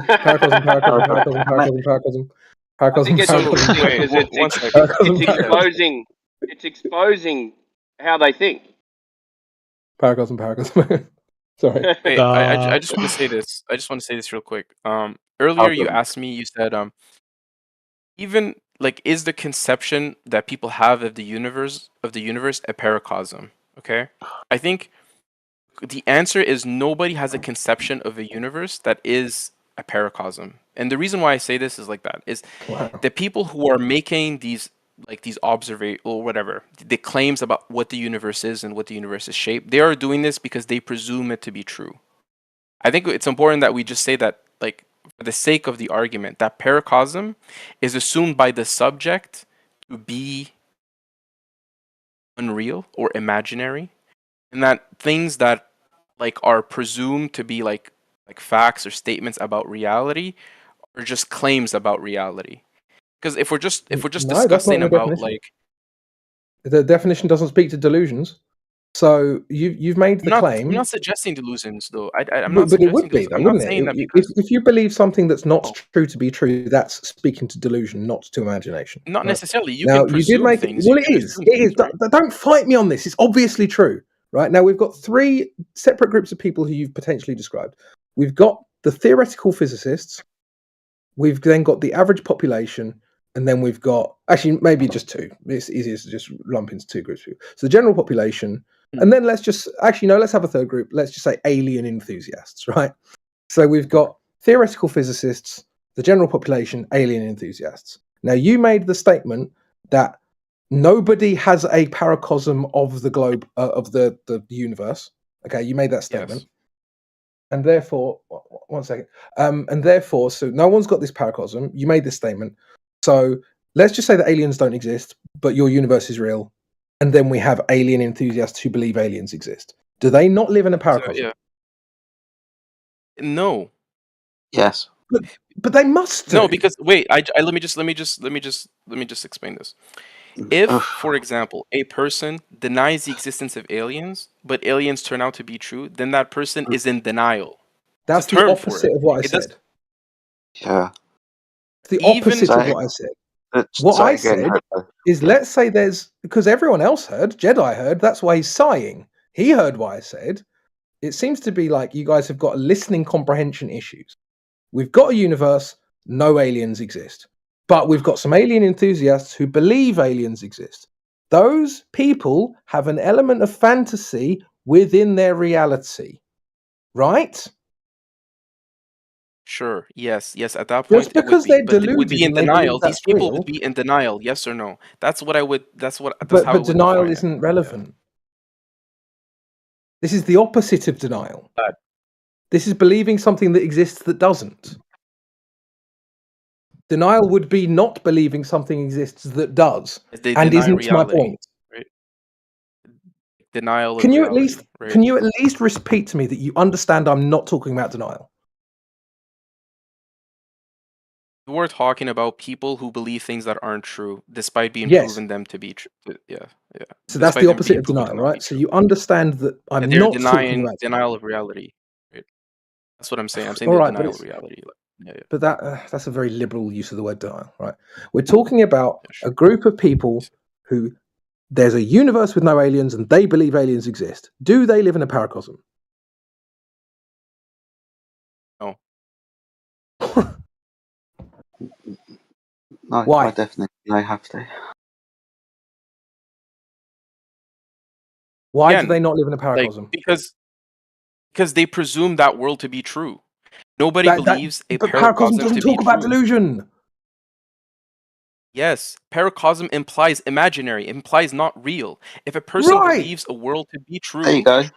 It implies imaginary. They're imagining aliens to exist that don't exist. It's Okay, lad. imaginary. It's a paracosm. Yeah, but lad, 1 second. I just want to, just to be clear, okay? If I believe that aliens, okay, in your example, if I believe that aliens are real, okay, my belief in aliens is not a paracosm. But if I create, I didn't say that. Now you're straw manning me. yes, that is what you're suggesting. I didn't say that your belief in aliens is a paracosm. Yeah, you're saying the conception of that world in wherein aliens exist is the paracosm. Yes? Well, it would have to be definitionally. No, and the reason why I'm saying that's not okay. How are here's you where we not disagree. imagining something that Okay, doesn't exist? Let me say this. No, Okay, let me just say listen, listen. Answer my question. How are you not imagining something that doesn't exist? Okay. Not going to answer. Okay, fine. Because it's not my point, my guy. That's why I'm saying this. Like, that's not my argument. Like, I'm saying to you, Why is I'm this saying like pulling to you, teeth? bro, what I'm saying to you is that a paracosm is presumed to not be true. The person who makes the paracosm doesn't believe it to be real. But if a person, right, believes that aliens exist in the real world, but despite them being proven to not exist, that person does not live in a paracosm. He is just in denial of reality. It doesn't talk about delusions or denial in a paracosm definition. Actually, it talks kinda about does, my guy. imagination. Okay. Doesn't talk about delusion. Doesn't talk about that. You're making that up. Okay, I'm going to. Okay, just give me 1 second. I'm just gonna go to the. Okay, let me ask you this. Let me ask you this. I'm just gonna go over. If there is I'll just read someone the who Oxford watches, Dictionary. let me ask you this: if someone watches Game of Thrones and they believe that it's a documentary and not a fantasy, does that make it not a paracosm? Just give me a sec, lad. I'll just read the definition. Just answer the question. Relax, lad. Relax. Answer the question. Give me a sec, bro. I'm gonna find the definition. Are you analogizing Game of Thrones with the universe? Well, here it says that paracosm is a detailed imaginary world created by a child. It's not created by a child, is it? Oh, where, universe. where is this Let's definition? say. Where is this Let's definition? say it's not. Because the definition I have, it says thought generally to originate in childhood, which is very different to created by a child. A prolonged fantasy world invented by children can have a definite geography and language and history. Brilliant. Okay. Yeah. No, lad. Alright, let me try it again. Are you analogizing Game of Thrones with our universe? Which universe? No. Our universe. The universe you and me live in. Well, there's that word assumption. It's a question. Are you analogizing Game of Thrones with the universe you and I live in? I'm analogizing the fantasy world that Game of Thrones is set in with the universe you have in your brain. Yes. That's what he's doing. The thing is that, like, again, lad, just so that we're both clear. Don't call me lad. Dude, I'm old enough to be your dad. Don't call me lad. Oh shit! I'm everyone's granddad then. Fuck. Okay, it's fine. If we just go back to the fact that every person's conception of a universe, right, has elements that are not true. Brilliant. Correct? We agree with this. Does that mean that every conception that exists within a person's, like, every conception of a universe is a paracosm? Is that how you would define it? Everybody's definition or conception of a universe is a paracosm. Well, if it has elements that you don't experience and you have to imagine, then it would definitionally have to, wouldn't it? Have you noticed how I didn't use the word delusion or belief or any of that shit? It's imagination that's key to this definition. Okay. Okay, that's just your way. That's just the way you see it, man. Like, it's fine. It's like, it's okay. That's how it's defined. It's just the way that you see it. So when crypto sees it like this, it's just a him. It's a definition, bro. Yeah. And you're again- also missing the point. It says can have things that are based in reality as well. If I'm not wrong. Yeah, like what I'm trying to tell you. What I'm trying to tell you is that paracosm is presumed by the subject to not be real. No, it doesn't say that in the And definition. It doesn't say that in the it definition. kind of does say that. No, it It says doesn't. it's an imaginary world created by a child, usually, right? A Does it person. say elements of In the mind reality? of a child, not by a child. It also has a deeply felt relationship with the subject universe. Yeah, it doesn't like. Yeah, because I mean, I could say that the Warhammer 40k universe is a paracosm, right? And I don't It is a believe that paracosm. exists. But It is a if I did paracosm, believe that Space Marines actually existed, that wouldn't mean it's not a paracosm. Okay, so would you? No, Okay, that's paracosm disorder. so wait, so every person's conception of the universe is a paracosm. If it includes imaginary elements, it definitionally must be. Not every person can, like, nobody has a true conception of the universe. You agree with this? Well, it's because you haven't experienced it. That's the point. Exactly, right? So, you everybody have has an to- so you imaginary have to conception use- of the So you universe. agree You have then? to use your imagination, do you not? Okay, if that Well, then is you your agree. like, okay, Fucking no, I hell, don't it took agree. a I while. think you're These guys are retarded, I mate. think Oh, no, he's going to No, go back on the agreement. No, he's going to go back definitely on gonna his vote agreement. to agree Okay, with cool. you now. no, because no. What I'm telling you again is that paracosm is something that somebody creates, but they themselves don't believe to be true. No, it doesn't say that. That's Yeah. you It invented literally that. kind of does. You invented that in your own mind. That isn't part of the definition. No, the second part isn't in any definition, right? And the first part of what you said, where they imagine something, it's got no bearing on whether it's that. Don't feeling's understand toward how every definition we've encountered of paracosm says, oh, an imaginary world created by a child with a detailed history and geography. And you can Yeah, but somehow, where for some goes reason, far- arbitrarily remove created by a child.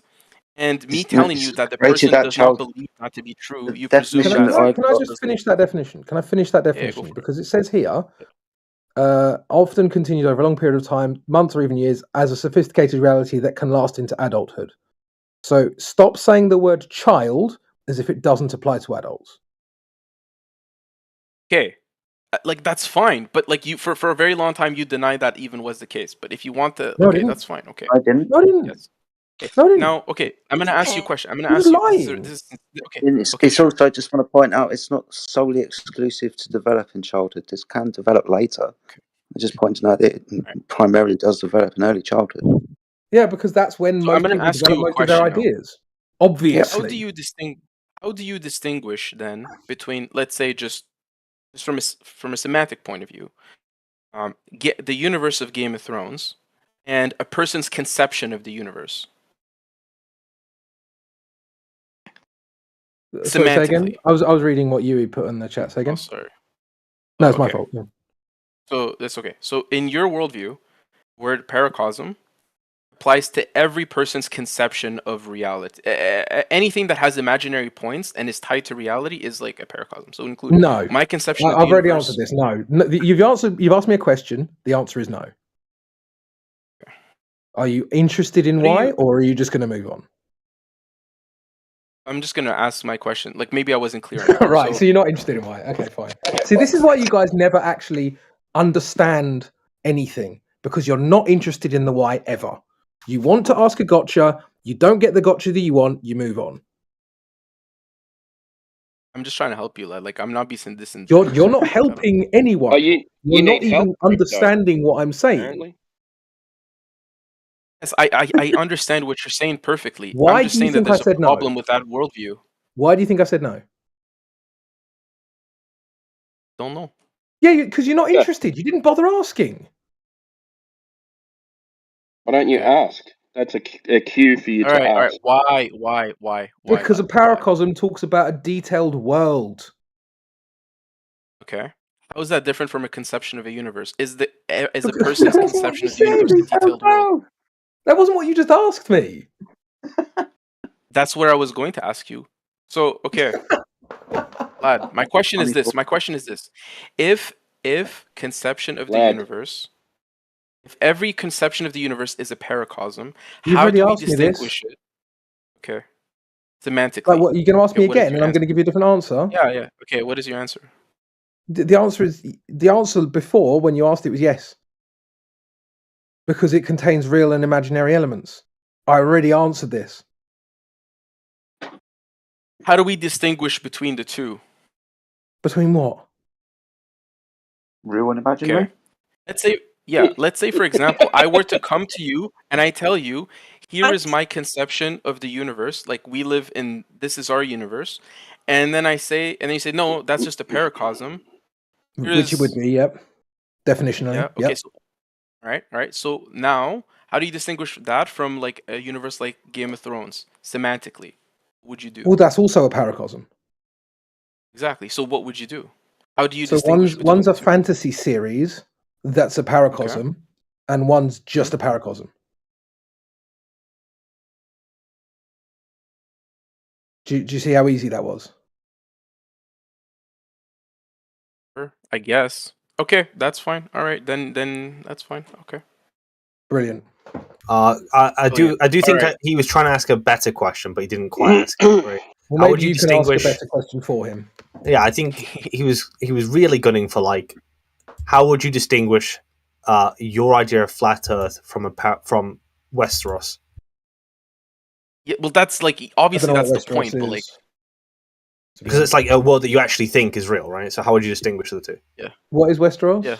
Westeros is a Game of It's Thrones world. It's where Game of Thrones. Middle Earth. We'll say Middle Earth for I've the sake actually of never argument. seen Game of Thrones, so Yeah, Middle Earth. Let's We'll say do Middle Middle Earth. Earth. Okay. Right. Yeah. You guys live Middle in Earth. Right, fantasy okay. So land. how would I distinguish Middle Earth from what? Yeah, you're telling me that flat Earth, Middle all Earth these from things real about Earth, it, man. all the things that you know about flat Earth. How would you distinguish that from Middle Earth?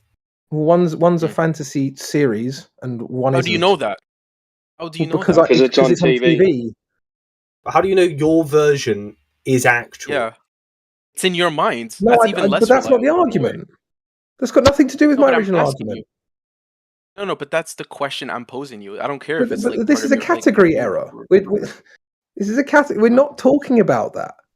Because you're imagining the flat Earth, right? I think Yeah, they're so assuming you're that There's saying another there's like a version model of of you the flat saying Earth. no you, which you did earlier, which but I've this is- already addressed. Well, I This understand. isn't Like, interesting. It's the same thing again. the point is that you think they are different, right? I want to know what the difference is. Where you can't delineate the define line it. They're between the same thing in paracosm his and I not don't think it paracosm. matters. Well, it does because See, you're they're the same thing. putting the you're boundary on man, paracosm, right? man, it's like I'm saying to you, oh, this sandwich is delicious, and you're going, oh, but what about the smell of crocodiles? No, No this one is- gives this a is- fuck. It's this is not why I relevant asked, to the right? sandwich. Actually, very important. Actually, I didn't mute Why'd you you then, mute by him? the way.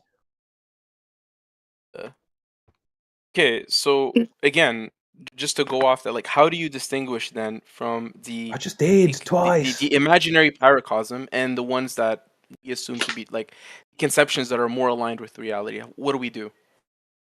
How do we do that? I'm going to start So imagining you- Apple again in a minute. You're laughing, like, but like I'm asking you Well, genuinely. because it's such a retarded question. Is it really? The point is I think that they're one and the. I think that your conception of the universe is imaginary. There are many imagined parts of your conception of the universe, and there are many imagined parts of Game of Thrones. The difference is that Game of Thrones is on a TV screen, and so the imagination is kind of made real by actors and by fire and CGI, right? but fundamentally, it's not really different. Not in the definition of a paracosm. It's not different. So, okay, it could very well be true that both reset.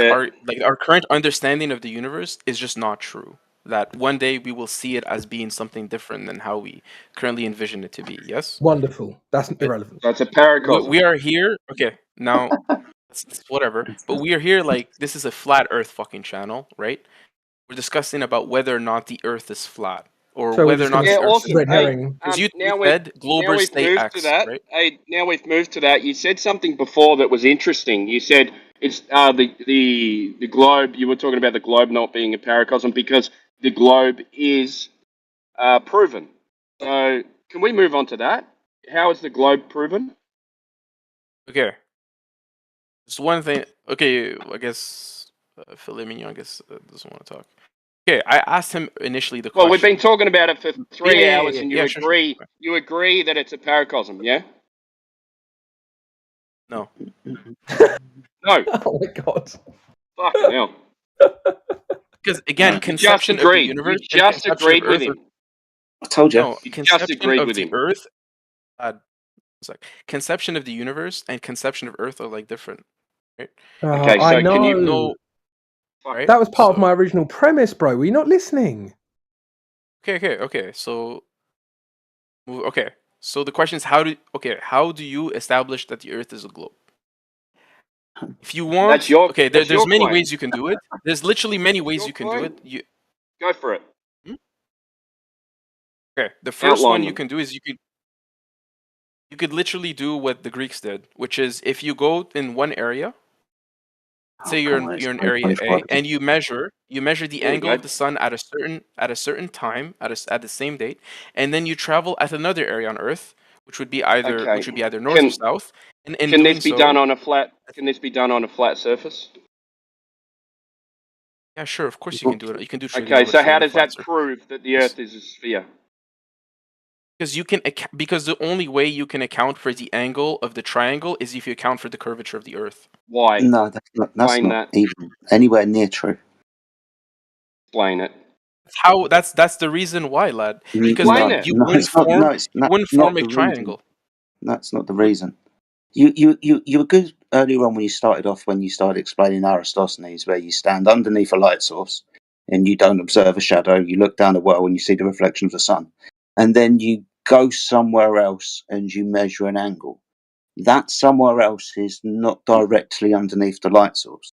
It's like you standing in your living room at home directly underneath the light and noticing it's only when you lift your feet up you see a shadow. And then you go over there, I don't know, maybe to leave through the door or something, and you start to see a shadow increase. Now, this can be done on a flat surface. You just moved away from underneath the light source, which is pretty much your description of 500 stages away. Something else happened. We observed the shadow where first we didn't. It's not proof of sphere. You just made a triangle. Yeah, and you agreed that it can be done on a flat surface. So, in order to prove a Yes, globe, you it can do can only be trigonometry done. on a flat surface. Excuse of me. course, yeah. Yeah, exactly. So, how does this prove a sphere if it can be done on a flat surface? I told you, in order to complete the triangle, you have to account for the curvature of the Earth. No, you don't. Once you Show me account that for in the the level, the calculator. amount of curvature, Okay. you can then make presumptions on the size of the Earth. That's You're how you measuring do it. angles. Sorry, you're measuring angles. They're not measuring angles, right? Because to measure an You are. angle, that would be defined as the intersection between two straight lines.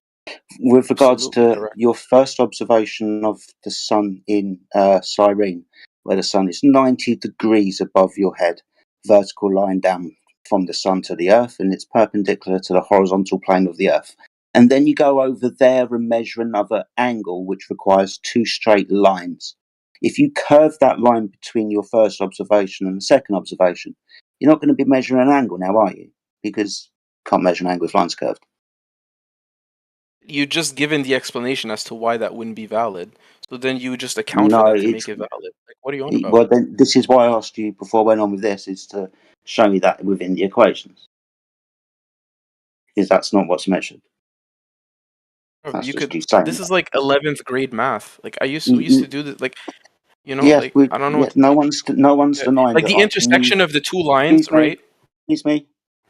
No one's denying that with this mathematics with 360 degrees in it, I can turn the shadows in my kitchen to make my kitchen a circle and a sphere. No one's denying that with this math you can do this, but it doesn't mean that the surface that you're measuring any curvature. You're just attributing circles to angles that you draw. That's it. Yeah, Chinese you're not did okay. this. Chinese You're did not this, actually and like.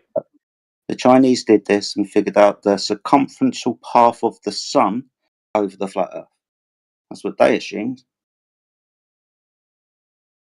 Yeah, what was the what was the result that they had? The result was that you've got a 24,000 mile circumference of the sun as it traverses its ground position of the equator on a flat Earth, derived from its northern latitude to Tropic of Cancer at the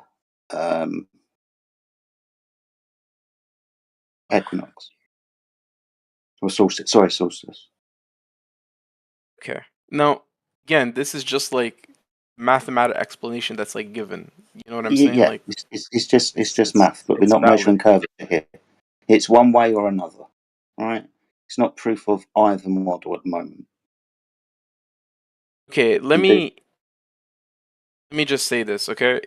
You know, let's say for example, you're observing to the stars and you're trying to determine, like when they try to look at, for example, if a star is either large or just very far away, right? There are ways you have to use trigonometry in order to determine that. But the problem. Yeah, but you gotta use things that aren't measured to actually do that. So you can't get the distance to a star without assuming something else, correct? Yeah, you need a known size or a known distance with the angle. Yeah, exactly. Exactly. Yes. Yeah, exactly. Where did that come from? That's the reference point. Exactly. And that's what you do. Where did So that if, come from? for example, Where does that come from? I just want to. Where does that come from?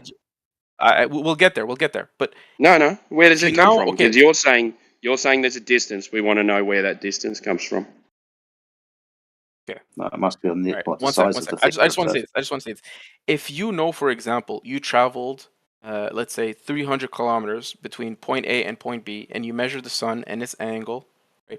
At the same time, at the same place, at the same time, you know the distance. You have one reference point, and then you know the differences of the two angles. Now, the only reason why it wouldn't work is if you account for curvature, and then you have it, bro. The only reason why it wouldn't work is if you were to account for curvature. Yeah. Did we hear you right when you And said that? and that's like the only first. That's the reason why it simplest. wouldn't work is because. Sorry, what? The reason why it wouldn't work is because it doesn't make sense.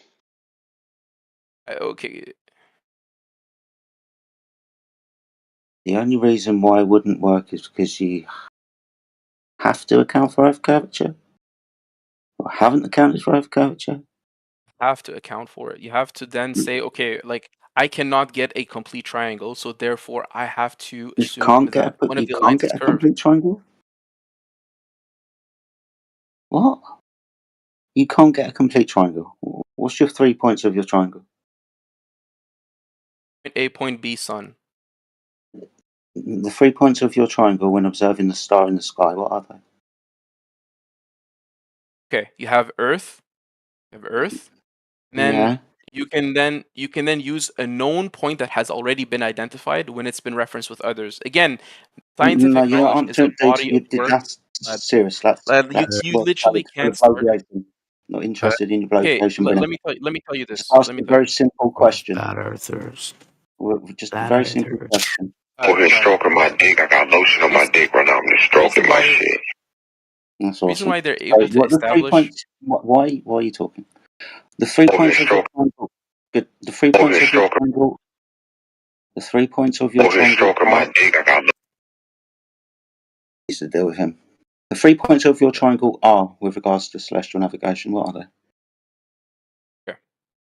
I personally, like, to be honest, I'm not 100% sure on what they would be. Okay, but I can find it for you. But if I had to presume what it would be, if I had to presume, they would either use there's a few techniques that they can go for. So the first thing is, although the stars might have varying degrees of luminosity, there's also the type of lights that they would emit. So certain stars, depending upon their age, will emit certain types of lights. And then again, if you're working on a body of literature that you're building over time, sorry, people are just pinging me. But if you're working based upon that, you go based on like one that you've already have, and then you compare it to another.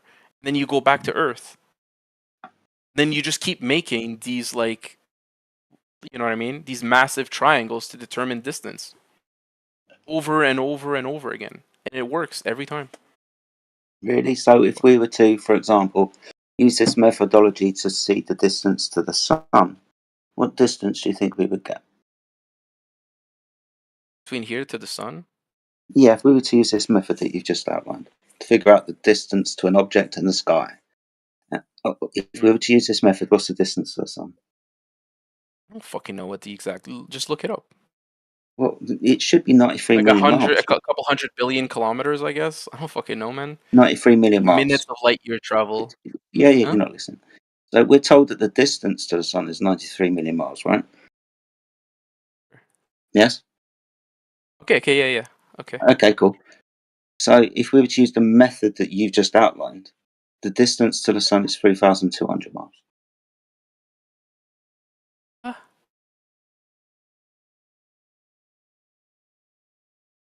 If we were to use the method you just outlined.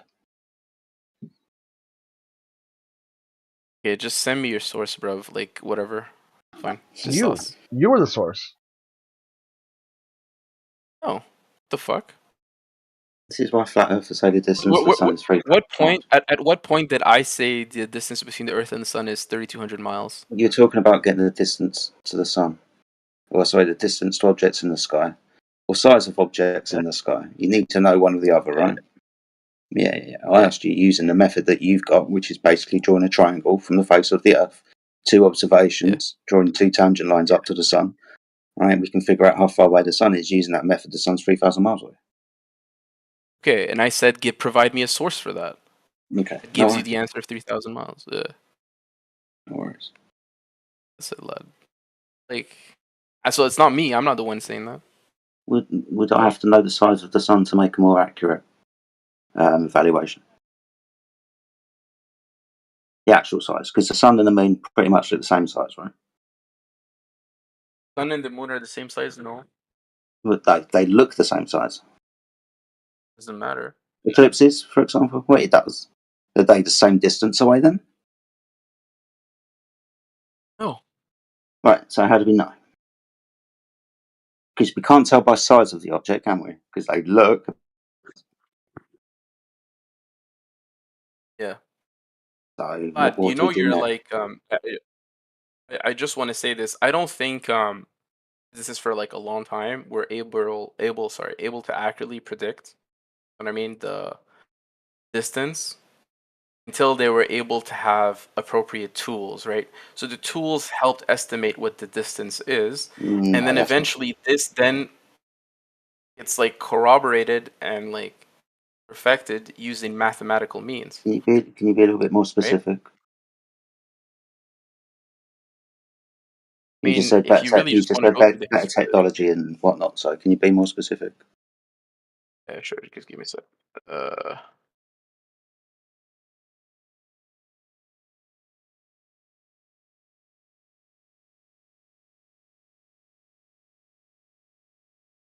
I'm just gonna look up like what is the difference between the Earth and the Sun, and I'll just read to you how they come up with the calculation. Would that be sufficient? Would that like No, be just okay with use. that?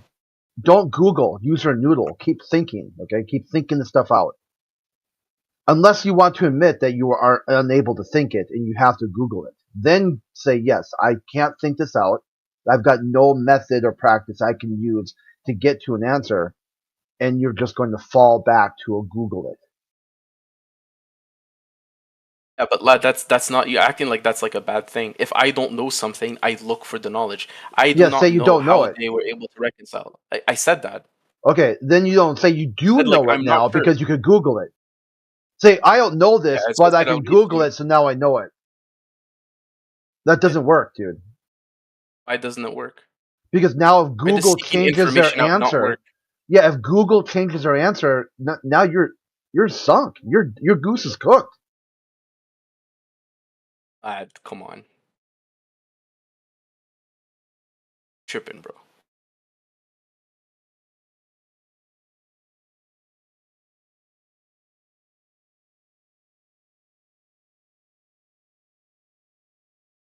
It's pretty simple, bro. The Eratosthenes thing. He didn't prove the globe, he assumed it in calculation. Oh, there you go. Well, this is one for astronomical bodies. Well, that works pretty well. Holy fuck, dude. There, lad. That's a pretty fair model. Do you understand that Eratosthenes assumed a globe in his calculation? Who gives a fuck if he assumed he assumed So the it's Earth was so a it's not globe? proving it. No, the Then reason it's why not it proving doesn't it's a really globe. Then. matter. The reason why it doesn't even matter is because you can do that now and then verify it. No, you can't though, because you would have to measure some curvature of the surface to verify that the Earth is a globe, and no one's ever measured curvature of the surface. What do you mean when you say nobody's measured curvature of the surface? As in, no one's measured curvature of the surface. I don't understand how you can like say on one breath that you shouldn't go with what like scientists are saying, and then you say nobody's measured it. Okay, It's one or the fine. other, lad. It's Tell one or me, the other, right? fine. Okay, fine. Tell me who measured curvature of the surface. The Earth's curvature. Yeah. Who, How about you when, just look where, up? what? You just Dude, don't just worry look about up- no you. Who do you think measured the curvature of the Earth? I don't fucking know the person who. So then why Stop were you aghast assuming. when I said, why were you like, what? When I said no one's measured it, if you don't know anyone who's measured it? Oh, this is not some like clever fucking gotcha. It's so fucking boring and cringe. It's not a gotcha. It's a statement which you acted was crazy, but when we're asking you, okay, so who did? You say, I don't know. Okay, let me ask you a question, okay? Oh, bro, just No, answer no. our question. Yeah. Did you assume that somebody did? Of course. You assume someone, somewhere, sometime measured curvature, but you have no idea who or how or when. Yes. Yes.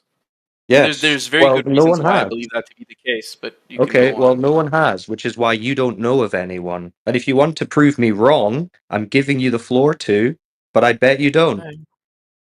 Okay. Okay, and what if I present you a source and then you just like start like? Well, then we could go out and verify it ourselves, couldn't we? If it was true. Yeah, sure. All right, this is from Yeah. This is from Princeton. This is from one sec. And see if Princeton this is University. Eratosthenes. You better They, check this they isn't just Eratosthenes literally again. provide a guide to measure the curvature of the Earth. Oh gosh, we've seen this every day. See what every Go on. day?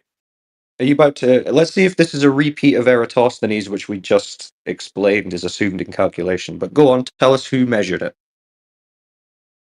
No, I'm not. Okay. Look. I am providing you here. This is like a guide that Princeton University put out, and they say this is how you measure the Earth's curvature, and this is how you go around. Yeah, I'm familiar with that. And look at what they assume. They assume R, or the radius value. Check it out. Right, so they're not measuring curvature, they're assuming it again. See, this is the problem with the globe. You guys think you have all these fancy magic tricks that prove the globe, like swinging pendulums and measuring shadows. Look, my guy. Wait, but it one all second. relies on the assumption of the globe to begin with. It's kind of disingenuous because if you're saying how do you measure curvature, you need to have radius. Obviously, the radius is super important in measuring the curvature of a fucking circle. Like it makes perfect sense. No. Why Wait, would no, you listen. not use You don't have a Because radius of a sphere unless the you have reason why curvature of the surface.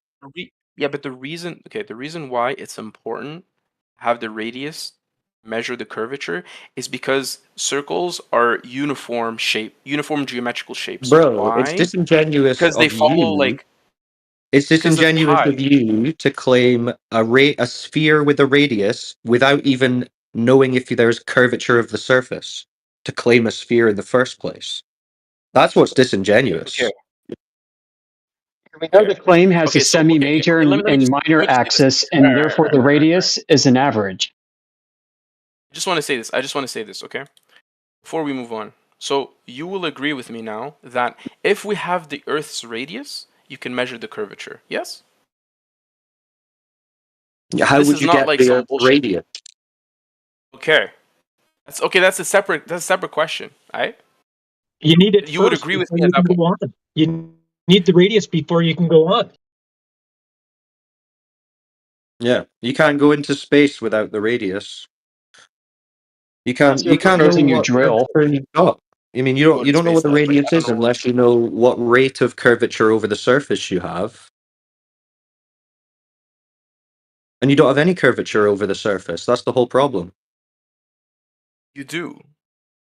The Earth No, is you not don't. like the curvature varies, like because the Earth is not So a why perfect can sphere. no one? So why can no one measure it? Measure what?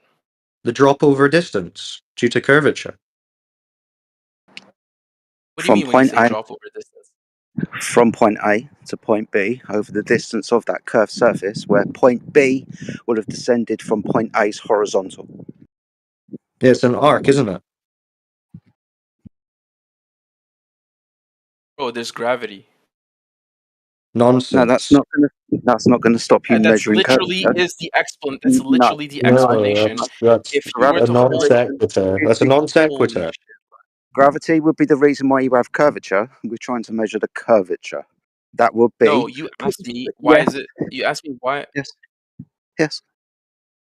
Yeah, bro, it's very Do you know? clear. Okay, give, You know, on a sphere, the surface has curvature. Yeah, like on a basketball, the drop over the distance. Yeah, that's what you need to have on this surface of Earth for Earth to be a ball, right? Okay, and then you're asking me Right. why is it So like if you were to drop it? Yeah, go ahead. So why has no one measured this drop over a distance due to curvature? Not even okay. One sec. Let me just see drop over distance. I'm not even sure.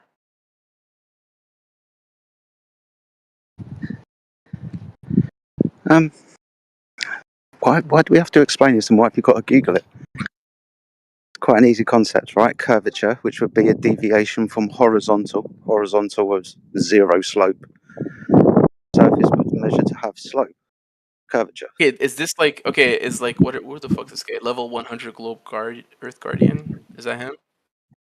Is this what you mean by drop over? Who gives a fuck about that, bro? Oh, that can be obviously measured. Like, what do you want about? Who measured it then? Just provided the way in which you even explained it to begin with. Like, what are you Who talking measured about? it? Who measured it? You said that can very obviously be measured. Awesome. Can you give that then? Yeah, show us the measurement. Yeah, but you what's your variable? No, Fuck. no, You're no telling ifs, me like ands, buts. You just said it's very easily measured. Who measured it? When? okay, How? yeah, let's say okay, yeah. If you were, for example, to tell me, like, okay, we've got the Earth is a globe, and then you want to measure it at X distance. So let me put it to you here. Okay, and I'm just gonna respond real quick. I'll just respond with the image. Just give me a sec. Like, do you want it to be here? No, I want a name Or and a here? method of who No, measured it. just give me a sec. Give me a sec, lad. You want it to be here, here. I'll put it in red just for reference. He still hasn't worked out that he's using a radius that no one's ever measured in the first place. You still haven't worked it out, have It's you? a radius and circumference. You know what I mean? It to be like what do you want about? What do you want about? You keep on saying, "What do you want about?" But like you don't understand. So what don't you understand about it? Does a sphere, does a circle have a radius? Yeah. Do you need a radius to get curvature of the Earth? Do you? Or do you need curvature of the Earth to get radius? You can do it both ways though. Like I don't even know. Like Okay. what the fuck are you So on there about? you go. So do you have a radius and do you have curvature? There you go. Yeah, if you have one, you have the other. Okay, so where'd you get either of them from? Yeah. Understanding that radius would mean that you tunnel down to the centre of the Earth and measure the distance and come out the other end to make sure that's the radius. Then you got a diameter. Or could you measure You don't need like okay. You don't need that's you not don't going need to a happen. perfect. That's not going to happen, though, is it? So not that then. So you're going to have to measure the curvature to get the radius, aren't you? Aren't you? Just so that we're clear. Just so that we're clear. You don't need like an exact measurement. Like if you have an approximation of the radius, it is fine. Yeah, Yes? but it's going to be either one or the other, right? No, you need to confirm it by measurement. Yeah. Don't just So let's say approximate for it and okay, say, shut the "Oh, I've fuck up. Let me approximated just say this, this. Let me therefore just that's what it is." Let me just say this: if I start in point A and then I go around the Earth and I come out in point B, I come out, I start in point A and then I end up right where I started. I go in one direction. Why not have the curvature at that point? No, No, you've just you gone do in a circle not. around the. Just gone in a circle around the. If I'm at the equator Yeah. and I go Okay. around, Okay. what do I have? What do I have? That would be a What do I hypothetical have? No, situation. no. What do I have? What do you mean? What would you have? You'd have the Yeah. circumference What of do you the have? equator. You'd have the circumference of the equator, whatever you define the Okay. equator to be. If you have the circumference of something, Mm. you Mm. determine the radius. What's the equator? Jesus fucking Christ, bro! It's the Say midpoint. it. It's an imaginary line. What's the equator? It's the midpoint. It's the It's the midpoint. it's the midpoint of what? The surface of the Earth with its Yeah, it's convexity, the place in which or the Earth is or at the or widest. or Yeah. as we spoke about earlier with Aristophanes, is it the circular path of the sun and its circumference above the Earth? If you're talking about equator, that's got to do with the sun. Okay. See, I actually the reason zoned out why 'cause I was like, you're oh, getting fucking boring. frustrated, the reason why you're getting frustrated is because you don't have an answer. You're talking about going around the equator. Yeah, this is going to be your answer. Your answer is going to be we go from point to point around the equator, and then we're going to say who did that. Yeah, and then what is that? That's the circumference, right? Yeah, but who's done it? Bro, it's being done all the time. Like, what are you talking Show about? He's already confused. He's already confused. We've let him deviate too much. He doesn't understand the drop over distance. Yeah, true. Right. So But you said I can't. let's just get an idea to see what you think about this ball that you think you live on. Right. So let's take a smaller distance that's more manageable. Let's say 10 miles. Let's say we're at a lake that's 10 miles wide. How much drop over distance do you think exists between point A and point B of that 10-mile lake in centimeters, inches, feet, meters, whatever you want? 10 miles. What do you think? Just guess. A centimeter? 10 centimeters? 20? More or less? I don't know. I literally don't know. It would be I would argue meaningless. It's like a meaningless like Well, no, it's supposed number. to be a physical drop in reality.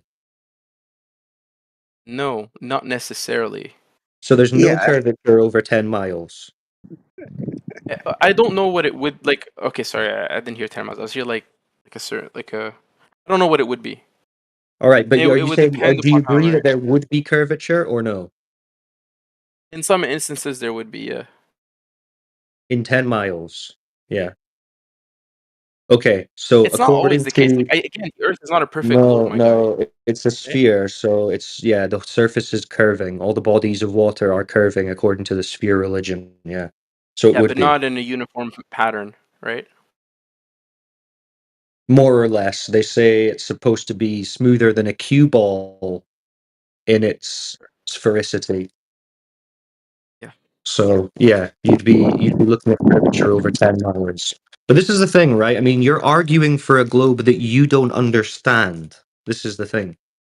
But either way, right? They say there's supposed to be over 60 foot of drop over that 10 miles. 60 foot. Okay. Yeah. So if I'm at one side of the What's lake that in and you're at meters? the other And side, like, what's that in real units? 20 meters? 25? I don't know, you can Google the conversion. 66 feet. What if Google Whatever like that just would be. made that up and I have to take 20, 25 meters, say? I don't know. No, Google haven't made this up. This is based on a radius value of 3,905 Well, if it's made up, then the globe is made up, and welcome saying, to like, Flat Earth. I'm just This saying, is like, this Yeah, is just the divide. great if I have to story. look, Just trying to if I have to divide go it by look something 3. up, I don't It's fucking about know, 18. man. About 18 meters, something like that. 18 meters. Right? That's what you apparently believe, yeah? If you believe in the globe. So there's this physical drop from one side of the lake to the other, meaning if you're standing on one side of the lake and I'm standing on the other side of the lake, we can't see each other because we're below the curve. You're 60 foot below a curve of water. according to the globe model. Yeah? Not necessarily below, but behind. Yeah, sure. Obscured, right? Is predictable obstruction. Okay? Sure. So Yeah. this could be tested. Yeah? So this is what people are doing. They're going to locations and taking the distances and seeing if the obstruction predicted by the globe model is apparent in reality. And what we're finding is that it's not. You can see that other person on the other side of that lake, meaning you're not Again, hidden lad, below a curve I just of told you the water. Earth is not a. Right. It's So not a you're going to perfect. argue that It's there's not. just loads of flat spots, right? Well, that would mean it would have to be made up somewhere else on the Earth. Okay, show me that measurement. Show me who is finding this obstruction reliably. Right. Now, if one. Okay. I just want to ask you this question. If one person is able to demonstrate something like that, that if we are both standing on what could be considered to be a flat or like a flat surface, i.e. like water, where it's like uniform, right? Like at sea level, and we are standing apart at a given distance, and then I stop seeing you, not because you're too far away, but because you're behind a body of water. Yeah, the curve that we would be assuming Yeah, if the we believe curvature in the would globe. like that's the Yeah. curvature is the explanation for it. Well, this is it. You're Well, saying this is that's it. This never is been where done. you're late to the party because this is what Okay, no, is but wait, I just already want to ask being you this. done. No. Listen. This is what is already being done all across the earth. Thousands of people, probably millions at this point, are doing this. And what we're finding is that we're seeing way too far. We're shooting lasers way too far. Right? The line of sight that's supposed to be obstructed by that curvature that we just talked about isn't there. So yeah, if you come with one instance that seems to confirm the curvature, that's one instance. But we need to keep testing it, and that's what's being done. And what we're finding is that that's not what's happening. We're not getting that reliable obstruction. And if you want to see examples of these, you can join our server, and someone I'm sure in the channel's posting examples of it. You can do this yourself. Go and figure out a curve calculator, just Google curve calculator, put in the numbers. You can test your line of sight and you'll find the same thing. The obstruction that has to be there isn't there. Simple. I want to ask you a question. You flew on a plane, right? Sure. Uh, I didn't see any curve either. you do see curves, lad. You see the horizon like fall off behind you. Yeah, the horizon's flat, bro. That's why it's called the horizon. It's horizontal. Yeah.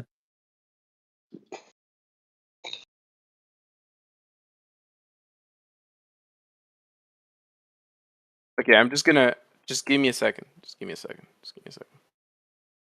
I just looked up here. Maybe like the question like should be: experiment. have you been on a plane? Yeah, I have. Like you can Yeah. clearly see the Earth curving into it. Like I don't know what you're on In about. in what way? Bro. Left to right? Is that left to right?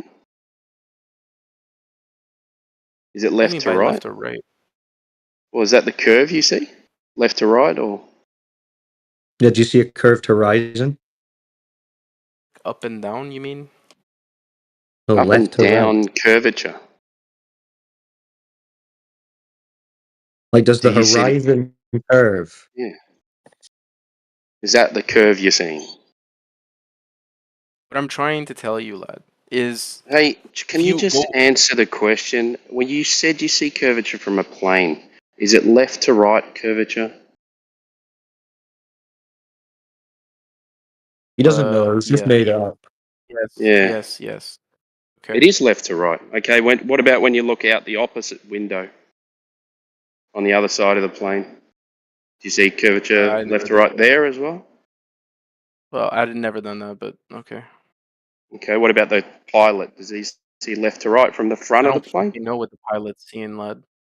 Not the Okay, pilot. so isn't that interesting if you draw up all those curvature lines left to right that you get like this bumpy, kind of wavy horizon? That's your left I to presume right that would be curvature. like that'd be pretty close to what you'd see. Yeah. You would see that. Wow. So this has been demonstrated as well when you take a camera up, say, to the top of a mountain, and you do a panoramic 360-degree view. What Timbo's trying to point out is if you do that at elevation in your aeroplane, right, and you look out at one side, you see curvature. You go out to the other side, you see curvature, and you go out to the cockpit, and you may or may not see curvature, right? Now, if you join those lines up, you're not going to get a horizontal line, which is what you should get if you were to turn around 360 degrees. You get a wibbly wobbly No, line. not necessarily. Yeah. Wouldn't Have you ever necessarily turned get Have again. you ever turned? Imagine yourself at sea and you're on a boat. You've got no obstruction.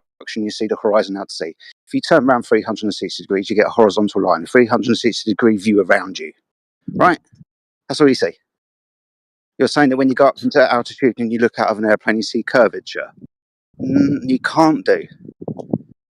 That would be the refraction through the window that you're looking through, the horizontal line being refracted through the 2 to 3 panes of glass or perspex or transparent plastic, which is bent, by the way. But you wouldn't see this. Even if the Earth was a globe, you wouldn't see curvature there. Not like that. You couldn't do. Turn around. 360 degrees, horizontal straight line, the whole pathway around.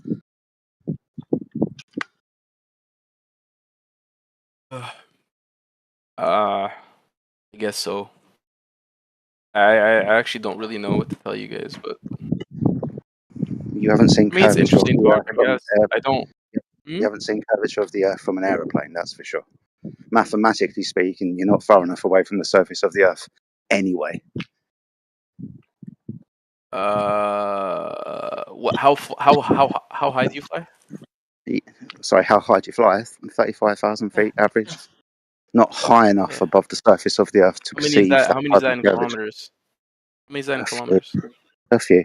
Still not high enough above the surface of the Earth to perceive that type of curvature. You've got to be as high, if not further away, than the International Space Station. Smash your PlayStation. Do you remember the Felix Baumgartner jump? The guy who jumped from a stratosphere out of a balloon? About 2015? Maybe a little bit before. Red Bull jump? Yeah. So I just want to ask you this: like, when this picture was taken, were to look at it, what does this mean to you? What picture? I just posted it in the chat. What does this picture mean to me? Sky's all over the place. What's it so, man. showing? What's it showing? Let's look for Well, it. it says here. It says here. This is. It was a. These are two pictures of boats that were taken 30 kilometers apart. Okay.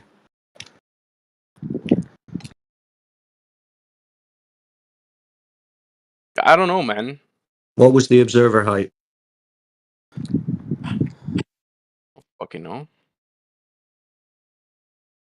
Not much use. Asked me to produce. Yeah. Okay. I just want to ask you guys this question because I'm just curious. Do you believe like we have satellites like in orbit?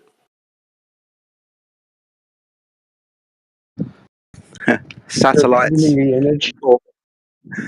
Satellites. So did you say that boat in one panel was 30 miles away from where it was in the other panel?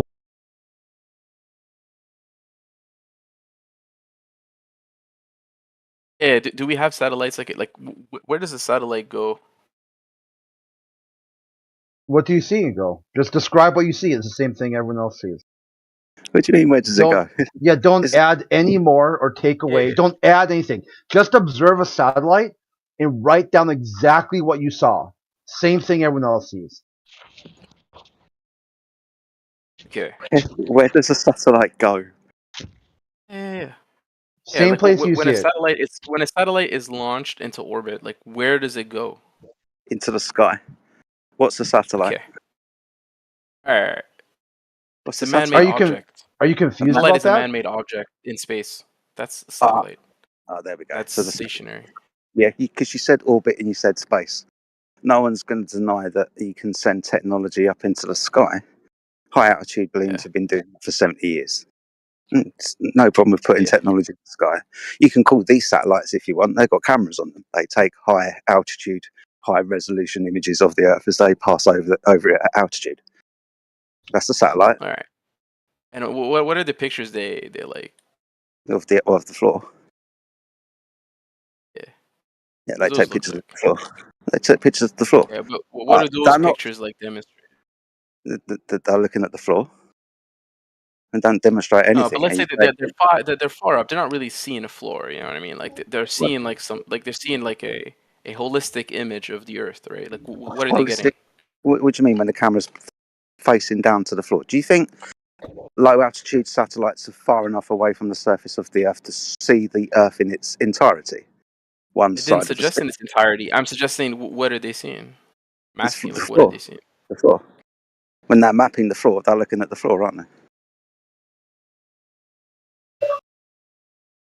Okay. As if they're not receiving and sending and repeating signals from one to another or from the floor. Yeah. Yeah. Okay. Now, what about the ones that we sent far out and that are now like in like I think they're past around. I have to see, but I think that like they're past most of the planets in our solar system, and as they go by, they're taking pictures as it's going further and further away, right? What are like pictures that they're sending us? Like the Himalaya 8. Huh? Like the Himalaya 8. That's a satellite that takes pictures of the Earth. Yeah.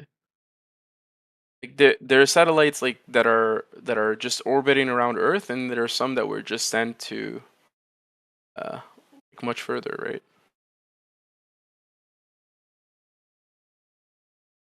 You're combining two different ideas, bro. You're like you're still got the Glober glasses on. And you're like, oh yeah, there's planets way out there, and there satellites going around them way far away. Like you're joining the two things, bro.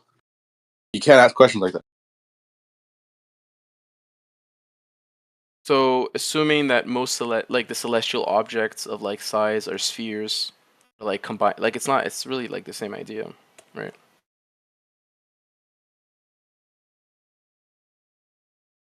Yeah, what you're doing is you're like, for instance, we're telling you like everything you learned about heliocentrism was a lie, and then you come in here saying, well, we know like heliocentrism is like true, right? And we're like, no, it's not. That's the whole point. That's why we're talking about it. And you can't use these heliocentric concepts and models and descriptions and falsehoods to prove your point, because that's the thing that we're arguing against and trying to point out to you how that isn't reality. That's all. You're saying you can't use a heliocentric model and make jokes about people falling off the edge of a flat disc? Come on.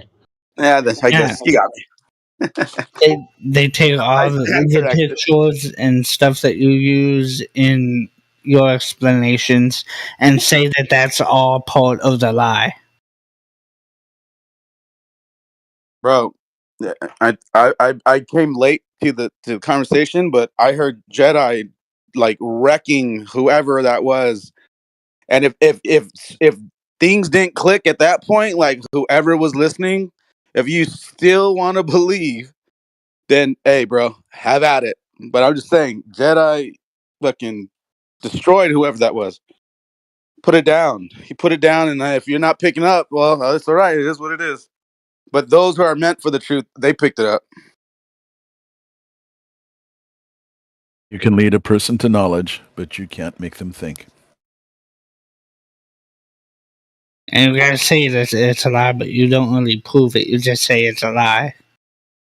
No, that's where you're wrong, bro. Like, that's why we're saying it's a lie, because we proved it to be a lie. Now, How did you prove it to be a lie? We proved it to be a lie. He literally told you earlier. I heard someone else talking, and they're saying how there's supposed to be a particular radius here, because if it is a ball, which you believe it to be, then there has to be a mathematical equation here to where it's going to be dropping down away from you.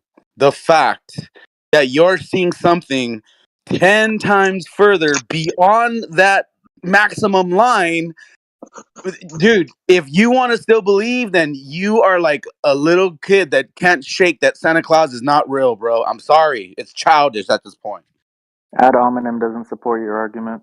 I don't care. You could. You're right. You're right. It doesn't. The argument supports the argument, but you guys don't listen to the argument. You guys can't grasp the argument. You don't want to grasp it. That's the reality.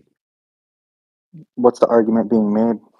The argument being made is exactly what I said. See how we talk and you guys don't even listen to what we're saying? Because I literally just got finished talking about how there's a distance and how we're seeing 10 times further. And then you have the audacity to say, well, what's the argument? Bro, like, you're Am I probably not just allowed to ask trolling. You're questions? probably Can I see a picture of that?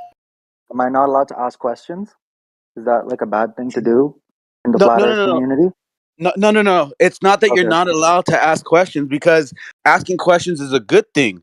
But when you ask questions after the answer has already been given to you, like for instance, let's just say, imagine if I told you how subtraction works. Okay, I described it to you, like I did a whole little presentation, and then when I'm done talking, you go, so how does subtraction work? And I'm gonna say, were you not listening, bro? We just told you. And then that's when we say, maybe you shouldn't ask questions. Maybe you should just sit in the corner and listen, because obviously that's not what you're doing. So maybe just listen. Well, I came in late, so I was just trying to figure out what the argument was.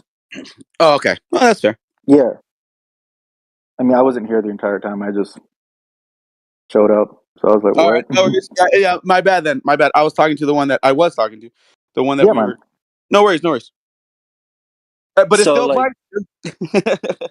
yeah, so like the premise is like, here, let me walk this through, that the radius goes on and therefore the earth is flat. No. They said it earlier, but maybe if I just, sometimes you just got to hear it from someone else, and maybe it might click, but it might not even click if I say it. But I'm still gonna say it. Okay, if there is a measured distance, okay, let's get it small though. Let's not go really far right now for you. I think that's too much. Right. Let's go really small. Let's Keep say it simple. Yeah. Yeah, let's keep it simple. Let's say you put a camera on the ground, right? Or let's say like at the sand at the beach where there's resting water. Or better yet, let's say a frozen lake. That way we know that the water's not moving on us, okay? It's a frozen lake.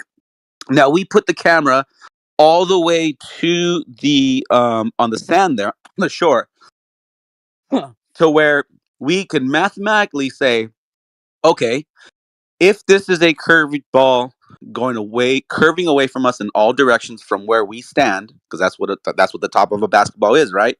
It's going to be dropping in all directions in a 360 around you, right? Now, if we set up that camera and we could mathematically equate, or formulate that, we could only see this far, x, whatever that x is, we can only see that far. Now, there are times and conditions to where there's like, the lensing effect where things are being shown maybe bigger than what they actually are, because just the environment in the sky, it also depends on the temperature. You have all these really cool optical phenomenon of events that happen where you can see something. It looks like it's floating in the sky. It looks like it's dipping behind the floor. There's all these really cool things, right? But none of those things have to do with the ground is curving away from you. What it has to do is exactly what I just said. It's an optical phenomenon, and sometimes they're blocked and sometimes they aren't. Because on some days, like he posted a photo earlier and it had two boats, and one was like 3 kilometers farther away, but it looked like it was behind the water. Here's something that a lot of Globers tend to miss, or they don't even care to understand or even look at. The fact is that on another day, both boats that you saw in both their photos, you will actually see a horizon way behind them if the conditions were right. Because then that is the way optics works as well. Sometimes the water isn't blocking out the boat halfway because it's being gloomed up or refracted up, whatever word you want to use, mirage, whatever, optigon, famigam, whatever word you want to use. But the fact is the fact is that these are optical phenomenons. Now, doesn't mean that the ocean is rising up literally to the sky. It doesn't mean that it's dropping down away from you, because water doesn't curve. It's like a pool, right? In your backyard, if you have a pool, water's just from one end to the deep end to the shallow end, and it's straight across. It doesn't fucking curve. But here's the thing that I was trying to get to. When you have this opportunity to come into a room like this and ask a question like, hey, so if we were on that frozen lake and I'm only supposed to be so far, well, then why do we see 10 times farther than that, X? How are we able to see that? My answer to you would be, well, that's because the conditions of the sky were right, and now you're able to see further across that flat, frozen, rested body of water, as opposed to just saying you're seeing on the other side of that curved earth that's going away from you. Do you understand what that means? Yeah. No, Okay. because you're looking at the ground distance and you're seeing like, hey, this water goes on ad nauseum, I'm assuming, right? Right. Yeah. Okay. All right. So taking the assumption that you're at ground level, and you see on, would height play any factor or difference? Absolutely. The Okay.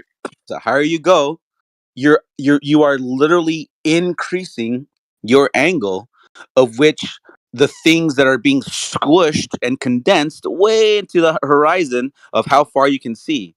So the higher you go, you're actually increasing that angle. So naturally, the as that angle increases from your height down to the horizon, so shall your view, like how far you can see. Of course, there are conditions where that isn't always necessarily true, because just because you're 70 feet up in the sky, because you're 70 feet tall all of a sudden, doesn't mean you can see farther, because you could just add a thick layer of fog, and then you can't even see 10 feet in front of you. So there are obvious optical things that restrict you.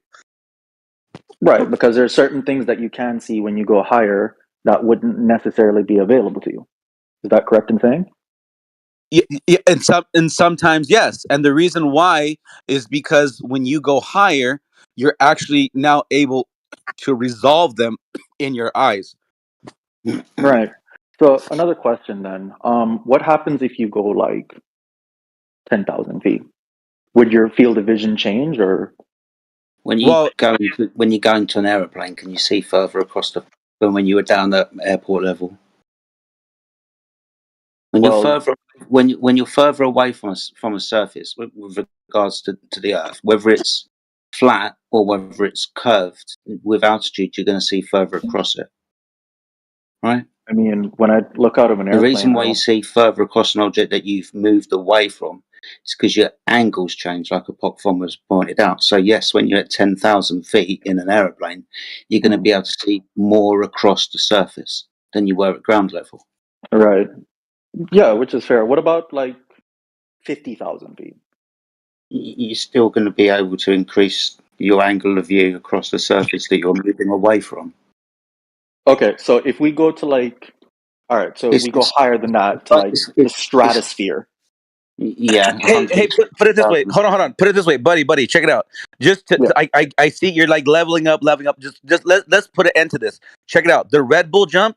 He was 120,000 feet in the sky, right? And he still was only looking at New Mexico or whatever state, or Arizona, whatever state. You would think that because for some reason Globers think that, well, if you just go high enough with the air balloon, then China should see it from America. That's fucking retarded, because he went 120,000 feet in the sky and still couldn't fucking see like way over like what you would think he would be seeing if it was a ball. He literally actually like helped our case, by the way. Just look into it. Use logic, bro. If you're 120,000 feet in the sky and you're still just looking at it literally looks like the planet of Arizona or New Mexico. I think it's New Mexico, but it's all land below him. No water. Didn't even see ocean, bro. Look into the video. Check it out. Use your brain. This Earth is very, very, very big, bro. And people think that you could go, 120,000 feet in the air and you're gonna see fucking New York from the West Coast. Come on, bro. Just use logic. Well, I mean, you're not going to see the entire curvature if you're 120,000 feet looking down. It's You're going not to going to look see. flat because you No, can't no, see the backside of it. yeah. Okay. Again, though, you're not going to see any curvature because that's not. Look, put it this way. If you imagine you're like in the middle of a football field, okay? If you climb on a ladder and look down at the grass, are you going to see curve? No, because we know that the football field is, I mean, generally flat, right? And then you're like, oh, you know what? Let me get a 50-foot ladder. And then you go higher and you look down. Dude, it's still flat. It's still a field. It's still not a ball. Your ladder is not on a ball. And this is why, like, Globers are like, oh, yeah, you can see the curvature. No, that's when they're looking around, dude, that is how we see, like, like a hula hoop, like 360-degree around you. The only curve that you see, quote unquote, if you have a flat table, a round flat table, just take a picture of it and then look at it, and then hopefully the lights click on. Like, oh wait, that's why it's curved, because the camera lens is getting the edges of that photo, but it's not the edge of a ball. It's because it's curving around you. And if you think about it, So our eyes look at a 360-degree around us in a view, right? Like, that's why if you put blinders on the side of your eyes, you're not going to see curve, but if you take the blinders off, way at the ends, you're going to see like a small little drop. But then if you go a little bit to the left, that drop disappears. Why? Because your eyeballs are curved. That's why I said you got to learn how optics works, bro, how the eyes work, how the way everything is. It's really simple. Right, and so by that reason, then if he were to do the same thing in China, that would mean that the land and everything would be exactly the same. Like the landmass, the ocean, it would be the same, would it not? If the Earth is It would flat. be.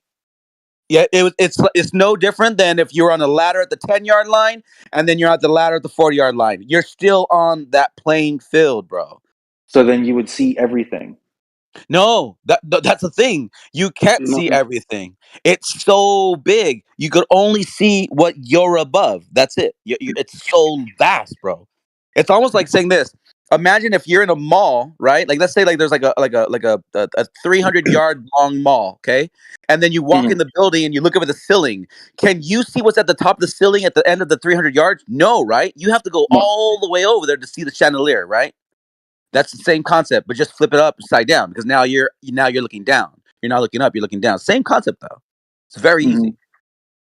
So why does the science like disagree with flat earthers in general? That's not even true.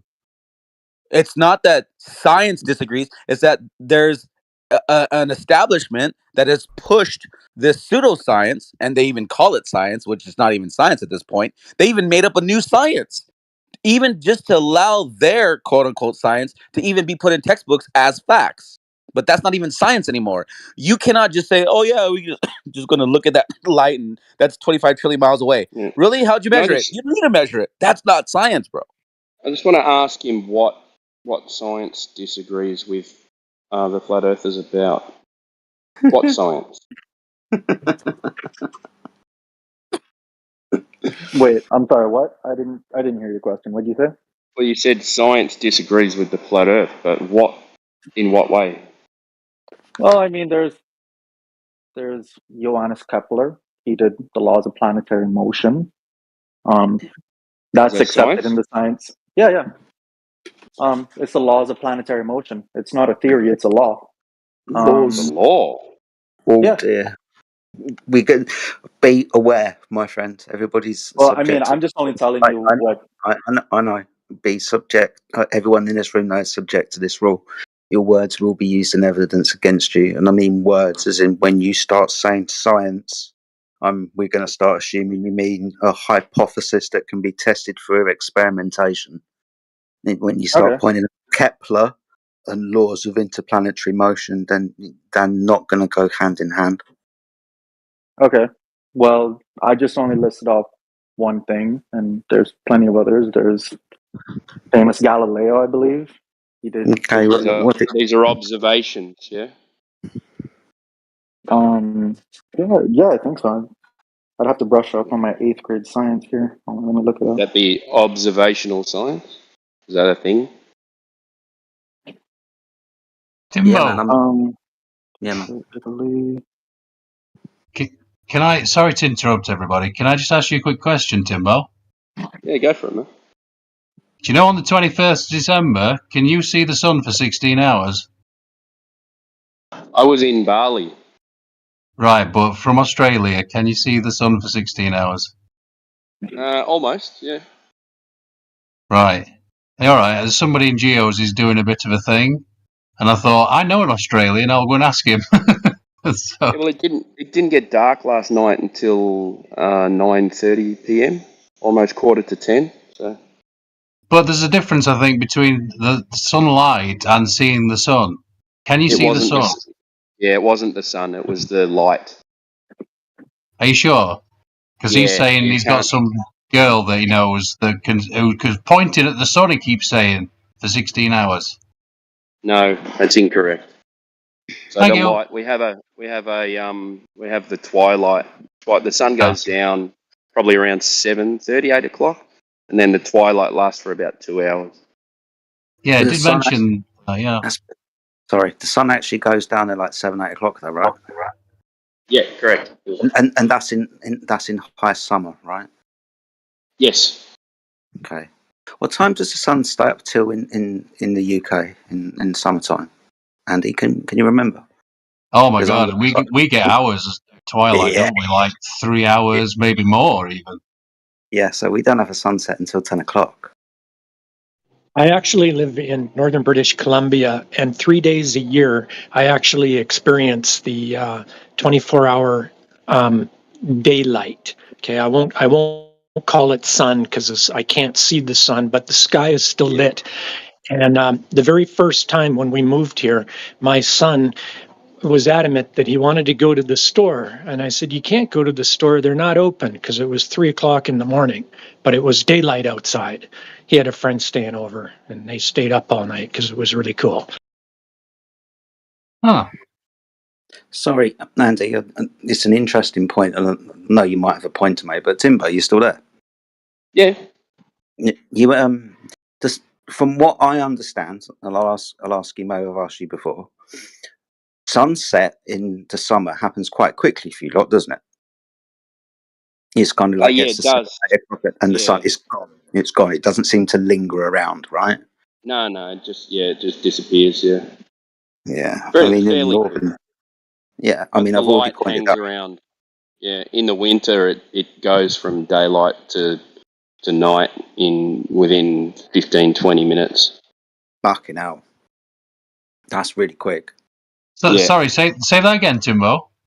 So in the winter, you can have the sun up. As soon as that sun disappears, there's no twilight in the winter. It just goes dark. Yeah. Yeah, I know somebody who lived in New Zealand. My next door neighbour, actually. Her kid. She's an old lady now, but they moved there a long time ago, and she talks to him regularly on the phone, and she says they don't have any twilight. Like as soon as it starts to get dark, boom, it's just dark. There's no Yeah, that's twilight. it. Yeah. This is weird. This is weird for me. So in Australia, where you play a lot of sports in the summertime, you and your kids aren't out playing football at 9 o'clock at night because the sun's still up. Oh, You're the not. sun's not up. The twilight's. We can still see perfectly. Yeah, but the sun's not above the horizon, right? Yeah, correct. Yeah. Right. So in the UK, and it's a similar latitude to, I guess, Tasmania, and like South Tassie's Australia. 40.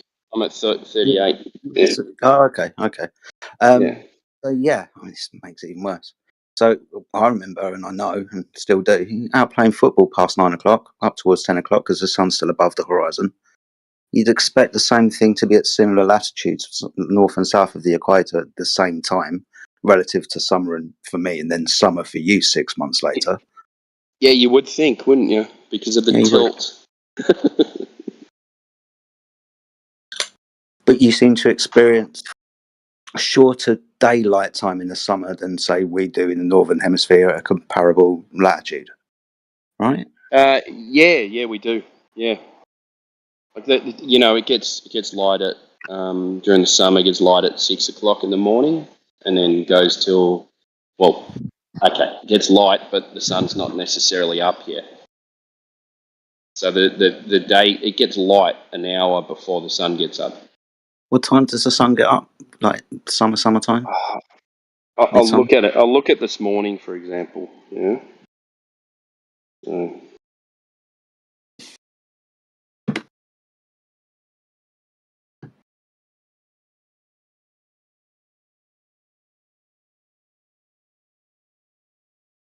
okay, so it's saying here 6 a.m. tomorrow morning. The sun comes up. Now, I was up at 5 this morning, and it was light. Okay.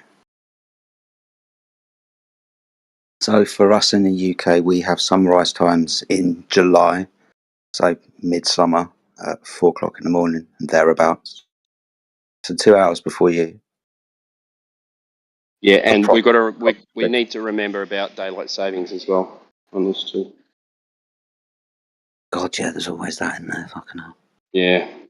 But you account for that, so we're on the same time anyway. So it'd be 2 hours comparable to you being on the same time, so it'd be fine.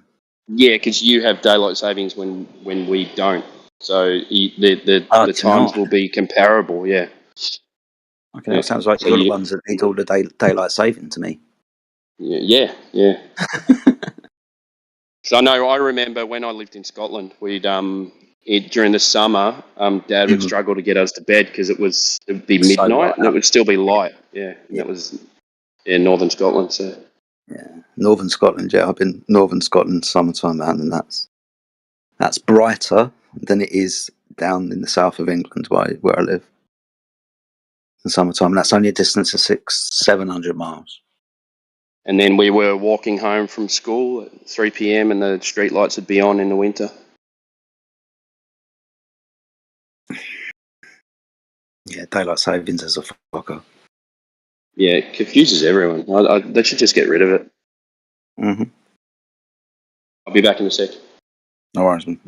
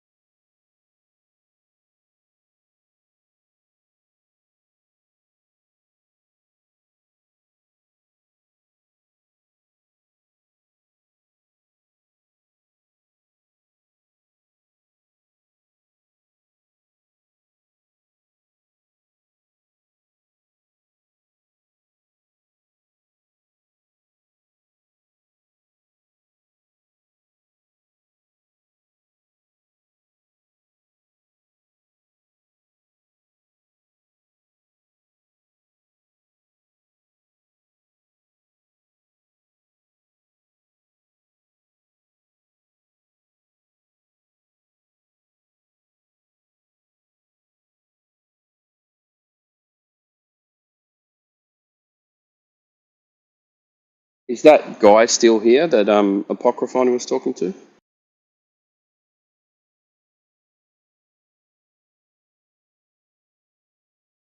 I don't know. Remember his name? I don't, honestly. I wasn't looking at the list of who's talking. That's why I kept getting confused, and I even started jumping on the other dude. And he's like, "Hey, I just got here late." I'm like, "Oh, sorry." Didn't pay attention.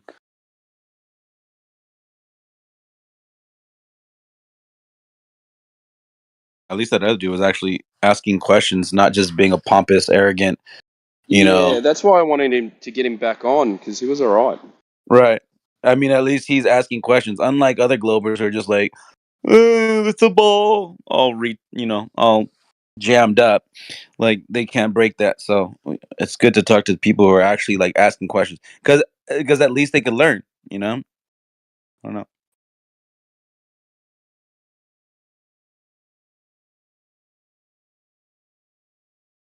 Yeah, at least learn what we know instead of what they'd learn on the internet about us. Yeah, that's another thing too. There's a huge, a lot of them come in the room thinking everybody that's opposing them is exactly what, FTFE and McToon and Dave McKeegan and Professor Dave. like they all are like flat earthers are idiots. So they come here thinking, oh, I'm in a room full of idiots, but then they get they get wrecked, and like they just get like intellectually fucking backhanded, and then I think it like makes them have to think like, oh shit, wait, what? Like these guys actually know a lot of shit. It's contrary to what the mocking and the part of that brainwashing that goes online in certain arenas. Like it's just contrary. So I've noticed that a lot more guys are actually asking questions and not just being like, idiots. Leaving in I have a question. Make you an idiot though, but okay. So what's the deal with the like those windmills that are like almost completely obstructed by water? Are you talking about the ones in France? Let me look. It's called like Thornton Bank or something. I'm not sure which one you're talking about, but I'll put it in the there's chat. like so there's Have you got the other picture with the windmills in the water? You got that one? I've just posted it. Yeah, there's like windmill farms in the ocean, and that just completely destroys the globe. Like I don't even know how Globers can even like look in that direction.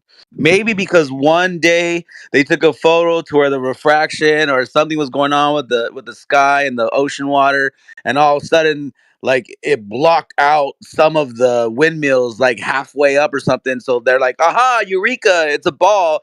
But if you would have went out the next day, you probably would have saw the whole entire thing again. And that's kind of the funny point about it all. You're cherry picking one photo of it. We're cherry picking the part where it is shown on the way you could see far away, but you guys like to cherry pick when it's being blocked. That's kind of weird, bro. Yeah, that's the one. I was just asking. I'm not cherry picking anything. Yeah, no. Right, so what you're saying is your picture proves like a globe, or what? No, I'm not saying anything. I'm just asking how you account for that. Oh. Okay. So how do we account for when we can see all of the bottom of the windmills, the wind turbine? I don't know. I mean, I'm not making any real claims, but it could be that that's the all right. cameras. We're just having a conversation, man. I'm not going out yet. Yeah, no worries. But yeah, Tim, calm down, man. Calm down. Chill out, man. You got me in a good day. Yeah, this is what's really funny though. Like, so you see that article that you posted 29 minutes after the hour. It says man debunks flat Earth theory with wind farm footage. But then, if you look at the photo that Jedi posted, it could be an easy headline saying man disproves the globe with the footage or picture. Yeah, exactly. Yeah. But I don't know how far. Does it say how far the camera is?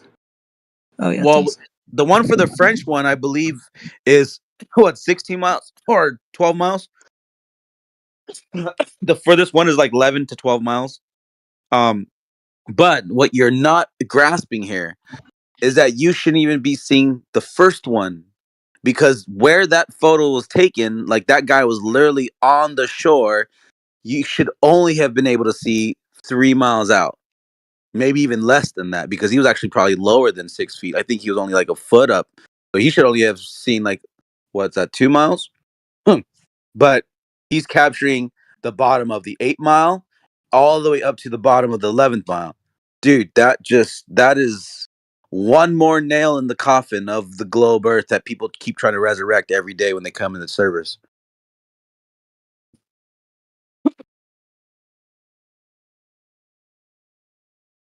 Well, he's 12 miles from the windmill. The from the furthest one, yeah, it's like 11 point something. What's the vertical drop of 12 miles? That? What's the about vertical? 70 feet. That's 70 something feet. Yeah. Oh, okay. Yeah, there's an original video of it, and I remember like live, in another server, we were going through it, and there was like a serious hardcore Glober. He like always goes by data. He needed to know everything. He's like, where's the position of the camera? Let me look for it. We were literally like looking in on Google Earth, trying to find that position based on the video, and we found it. And then we found exactly where he was at. And then we took that thing from Google Earth like live, and then he just had to sit back and like, oh, okay, yeah, it is right there. Okay. He's like, all right, I'm gonna have to look into this. But he was like desperately trying to disprove what this guy who originally took that photo with I think it's in the French, I believe, in France, I believe. I could be wrong. But that wind farm wind farm out there in the middle of the ocean there, or across the, whatever that body of water is. But the question you got to ask.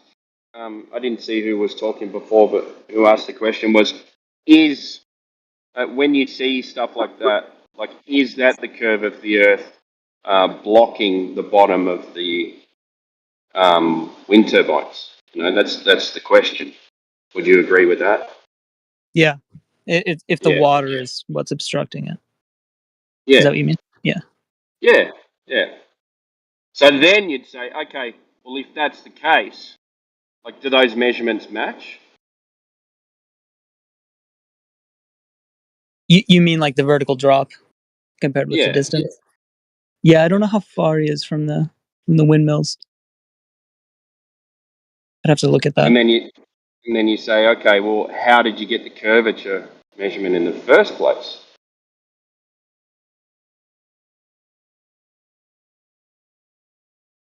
Yeah, like, where does that come from? Sorry, I didn't understand. Where do you get the curvature? It comes from the radius of the Earth, doesn't it? Yeah. Yeah. And then you go, okay, well, how do you get the radius of the Earth? Oh, yeah. Yeah, I mean, yeah. I'm not making any claims about that, definitely. No, that's all right. But this is the what we're thinking about, because in order to have this globe, you've got to go back to the start claim, the first premise of the globe. How did we come across this globe? How was it derived in the first place? And that's the main question. Yeah.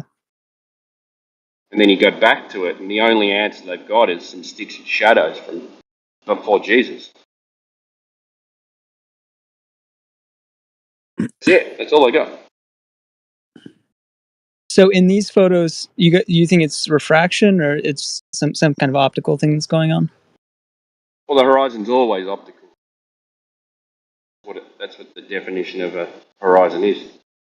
It's an apparent position. Yeah, but it would be okay. So let's say, for instance, let's use your photo. Let's not use Jedi's photo. Let's use your photo. Okay. Somebody went out there, took a picture when he's like, "Whoa, check that out! That fucking that wind this tower here is like behind the ball of the Earth." He takes a photo, right? Cool. Goes home. Awesome day.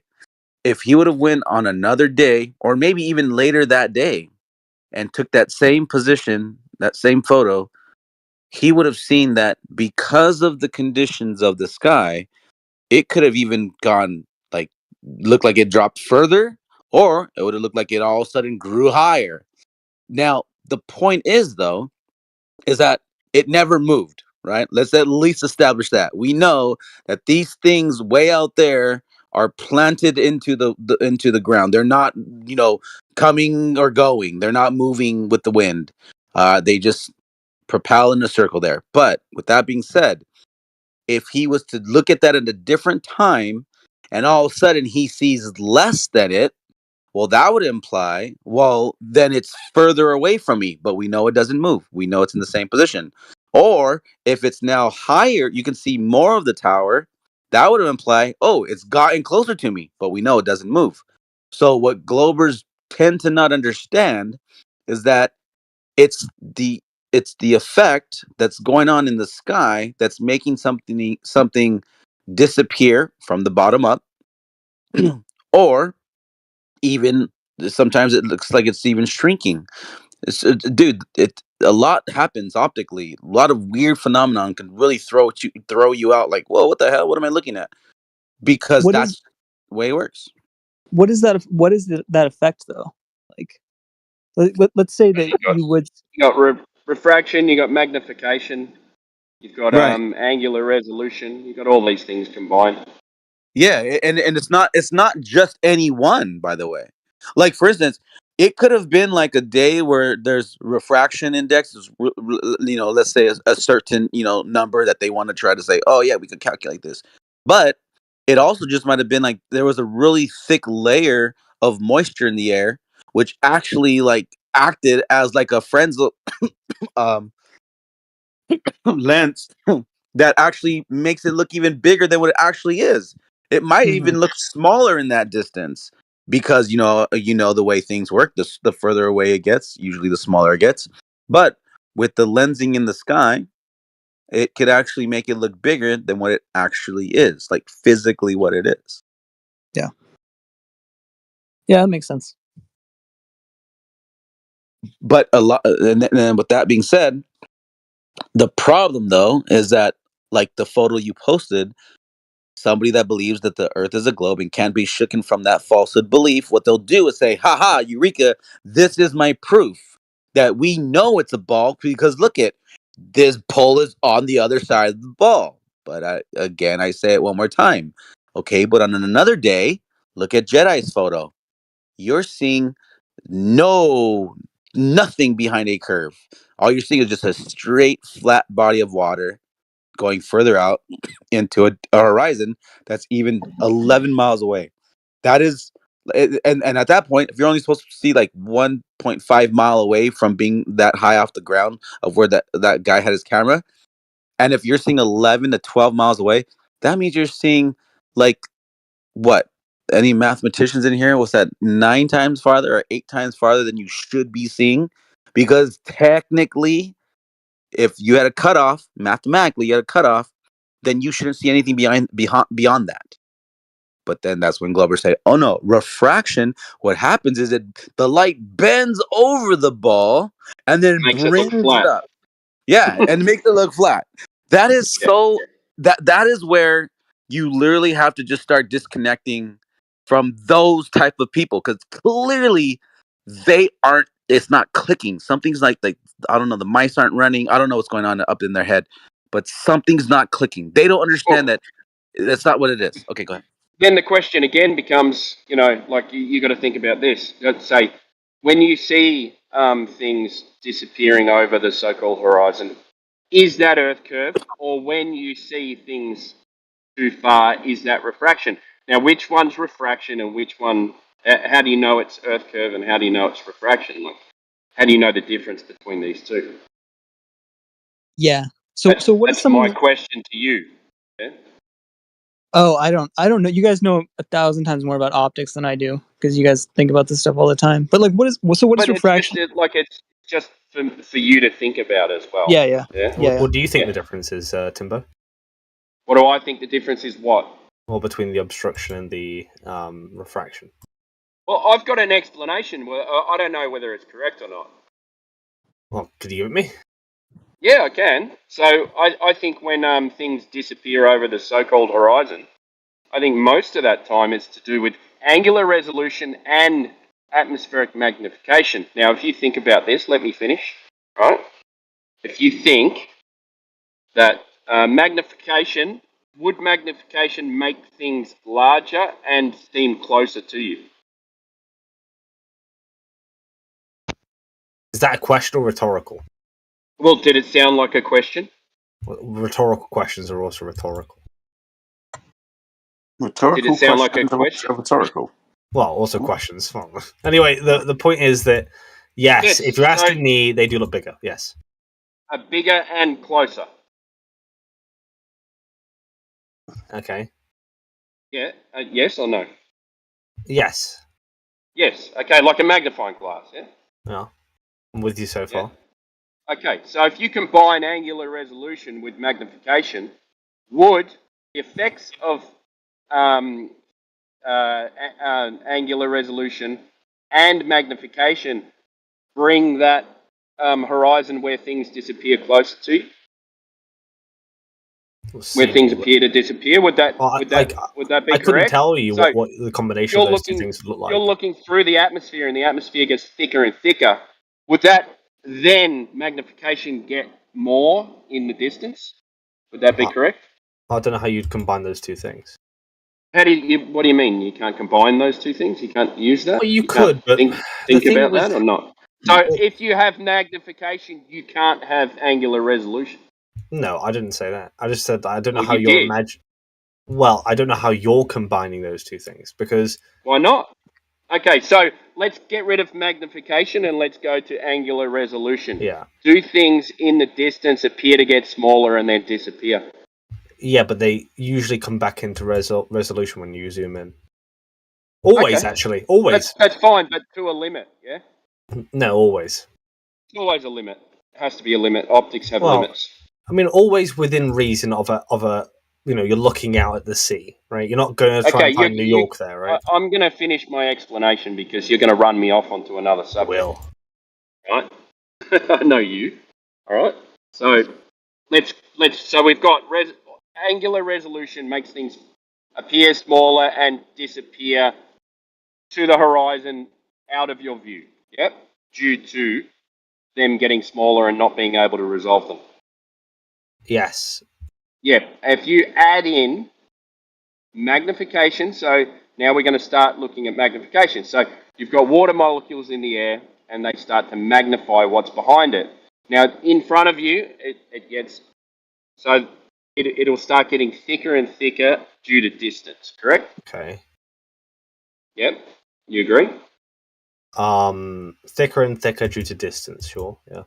Yep. So would that magnification be more at 10 kilometers than it would be at 1 kilometer? Well, I'd say so. Yep. So would that then bring the thing that is behind, let's talk about 1 kilometer and 10 kilometers, would that bring the 10 kilometer appear to be closer so that would adjust that line of the... This is where you lose me, right? Because the first thing is... Okay, where did I lose you? You lose me at 2 points. The first point is the idea that just being further away is going to create this magnification effect because of, I don't know, atmosphere, but no articulation of what exactly is going on in the atmosphere to cause that. I said water molecules. I mean, does light refract and magnify through water molecules? Well, you can. Okay. Well, that's where did I lose you in that? Well, you lost me, because there are things that move away from us that don't ever really appear to magnify, right? Yeah, that like might airplanes. be because there's not a lot of moisture in the air. Well, there's a lot of moisture in clouds, right? Yeah, in clouds. Yeah, when a plane is flying overhead and amidst clouds. Yeah, as much as when you're looking laterally, as much as when you're looking laterally. Well, can you explain what formula would you use to determine the difference between? Why do I need a formula? I just said this is my speculation. I didn't say it was speculation, correct. Of course, right? I just didn't know how far deep into the speculation was actually empirical. Well, I was taking you through the steps of what we observe and what is correct. I'm not making anything up, though, in these two instances, am I? Well, you are making up what's it called now? Angular resolution. You are making that up. I'm making up angular resolution. The atmosphere thing, I don't necessarily think it happens to the degree you're describing. Okay, how am I making up? So you don't see things magnify on a humid day when you're looking at the horizon? You've never seen that? Well, some things might look slightly bigger, but it's not. Yeah, it's not. That's magnification, is it not? Let's define our terms. Magnification. If you're looking and then something is bigger than what it should be, is that magnification or not? Well, I'm just going with you because I've not actually ever seen it, so I'll just take your word for it. You're just going to not agree because you don't want to make a claim. I've just not seen it, right? I can't. I'm literally just guessing that you're correct, right? And that's the definition of it. Yeah. Would you like the definition of atmospheric magnification? Hey, go on. You like definitions, right? I love definitions. Not from the dictionary. Well, no, it's just we understand that atmospheric magnification happens, and this is how it's described. The atmosphere can have some magnifying effects on objects, particularly when they are close to the horizon. Timbo's talking about looking across the Earth, so towards the horizon. This effect is known as atmospheric refraction. When light passes through the Earth's atmosphere, it can be bent or refracted, causing objects to appear slightly higher and larger than they actually are. It's all Timbo's outlining. Yeah, I mean, like when it comes to the light bending and stuff like that, I don't want to suppose that you even know that that's the case. I think you just sometimes assume they're bigger. Right? Magnification is light bending or refracting. You don't know what light does, right? Okay, so how does a magnifying glass work? You don't know. I've been told you don't know what light goes through is. the magnifying glass and refracts and makes it look larger. Yeah? But you don't know what light does. So we can't tell what magnifying glasses do? What magnifying glasses do, but there's no magnifying glass in the atmosphere, is there? So what does water do? What do water molecules do to light? Oh, it could bend them slightly, yeah. Yeah, okay, so we agree then. Yeah, but you're... So atmospheric magnification doesn't exist as a I'm just skeptical. The first thing with the atmospheric refraction thing, not refraction, the atmospheric magnification. I agree that the basic premise sounds plausible. I don't know if you can get there. So what have I as said easy as... that's wrong? Well, Timbo's only pointed out two things that you have to take account for when observing across the surface. Yeah. Right, the angle, distance, how far you can see, right, optics used, and the atmosphere, which is going to cause shit to happen or not. Yeah, you have to take those things into account. I'm going to posit that I have a stronger method to, for instance, to be consistent with what's happening with light over a horizon, and I think and you're cherry picking one particular issue, right? The second thing is with the other part. I'm combining them. Completely getting flustered. Yeah, the second part of your argument. What was the second part? Well, it's all part of the argument. But what have I said that's wrong? So we've got angular resolution, which you said you don't believe in.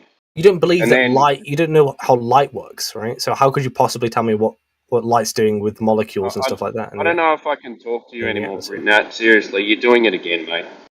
I'm not arguing about an argument. I'm arguing that you can't come to that conclusion. What have I said that's wrong? It's that I don't think you can get to that conclusion on your own.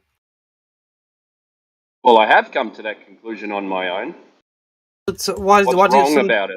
So, I mean, personally, I think light does wibbly wobbly things in the atmosphere, right?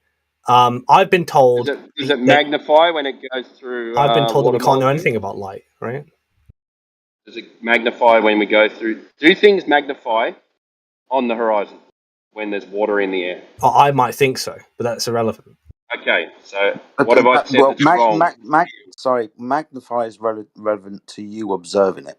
So when you observe something on the horizon, like the sun, to you, does it appear to be bigger? From what I've seen, the sun sometimes looks bigger. Yeah. Yeah, you'd have to have a comparison. Very rarely, but sometimes. Else, right? Compared to the typical day. Yeah. Yeah, but all we're talking about is something that is known as atmospheric magnification. For you to turn around and say, well, you don't know what light actually is a bit. Well, it's actually on the money. The first thing is one of your points. Yeah, one of your points is that when it comes to talking about Eratosthenes, no, I didn't actually get to finish why it looks like it dips. I didn't get to finish why it looks like it dips beyond the horizon. Okay, go on. So it would be angular resolution, and then the magnification through the atmosphere gets exponentially more magnified, therefore making things appear not to be where they are, and the thing that you're looking at and observing appearing closer and larger, i.e. the surface of the water as well, and the thing that we're observing.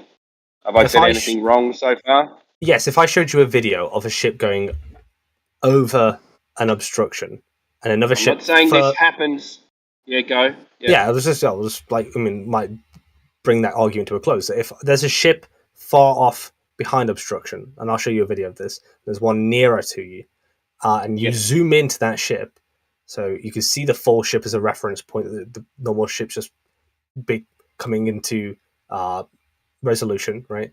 The ship behind it doesn't come up or become any more clearer the more you zoom in. What's going on there? I can show you a video of that. Wait, can you say that again? So if you look, there's a video that I have of two ships. Can you post the video? Yeah, 1 second. I'll explain it while I find it. There's two ships. One's nearer, one's farther. The one that's farther is hiding behind obstruction. And the more that person zooms in, sorry, I've got a cough. I'm not laughing. Is that it doesn't come any more into view, and you have the other ship as a reference point and the obstruction between both ships. Did you not? What I understood? Did you not understand what I said about distance and looking through more atmosphere? Yeah, but like the ships are close together. You can tell they're close together. You can see the whole ship, just not the bottom. So they look the same size. I mean, they're not that far off from each other, the same size. So one's disappearing behind a curve and one's not, but they're close together. Relatively. Okay, what distance are they apart? And then we can work out the curvature of the Earth from that. Okay, here's the video. Yeah, but have you got measurements of how far apart the boats are?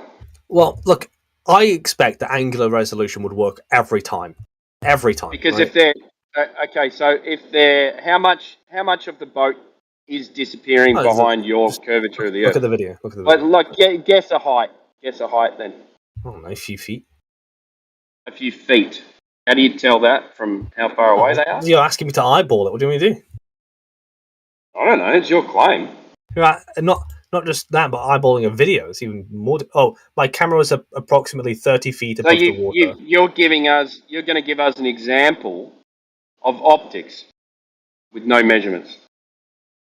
Well, the effect is clear, right? They're doing exactly what you're. I just explained what I think is happening. Yeah. So yeah. So and then we test it, and no, it's not happening. It's not happening how you imagine it to happen. So how do you know that? Well, because you can see it right there in the video. Have you got measurements of how far apart the boats are and the distance to where how far the boats are off the shore? Explain how that's going to affect angular resolution in that way. Well, I just explained. If you've got angular resolution and then you add in atmospheric magnification over a certain distance, it's going to get exponentially thicker atmosphere as you like go out, isn't it? Like a smaller ship, so it's it looks like a smaller ship. Yeah. Yeah. What is the ship? Front one or the back one? The ship looks smaller, and it's also not coming into view the more that you zoom in. So the magnification doesn't seem to be working, and when you zoom in, it's not coming into view. The ship looks smaller. Yeah. Is it? It's the same ship because they know a ship. Because you're making a claim based on a video that we've got no information for. Yeah, but okay, now that is your trick move, right? I know the name of that ship because it's in the description for the guy who recorded it, right? And I'm sure he's not in on it, right? I can get you the name of the ship and we look at the exact size of the ship, and we know that he was 30 meters up above the ground. Yeah, but do you have the distance between the two ships? Let's see where he was located. Was it 12.6 miles? How's where he's 12.6 miles, and the ship was 8.86 miles. Going to give you. Sorry, what was that? The Princess Paula, the sinking ship, the one that's further behind, was 12.6 miles, and the Glorious Mahuta was 8.86 miles away. So relatively close together, those two ships were. It was quite far away from us, right?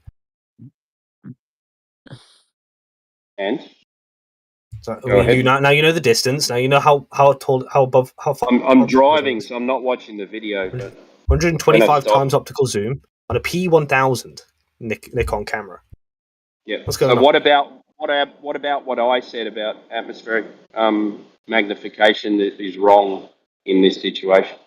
Well, the ship's not magnified to it at all. In fact, it looks about how big. How do you know that? Well, because that guy, it says that there's 4 miles between one ship and the other ship, and it looks approximately half the size, right? Which makes sense, right? Yeah, but how big are the ships? Are the ships the same size? Yeah, they're the same type of ship. which they you can the also same see in the video. size? Yes, the Princess Paula and the Glorious Mahuta are the same size. Can As you far as show me I can that? see. Yeah, I'll go get the. There's a lot of ship spotters out there that all that fortunately have all the measurements for this. Which is But good. so far, you haven't actually said anything. Well, you said that it depends on the distance. I give you the distance, and now it depends on something else. So it's like, No, I didn't say like that. if I give you the ship size, I know where we're going to go from here. I don't know what next you're going to ask me. What about my argument is wrong? I'm still waiting for that. Well, you said that as you zoom in, well, I didn't say anything about zooming. well, I'm sorry. Yeah, that's correct. The optics that you're referring to would say that if you zoom in, then it should what appear. No, I didn't say that. When did I say that? What angular resolution are you discerning here then? Well, you got to add it in with atmospheric magnification as well. So when you look through a camera, does atmospheric magnification disappear? Does it disappear? Yeah. It could be potent So sometimes of the year. you're still going to see what you already see. Yeah, it could be But more you're potent. just going to magnify it with a zoom camera. Yeah, it could So be you're more not potent. getting rid of the magnification, are you? Well, not completely, but I don't know how that's relevant when you can see that the distance Well, of the if two you ships. if you add it together with angular resolution, then of course it's relevant. Well, can you tell me how, if we already know the distance between the ships and it would already look like they're not magnified? Well, maybe let me pull over and look at this fucking stupid video. Yeah, look at this stupid video. Yeah, all right. I've got both ships from Ship Spotters. Thank God for Ship Spotters. Glorious Mahuta. Anyone? That's your Glorious Mahuta. If you want Sounds your like Princess sounds like Paula. sounds like a club that you go to. Yeah, it's like a cocktail you'd order somewhere. I can't pull over yet. It's all right. We'll come back. We'll revisit this one later on. Yeah, I'll come back to you on that. Vessel tracker must go over the curve on that vessel tracker. Yeah. I'll be right back.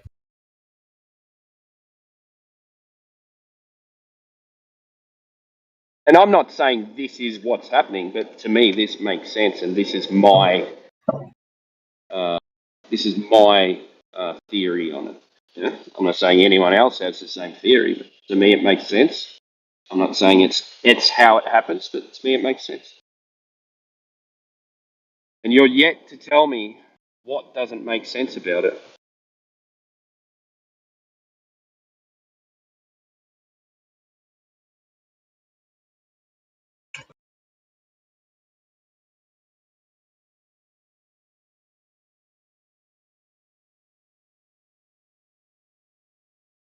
What time did you post that video?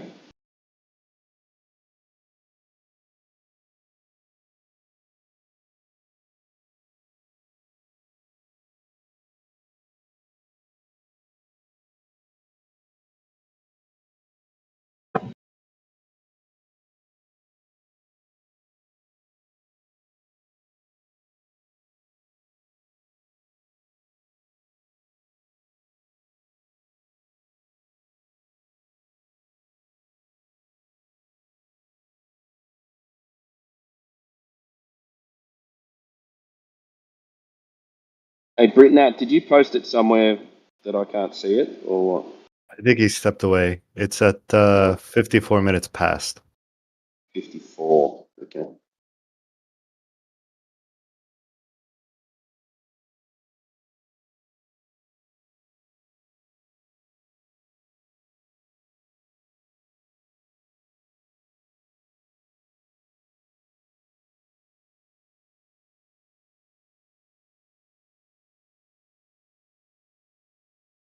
Can't see it.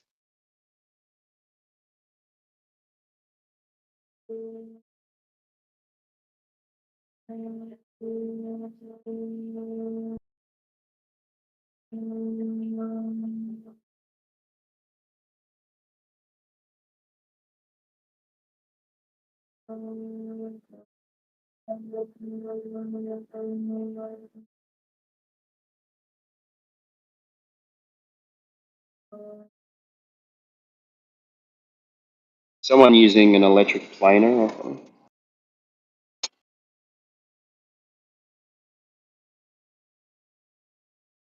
My bad. I didn't realize I wasn't muted. The gardener's here, so my bad.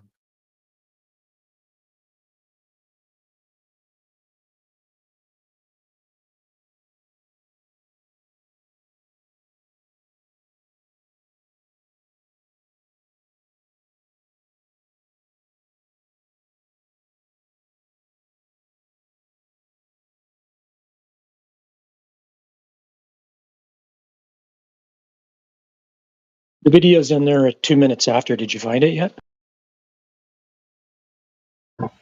Yeah, got it. Thanks, Plumbob.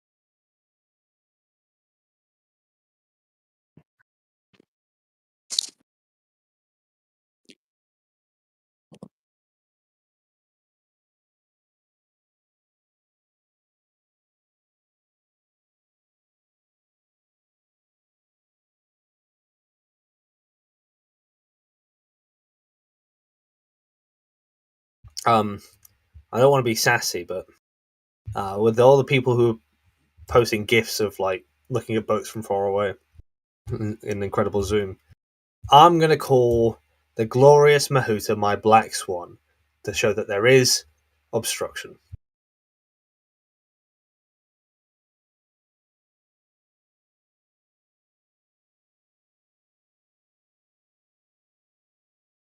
Okay, so what about? I just watched the video. What about what I said in this occasion wouldn't work? So the first thing is, it's obviously not the case that that if you can't resolve it, the closer you get with it in Zoom, which I think is what must be what you're referring to with angular resolution. Otherwise, I don't know what the hell you're referring to. And the second thing exactly is, what I'm talking about. Yeah. We'll get to that one as I go to the second thing. The second thing is obviously the magnification. As far as I can see, they're only 4 miles apart. You know, doesn't look greatly magnified to any degree, right? Yeah. So what about what I said is wrong there? You said that it's a confluence of the two, right? So, yeah. I mean, let's break it apart. First of all, what do you think angular resolution will give you as the observer looking at those two ships? What do you expect to see? Well, if it was just angular resolution, then you would just be able to zoom in, and you would see more of it. If it was just angular resolution, yeah, it's the angle that you can resolve through optics. And then the magnification, which is supposed to make the object larger. Why? What's the effect there? What's going on with that? How do those two things combine? How much larger? Well, you're the one who supposes it. How much larger? Well, how much larger would it be? That's your idea. I'm asking you to tell me. Well, why should I do that? Well, because I want to know how they connect to create that effect.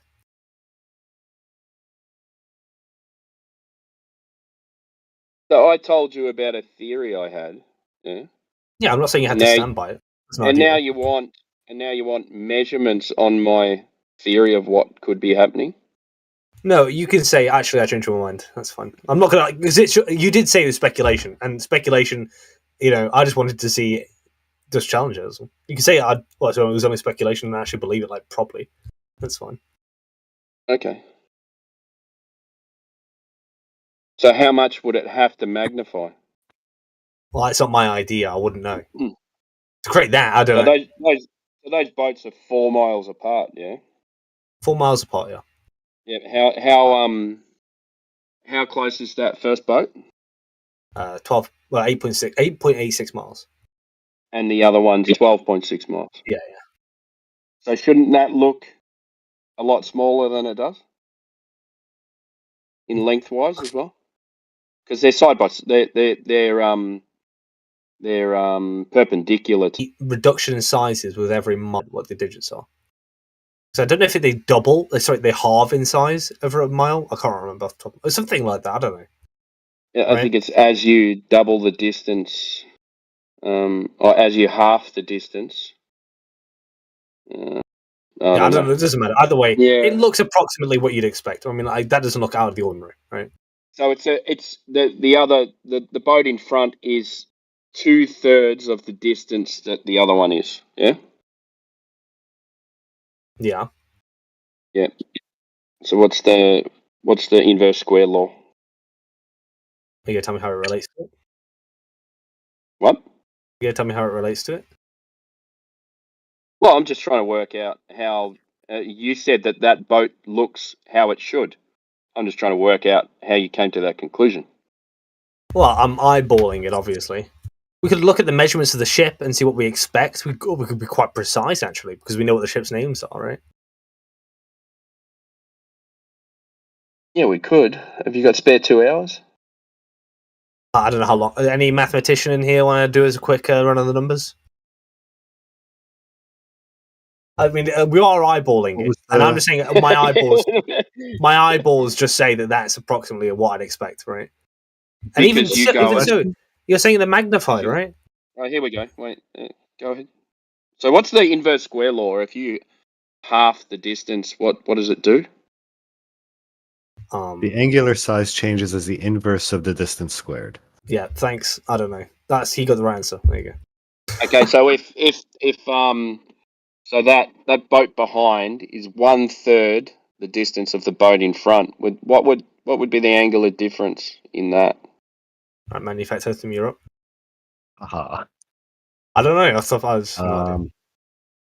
Wait, let me take a look. These numbers are beyond me at the moment. Looking at the formula, but I mean, it'll have to be an approximation because I. Yeah, that's fine. Yeah. Yeah. Let me. We're just shooting the shit anyway. We're not actually making any claims here, but Yeah. So I think I'm gonna have to take us. Actually, no, I can do. Hold on, give me a second. Well, some mathematician this guy is. Well, no promises. I'll give it a shot.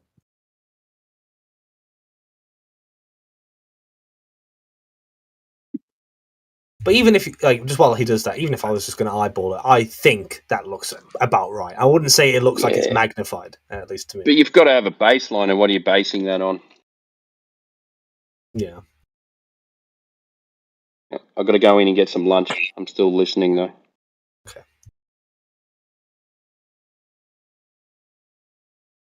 More globe proof, everyone. That's what you just heard there. What was the height above sea level? 30 meters, the observer. Wait, let me just double check that. 30 meters? Yeah, because he's standing on 30 foot. Sorry, not meters. Okay. Sorry, American units. We don't do. So at 30 meters, how much of that boat in the background should be disappeared at 12 miles? God knows. That's not my head. Someone get a calculator. Well, let's see. Let's get the calculator out. Yeah. So for 30 feet, it's about 9 meters. and they say to find the optical horizon, you multiply that by 13 and then do the square root of that. So 9 times 13, and then you get the square root of that, which should be 10 kilometers or 11 kilometers, rounding up. All right. Sounds like we have new globe proof. Yeah, we do. I mean, fair enough to that first ship. It looks like it's already going behind the horizon, so... If anything, Earth's a globe. It's the second ship that I'm more interested in, because I've heard multiple stories about this video. I've heard... Sorry, the second or the third ship? Which one? The two that get zoomed into. Did you watch the video? Yeah, there's the one that's the nearer one, then there's one that's like just behind that one. 3 ships. Yeah, the one that off the edge is ignored, right? It's not relevant. The one on the far right is ignored. But I've heard that between those two ships there's an actual, and this is what I was told recently, an actual like hill of water, mountain of water, basically. And I said, if you were standing on that ship and you looked to the other ship, only 4 miles apart, by the way, would you see a hill of water? And I don't think they would have. Right? I think that would have been quite remarkable. Yeah. So, from what I got in the, hold on, where am I? So I'm going from 1 minute 56 in the video. It's 2/3 smaller than the closer ship. I'm assuming that these things sticking up, they're the same size. I mean, it looks like the same ship, really. They're the same model. I think so. They look the same on the images, so I'm just going to assume they are. Yeah, so it's 2/3 smaller. Not 2/3. It's 1/3 smaller. It's 2/3 the size. So, what do we say? 1 over the distance squared. If that's 8, that's 12. 4, 8, 12. I mean, that seems about right. 8, 12. That it should be 2/3 smaller. Is that what you said? Yeah, it's 2/3 the size, so it's 1/3 smaller. It'd be 1/3 smaller. I'm going to grant that it looks 1/3 smaller because it does look like it's that small. But it doesn't. Look at the length of it, where the bridge is and where the cranes are on it. Where the fishing cranes. Third's pretty. Or the container cranes. Third's a lot. I used a ruler on my screen. But it's not.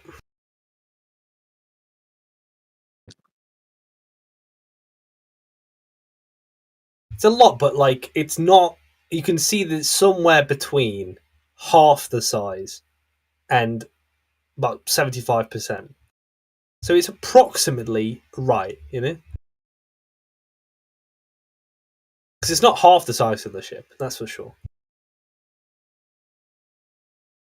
How can you say that when you can't see the only thing you can see is the bridge and the cranes for the containers? You can't see the bottom of the vessel. Well, you can't see the bottom of the vessel as a reference. Yeah, I mean, it doesn't even matter. It's like we could just eyeball it and say what it looks like. I mean, Yeah, it's not magnified. That is for sure, right? To any degree. So is it the same size? Is it what you expect? If the number he gave, about a third. Looking at I the missed image, it. yeah. I had a phone call, so I missed what he said. Well, he just said it was about a third of the size smaller. And looking at it, yeah, I mean, maybe seems possible. Eyeballing it, right? It's not like it's outside the back. It's not like it looks like it should be way larger or way smaller, right? So eyeballing it, yeah, about that. But you know, I can't physically go there and pick up the boat and then, you know, I couldn't give you knowledge claim on that.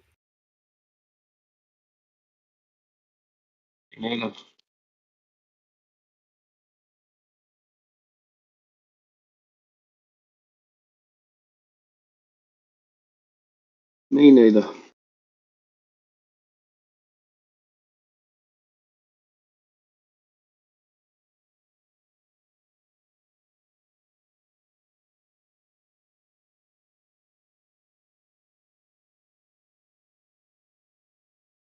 So, out of curiosity, how do you expect angular resolution works?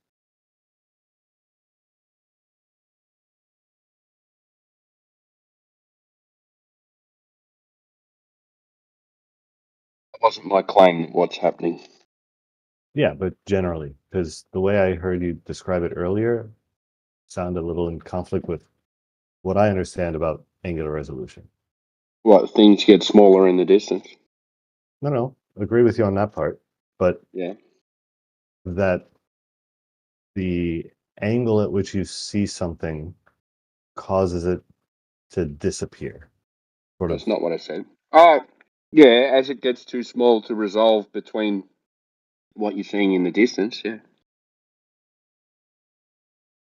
But would you say that explains something that appears to obstruct bottom up? No, I was adding something else in, but this was only speculation too. I'm not saying that's what's happening. Oh, okay. I was adding magnification to angular resolution.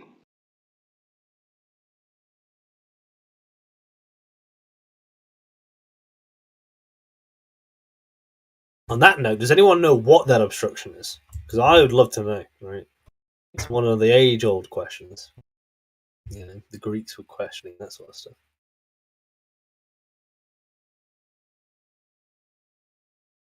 Do you think it's Earth curve? Well, I mean, I might, right? But that's just because I don't have any alternative explanation so far. Or at least I might say it's affected by Earth curve. Right? I might say that.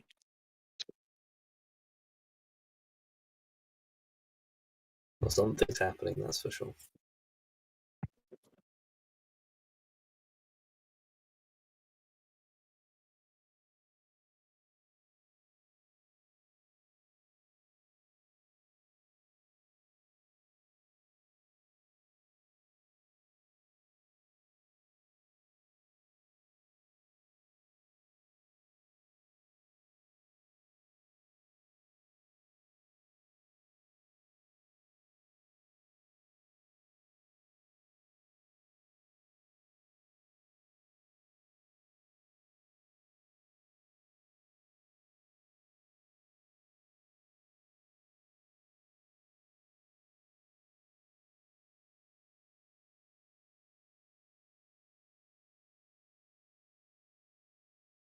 All right. Flat Earthers, go. Next one.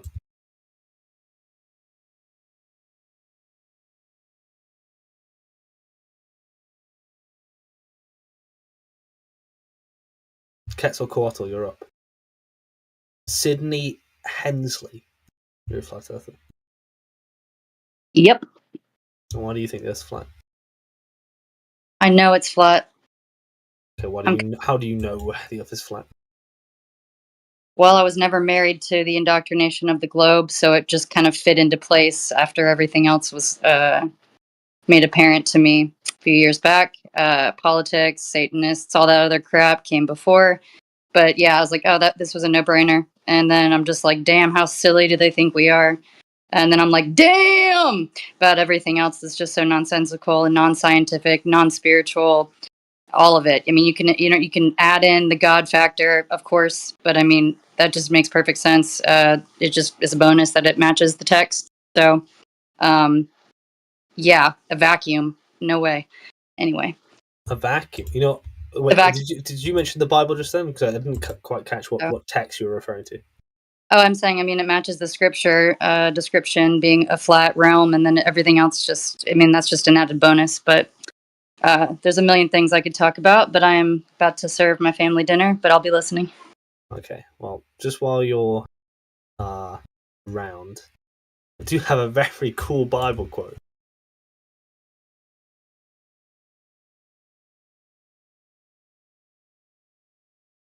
You're going to cherry pick that one again, are you? Yeah, cherry pick my favorite one. Here it comes. Well, scientific arguments are enough for me, honestly. So I try to keep it in that realm, but we can do that in another server. It's still worth. Well, he's going to cherry pick a Bible quote that says the Earth stands on nothing. Oh, I'm But- sure. Yeah. And all One those of my words. favorites, all-time favorites. Well, then Yeah, but he's he- also has the Bible Mandela effect that keeps happening in every translation. So that's gonna. Yeah. Anyway, I'd rather just not even. And really Yeah, just. he equates when it says nothing. He says that they're talking about a vacuum. Yeah, I just read it literally. It says what it says.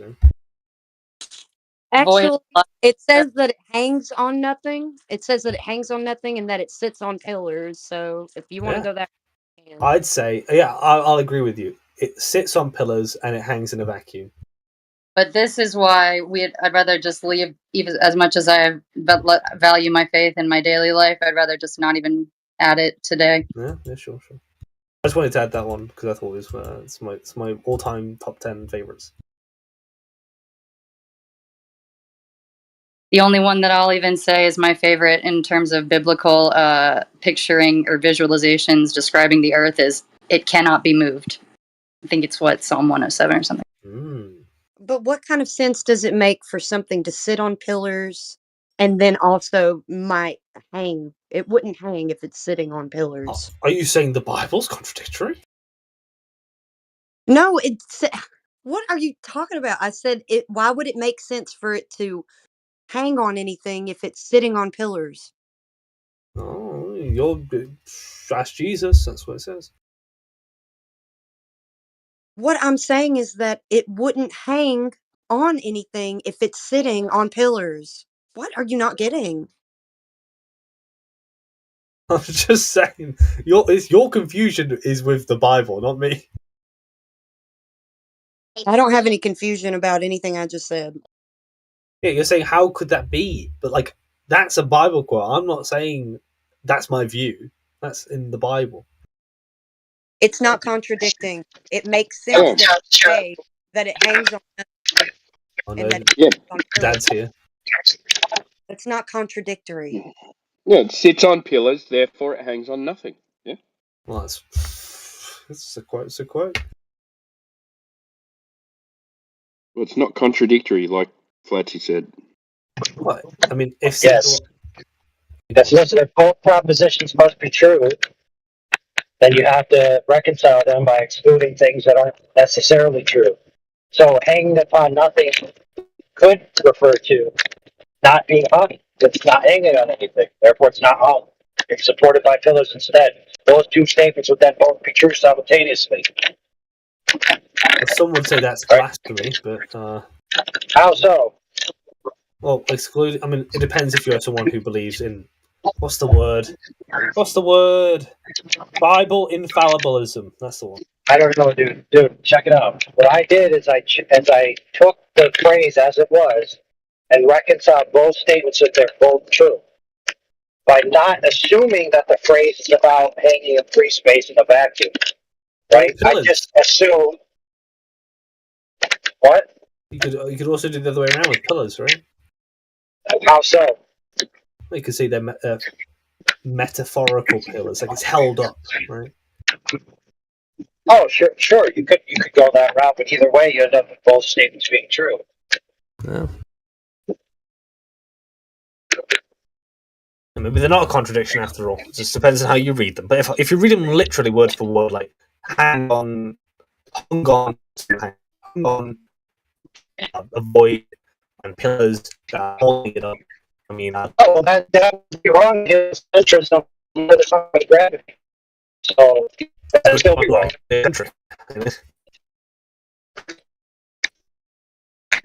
Okay, that you also right. But just kidding that the Earth, in order for the Earth is literally not supported by anything. It would need to be centered. No, because I think the Earth and all the sun. Well, centric all you want. Also, AI centric. Because everyone's centered in the universe. We're all special.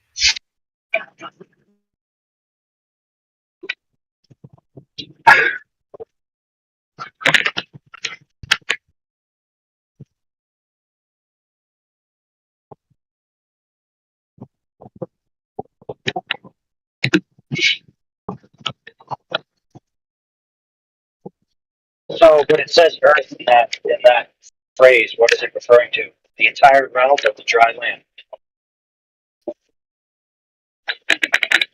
What, sorry? In the Bible, the earth is referred to not just as the entire realm, but just the dry land. So you have to parse out in the grammar and in the context which it's referring to. Were you listening on YouTube before you came in here? Yes. What's your point? No, I thought so. I don't have a point. I don't know much about the Bible. Just my cherry picking quotes.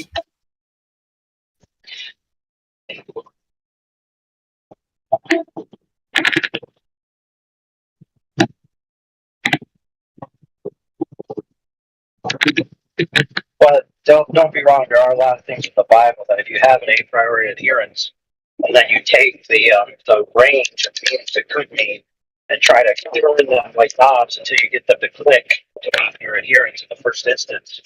That can be done with a lot of passages. A lot of the passages are like triple entendres, double meanings, words that have two ways you could go. Yeah, that's that kind of view is someone who's realistic with language. It's the people who get a bit like Orthodox when they start being a bit wacky, because there's two parts in the Bible. I don't know what part it is, but the first part they say Jesus. One book says Jesus goes to Nazareth after he's born. The other one says he goes down to Egypt. Now you have to do some language skills to make that work in your head, right? Because that would be contradictory if you just read it for what it is, right? But a lot of people do sometimes decide. I mean, the Bible is clear sometimes. I will give them that, but decide randomly that now the Bible's talking about the flat Earth. What are you talking about, dude? He went one place, and then there was a decree to kill all the kids, and then he left to Egypt to hide. Yeah, look at the other book. What? So, in one book, he goes to Nazareth and then flees down to Egypt, right, and hides. The other one, he just goes up to Nazareth and spends his days up there. The Egypt part is just not admitted, and if it's admitted, like with all things with history, it's not corroborated, and we can't actually trust that it's real. Not the whole book, but that specific story in the book. Well, it depends. If it says he specifically left from being born, went to Nazareth from being born, and went nowhere else, and then maintained that location indefinitely, that would be one thing. But just to exclude a point where they went somewhere wouldn't mean it was false. It just means that particular instance would have two cooperative statements. That doesn't mean it's false. Now, I think the story does heavily at least as far as I'm aware, right? The reason why I bring it up is because it's one that theologians often would point to as like a contradiction, but No, that's not even close to being a contradiction. Anybody who claims that that's a contradiction needs to be slapped with a dictionary. Well, if he's born and then he goes this place and it says like this is what Jesus does, and then the opposite says no, he doesn't do that. He goes here, right? That would make two things possible. Unless it says he didn't do that, you're adding that in. So, for example, I'm traveling somewhere right now, but I'm going to stop at 3 locations. I could rearrange the story that said I traveled from here to there, or I went from there to there, and just omit the other stops. When you're trying to figure out what happened in history, you take only as truth really if it can be corroborated in multiple books. If the books conflict with what happened or don't give the same account, then as far as that is as a historical narrative, it's useless, garbage, right? Well, you could say this particular point of the trip. So if I travel from here to Maryland, right, and there's different stops along the way, 3 different people could categorize my trip. One say I traveled from here to Maryland. One who didn't know that I went on to Maryland say I traveled from here to New Jersey, etc., etc. So if they all have 3 accounts that are correct in themselves, couldn't necessarily reconstruct the trip. Especially if somebody left out all the stops. But it doesn't mean it didn't happen. It just means you don't have corroborating evidence to say, okay, I have enough evidence that I'm convinced it happened. Yes, but if you read it as it is, and given this is an important moment, I would say suffices to say it's not the same story. They can't both be true. He can't have like gone up to Nazareth and been on this merry way, and then fled Herod in Egypt. Right? It would make sense for both of the stories to be true. One of them, you'd have to insert the idea that he went up to Nazareth and then he went down to Egypt. That was just omitted, right? And I think that I find that very unlikely because escaping Herod and fleeing to Egypt, it sounds more important than talking about him going up to Nazareth. Well, it depends on who's writing the account, what they deem to be important in the way in which they're crafting the story. I just think because for example, John's gospel is considered a evangelistic gospel. Yes, it is. That's true. Yeah. It's printed. It's one of these scriptures that's printed specifically for distribution for that reason, because it focuses on that train, right? Whereas the other gospels focus on different trains. One is more detail-oriented and historical facts. The other one, I can't remember what the other one was. But they all each have their own writings. Yeah, I've heard a lot about John being like the black sheep of the Bible, one of the books that people don't really trust. It's historic. It's got like richer veracity to it. Yeah, look, the number one contention about John's gospel is that it's unequivocally clear two things. That one, Jesus is deity directive, and two, salvation is by faith in him alone. Period. Those are the two concepts of John's gospel that are the contention of the majority of the religious systems of the world, because there only are two religions in the world: works and grace. There's another one. Now, you might disagree or agree, but John is the only place in the Bible where Jesus calls himself God. That's where the Trinity really resides in John, right? That's where they'll find the Trinity. Now, people point to where he says he's me, or I am him, or I am. I can't remember what he says exactly in other books, but he never utters the word "I am God," and that's another thing you would think would be important in the other books, right? He only utters it in John. Only says it in John, so it can't be corroborated that he ever actually said that. No, he doesn't say that in John either. He doesn't say "I am God" in John. Those verbatim terms. It's paraphrasing, but to that effect, that's where the Trinity comes from. No, that's not true. Actually, that's not the only source for Trinitarian ideas. There's numerous pluralities in the Old Testament and in other books. In the earlier books in the Bible, well, at least in the Bible, that is where the bread and butter of the Trinity is. People sometimes say that he made vague, comments towards calling himself God, because there are a few quotes where he kind of vaguely you could stretch the meaning of what he said to mean that, but you messed up because at best what you'd have is a binary thing, because you have two agents identified as God in that passage.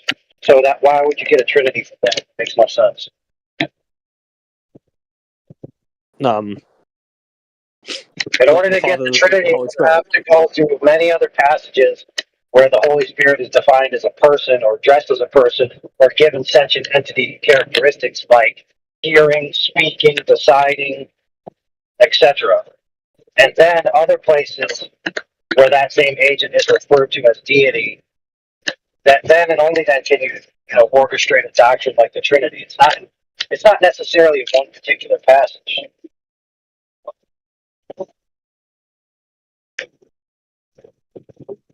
Well, there are allusions to other parts, especially, but the actual inclusion of God in that Trinity to make it a Trinity definitely comes from John. I'm looking at it now. I'm just seeing where it comes from.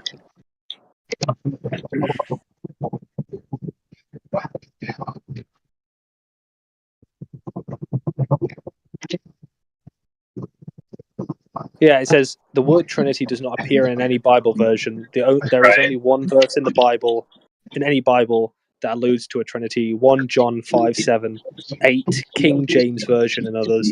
For there are three that bear record in heaven: the Father, the Word, and the Holy Ghost. Okay, so that's fine. So if you say this verse describes three that are in heaven that bear record together, right? That could be said to be evidence of the Trinity. However, there's numerous other spots in the Bible where each agent is stated to be divine and to be a distinct person. So if you have three agents that are divine and stated to be a distinct person, right, then you only have two options. You either have modalism or Trinitarianism. Those are the only options you have. Either all three agents are God separable, or all three agents are God unable. That's it. Oh, well, you do have another option, which is that the Bible is about concepts. You can take either three of those.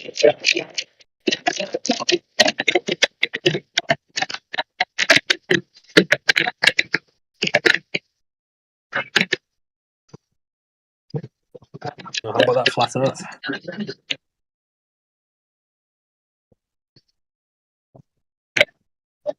And you state trooper, you. Whether to be. I went over the other lane so you could go in past me. Sure.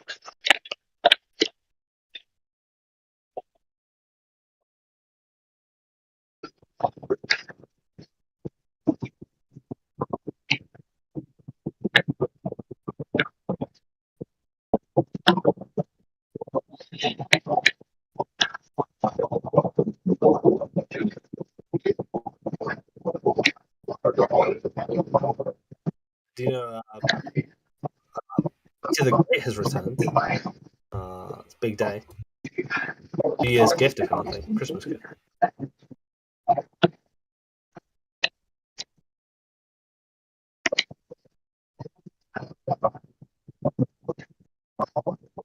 Did you ever watch that video I posted? The 8-minute video that India.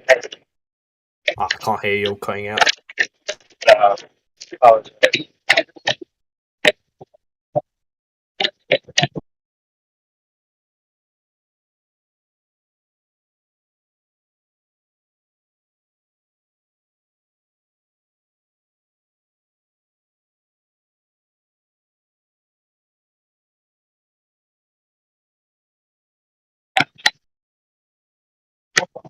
I was saying I posted a video with a pretty good explanation of the angular resolution loss. What? I heard you that time, yeah. You posted a video that yeah. referred to angular resolution, yeah. Yes, but it's very kind of concise. So it's only like 8 minutes. To post it again. Timbo should watch it since he was asked. He didn't have quite a good answer. You should watch it since you were asking about it. The other boy should also watch it. I'm watching it now. 5 minutes. It ain't long, bro. It's not bad. Or you could watch Life is Short and Curious Life of a Flat Earther for 8 hours. Which one do you prefer? Oh, this one has reading in it. I have to read the whole video. Okay, listen. I'll make one of my slaves narrate it, and then I'll send it to you. How's that?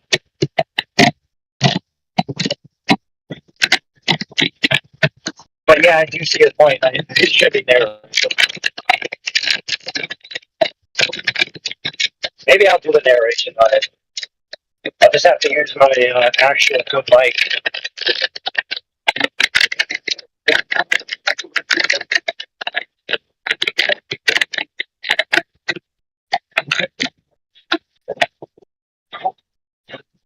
That could be my road voice. I apologize.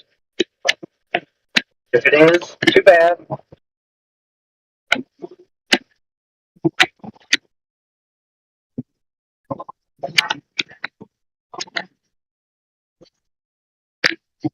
Alright, let's look at this. Alright, I'm going to read some of it out since no one's talking.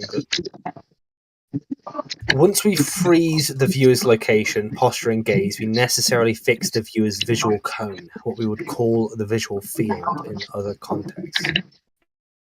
Our vision behaves as a cone that extends from the eye. The outer limits of this cone are the field of view. Okay. Most light we see is reflected light. The sum of individual points make an image. So far, so good.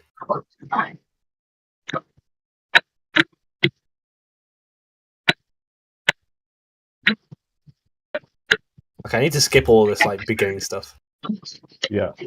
Go to part 3. Part? You mean 3 minutes in? No, part 3. It's one. Oh right, I see the parts now. Yeah, I see the parts.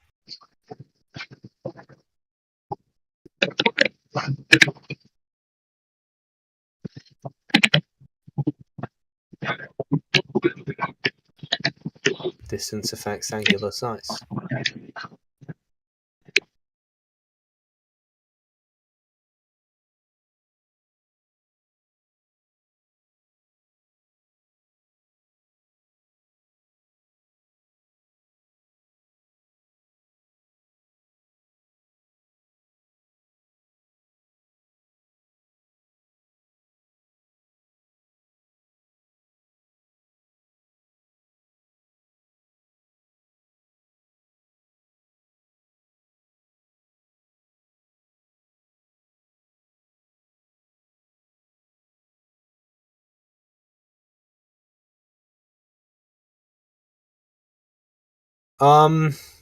Manufactotum. You know the part where it says it becomes more shallow?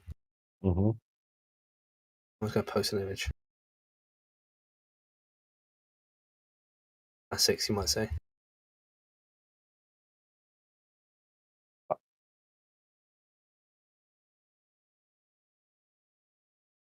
Alright, here it comes. Side chat.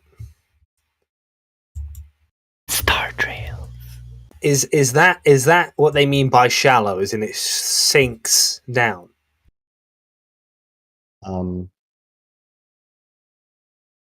Wait, maybe I don't know which part. Which part?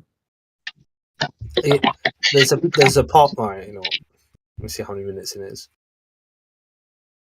I bet there's some flat earthers who could just walk us through it, but you know they're all off duty right now. Dude, are you screen capping the video or something else? Something else. I was showing black because there's one point in the video where it says. Right, is there a graphic along with that text? Post out as well.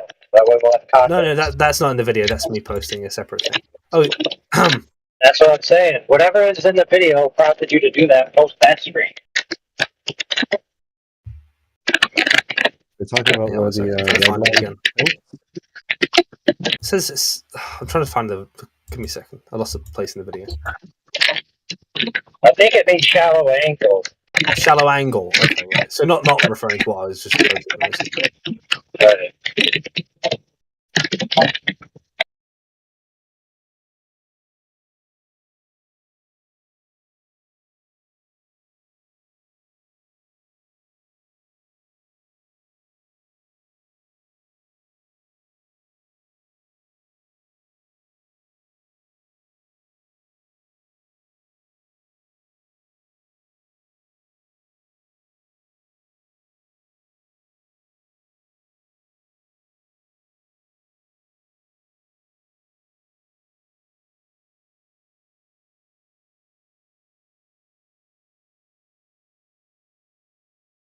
Entertain me. I'm entertaining myself by finding out what flat earthers think optics are. Me too. Okay. Right, this is too much content. Manufactotum, give me a TLDR on it when you watched it. So the What the heck? It's not even 8 minutes long, bro. It has to be a TikTok video length, or I'm going to lose focus. So. Oh my god! No wonder the world is going to crap. So the interesting part for me is part 6. Part 6, where it takes the concepts from part 3 and 4 and seems to introduce the angle of the observer to the ground. Now, I understand what they're saying in part. I wish this had in part 3, where when you look down, the angle of the thing you're looking at, the angle of view they call it, as the thing you're looking at tilts. Oh, there it is. Yeah, the angle becomes more shallow. So as the rotation of the object causes you to look at it more obliquely, you're looking at a thinner cross section of it, so to speak. But then they apply this to when you look at the ground. I lost part 6. There it is. And that's where I think there's some fiddle-faddle happening. Fiddle-faddle? Fiddle-faddle. Well, what would your objection be?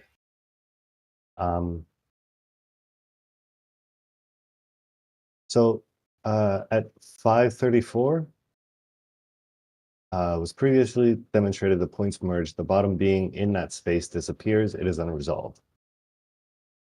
Just before that, they show sort of that the length before they put that tower there. But you're no longer looking through the tower unless they're just showing the distance between B and G and C and F are equivalent. I don't know if that's, I don't think, yeah, I don't know, viewer. I mean, it seems like they're trying to reference some sort of tower. But I had made this to illustrate. So what I've heard argued is the angle at B is somehow significant to the angular resolution of the eye. And that's not how angular resolution works. So if you see the red theta and the blue theta. Be more descriptive. Is it there the dude and the building? Because not everyone can see your picture clearly without dying while you drive. Sure. So I'll try to explain it. It's a little guy looking out at a building, and there's a very large angle in green. This is meant to represent the complete field of view, so to speak. There's a smaller angle from A to B, and that's the entire building. And that's in red. And then I did one in blue that's focused on like a window. That's CD. So this blue angle, I was trying to represent sort of the angular resolution, the smallest angle that you could resolve something. And you could take this angle and basically go up and down this building, any arbitrary point, and anything within that angle would not be resolvable. Whereas the entire building would be. You could even take this red angle, the AB.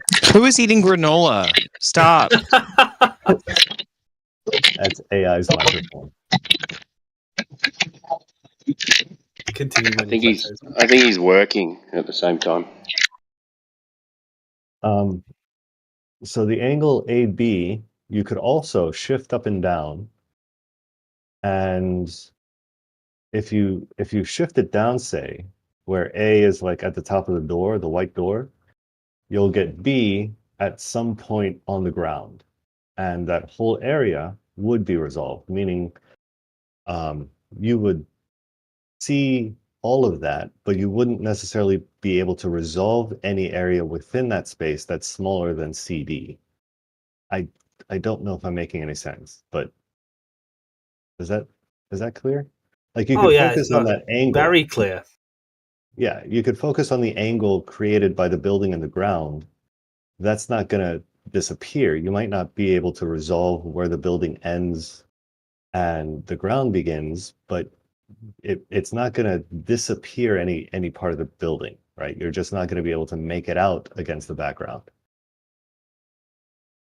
It all makes sense now.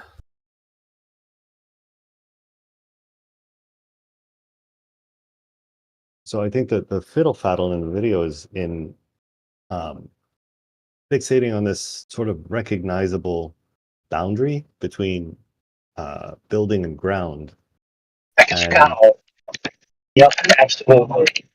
So if the building and the ground's boundary where they meet is below your angular resolution limit, the majority of the radiation angles fall below 0.02 degrees, then there would be no distinction between those points. They'd essentially be represented with the same color, right? So if you had a red brick, right, and you just took it out as far as you can on the ground, eventually the color field of the brick would merge with the color field of the ground. They'd be indistinguishable. Now, once that occurs, that brick's unresolved. It's lost. It's disappeared. You can't see it. You can't resolve it. You can't. It's gone. The information is lost. Now, if you stack the bricks on top of it, eventually the bricks are stacked on top of it. It'll be too much. That brick in the back, you can't see the bricks. The bottom brick will still be lost. Right there, yes. It's exactly the distinction I'm trying to draw. So you won't be able to resolve any single brick, but you'll see all the bricks in unison, like in total. You'll see a big red building. You won't know that it's made out of bricks until you get closer. So you think every brick has the same angle? Every brick has the same angular size from the distance you're at. Sure. So you won't resolve any single Any distance, like any difference would be marginal, right? Well, you won't Yeah, you resolve could any argue of the it's bricks marginal. specifically, but you'll see the entire structure.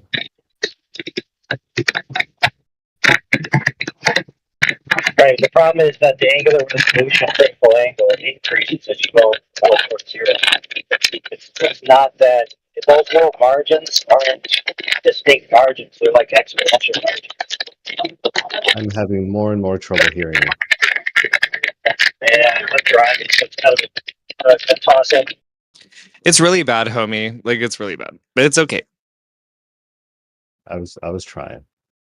No, you were doing really good. Like it's not their fault, I'm sure, as well, but they also did literally sound like they were grinding their teeth really hard.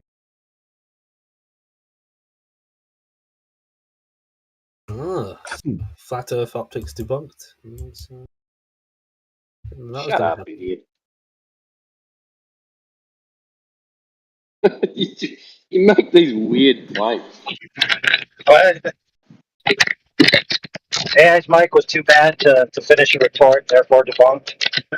Yeah. No, you sound okay. It just sounds like now you sound good, but not like good. It was a little better for a minute. But not good. No, not. Yeah, it hurts the ears, but yeah, You know what I mean? Yeah, yeah, exactly.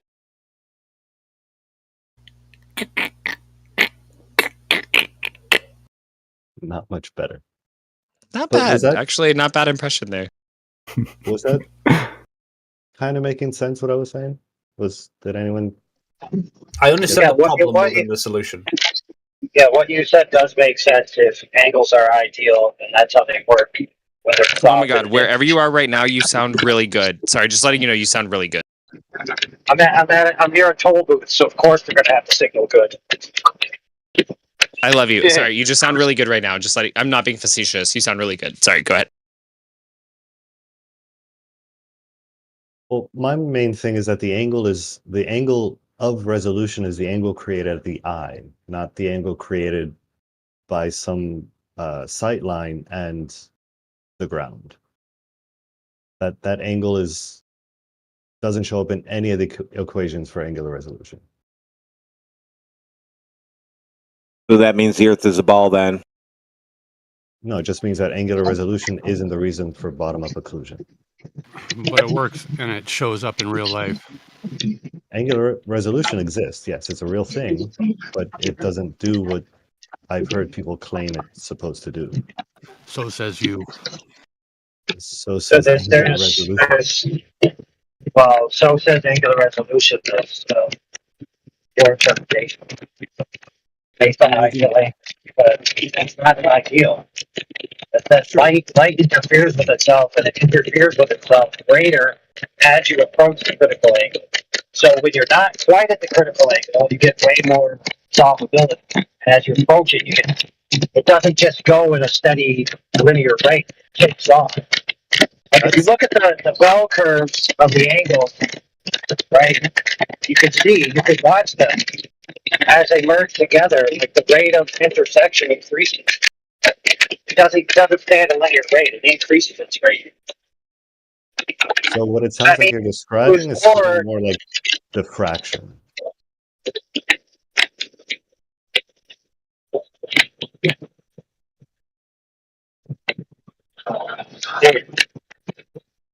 Diffraction and angular resolution are working together.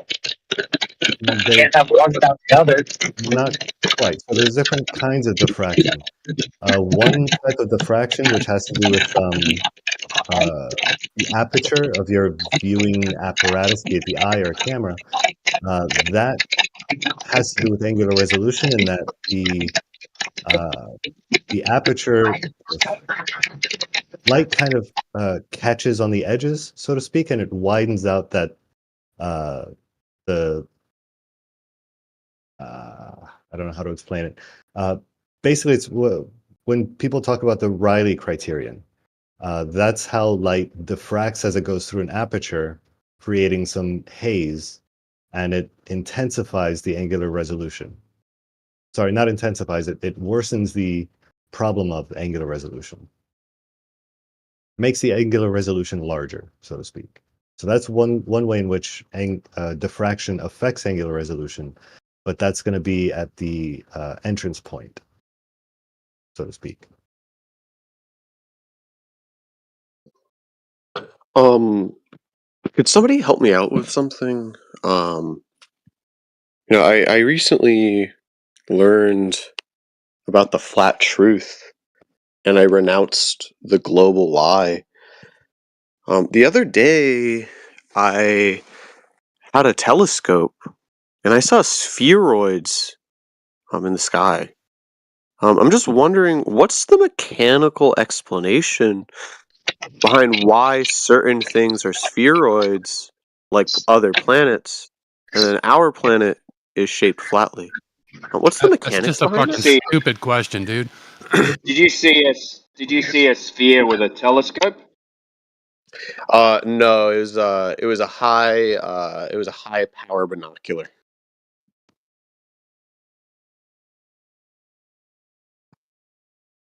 Saw a sphere, or you saw a Yeah, circle? it was located. Yeah, so it was actually located in Arizona. They flew What? me out. The sphere? The sphere was. No, the binocular. Okay, and what did you see? A spheroid. Where? In the sky. What was it called? A lot of these academic types try to, trick me into saying false gods like Neptune. But we all know Jesus Christ is the only So you're Lord. talking about a planet. But it was a You don't balloon. need to be a dickhead. Hey, I know dickhead, this you guy's don't a need to be a sarcastic dickhead. dick. What? Who said it? Just Who's talk sarcastic? I don't think normally this and other guy's stop being a sarcastic at all. dickhead. This guy hasn't been sarcastic at all. He's been very kind I'm to talking me. about He's been you, answering my dude. questions. Wait, Yeah, we're me? talking about you, man. Yep. Um, Stop being a dick and just ask a could normal you question. could you explain how I'm being a dick? You're disingenuous, dude. And you're you're so disingenuous, man. What What? What? What led you to that conclusion? Yeah, whatever, man. Anyway, this other guy. Yeah, he because seems to be- other things are round, that means that the Earth is round. You're right, dude. Fucking No. take the win and fuck off. No, we all know that the Earth is flat. Everybody knows that. I'm just wondering what the mechanical explanation Yeah, behind disingenuous other prick. spheroids existing is. What is the mechanical explanation about spheroids then? I don't know. That's the question. Like, for example, if I look at a bird, the evil Darwinists, you might be able to ask the question, why are there human-shaped animals and then bird-shaped animals? The explanation they would give is that there are certain evolutionary pressures for certain species to Weren't we evolve. talking about weren't we Of course, talking we about the god know that God Jupiter? made all species. So Weren't we talking about the god Jupiter? Isn't that what you were talking about? Yeah, the god Mars, and I think So now they- you're changing it from Jupiter to Mars. So which It was one was Neptune it first. was Mars. it? Oh, it was Neptune first. Okay, so now it's Mars. No, the reason why I know it was Mars was because the evil atheist scientists in the room, they wanted me to have evil, warlike thoughts. You shouldn't stop taking your medication, dude. Oh man.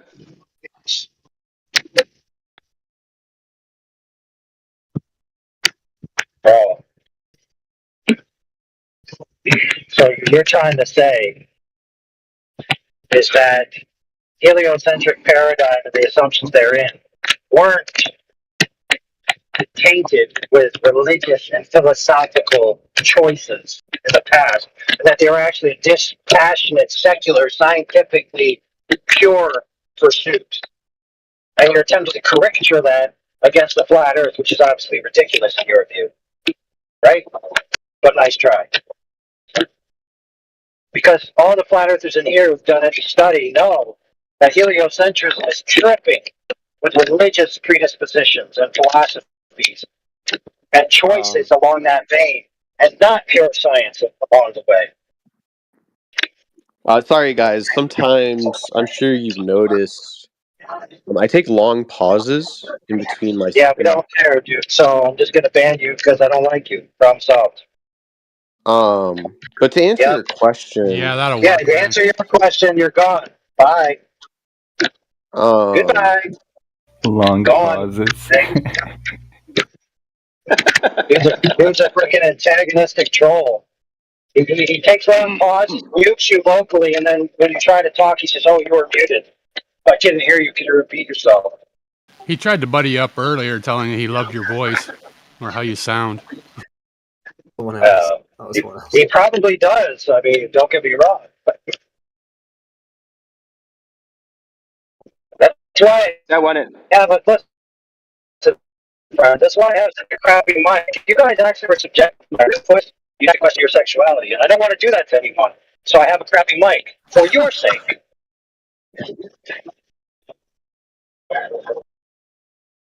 Is he one of your mates written that? No idea who he is.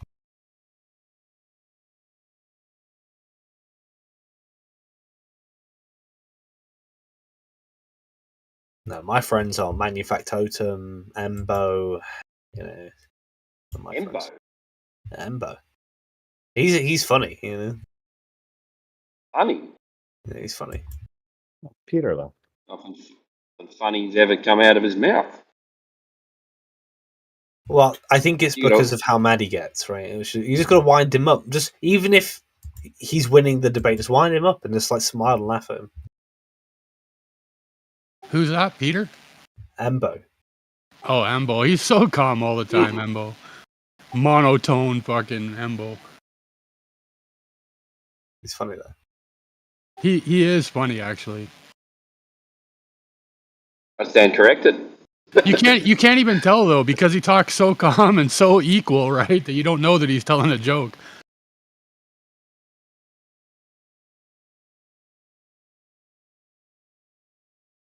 Embo is definitely well versed in religion. Priest. He's a Yeah, he's a priest. Is he? Yeah, globe priest. Oh right, I see.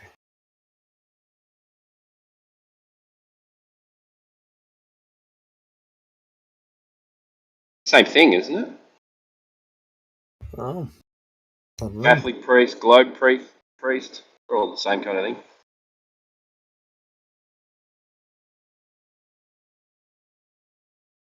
Not sure which one's worse, but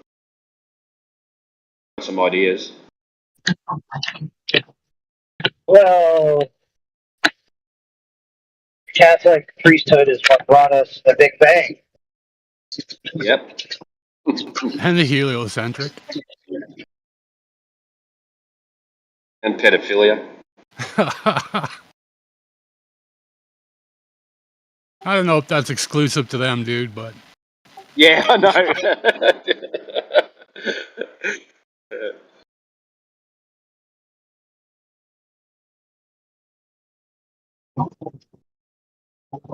Well, you see, a lot of cultures in the past, they had a practice of pairing those guys together, the young and the old, so that the old would impart upon the young the wisdom, and part of the price of that tutelage was tutelage.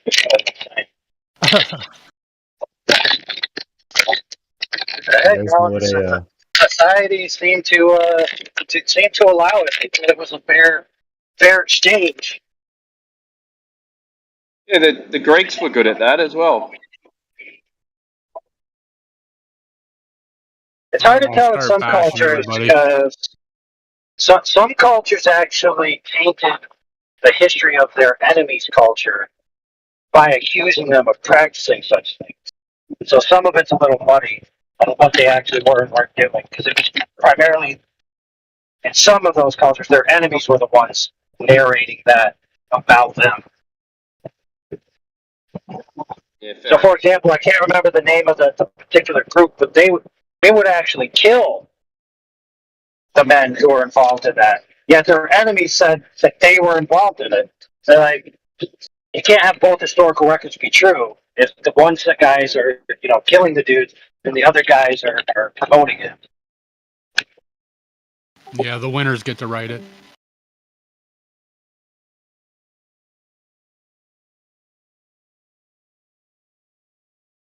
What do you think about history, Britnet? History? It's far more Yeah. interesting than Flat Earth. Fuck off, otherwise you'd be in a history server. Well, look, people who like history aren't fun to talk to about history. It's people who aren't that knowledgeable are the fun ones. Well, do you think that we can believe the history that we're told, or? Yeah, let's talk about history. Let's talk about the history of that video and the example at the end where the guy pulls the coin away. And the people then accuse that the camera's below the plane of the table. However, you can clearly see the Fresnel reflection. If I remember that video correctly, you can see that Fresnel reflection of the drapes on the gloss of the table, proving the angle of incidence equal to the angle of reflection, proving that the lens is actually above the table. Now, if my friend Timbo had watched the whole video astutely like I told him he should, he would already know that.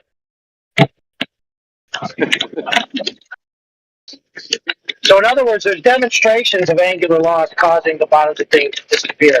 Okay, practical demonstrations.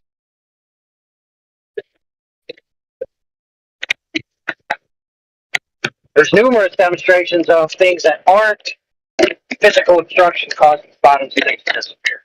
Many instances. It can be reproduced. In fact, you can even make lights disappear. Light sources. As referenced and demonstrated in the Life is Short video, which is like 500 hours long. That's why nobody watches it. I wanted to hear you and Manufactotum argue about that, but there was an interruption, I think, halfway through. What was your point on that bit, Manufactotum? His main point is that all the angles would be equal and suffer from the same loss, and therefore if one's lost, then they'd all be lost equally, and there'd be no differential. But that's assuming that all the angle packets would lose in the same rate. Now, if you look at the way light diffracts, and you could just look at those bell curves of the way that the angular resolution occurs as it approaches zero, and you can see that it accelerates. It doesn't stay at a constant rate. So if you have an accelerating rate as it approaches zero, then you would expect greater loss closer to the angles of propagation and the angles of reception equaling less than your, angular resolution. So in other words, as you get further away from that, you can get more and more and more. I don't think that fixes the issue I had with it. So you said every brick would have the same problem, but they wouldn't. They'd be different. Each brick would have a different available packet of angles to be resolved. If you're looking at the face of a building, you would have roughly the same angular resolution for each brick. Yeah, that's the problem. That's not true. You might have What about the ones resolvable closest to the ones closest to the ground? No, the ones that would be largest would be the ones directly in front of you. But however high you are, the bricks at the top of the building would be a lesser